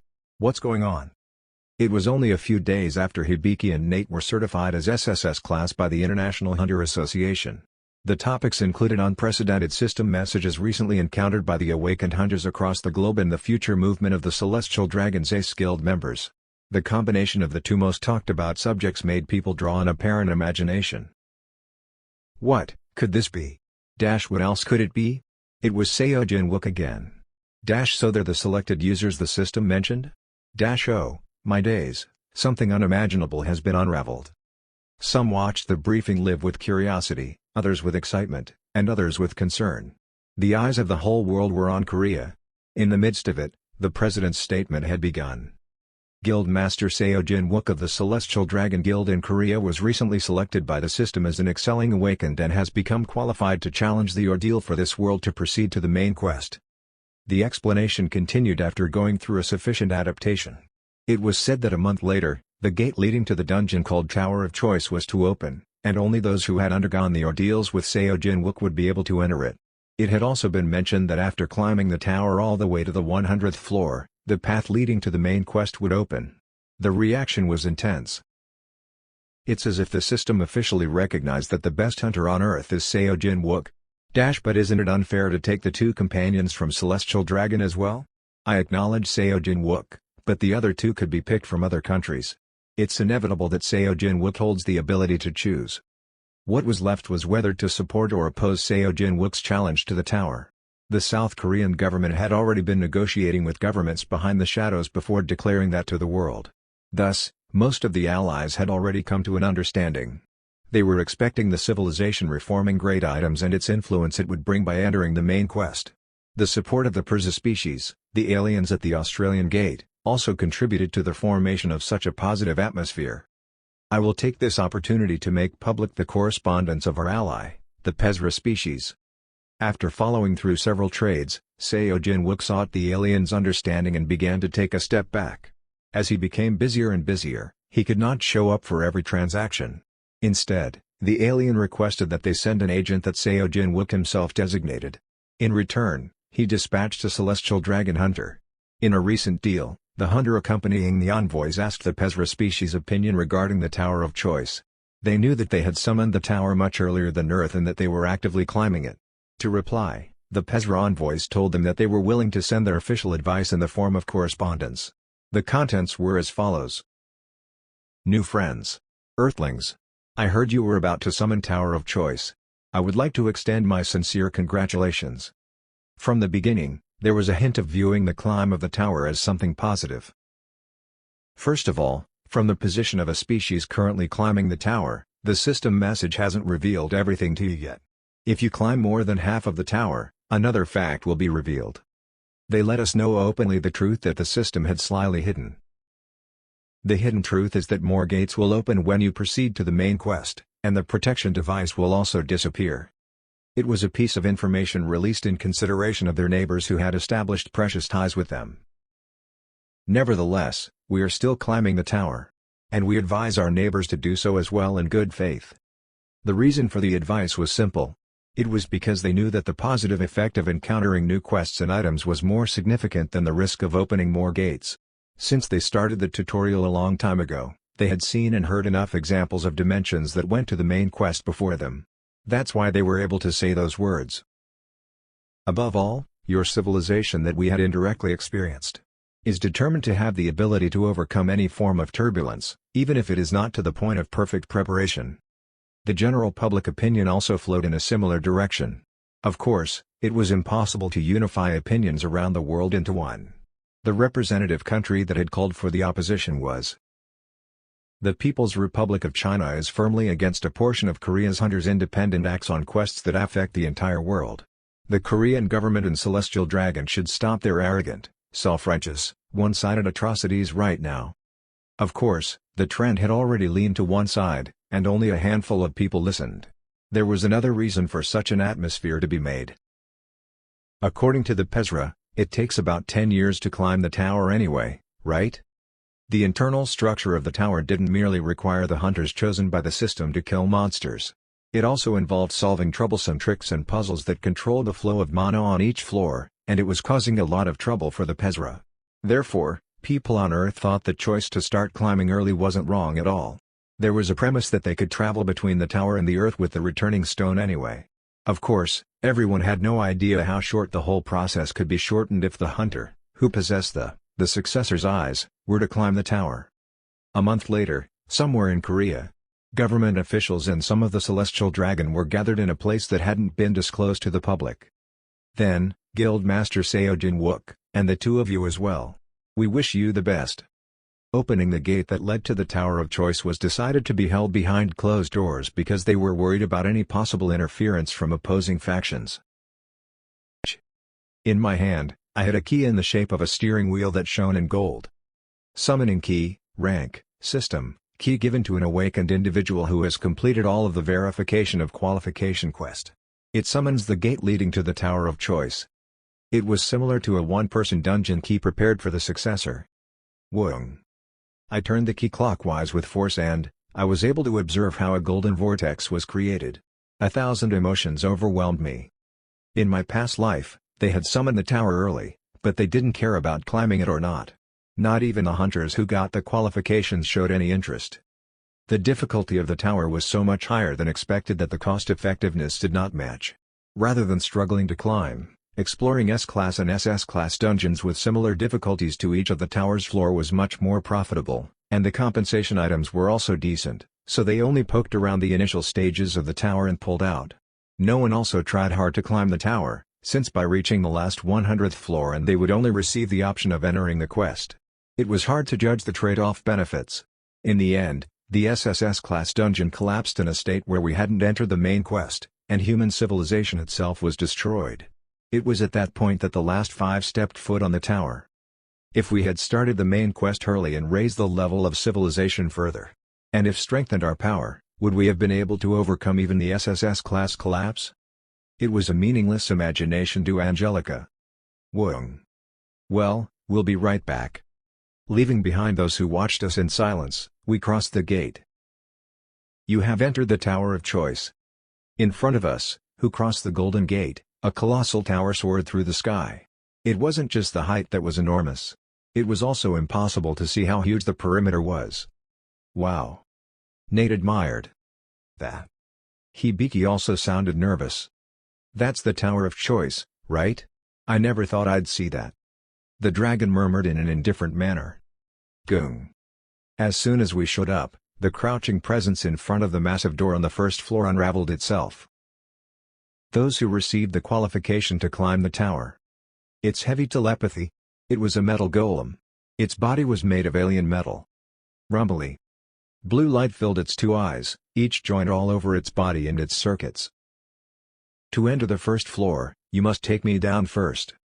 Slowly, as it raised its body, its height of more than 10 meters was boldly revealed.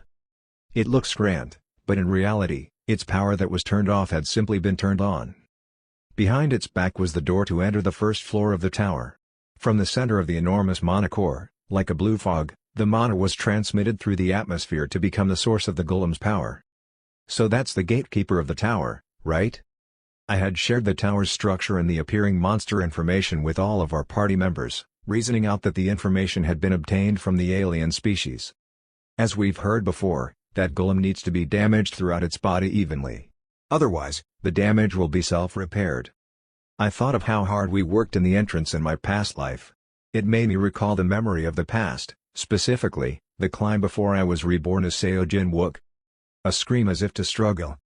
Nate, you retard. Can't you properly control those goddamn skulls? Wielding the scepter of Ishad, Hibiki yelled. She was the great wizard who lashed out profanities as always when the battle situation got worse. Hey! Stop doing that. As soon as she settled down and tried to pour down spells, the skeleton troops blocked her view, causing her irritation to explode. The same thing even happened twice. However, Nate concentrated on controlling the subordinates without turning his head. It was a thorough disregard for her. Damn it.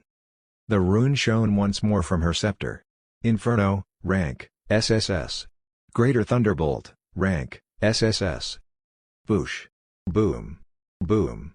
Boom. Flames and lightning intertwined and covered the golem. Behind the blazing heat, the gatekeeper, receiving the shock on its body, stumbled. However. Wang. Its body, as huge as a mountain, stepped back in an instant and escaped. None of our party members had the skills to fix the giant in one place. They had already used the SS rank constraint magic, but it's useless. Damn it, if only I had learned the SSS class summon mastery. Even I, who was looking at her through the body of Choi Sung-yoon, couldn't help but agree with her. We all had witnessed the magic chain summoned by the alien who obtained that card. It had indeed shown overwhelming restraining force.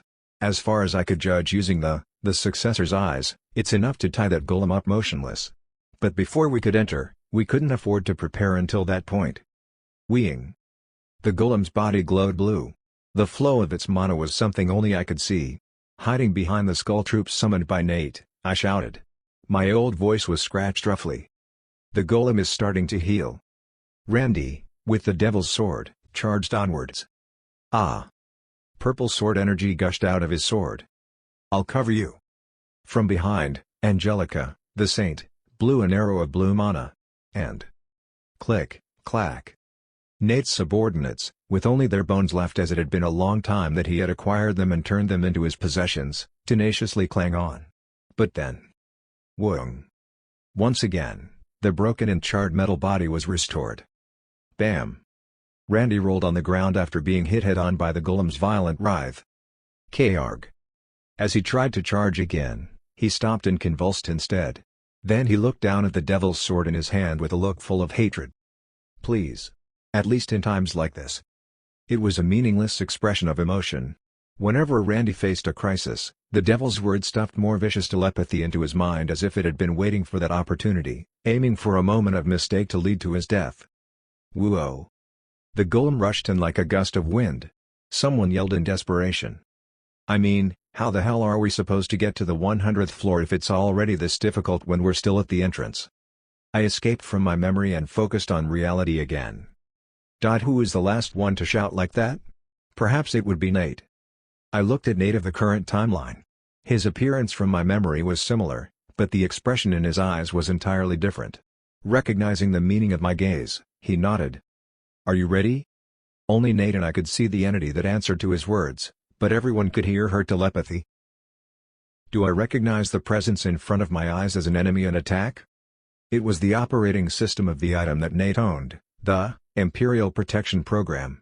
A feminine-shaped form composed of mana floated on top of his curly hair. Thanks to the months of education, artificial intelligence no longer poured out attacks without distinguishing between who was an enemy and who was an ally. It was the result of Nate's hard work. Yes, attack. There was a flash in the air above Nate. When the brilliant crack disappeared, a magnificent structure was summoned, floating in the air. The cannons immediately scattered lingering light at the muzzle. Question mark. Pop-pop-pat. Boo-boo-boo-boo-boo-boo-boom. Accurately targeting the body of the 10-meter-high metal golem, the large-calibered multi-round cannon poured out bullets of lights, all trying to destroy its prey. There were only a few bullets crossing the air and missing in vain, even though it was firing thousands of rounds per second. Like a highly trained marksman, each shot stuck sharply on the outer skin of the golem. Hoong! Over the wound as if ants had ripped it off, blue light fluttered. It was a clear sign that it was trying to regenerate from its wounds. I won't give you any chance. Battery. I told you not to call me that. Euclid rumbled and activated her skill. Mana Legacy.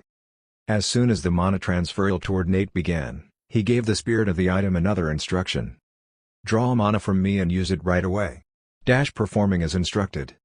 That was an item that initially absorbed the owner's mana bit by bit and charged it, and it would stop functioning when the mana it had accumulated had been completely consumed. However, right at that moment, it had absorbed Nate's mana as naturally as the water flowed. That was because it was convinced that such an act would not cause mana exhaustion on the subject of protection. The dragon behind it was constantly refilling the mana consumed by Nate like a fountain of rejuvenation, after all. As a result, for as long as the dragon's mana capacity hadn't been emptied yet, the magazine of the item was almost infinite. Boo-boo-boo-boom. Flames continued to spark, and light exploded all over the gatekeeper's body. Pot. It tried to escape with so much mobility that it no longer fit its gigantic body. The hailstorm of shells, which flew persistently and in great numbers, followed it inch by inch, never losing its mark. Woo! Even when the golem extended its hands and blocked the incoming barrages, the assault did not stop or falter.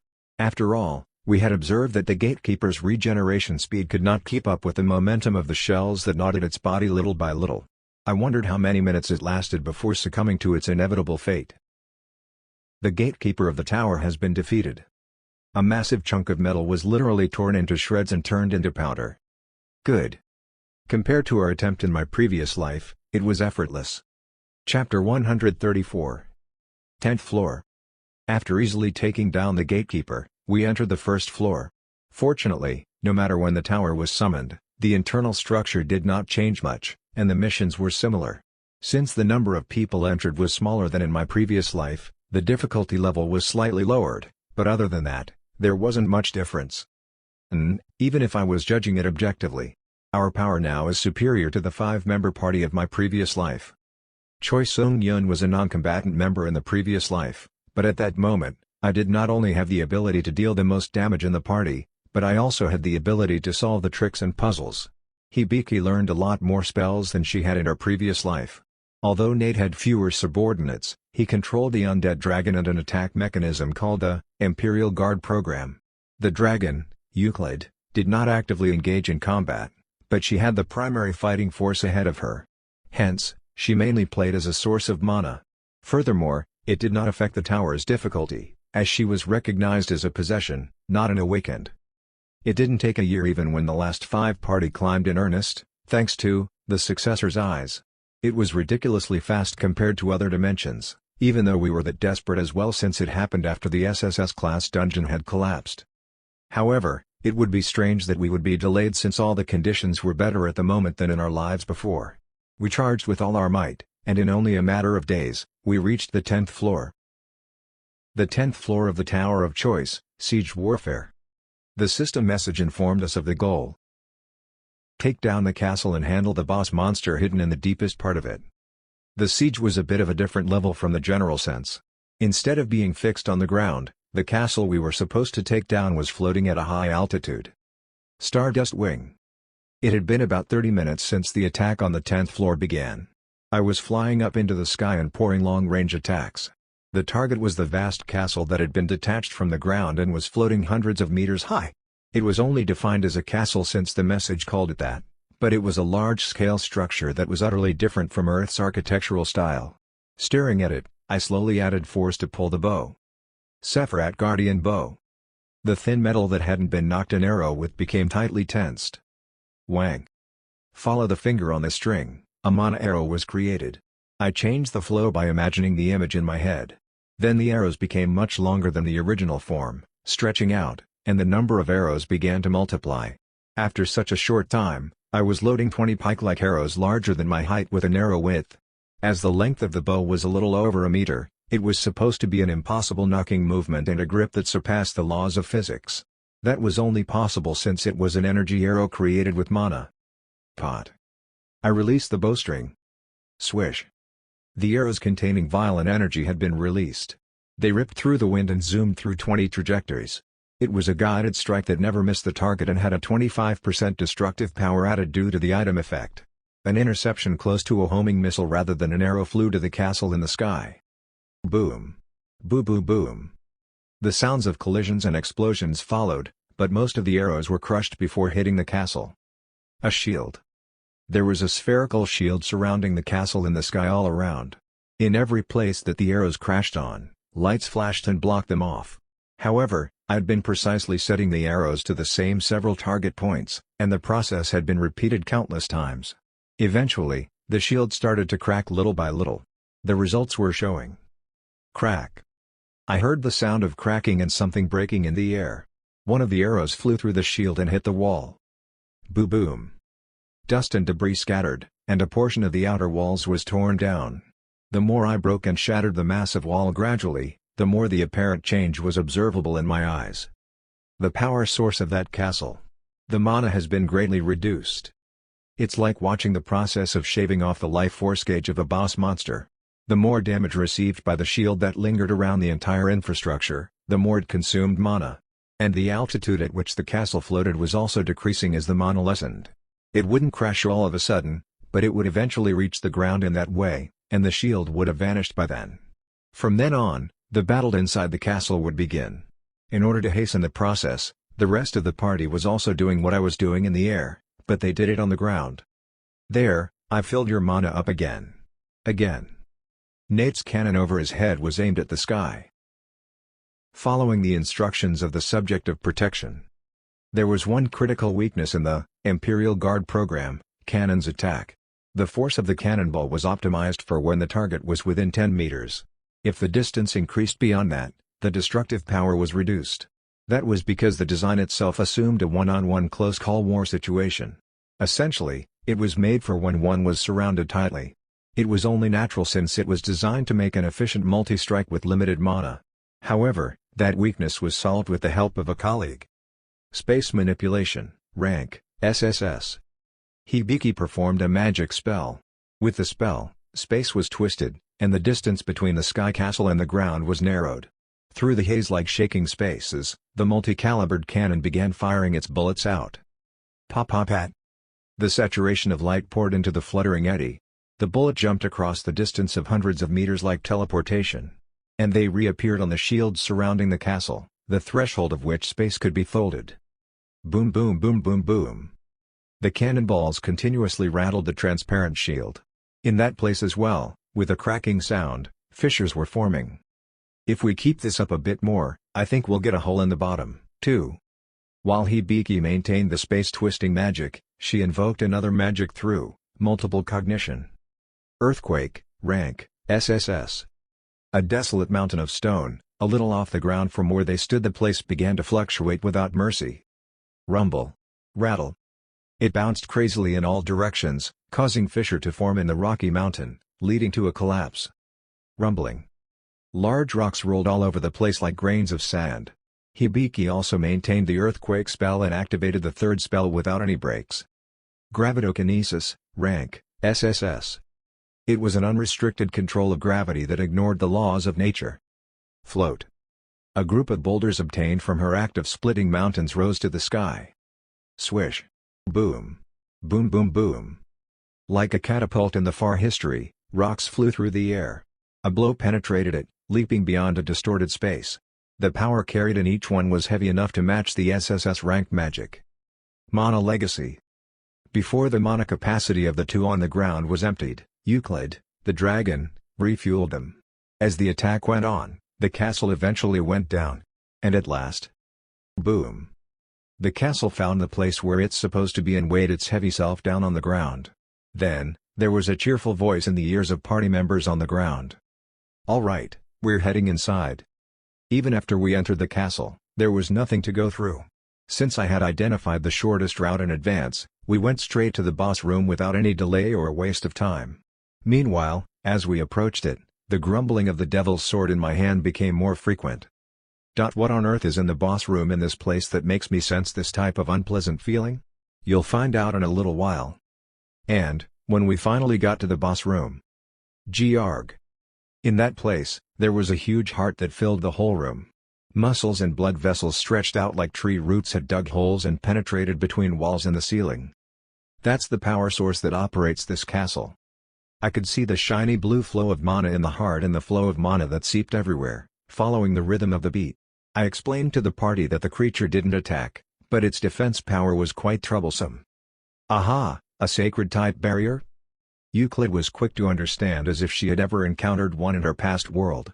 The reason why the devil's sword kept expressing displeasure was due to that. It's not a common barrier. Physical defense barrier, mana mirroring barrier, and anti-magic barrier are all overlapping. Pure physical force wouldn't work, and if sword energy were fired against it, it would bounce off. Likewise, when magic was invoked, it was invalidated as soon as it collided with the barrier. It's also got a hell of a regenerative power. A moment of silence lingered among the party. Hibiki asked with a serious expression. "Then what do we do?" "This." When I explained briefly, the atmosphere turned bright. "Oh. That's nice. For sure, it would work that way. Then I'll prepare the spell right away." The sword screamed. "No. Please. Don't. I don't want to." I picked up the devil's sword and aimed for the target. Holy and evil were opposite in terms of properties.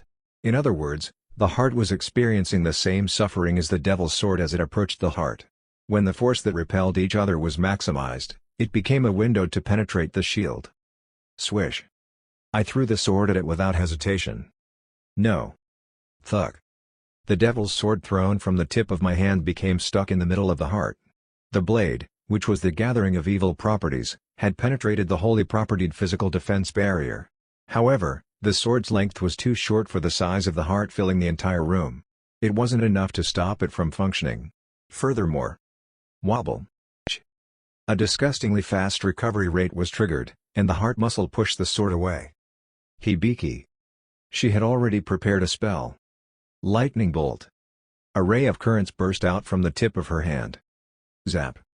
The sacred propertied barrier was closely enveloping the outer portion of the heart. The blade of the devil's sword was currently located in the barrier, but the handle was outside of it. The sword had penetrated through the entire barrier. And the devil's sword was, of course, a conductor. Dzzzzz. The lightning, which struck the handle, flowed along the blade and poured destructive high-voltage currents inside the heart tissues. Hoo-oh-oh. The sound of the heart's muscles and blood vessels twisting and bursting was akin to screams. After it gave off a disgusting smell of burning and sizzling. Ring. Congratulations. The 10th floor of the Tower of Choice has been cleared. We heard the message that we had been waiting for. Cheers burst out among the party. Okay, good job, everybody. After confirming the barrier had completely disappeared, I quietly approached and pulled out the mana amplifier, a 50% chance brainwashing device, a divine power detector with tremendous accuracy, a holy type barrier breaking crack inducer, and a lightning rod, all in one. You worse than a devil bastard. You used me as a lightning rod. Ignoring the pale murmur, I put it back in the sheath. Now, shall we take a night off at this castle? I think Euclid needs to be recharged as well. Her mana capacity, which served as the mana tank of our party, was almost empty. What kind of skill is that? How do you know so well just by looking at it? While complaining, the dragon admitted that my guess was right. Although it could be filled back up by drinking a potion, since we have to rest in between anyway, it's more effective to arrange the schedule like that. There are also clean rooms without monsters in the castle, so you can each pick one. Nate spoke while organizing and grouping the items and mana cores mined by the subordinates. Come to think of it, it's already the 10th floor. I mean, was it supposed to be this simple to clear the Tower of Choice? Euclid murmured in wonder. Although it wasn't on the same level as mine, she felt a sense of disharmony because she already had some information about the tower before she was sucked into the dungeon. People in the world I lived in had to climb it while biting the bullet. But I heard that it took them years to clear it. Then Nate rolled his eyes and continued. Didn't they climb a little slower on purpose? No way. How couldn't they clear it with urgency when hostages were being held? That time, Hibiki made a guess. Isn't it that our pace is fast because we're in the early stages? Is that so? While my colleagues were talking, Hibiki first noticed that my expression was slightly stiff. What's wrong? It was a question that asked what there was to worry about when we had already accomplished the attack perfectly. But I had a good reason to show such a face. I heard telepathy. Damn it, do you feel it too? I noticed because of the pain in my fingers. Nodding to the devil's sword, I answered. Yes, the divine power is getting stronger even though the boss is dead. In my past life, after completing the attack, we went straight to the 11th floor without a break. That was because Angelica predicted that it would be better to do so. Even though it was the best environment to rest in the Tower of Choice, we left it anyway. No, wait a minute. Come to think of it. Even if I didn't try, the memories came into my mind right away. There were a few more floors that we went through in such a hurry. The devil's sword groaned. Ugh. That's unusual. When I let them listen to the conversation with the devil's sword, the party members also looked grim. At that moment. Oh, Jinwook. That finger. I swallowed the profanity that was rising right below my throat. Shit. Blood droplets began to flow from the 2 sacred wounds that Yggdrasil show carved on my finger. It's the phenomenon that occurs when another god that is not the magical god approaches. I climbed the tower in my previous life, but I had never experienced such a situation before, so I didn't know what was happening. No way, is there a shrine or something in this castle? Drip. Huh? Nate pointed in the air and made a perplexing sound. Above us, 2 stems of blood streams flowing out of my fingers rose to the sky and drew a soft curve. As if to untie the thread floating by psychokinesis, the line made by the blood went in one direction, drawing a clear guide. It looked like an arrow leading us.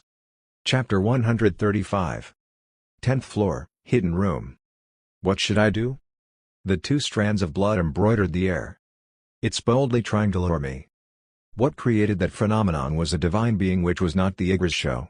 Or, at least, it was above the level of a sacred beast. Oh, my days. Euclid murmured while looking at the guiding pointer made out of my blood. The gods really love you, don't they? Well, it was suspicious since a holy item came out as a dungeon reward. Then, she continued in a low voice. I've never seen a good ending for them in history. The message was clear and loud enough that it became meaningless to change the tone of the voice. The devil's sword talked to me in pure desperation. I no longer know how many times this has happened. Leave me alone this time, whether you're going to be connecting with the god or be possessed by it. I shook my head. No, would I really have to go just because it's inviting me to do so? Let's change the plan. We were going to take a break on the 10th floor and move, but we'll just proceed to the 11th floor. Let's move on to the next floor. The tower is like a separate dungeon on each floor, so maybe. The devil's sword cut me off. That is the most reckless gamble I've ever heard in my entire existence. What do you mean? I wondered about it for a moment, but I soon found out why. And about what the devil's sword was afraid of. Do you think there's going to be a problem? It's an indication that I shouldn't ignore it, but rather I should proceed as whatever entity instructed me to. That god has already got its eyes on you. It would be good for your safety too, at the very least, pay respect and show your face when it's calling. It was strange to hear the sword talking like that. Isn't it good for you if I ignored it and proceeded to the 11th floor? It was strange that it tried to stop me at that moment. Why was the devil even worrying about me at that point? It was not like the devil's sword that always waited for the day I would die. Then it shouted as if it was dumbfounded. It's because I'm afraid I'll be included and end up having a horrible fate. No matter how much they may seem to have been exiled, deities are still deities. It's no sweat for them to destroy a cognitive entity. Indeed, that was its intention. Clicking my tongue bitterly, I talked to the party. I can't take you all with me and then let you all be noticed by it as well. I'll go alone. I must prevent another colleague from becoming as troublesome as I was. Are you going to be okay? Hibiki asked me in a worried voice. There's no other way, is there? After unpacking and putting down the devil's sword, I followed the bloodstream flowing out of my fingers. The waypoint guided my footsteps to a path that I didn't reach during the 10th floor clear in my past life. Our party didn't go around scanning the entire castle at the time. We haven't been to many routes because we had to go straight to the boss room to finish climbing the tower as soon as possible. Unlike a typical dungeon, there was a less likely chance to get an acquisition during the clear in the tower. Furthermore, considering the situation, we were aiming to clear floors within the shortest time. Things such as routing were not possible, but we wouldn't have dreamed of it even if we had a chance. Penetration. Just in case, I proceeded while looking ahead to see what was beyond the wall, but I didn't see anything unusual for quite some time. The blood arrows led me further down toward the basement of the grounded air citadel. I followed down the endless stairs, going through the darkness. Click-clack. Only the sounds of my feet sharply hitting the floor could be heard in the dark and damp atmosphere. The stone stairs were half collapsed in some parts of it. I wasn't sure if it must have been traces of siege warfare, but at least no paths were cut off. And the deeper I went, the fewer signs of destruction were present. What's this?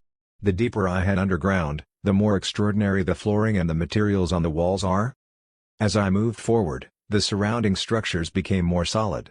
Even brick-like materials were replaced with those that could be cut and made into weapons. It was strange that they had placed that much of an effort to a place that didn't need to be visited for the clear of the 10th floor. Considering many things, maybe the one at the end of the pathway was kind of a hidden piece.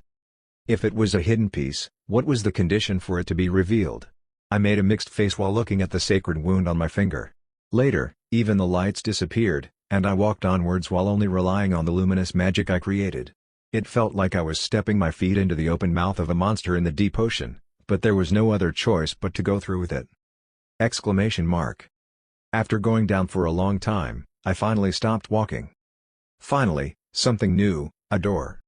The stairs were cut off, and a heavy-looking iron door waited in front of me. Coop. Damn it. Pain permeated through me, making me feel like my finger was about to snap off. That was enough proof that the massive sacred power flowed from beyond the entrance. Penetration no longer worked. I didn't know what's behind the door, but there was a powerful god's blessing that invalidated even SSS-class skills. I should proceed to the main quest as soon as possible and erase this or something. I slowly opened the door, solidifying my determination. And I saw the thing inside the room. Idle. A dungeon was a representative place of missionary work. It was a place where gods who did not have a proper influence on the tutorial world used to preempt the cream of the species that would proceed to the main quest. It was speculated that that was the case because the dungeon was located on a non-normal dimension and that its power to repel and reject gods was weak. Just as there was a statue after the magical god in the Shepherd 2 dungeon last time, there was a statue of another entity in there as well. Ah. The first thing that caught my eye was the head that looked like that of a mountain sheep. But it was not the creature that inhabited the Earth's mountainous regions. The mountain goats in our world weren't covered in scales like what the statue depicted. Meanwhile, there was nothing that could be expected for an ordinary mammal to have below its neck. Instead, 8 lumps, both breast-like and abscess-like, were stuck together in a mess. It's a much more bizarre and unpleasant appearance, but something kept reminding me of that idol. Looking at it, it's similar to the mother goddess of the lands that the Batarks serve. It was the goddess that symbolized the ever-spreading vitality through endless prosperity. But the Batarks' religion served a deity that did not exist. Perhaps what truly happened was that the religion of worshipping the owner of that statue was distorted and tampered with. Maybe it was only then was it passed on to Batark.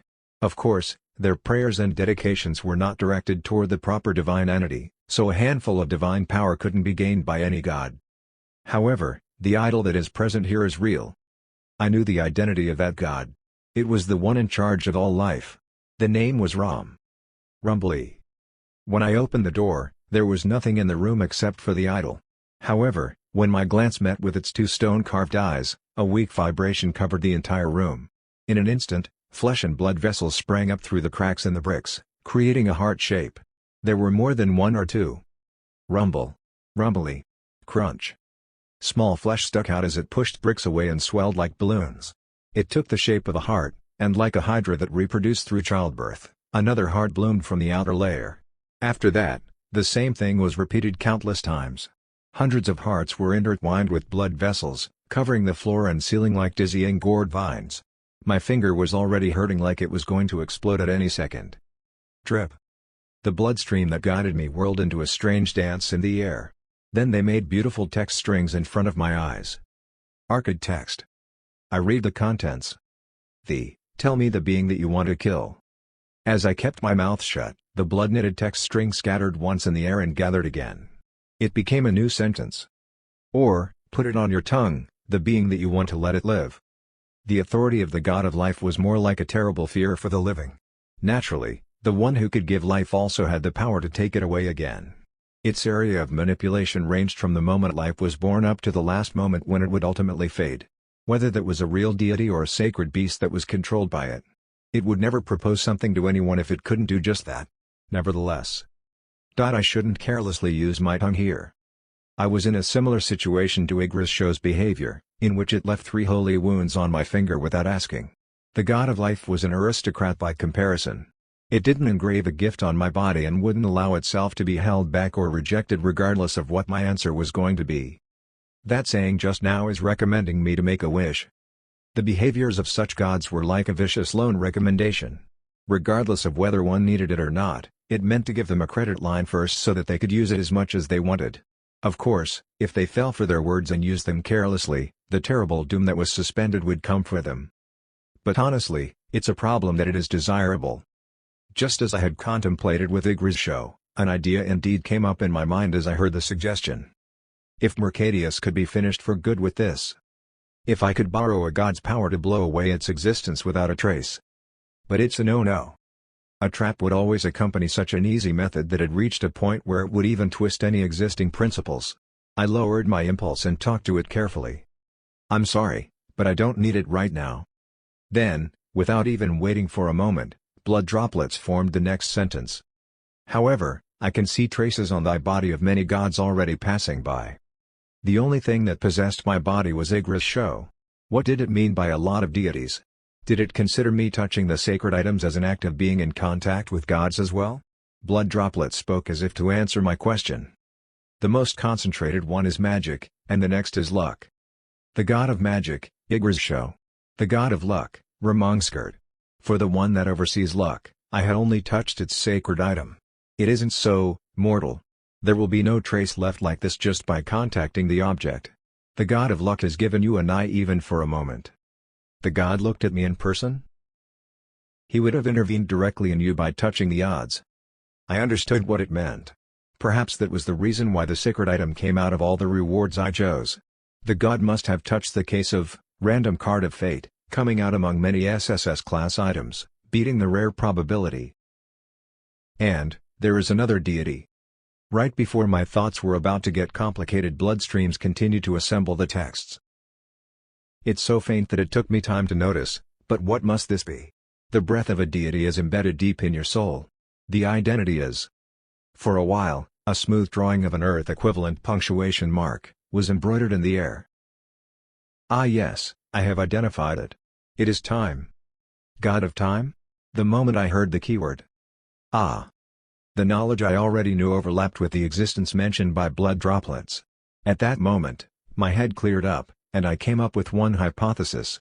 A piece of thought passed by as quickly as light. I remembered her words that told me the true meaning of the successor. The successor has experienced an average of 3,000 regressions per cycle so far. Repeated regression. The countless reversal of time. What would be the driving force that made it possible to repeat it thousands, tens of thousands of times? In addition to that, the Emperor managed to evacuate only the spirit of the successor to the far past. Starting from the distant future, when the Empire was being destroyed, they returned the soul to an ancient time where the existence of mana was not yet known to anyone but the successor itself. How long of an interval of time did the soul leap through? What was the reason why such an ambitious thing was possible? The Empire had borrowed a god's power. While I was lost in thought, the blood droplets made a few more sentences. It is very faint, but it's a trace all too familiar to us. The time that makes all the changes is an essential factor for any deity. As I did, other gods would have had no choice but to be attracted to your soul. Then it continued to tell me something that felt inevitable. But others wouldn't have noticed it except me. This is because there is no other deity that cares as much about the mortals as I do. That's inevitable. I tell you, all life deserves to be respected.